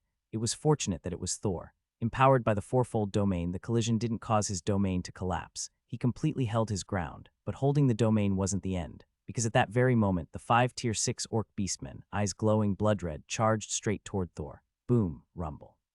High above the skies, battle erupted in an instant. Vast life force and surging blood essence swept across the heavens. Even just the aftershocks caused the mountains below to begin collapsing. Some Orc Beastmen didn't even have time to react before their bodies were crushed into pulp by the force of the shockwaves. At the stronghold, members of the Dresosa family could only gape at the scene unfolding in the sky, their hearts pounding in disbelief. They couldn't stop the violent tremors shaking their very souls. So strong this is, the Holy Realm. A descendant of the Dresosa family couldn't help but exclaim, his breathing turning ragged. Even though they had long known how powerful Thor was, no amount of hearsay could compare to the overwhelming awe of witnessing it firsthand. That lone figure stood like an insurmountable chasm in the heavens and earth. No, this isn't just the Holy Realm. Brian opened his mouth, then shook his head and spoke.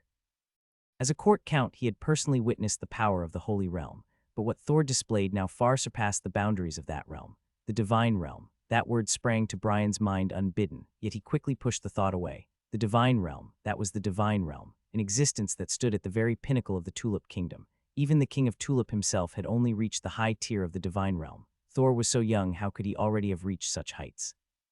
Of course, Brian had no idea. Thor's power wasn't just at the level of the divine realm, it was far beyond an ordinary mid-tier divine realm. Naturally, Thor was unaware of the astonishment and emotional upheaval surging through each member of the Dresosa family. His domain expanded, engulfing heaven and earth, and it collided head-on with the 5 6-tier beastmen from the enemy tribes. Facing 5 tier 6 beastmen, even he couldn't afford to be careless. Boom, rumble. A succession of deafening blasts reverberated across the sky. In the heavens above, thunder, frost, death, and life, the 4 elemental laws intertwined in a constant clash. Some time had passed since he left the Elven realm, and his comprehension of the law of life had clearly reached a new level. And as his grasp of life deepened, the laws of death, thunder, and frost improved in tandem. Roar, human, a tiger-headed beastman, standing over 5 meters tall, locked his blood-red eyes onto Thor.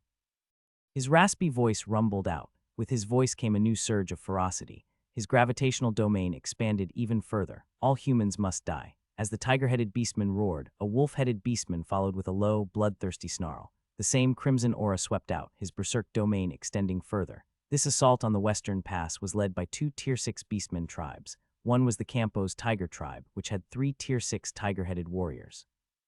The other was the Bennington Wolf tribe, with 2 Tier 6 wolf-headed warriors. They are also here with the Orc beastmen. The corruption of divine aura, Thor murmured as he felt the explosive rage rising from the beastmen. Thanks to daily information, he quickly understood what was happening. Normally, Tier 6 beastmen were extremely difficult to command. Unless it was a behemoth, most entities couldn't direct them at all. Even the Church of the Gods lacked such power. They weren't controlling them, they were corrupting them with divine aura. By soaking the beastmen tribes in divine energy, they became natural puppets of the gods. Giving them commands became far easier. This method, compared to direct control, it had its pros and cons. The advantage was that it required almost no cost, just the divine aura was enough. The downside was that these Tier 6 beastmen could no longer fight at full strength. Stripped of reason, they could only carry out simple commands. Of course, the Church of the Gods didn't need them to be at full strength. They only wanted them to consume human forces and gather blood for sacrifice. In a way, this downside was actually an advantage.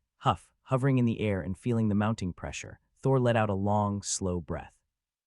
Then with a light clench of his right hand, countless bolts of lightning began to gather. In an instant, a massive thunder spear formed in his grasp. Die, he let out a soft shout, and in the next moment Thor launched himself through the air, charging straight at the 5 Tier 6 beastmen. Words were no longer necessary. All he needed to do was crush the enemies before him. Rumble. In midair, the forces of their domains collided again and again. Thor dove straight into the cluster of 5 Tier 6 beastmen. Their blood-red eyes were devoid of all reason. All 5 charged at Thor at once. Battle erupted in an instant.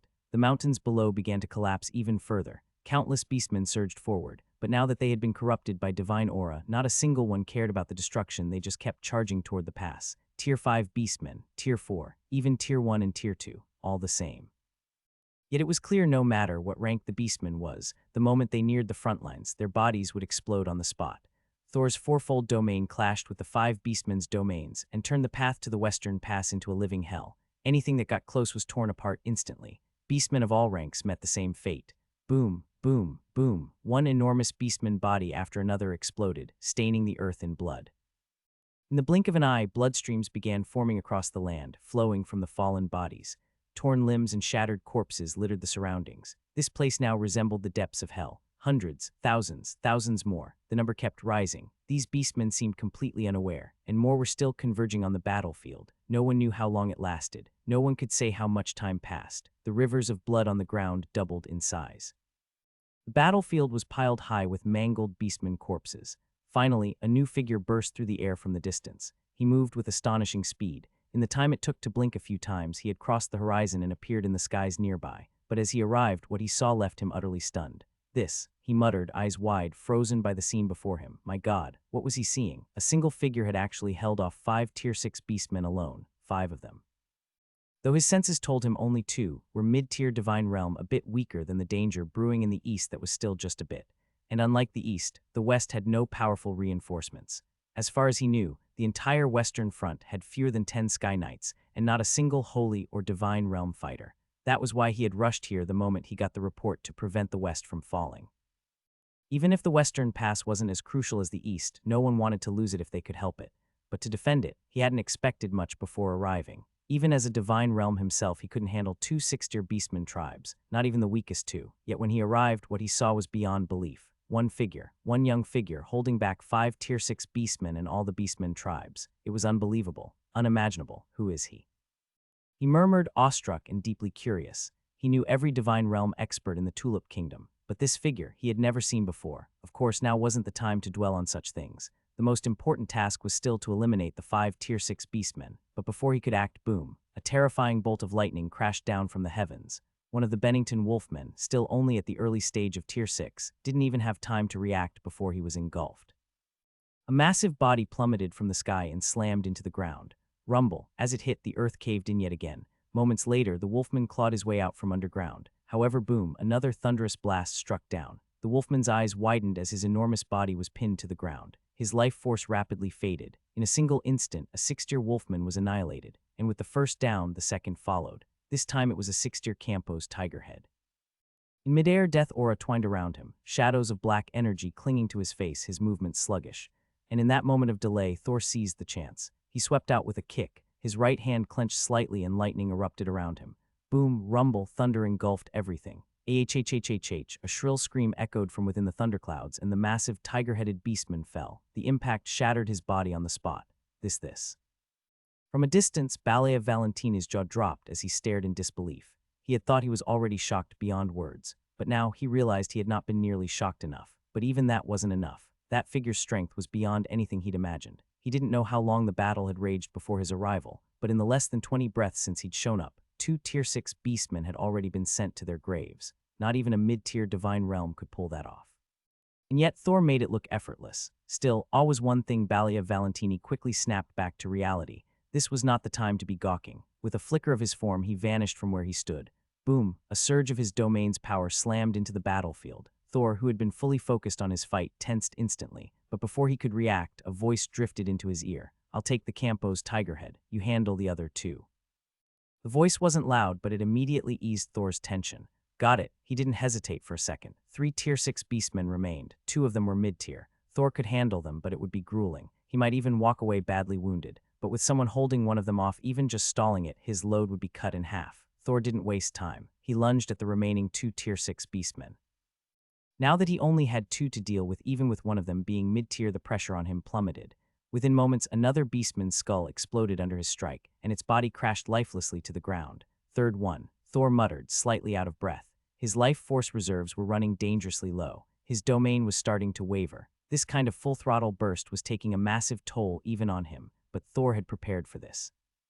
He swatted aside the tiger head lunging his way. Then he reached into his coat and pulled out a vial of life essence, which he promptly downed. The rich life energy surged down his throat. In seconds, his nearly depleted reserves were refilling visibly. His foggy mind snapped back to clarity. Balev caught sight of this from the corner of his eye, and his lips twitched. Good lord, life essence. As a combat stimulant, he'd never seen anyone this extravagant. Life essence was priceless even to divine realm experts. It could enhance talent, refine domains, accelerate breakthroughs, especially in that quantity. If he had that much, Baliev was certain he could push himself to the next level, but Thor clearly wasn't thinking about that. The moment his energy snapped back, he was already charging at the mid-tier beastman. With his reserves topped up and already being stronger than his opponent, it took less than 20 breaths for the mid-tier beastman to crash from the sky. Now only one remained. No surprise here, Thor and Baliev joined forces, and it was over even faster. About 10 breaths later, the final beastman's body burst apart midair. From the moment they'd joined battle, not even half an hour had passed, and just like that, it was finished. The 5 6th-ranked beastmen were dealt with, and the remaining beastmen naturally posed far less of a challenge, especially with a dozen or so powerhouses from the Tulip Kingdom arriving shortly thereafter, along with over 100 5th-ranked magic crystal cannons. With this surge in strength, the vast horde of beastmen was almost completely annihilated within half a day. At dusk, everyone was busy clearing the battlefield. At the fortress, Balia Valentini landed alongside Thor. "Thank you for your help this time, Your Highness Balia Valentini," Thor said with a grateful tone. Though Thor would have been able to handle the 5 6th-ranked beastmen given enough time, it would undoubtedly have been far more troublesome. With Balia Valentini's intervention, everything had become significantly easier. "Sir Thor, you're too kind. Even without me, you likely would have handled it with ease," Balia Valentini said with a sigh, his gaze toward Thor filled with curiosity. In the past few centuries, quite a few students from the Tulip Kingdom had enrolled at Canaan Academy, yet he had never seen anyone whose strength advanced as rapidly as Thor's. How long had Thor even been at Canaan Academy? At most, not more than 2 years. Yet now his strength was enough to earn even his admiration. Don't say that. Your Highness truly helped us greatly this time, Thor said, smiling and shaking his head. Without your assistance, we probably would have suffered significant losses. I really must thank you. Sir Thor, you're too polite.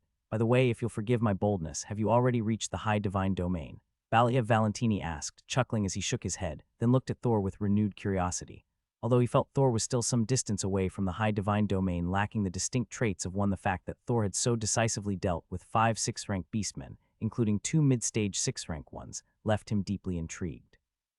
No, I just recently broke through to the divine domain. Reaching the high divine domain isn't that easy, Thor replied, smiling lightly. But this simple explanation left Balia Valentini even more stunned. Why, you just broke through to the divine domain. Balia Valentini stammered in disbelief. Yes, Thor nodded. It's just that my comprehension of the laws may be a bit deeper, and I also received some blessings from the Elven Queen, so my strength is a little stronger than an average newly advanced divine domain. There was no reason to hide this, nor could he even if he wanted to, so Thor simply admitted it openly. This. Balia Valentini found himself at a complete loss for words. There was simply no way to rationalize it. Thor's strength was nothing short of incredible. He had just stepped into the divine domain and already had the power to contend with mid-level divine domain beings, even slaying mid-stage 6th-rank beastmen. That performance alone was enough to leave anyone speechless. By the way, Your Highness Balia Valentini, may I ask how the overall war situation is going across the Tulip Kingdom? Thor asked, sensing the prince's shock but choosing not to dwell on it, instead shifting the topic out of curiosity. Although he could get a general idea from the daily information reports, now that he had the prince before him, he naturally didn't mind digging a little deeper. The war, at present, it's locked in a deadlock. In the east, there are reportedly more than 2 6th-rank beastmen tribes. In the central region, they've encountered another 6th-rank beastmen tribe, plus the 3 groups we just defeated, making it a total of 6 6th-rank beastmen tribes involved this time. That's already a massive scale, Balia Valentini said seriously, explaining the situation in detail. Thor listened carefully. As he had suspected, Balia Valentini's access to information was far greater. Through the prince's narration, Thor finally gained a much clearer understanding of the overall battlefield. The current Beastman War had definitely entered its most intense phase, no less brutal than any major Beastman War of the past. The only difference this time was the absence of behemoths. Yet even without them, the pressure on the 3 northern kingdoms far exceeded anything seen before. While it was true that there were no behemoths involved, the 6th-rank beastmen were far more ferocious than ever. Moreover, beastmen tribes from deep within the northern wilderness were continuously converging toward the 3 northern kingdoms. No 7th-rank beastmen had appeared yet, but 6th-rank ones were plentiful. The Tulip Kingdom had already faced an assault by over a dozen 6th-rank beastmen right from the start, and the Kingdom of Golden Flower and the Kingdom of Scarlet Flame were faring no better, especially the Kingdom of Scarlet Flame. Their forces clashed against the beastmen across the vast plains, and the brutal slaughter kept escalating. Blood soaked the earth. In a short span of time, the Kingdom of Scarlet Flame had lost countless knights along with countless potential futures. The Tulip Kingdom wasn't in much better shape. Among the 3 northern kingdoms, the Kingdom of Golden Flower was unquestionably the strongest, yet even they had suffered grievous setbacks, especially after the Tulip Kingdom critically wounded one of their lower gods not long ago. That blow severely weakened the Kingdom of Golden Flower. Even with the mobilization of their nobles, their forces remained limited. Meanwhile, the Beastmen Kingdom, the strongest among the Beastmen forces, had gone all out. Over 15 6th-rank beastmen were leading an assault directly against the Kingdom of Golden Flower. Among them was even a peak 6th-rank beastman. It was precisely this peak-level beastman that had inflicted devastating losses upon the Kingdom of Golden Flower. An elite knight corps of more than 2,000 was wiped out in an instant. Compared to that, the Tulip Kingdom was relatively better off, especially with Thor's presence, which had prevented the collapse of the Western Front. In earlier information reports, the Tulip Kingdom's western defenses had been expected to collapse. Not only that, but Balia Valentini himself, along with his elite Royal Knight Corps, was predicted to have perished in this battle. After all, without Thor, 5 6th-rank beastmen, including 2 mid-stage ones, left Balia Valentini with no chance of survival. 1 more month, Thor whispered inwardly, his gaze turning toward the west. Only he knew that there lay the true heart of everything. It was there that the ultimate outcome would be decided. The confrontation between the Empire and the Church of the Gods. The final destiny of the world would be determined there. In just over a month, he would witness the most significant event in 10,000 years, and for the Dresosa family, it would be their greatest opportunity. On the fortress walls, the two continued their conversation. Across the battlefield, figures moved swiftly, clearing the area. Meanwhile, in the east, the war had fallen into an intense stalemate. Even though the Tulip Kingdom had sent its strongest reinforcements immediately, the sixth-ranked Beastmen tribes arriving there were just as powerful. It would not be easy to secure a swift victory. While battles raged across the land in the Kingdom of Scarlet Flame, at the royal court a series of phantom figures gradually materialized. "How are things progressing?" a raspy voice asked from one of the phantoms. "The plan is underway." Most of the forces from the Tulip Kingdom and the Kingdom of Golden Flower have been drawn to the northern frontlines to engage the Beastmen. As one figure spoke, another quickly followed. "Accelerate. It seems the Empire's heretics have already noticed something." After a brief silence, the earlier phantom spoke again. "So what if they've noticed? Those heretics are nowhere near what they used to be. How much strength do they even have left now?" A sneer sounded, full of disdain. "Ha ha ha, exactly. They thought they discovered a high-level plane when they found Yulan continent. But those damn heretics don't realize that it's not just some ordinary resource plane." Chuckles echoed among the phantoms. This operation had been meticulously planned. Every detail had been accounted for. Preparations had begun over a century ago, including the discovery of the Yulan continent. While it had seemed like a serendipitous find for the Empire, it was actually a deliberate trap laid by the Church of the Gods. On one hand, Yulan continent wasn't just a resource-rich plane, it contained fragments of the divine realm itself and was connected to many other worlds. With both major empires invading there, the enemies they would face would be unimaginably powerful. Forget about sending reinforcements, even retreating safely would be a struggle. Meanwhile, wars at home would bleed the kingdoms dry. By tying up the Empire's forces and spreading chaos, they could ensure the success of the upcoming Divine Advent ritual. Once the descent of a god was complete, the Church of the Gods' opportunity would finally arrive. Within the royal court, the phantoms all wore thin smiles. Yet elsewhere in the Tulip Kingdom and the Kingdom of Golden Flower, no one suspected a thing. Even though some sensed something off about the Kingdom of Scarlet Flame, the fierce Beastmen war left them no time to investigate further. But just because they weren't paying attention didn't mean no one was.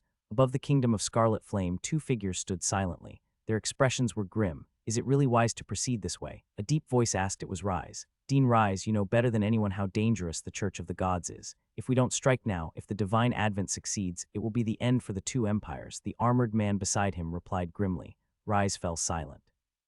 As a senior leader of the Empire, he knew exactly what was at stake: Divine Advent. This wasn't an ordinary divine descent, but a major turning point. In 300 years, the gods will return once more. The divine realm will also reappear in the human world. Ancient legends will walk back into reality. When that time comes, it will no longer be the appearance of lower gods or mid-tier gods.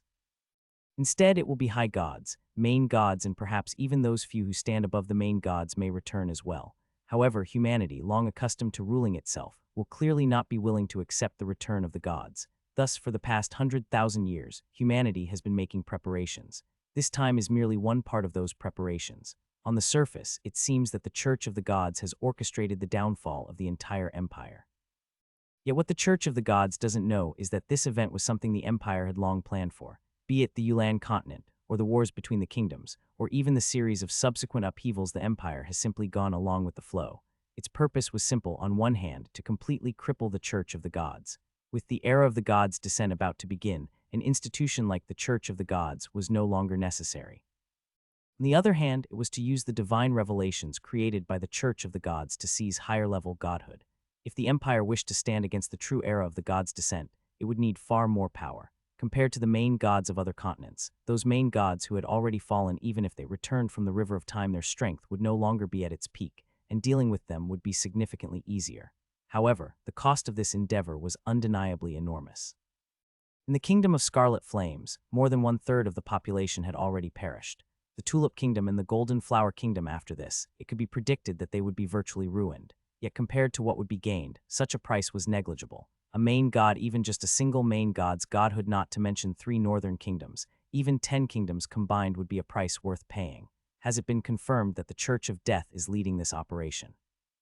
After a moment of silence, Rise couldn't help but speak up. It's been confirmed. There's no mistake about that. The only thing we need to be cautious about is that the Abyss Church seems to be taking some unusual actions. For now, we can't determine exactly what they intend to do. The armored man nodded slightly, then after a brief pause added another line. The Abyss Church, I'll keep a close watch on them. But for this operation, let's try to avoid getting even further entangled if possible.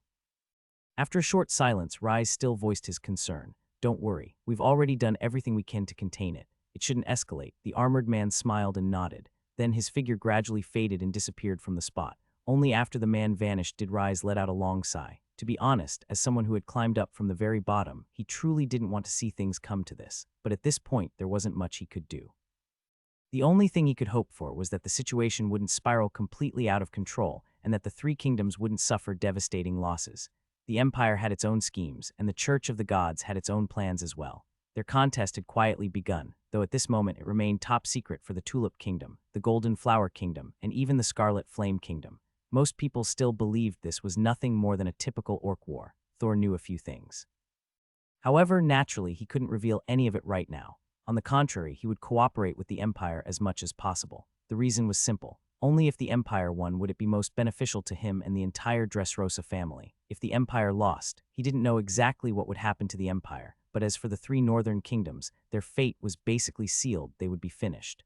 Most of his industries were located within the three northern kingdoms. Thor absolutely didn't want such a scenario to disrupt his future plans. Boom, a powerful aura spread out, a terrifying domain radiated across heaven and earth. As the third month arrived, the number of orc tribes kept increasing. At first, only a few scattered 6th-rank orc tribes appeared, but by now 6th-rank tribes were showing up every 3 to 5 days, sometimes 1, sometimes 2 at a time. And it wasn't just 6th-rank orc tribes.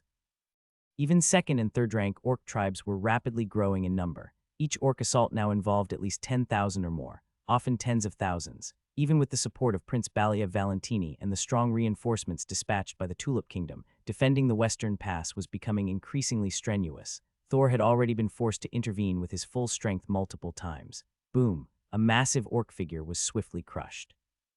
Prince Balia Valentini flashed, appearing instantly in front of Thor. Lord Thor, something's not right. It seems like the orc tribe's main forces are concentrated here. Prince Balia Valentini spoke in a low tone, his expression filled with heavy concern. Your Highness, that's not what we should be worrying about right now. The real question is how we survive this assault. Thor shook his head and answered helplessly. Even he felt overwhelmed this time.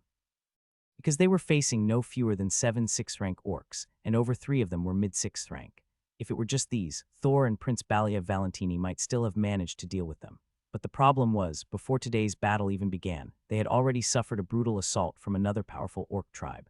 Thor himself had been severely injured. Prince Balia Valentini had it even worse, an entire arm, and the left side of his body had been obliterated. Although he had physically recovered in less than a day, wounds of that magnitude weren't so easily healed. Even now, against a mere early-stage 6th-rank orc, Prince Balia Valentini was struggling. Thor was also steadily losing ground against 6 6th-rank orcs. What truly unsettled them was, the situation down below was no better. This assault involved over 30,000 orcs, with an overwhelming number of 4th and 5th-rank orcs. The defenses atop the pass were still holding, but only barely. Given the current circumstances, Thor couldn't last much longer. The pass itself wouldn't hold either. Retreat. Lord Thor, we must temporarily abandon this position, recover our strength, and then retake it. Prince Balia Valentini fell silent for a moment before speaking with a heavy heart. Thor immediately understood what he meant with their current strength. Holding this position was impossible. In such a situation, retreating seemed like the only choice. Thor fell silent. Withdraw, Lord Thor, with our strength we absolutely cannot endure any longer, and we likely won't be receiving any reinforcements. Seeing Thor hesitate, Prince Balia Valentini couldn't help but urge him again. I know, let me think a little longer. Thor took a deep breath and shook his head. He clearly understood what Prince Balia Valentini was saying. But the thought of retreat only flashed through his mind for a moment before he suppressed it. He knew full well that this orc war was different from any in the past. If they abandoned their position now, they might never have the chance to reclaim it. That was something he absolutely couldn't accept. After all, he still hoped to receive that promised reward, and more importantly, there was another reason compelling him to stay. In the daily information reports, it was recorded that he had survived.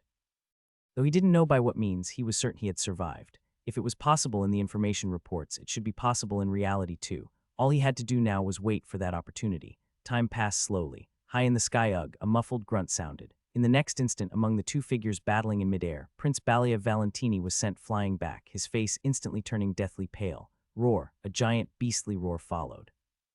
The orc that Balia Valentini had struck was suddenly covered in layers of strange red fur, and the blood energy around it began to burn violently. Damn it, they've gone insane. Sensing the blood energy boiling upward, Balia Valentini's expression drastically changed. He tried to retreat immediately, but it was too late. Boom, the 6th-rank orc before him, as well as the 2 6th-rank orcs near Thor, exploded all at once. Their bodies burst apart, releasing a wave of blood-red energy that rapidly spread outward. The remaining fourth-rank magic beasts seemed to go berserk, their blood and energy fluctuations skyrocketing at terrifying speeds. Even Thor's face changed at this moment. He could feel an unmistakable threat to his life. No, not just a vague feeling. Cold sweat was already trickling down his forehead and back. Damn it, Thor cursed under his breath. He frantically drew upon the vast life energy within him once more. A powerful aura spread across heaven and earth. He was forcing himself to squeeze out his last reserves of strength. Roar. Low growls echoed again as the blood-red aura continued to spread. The atmosphere became more and more frenzied and violent. Among the 4 remaining 6th-rank orcs, the early-stage ones suddenly surged to mid-6th rank. Even more terrifyingly, the other 3 mid-6th-rank orcs began to rapidly grow stronger too, their bloody auras intensifying the oppressive feeling they emitted. Retreat, Lord Thor. If we don't fall back now, we won't get another chance. Prince Balia Valentini urged him once more. Huff, Thor exhaled a heavy breath, about to nod. After all, if those 3 mid-6th rank orcs advanced to late 6th rank, there was absolutely no way he could withstand them. He would have no choice but to retreat. Even the information from the daily information couldn't change that, but before he could even speak, boom, a terrifying aura suddenly erupted. Blinding white light engulfed their entire field of vision. The 4 6th rank orcs didn't even have time to react. Ah! Agonized screams rang out from their mouths. In Thor and Prince Balia Valentini's stunned gazes, white flames ignited on the orcs' bodies, instantly engulfing them in blinding white fire. Not just them, even the blood-soaked space around them began to burn. This, Prince Balia Valentini's eyes widened, disbelief filling his face.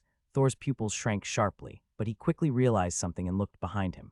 The moment he turned, a familiar, graceful figure was walking forward. Exquisite features, stunning beauty, an expression devoid of any emotion. Yet at this moment, she seemed like a rising sun slowly ascending from the distant horizon. Gulp, God.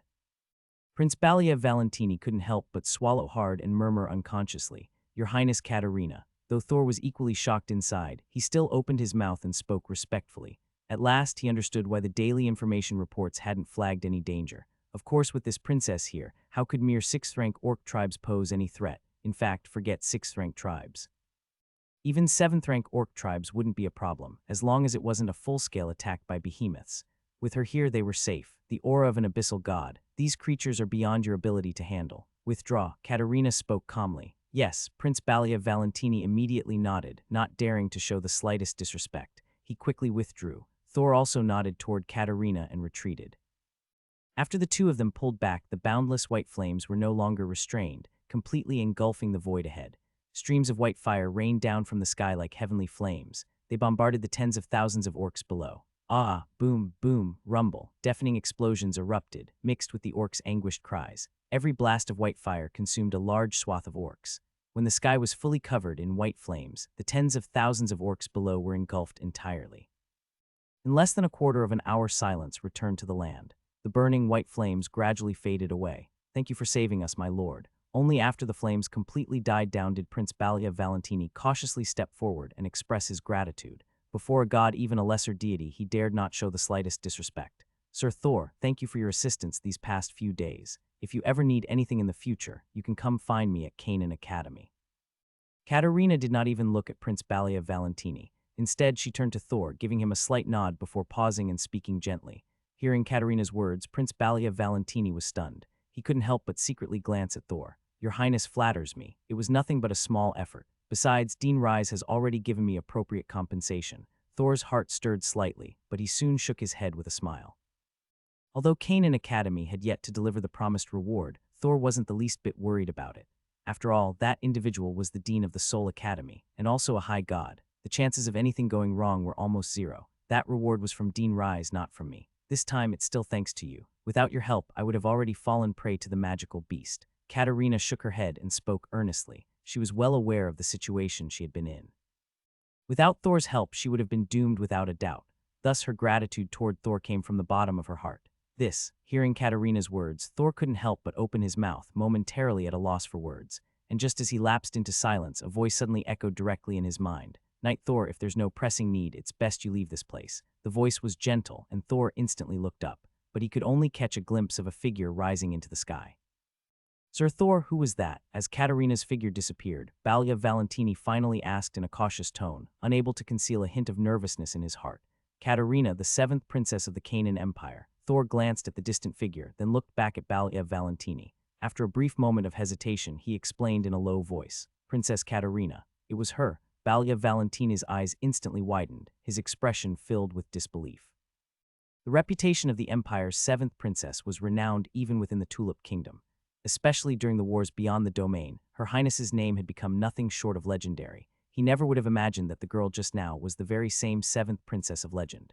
Of course, while Balia Valentini was in shock, Thor had no mind to pay attention to him. His heart was violently pounding. Katerina's final words, although she hadn't said much outright, Thor wasn't a fool. Coupled with the daily information reports he received, he had faintly pieced together a much clearer guess.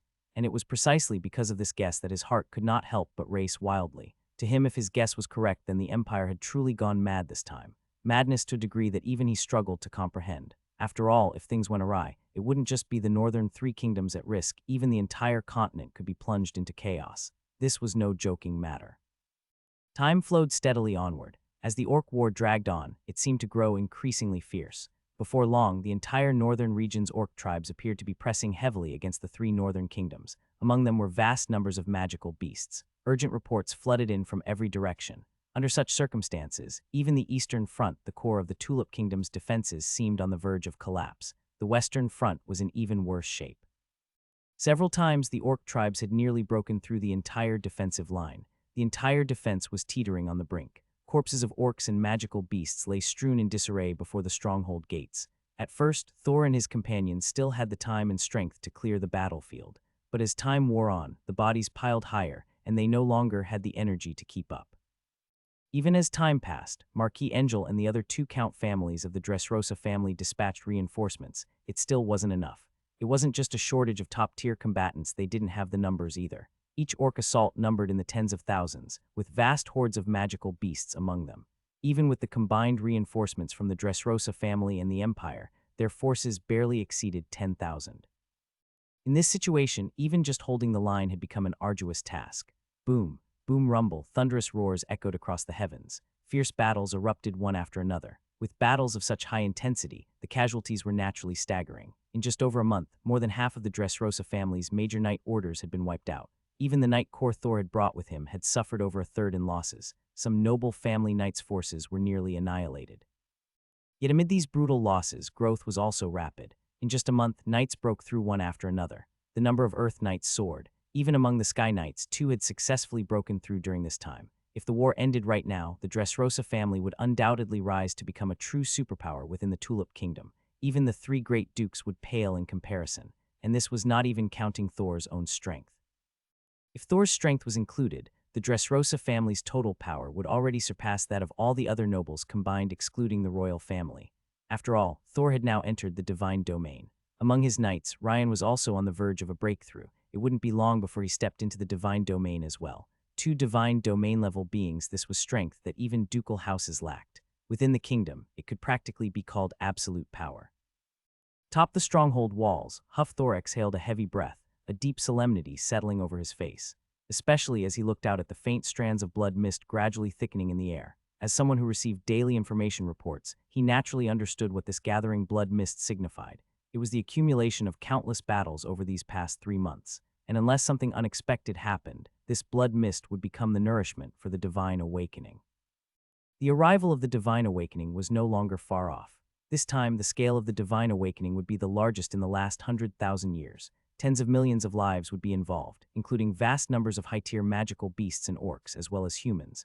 Once triggered, it would be enough to shake the entire continent. Thor's thoughts raced. Countless ideas flickered through his mind. But at that moment, his Canaan Academy student badge at his chest suddenly lit up. Thor blinked in surprise, and his consciousness immediately touched the badge.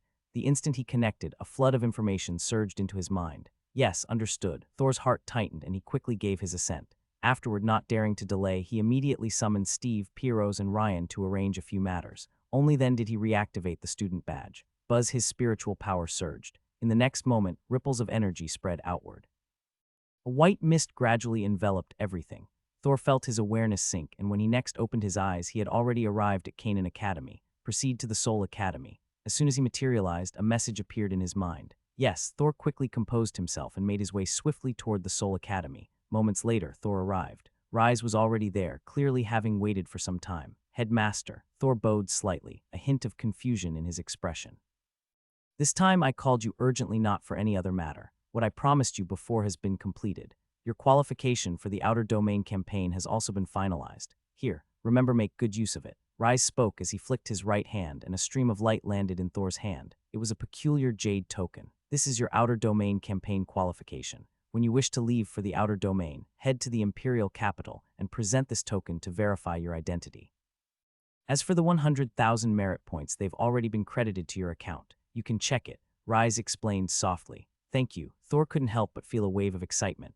Understandably so, both of these rewards were immensely important to him at this stage. The former needed no elaboration. 100,000 merit points alone, even without considering anything else, were enough to elevate his strength to the peak of the divine domain. As for developing his territory, this amount of merit points would allow it to ascend to an entirely new level. Of course, compared to the territory, what mattered most right now was boosting his own strength, especially in these turbulent times. If he had the power of a lower god, the current dire situation would not even be a problem. If he reached a mid-tier or even upper-tier god level, then danger would virtually cease to exist for him, not to mention the Outer Domain campaign qualification.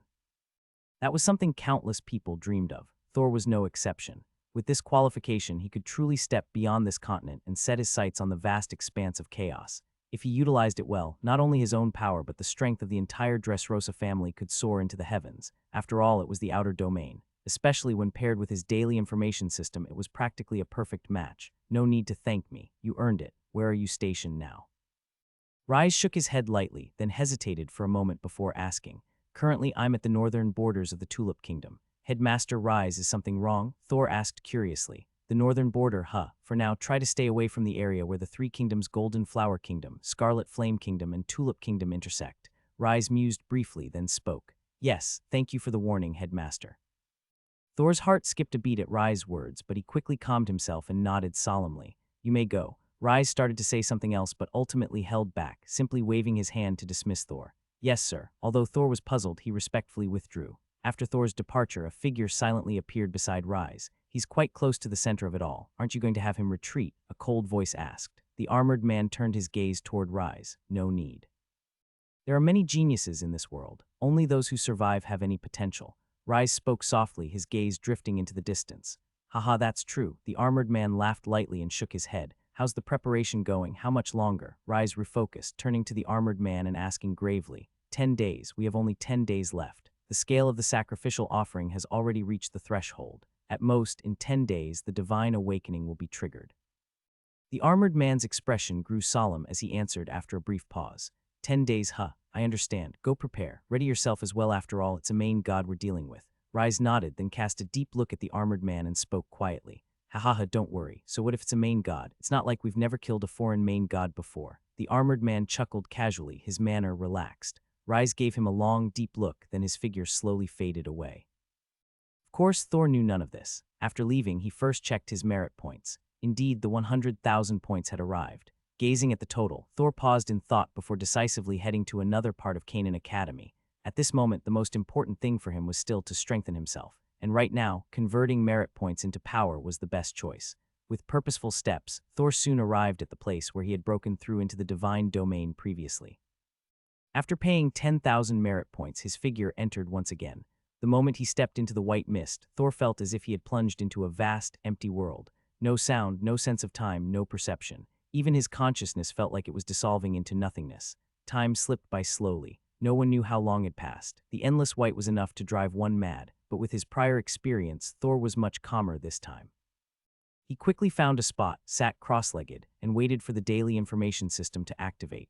As Thor entered the divine flame realm outside, an old man suddenly appeared. It's this kid again, the old man muttered to himself, a strange look crossing his face. The divine flame realm was different from other places. The old man remembered that back in the day, he had barely lasted a short while inside before giving up entirely. But now, good heavens, not long ago, this student had entered, and now he was back again. Regardless of anything else, just the sheer willpower alone was astonishing. Looks like the academy is about to produce another major figure. The old man murmured to himself, then cast a deep glance at the distant white mist before disappearing once more. Naturally, Thor was unaware of any of this. As time passed, no one knew how long it had been. Suddenly, a familiar mechanical voice sounded in Thor's ears. Daily information has been updated. Would you like to access it? Access. Nearly driven to madness, Thor instantly reacted and hurriedly responded. Daily information has been updated, just like before. A day later, Thor emerged from the Divine Flame realm. His aura had surged by an entire level. He had officially advanced into mid-tier Divine Domain. Although his foundation was still somewhat unstable, the breakthrough was real. Yet even after reaching mid-tier Divine Domain, Thor did not intend to stop. He immediately spent another 30,000 merit points and entered another part of Canaan Academy. The merit points were rapidly consumed. On the third day, when he stepped out, his aura had fully settled. Though he hadn't reached the high-tier Divine Domain yet, his power within the mid-tier Divine Domain had already become incredibly stable. More importantly, at this moment, his fourfold domain had achieved a near-perfect fusion. Compared to before, his strength was now on an entirely different level. Time to leave. Tomorrow should be the final wave of the orc assault, Thor murmured softly, and his expression took on a solemn look. According to the daily reports, tomorrow's assault would be the largest orc attack in recorded history. It would mark the true decisive battle of the Orc War. In terms of numbers and high-level combat power, it would surpass every previous wave, and in this very clash, divine revelation would finally be triggered in full. For the first time in 100,000 years, a Lord God would descend upon this continent. Truthfully, faced with such a monumental event, Thor couldn't possibly claim he wasn't nervous. Even with his current strength, there remained a vast chasm between him and a lower-ranked god, let alone a Lord God who far surpassed even the upper-ranked ones. Even if this Lord God wasn't whole, even if he had already perished 100,000 years ago, and even if this awakening was merely a return from the passage of time, if he could retain even 1/10 of his original strength, that would already be impressive. But even 1/10 was enough to effortlessly crush any upper-ranked god. If not for the assurance from the daily information reports, Thor would have fled as far away as possible the moment this happened. Because if something went wrong, it could truly be catastrophic. Forget the 3 northern kingdoms, even the entire continent being plunged into crisis wouldn't be surprising. Letting out a deep breath, Thor reached out with his consciousness to touch his student badge. Shua, a beam of light instantly enveloped him. In the next moment, Thor vanished from the premises of Canaan Academy. Outside, Thor opened his eyes. The sky was still dim, and the thick scent of blood lingered as before. The entire fortress was filled with resting knights. These past 2 days had been a rare chance for everyone to catch their breath, and many couldn't help but sigh in relief. Thor, atop the battlement's marquee angel, quickly arrived, but the moment he did, he couldn't help but glance at Thor with a trace of concern. Father, make the preparations. Everyone is to temporarily evacuate the stronghold to the location I previously designated. Thor spoke in a low voice, his expression solemn. Now. Marquis Angel froze for a moment, instinctively asking, "Yes, right now. Father, you as well. Return 10 days from now." Thor nodded. "Very well, I understand. I'll make the arrangements at once." Marquis Angel looked deeply at Thor, then took a deep breath and agreed. Though he was full of doubts and confusion, he knew what he needed to do now was simply obey Thor. Marquis Angel left swiftly. Soon after, the knight regiments within the stronghold began to mobilize one after another. At this moment, the Tulip Kingdom's reinforcements had already completely withdrawn. In fact, messages had come from the Western Front. The Tulip Kingdom was prepared to abandon it at any time. There was no choice. As time dragged on, the pressure grew heavier, so heavy it had surpassed what the Tulip Kingdom could bear. Abandoning unnecessary defense lines and preserving their forces had become an unavoidable consideration. But Thor did not retreat. This place would soon become a divine realm. Once evacuated, re-entering it would no longer be so easy. As for the danger, Thor wasn't worried. With the daily information system, he had already eliminated nearly all major risk factors. Though danger still remained, the potential gains far outweighed the risks. Marquis Angel moved quickly to evacuate the Dresosa family members. In less than a day, almost everyone had left the stronghold. In the end, only a few remained: Marquis Angel, Tono, Thor, Morris, and Ryan. According to information, a massive orc horde is converging. Thor, with just us, I fear we won't be able to hold them back. After a moment of silence, Marquis Angel spoke in a deep voice, his gaze falling on Thor, waiting for a response. "I know, but someone else will deal with them. That's not what I need to concern myself with." Thor shook his head and explained calmly. "Someone else?" Marquis Angel was taken aback, clearly surprised. "Father, Brother Tono, Brother Morris, use these next few days to focus on your cultivation. I've prepared 10 bottles of life essence for each of you." Thor didn't elaborate, instead making a new statement. 10 bottles. Morris and Tono couldn't help but flinch. Even Marquis Angel showed a look of shock. 10 bottles of life essence. Even during the time he had stumbled upon a great opportunity, he'd never acquired such a massive quantity. Now, Thor casually offered 10 bottles each. It was truly astonishing. I understand." Tono and Morris exchanged a look, then took a deep breath and nodded solemnly. Marquis Angel also cast a long look at Thor but said nothing further. After a moment of silence, Thor waved his hand. Ryan swiftly brought out dozens of bottles of life essence and distributed them to Marquis Angel, Tono, and Morris. The three accepted them and promptly left. There was no reason to stay. Thor had made himself clear their only responsibility now was to rapidly strengthen themselves. At the same time, far off in the distance, a colossal orc horde surged forth, stretching across the land like a living chain between heaven and earth. The earth trembled violently with their advance. Boom, rumble, rumble. The ground shook wildly, and enormous figures tore through the air. There were at least hundreds of thousands of orcs.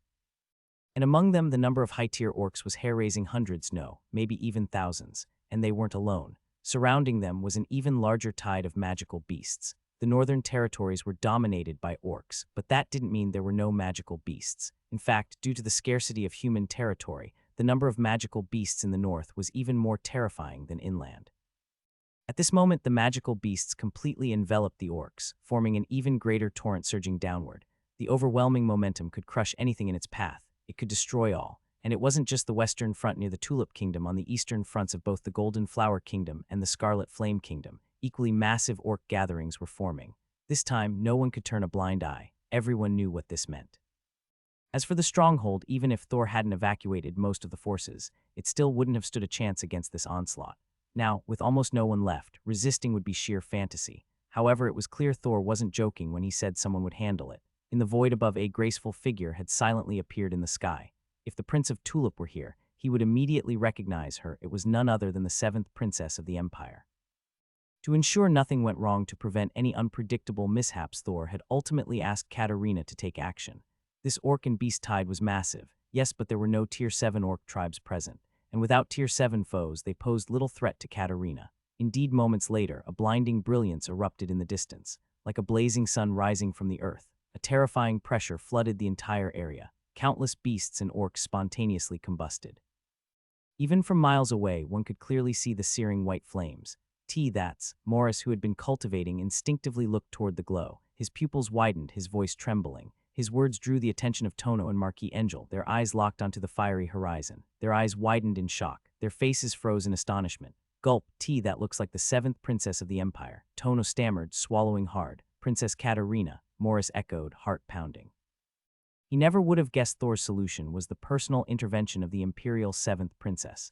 Marquis Angel looked from the sky to the battlements where Thor stood. His stunned expression gradually shifted into a smile. Clearly, something had crossed his mind. Of course, Thor was unaware of what they were thinking. His gaze remained fixed in the distance, and the solemnity in his eyes hadn't lessened, because compared to this orc tide, the real crisis was yet to come. The Lord God. An actual Lord God. He'd at least seen high gods before, but this would be his first time encountering a Lord God. In fact, it would be the first time for 99% of the people on this continent. Even with the information provided by the daily system, nothing could fully prepare him. No one could predict how terrifying the presence of a Lord God would truly be. Time passed, no one knew how long, until suddenly, footsteps rang out behind him. You really didn't leave. A cool voice sounded. Thor turned around and saw the composed face of Katarina. Thank you, Your Highness, for your assistance this time. Thor didn't answer directly, instead offering her a smile. You're that confident the Empire can resolve this quickly. She stared deeply at him. Only when Thor began to shift uncomfortably did she speak again. Your Highness, if the Empire couldn't resolve this, I doubt you'd be here right now. Thor paused, then replied quietly, You knew. Katarina's expression flickered slightly, her gaze turning to the horizon. Yes, Your Highness, forgive my boldness, but if you were merely a regular princess, you wouldn't be worth 10,000 merit points, nor a place in the extraterritorial war. And to be blunt, the Empire's actions have been far too sloppy. If both empires were truly so weak, they would have collapsed long ago. No way they could have ruled this continent for 100,000 years. Thor also looked toward the distance, his tone calm. There were things he hadn't known before, but with the information updates each day combined with his vast knowledge from his past life, it had all become clear. As he said, if the empires were truly this vulnerable, if a single crisis could plunge the whole continent into chaos, they would have long since crumbled.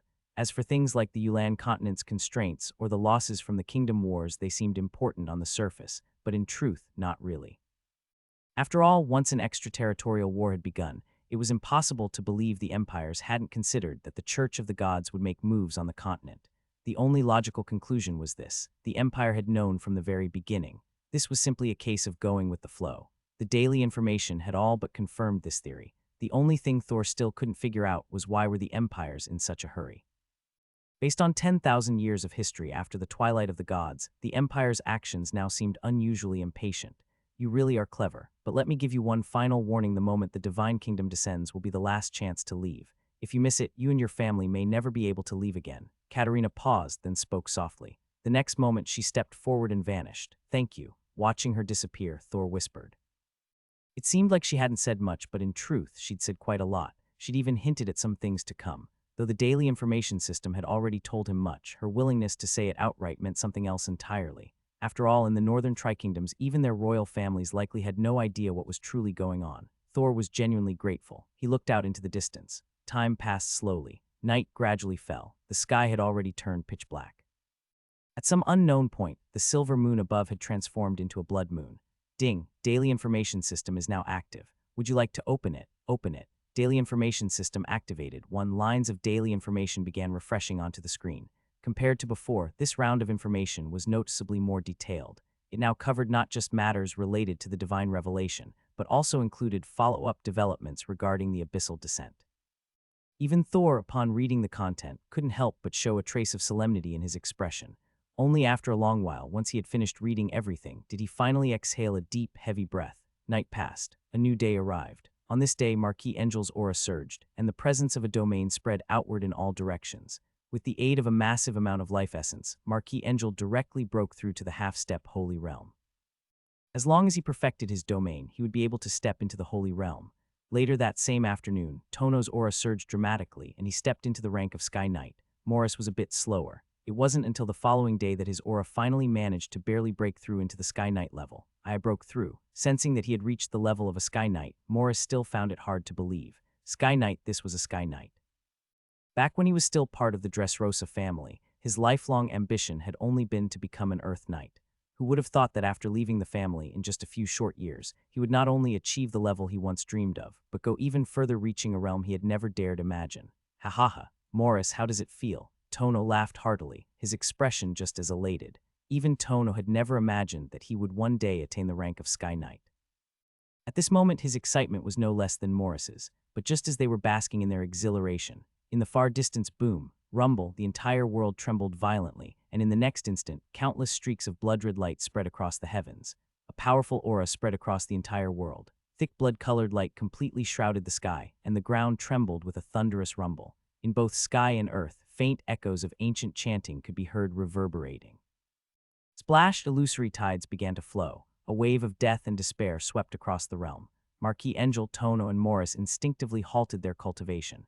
Their gazes simultaneously turned toward the sky. Even Thor was no exception. "It's begun," he murmured softly, a look of solemnity appearing on his face. Such a scene, even without the daily information reports, was more than enough to indicate that something major had occurred. What's more, there was a daily information report.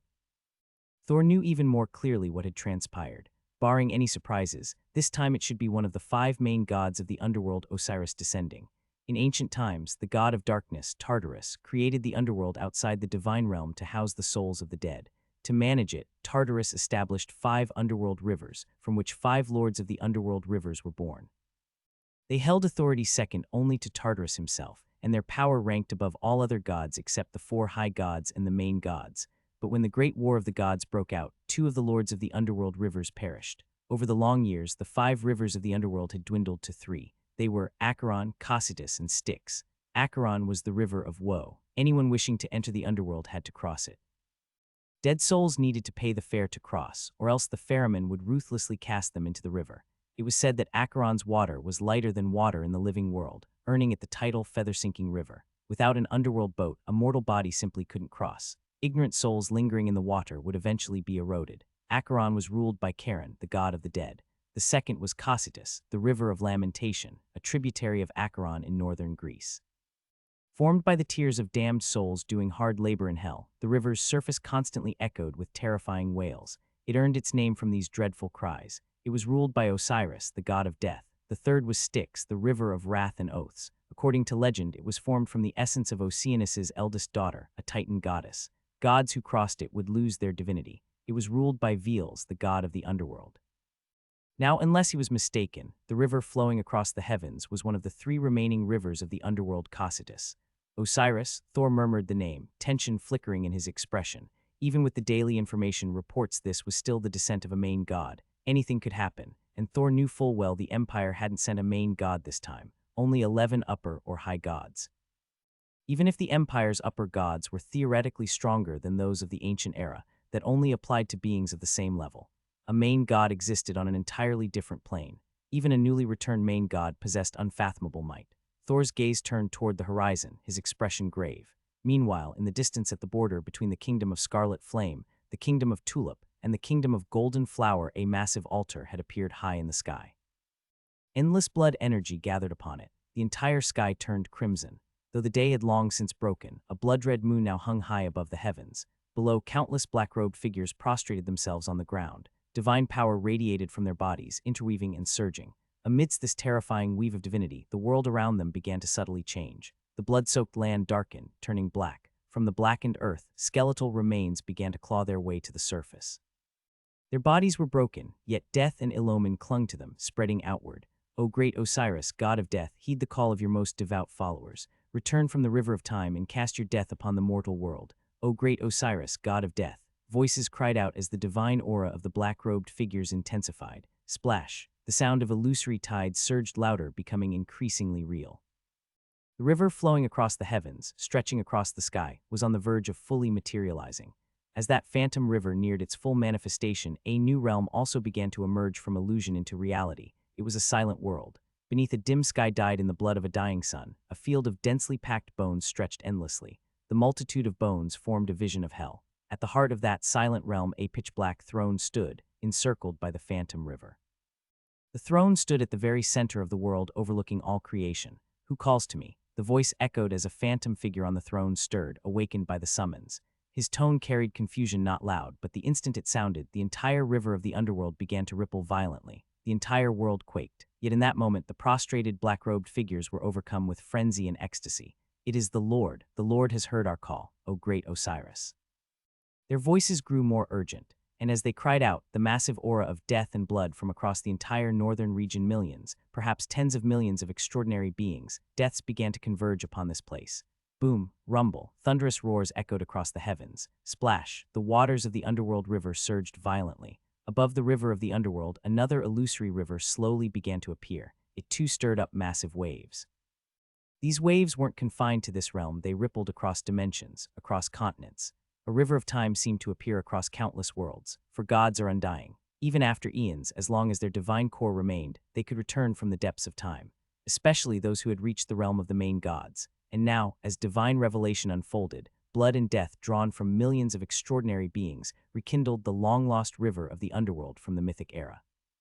It became almost solid, and then a massive underworld plane descended upon the mortal world. At the moment the underworld descended, the black-robed figures, flesh visibly disintegrated, revealing bones beneath. Yet their power surged rapidly. Ah! Screams of agony rang out, many of their faces twisted with pain, yet no one tried to stop it. Despite the agony, their expressions were feverish because in this moment their strength skyrocketed. Many who had only reached the third or fourth tier instantly broke through to the fifth or even sixth. At the forefront, one black-robed man trembled. In the next instant, a pale green flame erupted from his body as divine power weaved around him. In a flash, a divine core appeared in his sea of consciousness. As the divine core formed, the lost flesh regenerated rapidly, visible to the naked eye. In a blink, he returned to normal. And his aura leapt directly from the high divine realm to that of a lower god. I have become a god. His voice was filled with disbelief and undisguised excitement. He had long been a high divine, only a step away from godhood. But he knew this one step was harder than going from mortal to high divine. To ignite divine fire, he needed enough divine power, let alone condensing a divine core. Without a divine core, he could never take that step. Yet now he'd crossed it with ease. Thank you, my lord. Your humble servant will serve you for all eternity. The figure quickly knelt once more, bowing respectfully toward the phantom form in the distance. Rise, not bad. I didn't expect you to be able to welcome my descent so quickly. Take it as a small gift for this service. The phantom spoke calmly, but his gaze did not fall upon the man. It turned to the void. Still hiding, filthy humans. After a moment of silence, the phantom's calm voice sounded again. Clap, clap, not bad. As expected of Osiris, the death god who commands one of the three rivers of the underworld, you noticed us so quickly. A voice of amusement echoed. The next moment, space split open. One after another, figures stepped out from the void. Each one radiated powerful divine energy. The moment they appeared, their divine kingdoms began to spread across the world. 11 upper gods. I didn't expect that even after the twilight of the gods, you filthy humans would gain such power. The phantom's voice carried a sigh, showing no anger at being ambushed. As a main god, the moment he awoke, he understood everything. Yet he didn't care. A lord god was a main god. Even a newly returned one was a being far above any upper god. To him, it made no difference whether it was one upper god or a dozen. Filthy, what an infuriating name to be called. Osiris, you're no longer what you once were. The underworld of old has long since vanished into the river of history. Even among the 5 rivers of the underworld, 2 have already shattered completely. Tell me, how much of your former strength do you still possess now? A figure sneered coldly, though a trace of gravity flickered in his eyes. The existence of a chief god does indeed rely heavily on divine authority. Take the underworld or the divine realm, for example, when the netherworld or divine domain collapses, the chief gods who preside over them inevitably suffer a corresponding decline in power.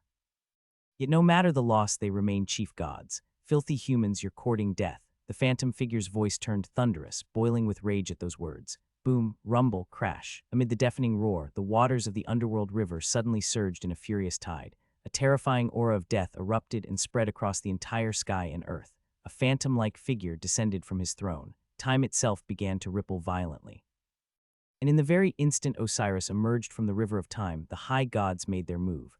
Powerful auras erupted throughout the heavens, and divine kingdoms descended one after another, slamming into the invading netherworld that had manifested. Divine power surged. Boom, rumble, their powers collided in a storm of destruction. In an instant, that stretch of spacetime was completely sealed off. And yet, even though it was isolated, those stationed at the Western Pass could still clearly feel that overwhelming, dreadful pressure. It's begun, Thor murmured, the solemnity in his expression deepening. On the other side, Marquis Angel, Morris, and Tono exchanged glances, each feeling a storm brewing in their hearts. They didn't yet know what was happening, but the terrifying upheaval from afar was more than enough to leave them aghast. That place, what is it?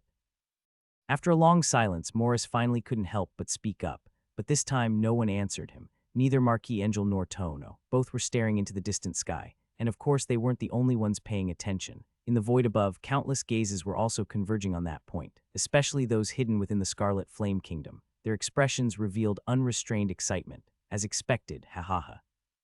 Those fools in the Church of Death actually thought the Empire was full of idiots, as I thought they were prepared for this all along. A figure burst into laughter, his face flushed with anticipation, not just because the results confirmed his suspicions, but because the outbreak of this incident, regardless of how it ended, was bound to become the perfect opportunity for the Abyss to descend. And for their kind, there was nothing more exhilarating than this. Exactly. Those fools were nothing but pawns. But that's fine. If not for them, there's no way we could have drawn the attention of the 2 great empires. Without that, making our move would have been far harder. As one voice finished, another quickly echoed in agreement. He too wore a feverish, flushed expression. To them, this truly felt like divine providence. Even they could scarcely believe it. What had started as a casual bit of cooperation, just testing to see if an opportunity might arise, had actually turned into a once-in-a-lifetime opening. If things went well, this wouldn't just be an ordinary abyssal incursion. Ever since the divine realm shattered in the ancient era, the world has been in complete disarray. With the continuous spread of chaos, all kinds of new planes have emerged, gradually giving rise to the vibrant and diverse world seen today. However, the explosion in the number of planes has also led to the relentless increase in entropy. At some unknown point, unlike the material planes, the abyssal planes began to appear quietly. They were unlike material planes. From the moment they appeared, the abyssal planes heralded destruction. In theory, all planes would eventually be devoured by the abyssal planes. Over the past several centuries, countless planes have already fallen to the abyss, and as the abyss consumed a large number of material planes, its power grew stronger.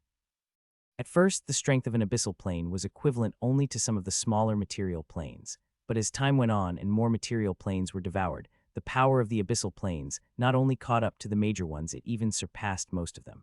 By now, no one knew just how powerful the abyss had truly become. In such a situation, the Outer Realm war between the 2 great empires had begun. On one hand, it was a bid to expand their continents. On the other, it was to resist the descent of the abyss. Especially in the past 10,000 years, expansion had ceased to be the main objective. How to further prevent the abyss from descending had become the most crucial and pressing concern. The abyss beyond could be held back, but the internal threat wasn't so easily blocked. The abyss did not only consume through direct external devouring. It also spread its influence from within through its tainted aura. Once tainted by the abyssal aura, one would become a servant of the abyss. The abyssal planes were near-mortal enemies of the material planes, unlike the various other divine churches that coexisted uneasily within the pantheon. Under mutual suppression, the abyssal church had gradually come to be seen as just one more among the many churches of the gods. But at this very moment, As the Divine's churches took action, so too did the Abyssal Church. Their goal, naturally, was to summon the Abyss's descent. Even if they could not bring down the full might of the Abyss, if even one corner of this continent were swallowed by the Abyss, then the entire continent would soon follow. And with such a massive landmass consumed by the Abyss, it would undoubtedly expand its domain even further.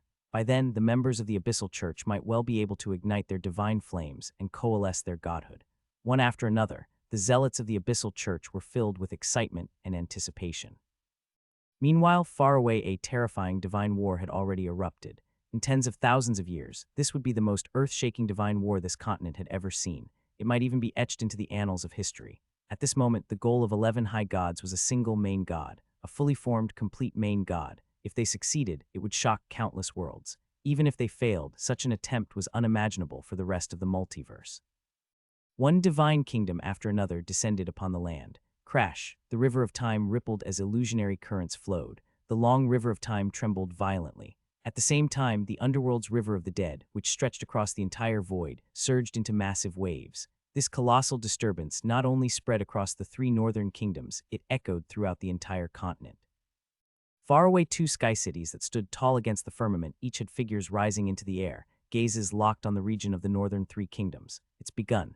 Within the Canaan Empire, an old man whispered, a hint of heaviness crossing his expression. This truly was a grand undertaking. Even for someone who had long weathered storms, his heart could not remain calm. But worry aside, the old man knew well what he had to do. Come out. His eyes swept around as he spoke calmly. Ha ha ha, I can't believe you old bastard are still alive. As the old man shouted, a towering figure cloaked in flames slowly stepped forward. His gaze landed on the old man. High Flame God Zakaraha, High Flame God Chamelcan, two high gods of flame, I must say I'm flattered. The old man chuckled lightly, though his expression barely changed. Prometheus, the fire thief. A cold, deep voice came from one of them, his gaze filled with frosty killing intent as he looked at the old man floating in the sky. Fire thief, that title's so old I hardly recognize it anymore. I still prefer being called the human hero, Prometheus. Prometheus smiled lightly, entirely at ease. Filthy human, you're nothing more than a contemptible thief. A hero, humanity is disgusting. The earlier voice rang out again, and boundless flames swept across the sky above the Canaan Empire. At the same time, on the far side of the continent, endless lightning had begun to gather. The capitals of both great empires were under attack at the very same moment, yet most had no idea. Not even Thor himself knew. After all, the daily information he received always included 10 new pieces of information, but only those directly related to him. Anything irrelevant to him wouldn't show up in his daily reports, so the turmoil shaking both empires remained beyond his knowledge. Atop the battlements, Thor still stood tall, his gaze drifting into the distant sky. That earth-shattering divine war, even with layer upon layer of spatial barriers, it was as if he could sense it clearly at that moment. At his side stood Marquis Angel, Tono, and Morris. At this moment, all three were deeply unsettled. None of them had expected the situation to escalate so quickly, transforming in an instant into what it was now. Thor, that's a divine war, isn't it? After a long while, Morris finally spoke with a stammer. Thor glanced at him, then nodded slightly. After a moment's pause, he added, unless I'm mistaken, it's a battle between the Empire's gods and the Church of Gods. On the Empire's side are 11 high gods, while the Church of Gods has summoned a main god from the underworld. As he spoke, Thor made no effort to hide anything. At this point, there was no reason to. But the moment his words fell, the three men's eyes widened in shock. Even Marquis Angel couldn't help but tremble. Or rather, his reaction was the strongest of all. Tono and Morris didn't actually understand the hierarchy of divine beings, let alone what a main god was, but Marquis Angel knew. Though the ancient legacy of the Dresosa family had long since faded, some knowledge remained, such as the classification of divine ranks. Thor, did you just say, a main god? You're not joking, are you? Marquis Angel's voice trembled with disbelief. Father, hearing the quiver in his voice, Tono and Morris snapped out of their daze and turned instinctively toward him. But the Marquis didn't seem to notice them, his gaze fixed on Thor. Yes, it is indeed a main god, though not a complete one. The underworld has already shattered, and the river of the dead has vanished. This time the Empire seems intent on hunting that god. Thor nodded. Hiss, Marquis Angel couldn't help but suck in a sharp breath. A main god, an actual main god. Even he hadn't imagined that the Empire would make such a bold move. Could it be? Suddenly, the Marquis seemed to think of something. His expression changed drastically. Yes, just as you suspect. This entire orc campaign was arranged for this operation. Seeing his father's expression shift, Thor gave a slight nod and sighed. Hearing Thor confirm it, Marquis Angel fell silent. He opened his mouth, but for a moment no words came out. The scale of this battle was far beyond anything anyone had imagined, greater even than any previous orc war. At first, with no behemoth sighted, The three kingdoms had assumed it was a minor skirmish. But as time passed, the entire orc forces of the northern region had been mobilized over a span of 3 months. Tens of millions of orcs, over 1 million magical beasts, clashed against more than hundreds of thousands of knight legions from the 3 northern kingdoms. Just how many had perished along the border was a number only the heavens knew. Marquis Angel had never expected that such a massive loss of life had all been to pave the way for this one operation. He didn't outright condemn it, but still, a bitter smile tugged at his lips. Thor, he spoke instinctively, his gaze turning to his son. He wanted to say something, but the words wouldn't come. Father, this time the Empire will succeed. When a main god falls, the divine kingdom will collapse, and a vast outpouring of divine law will flood the world. That will be our chance. Angel hadn't spoken, but Thor understood him well enough to reply calmly. He had long since stopped hiding anything from his father and brothers. They'd never once questioned him. Now all he needed to give them was a firm answer. As for the chance he spoke of, it was no exaggeration. The Dresosa family had languished for generations. Even their bloodline had weakened to the point of near extinction. Otherwise, their knightly talents wouldn't have declined so severely. Though many had improved their aptitude through life essence, that improvement was limited. Life essence might allow one to step into the divine realm, but advancing further, igniting divine fire and forming a godhood was incredibly difficult. Not to mention, the supply of life essence was finite. It could never elevate the entire family's bloodline and potential, and for a family to truly rise, the strength of 1 or 2 individuals or even a few wasn't enough. Especially with the Outer Realm war looming, no one could predict what would happen next. The family needs greater strength and even more powerful talent. With the fall of a main god and the collapse of their divine kingdom, vast amounts of law power would scatter across the world. As long as one could grasp even a trace of a law, they could easily break through to the Holy Realm. And if they could attain power beyond the law's true rule power, then igniting divine fire and condensing a godhead would no longer be much of a problem. If they seized this opportunity, the Dresosa family would surely soar to unprecedented heights. We succeeded. Hearing Thor's words, Marquis Angel couldn't help but widen his eyes again, his heart pounding wildly in his chest. He had never imagined that his son would say the Empire would succeed. This was a main god they were talking about. Even if the family's records only held scattered fragments, Marquis Angel knew all too well just how terrifyingly powerful a main god could be. And yet, the Empire actually succeeded. Even he found it hard to believe. As for whether Thor's words were true or not, he didn't doubt it in the slightest. Over the past few years, Thor had already proven the reliability of his words time and again through his actions. This time would be no different. Father, Brother Tono, Brother Morris, our chance comes at dawn. Try your best to attune yourselves to the law power between heaven and earth, especially that higher-level force. If you can grasp it, our family will truly have the strength to step beyond the borders of the Tulip Kingdom. Looking at the stunned Marquis Angel, Thor took a deep breath, then solemnly urged the three. I understand. Marquis Angel nodded slightly after taking a steadying breath. A different kind of power.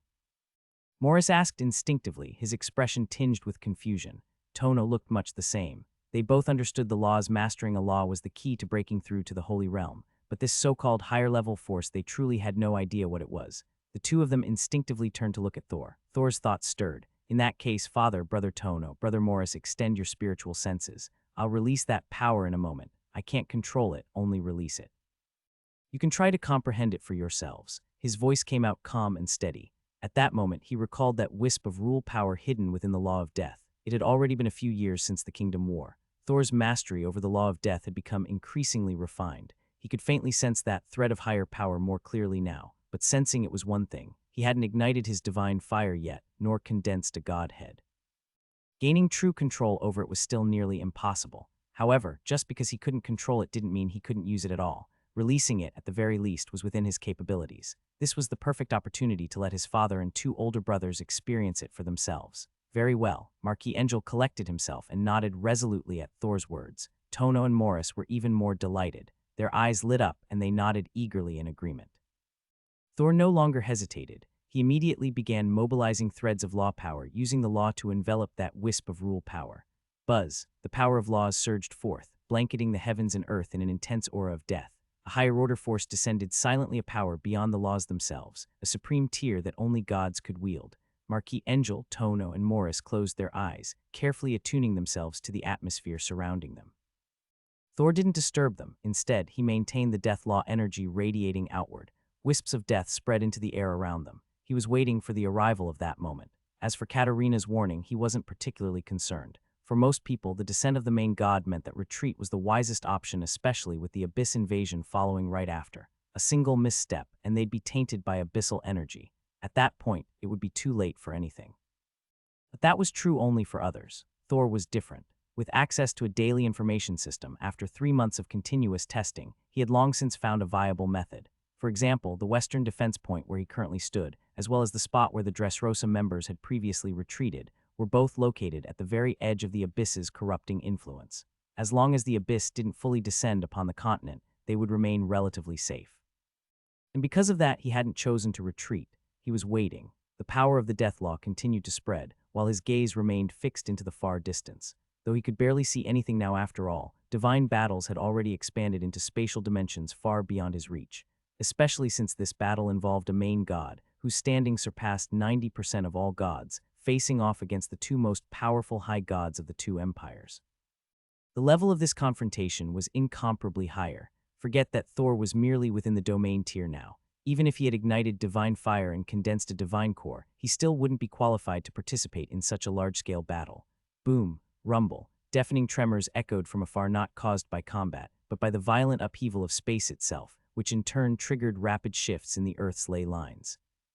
Even from dozens of miles away, Thor could clearly feel entire mountain ranges crumbling ahead of him.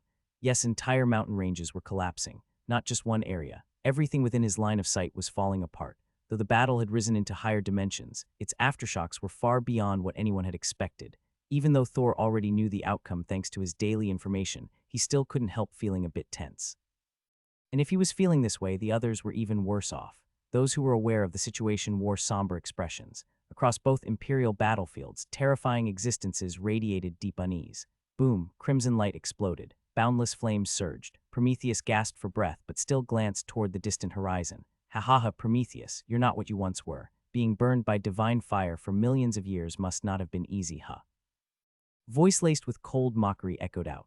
Though Zakaroha didn't look well himself, the divine fire far surpassed the fire law power he, a high-ranked fire god, could command. He still wore an expression of excitement.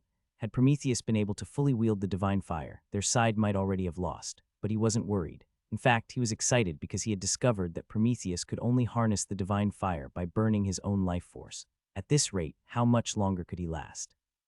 It wasn't easy, but if you two think you can take me down, you're seriously overestimating yourselves. Prometheus's tone was icy as he faced the two, voice calm and chilling. Boom! Once again, divine flames surged, and terrifying energy flooded the skies over the imperial capital. The city's temperature visibly soared.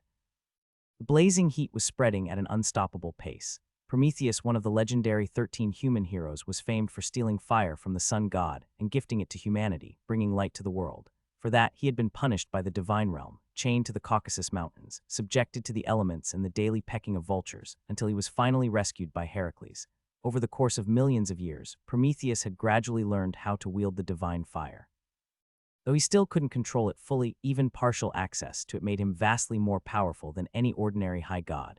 The only catch was that divine fire didn't just grant him immense power, it also consumed his life and body. If used for too long, even Prometheus would be incinerated by its flames. But now, sensing the terrifying explosion in the distance, Prometheus knew he couldn't wait any longer.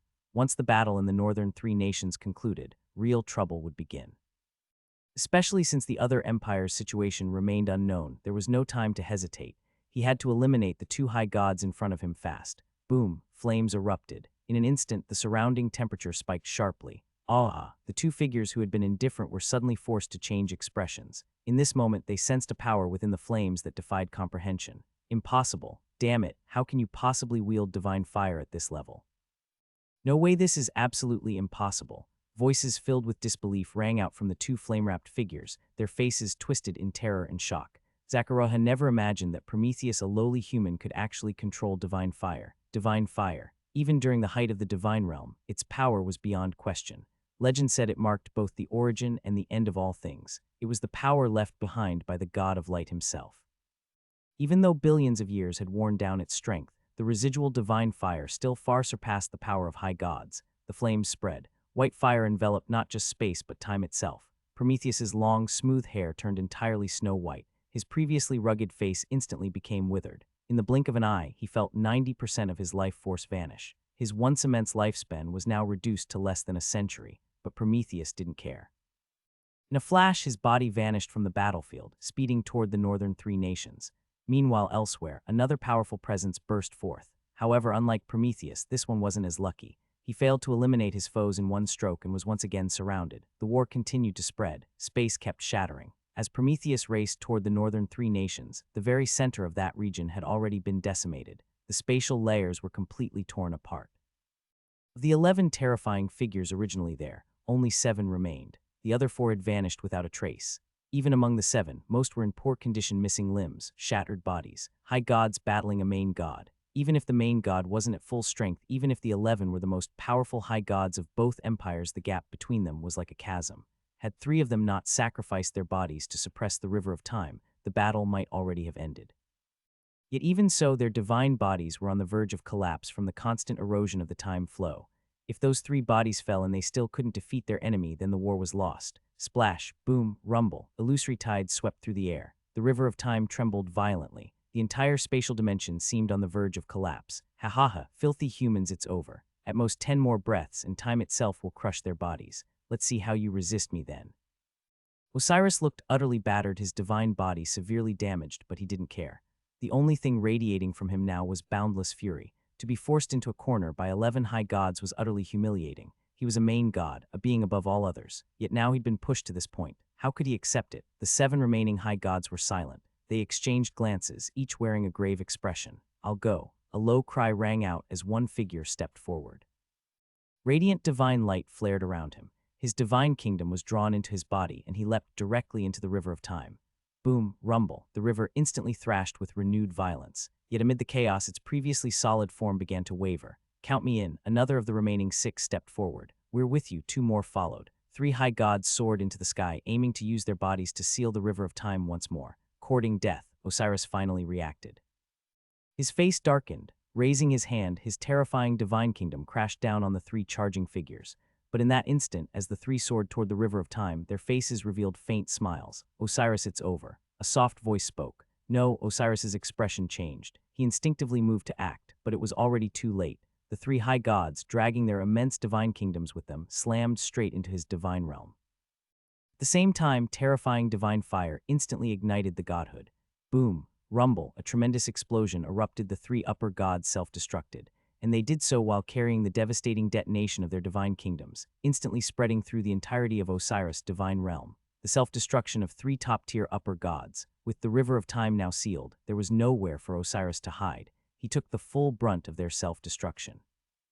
Ordinarily, even the self-detonation of 3 top-level upper gods wouldn't be enough to affect a main god's divine kingdom, but he couldn't withstand it. Osiris was far from his peak. He had already died once. He had only just returned from the river of time. Now that the river of time was sealed again, and with his divine body and kingdom already severely damaged in the prior battle, the self-destruction of those 3 upper gods became the final straw that broke the camel's back. In an instant, his divine kingdom began to collapse. As his divine kingdom crumbled, Osiris' aura started to fluctuate violently. Now's our chance. The remaining 3's eyes lit up. In the very next moment, they moved charging straight at Osiris. Boom, 7 had become 3. But now the auras of those 3 surged to the absolute limit. Their divine bodies were burning. Their divine power was burning. Even their divine kingdom surged toward Osiris in a collapse-like momentum. God-slaying.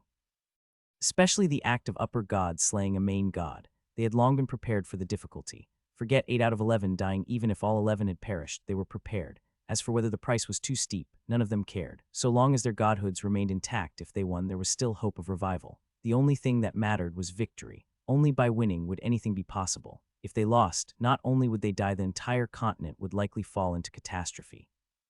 Especially given the current state of affairs. Now the 3 gave it their all. Terrifying power surged continuously.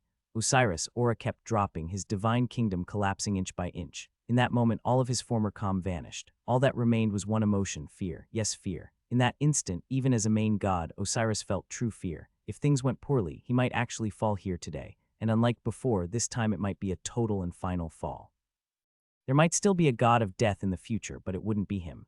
Damn you, you filthy humans. His roar echoed through the endless void. Countless spaces collapsed as his aura erupted with everything he had. But the collapse of his divine kingdom was too great a blow. Suddenly, boom, a crimson spear pierced through in an instant. His body froze, and in that single frozen moment, the spear drove straight through his chest. A powerful divine force exploded within him. How? Osiris' pupils widened, disbelief written all over his face. But in the next instant, 2 more attacks crashed down. Bang, Osiris' head exploded instantly. Countless laws and divine rules wove together, and his body seemed to start reassembling. But in the next moment, endless flames swept forth. Pure white fire blanketed everything in an instant. Ah, a shrill scream rang out as Osiris' body fully collapsed, even his godhood began to shatter.